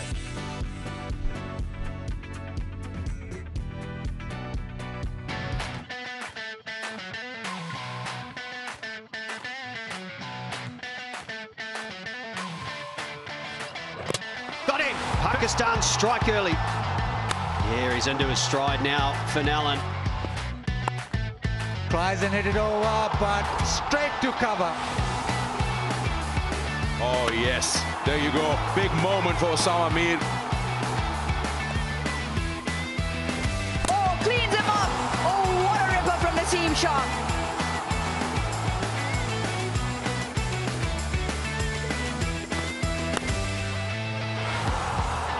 No timing, no timing. Easy catch. Pakistan lose their first. Fakhr Zaman, 19th ODI, 50. Big sweep across the line. Babar arm. He just loves this ground. He's got him this time round. And there's the big wicket of Babar Azam. 50, the little maestro. Well played, Sue.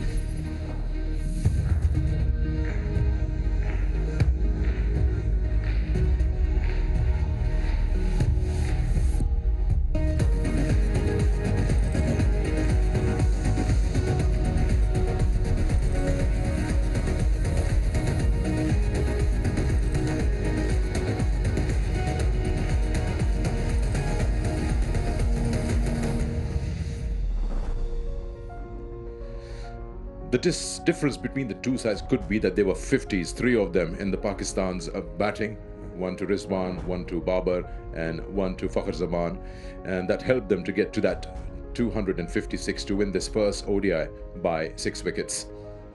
Let's have a quick look at the match summary. New Zealand asked to bat first, 255 for 9. Probably we'll ask our guests how short were they if they had to put up a fight. But they did. And the game did go down into the later part of the overs. Pakistan got 258 for 4. Won this first game by 6 wickets. Hello and welcome to Inverix Solar Energy Pitchside Studio. I'm Sikandar with you. 1 up in the series. Important to win the first game if you have a 3-match series, so you don't have the pressure of chasing then. Now we've got Scott Starres, Uruj Mumtaz alongside me. We'll start with you. Uruj, Pakistan, would you say, have played a one-sided game, or you say that it wasn't that easy second time around to get those 250? I think the score 250, and we saw how the wicket was playing a little bit difficult in the first one with some gripping, and I think it's a par score with Pakistan liking to chase. They know what they were chasing, and they never really had to go out of their comfort zone, and I think that's what played to their advantage. I just felt that New Zealand were a few short. Kane said at the post-match presentation that it was gripping and it was a little tough first time around, but he doesn't want to put all the blame on the toss, but it has its impact. Yeah, I think it's an advantage, certainly, to win the toss and bowl first in those conditions. He also mentioned that it slides onto the bat a little better up top, which makes it easier to bat against the new ball.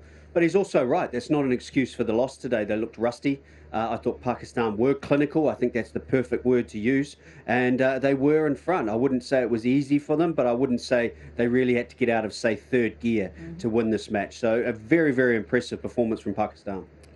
It's a good problem to have for a captain when a debutant comes in and gets key wickets, and then you are spoiled for choices out there. We'll talk about Naseem in detail, but the rest of the bowling unit was also very disciplined to keep the opposition to 255. Like Scotty said, they were clinical, and there were periods of the game where Pakistan spinners had good control. Haris Rauf went for a few runs earlier on, but they picked up wickets at regular intervals, keeping the pressure on. Osama Mir was brilliant, a dream debut to start off with, and when you get someone like Kane Williamson in the manner that he did, from a leg spinner's delight point of view. But then Mohammad Nawaz and Salman both kept the pressure on. I think that was the key in that middle period of the phase. And Naseem Shah, like you said, we'll talk about him, but blew them apart towards the back end.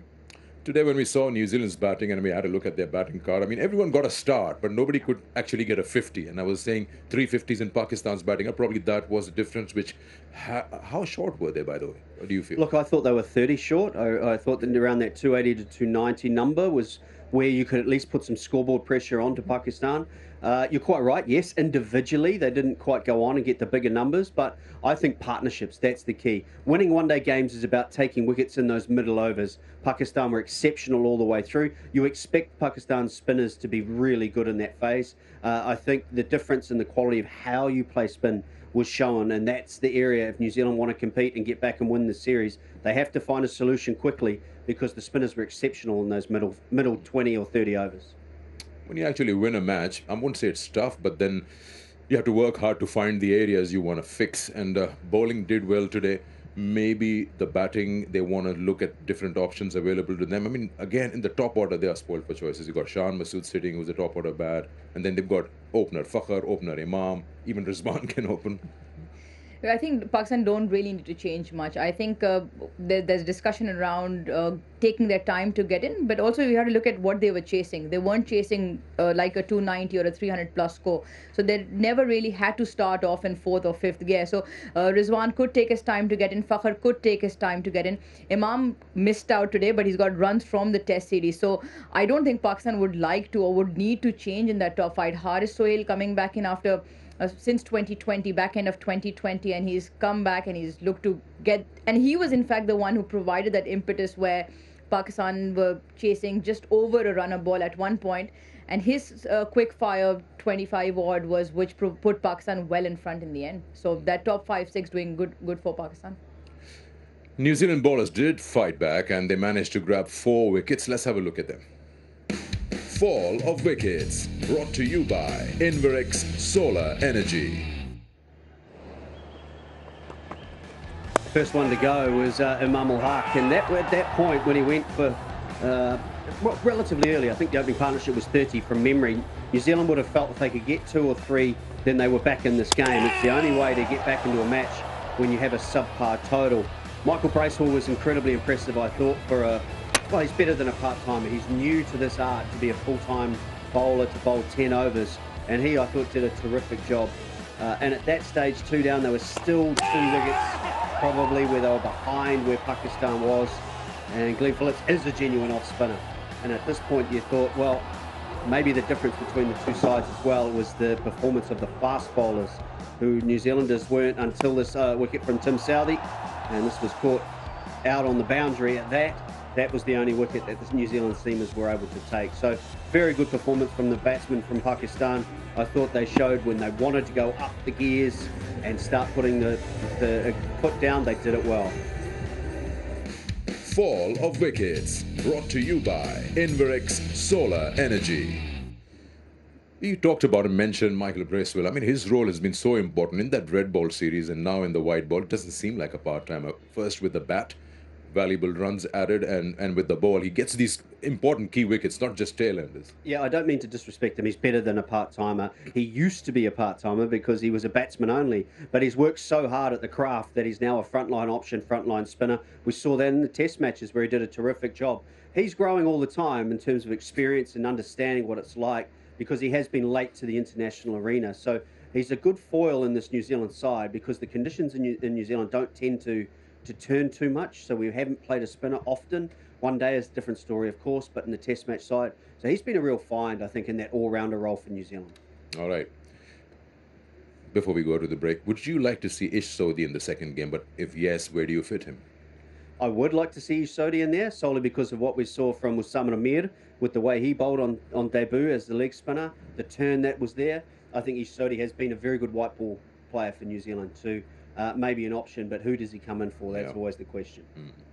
Time for a break. When we come back, we'll look at our top performer and other stuff related to the game.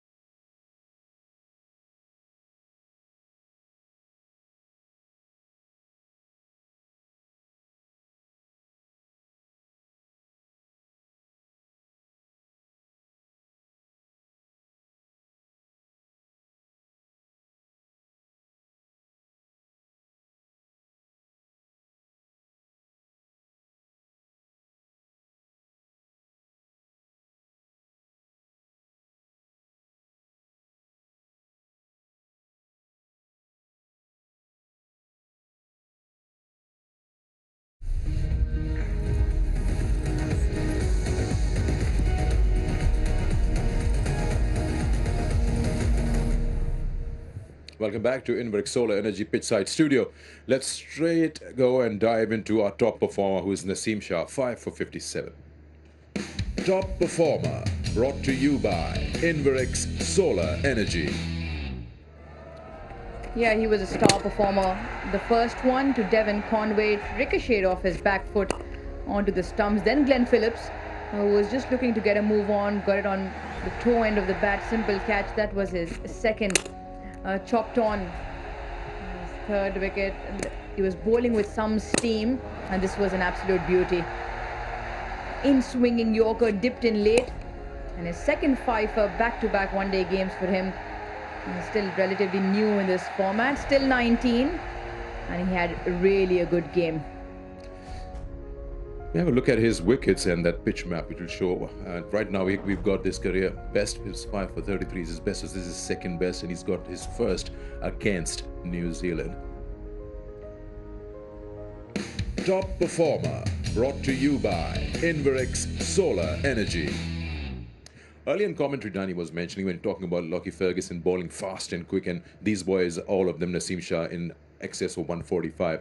But he wanted to see a bit of more variation, which probably was missing. He's got a good back of the hand, he mentioned, which wasn't in play today. With Naseem or with Lockie Ferguson? Lockie Ferguson, yeah.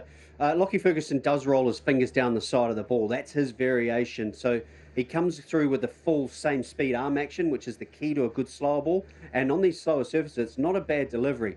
But I was impressed with Naseem Shah's last wicket, the one of Mitchell Santner, where he completely fooled him with the back of the hand slow ball. That's the variation you want as a fast bowler. About 20 kilometres an hour difference in speed, where you still have to respect the pace of the batsman or of the bowler, and then that slow ball takes effect. So yes, in one sense, Lockie Ferguson would be delightful from New Zealand's perspective to be able to bowl a similar type of delivery, but he doesn't have a bad slow ball as it is.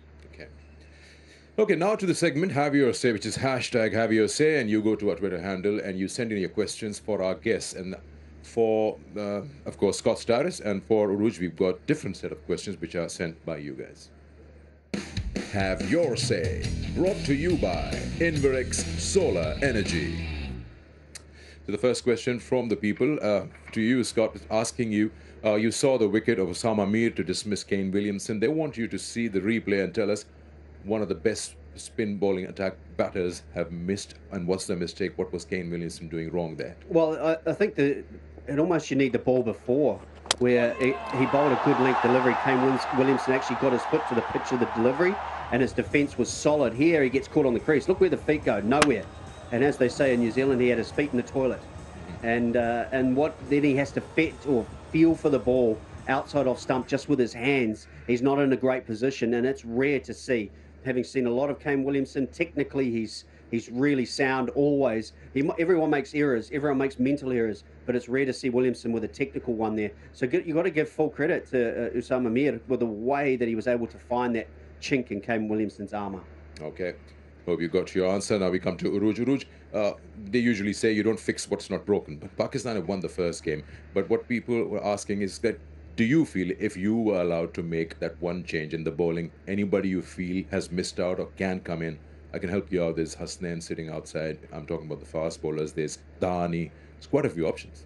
I think not into the second game. I think the way the fast bowlers bowled, I think that it's worth giving Haris Rauf another go. He was not quite at his best. He did clock in the speed, but just feel that give them another go, win the series if that's the case, and then you look to probably bring in Hasnain or Dahani just for the one change. I don't think Naseem Shah will play all 3 games because just he's coming off a good test series. He's bowled a lot of number of overs. So I think come the third game, maybe tweak that bowling lineup. I don't think it's going to happen in the next one. There you go. You got your answers. Have Your Say, brought to you by Inverx Solar Energy. Second game is to start day after tomorrow. Another day off, another day of golf for Scott and his friends. But if I was to ask you the same question, it's not part of Have Your Say. Yep. Any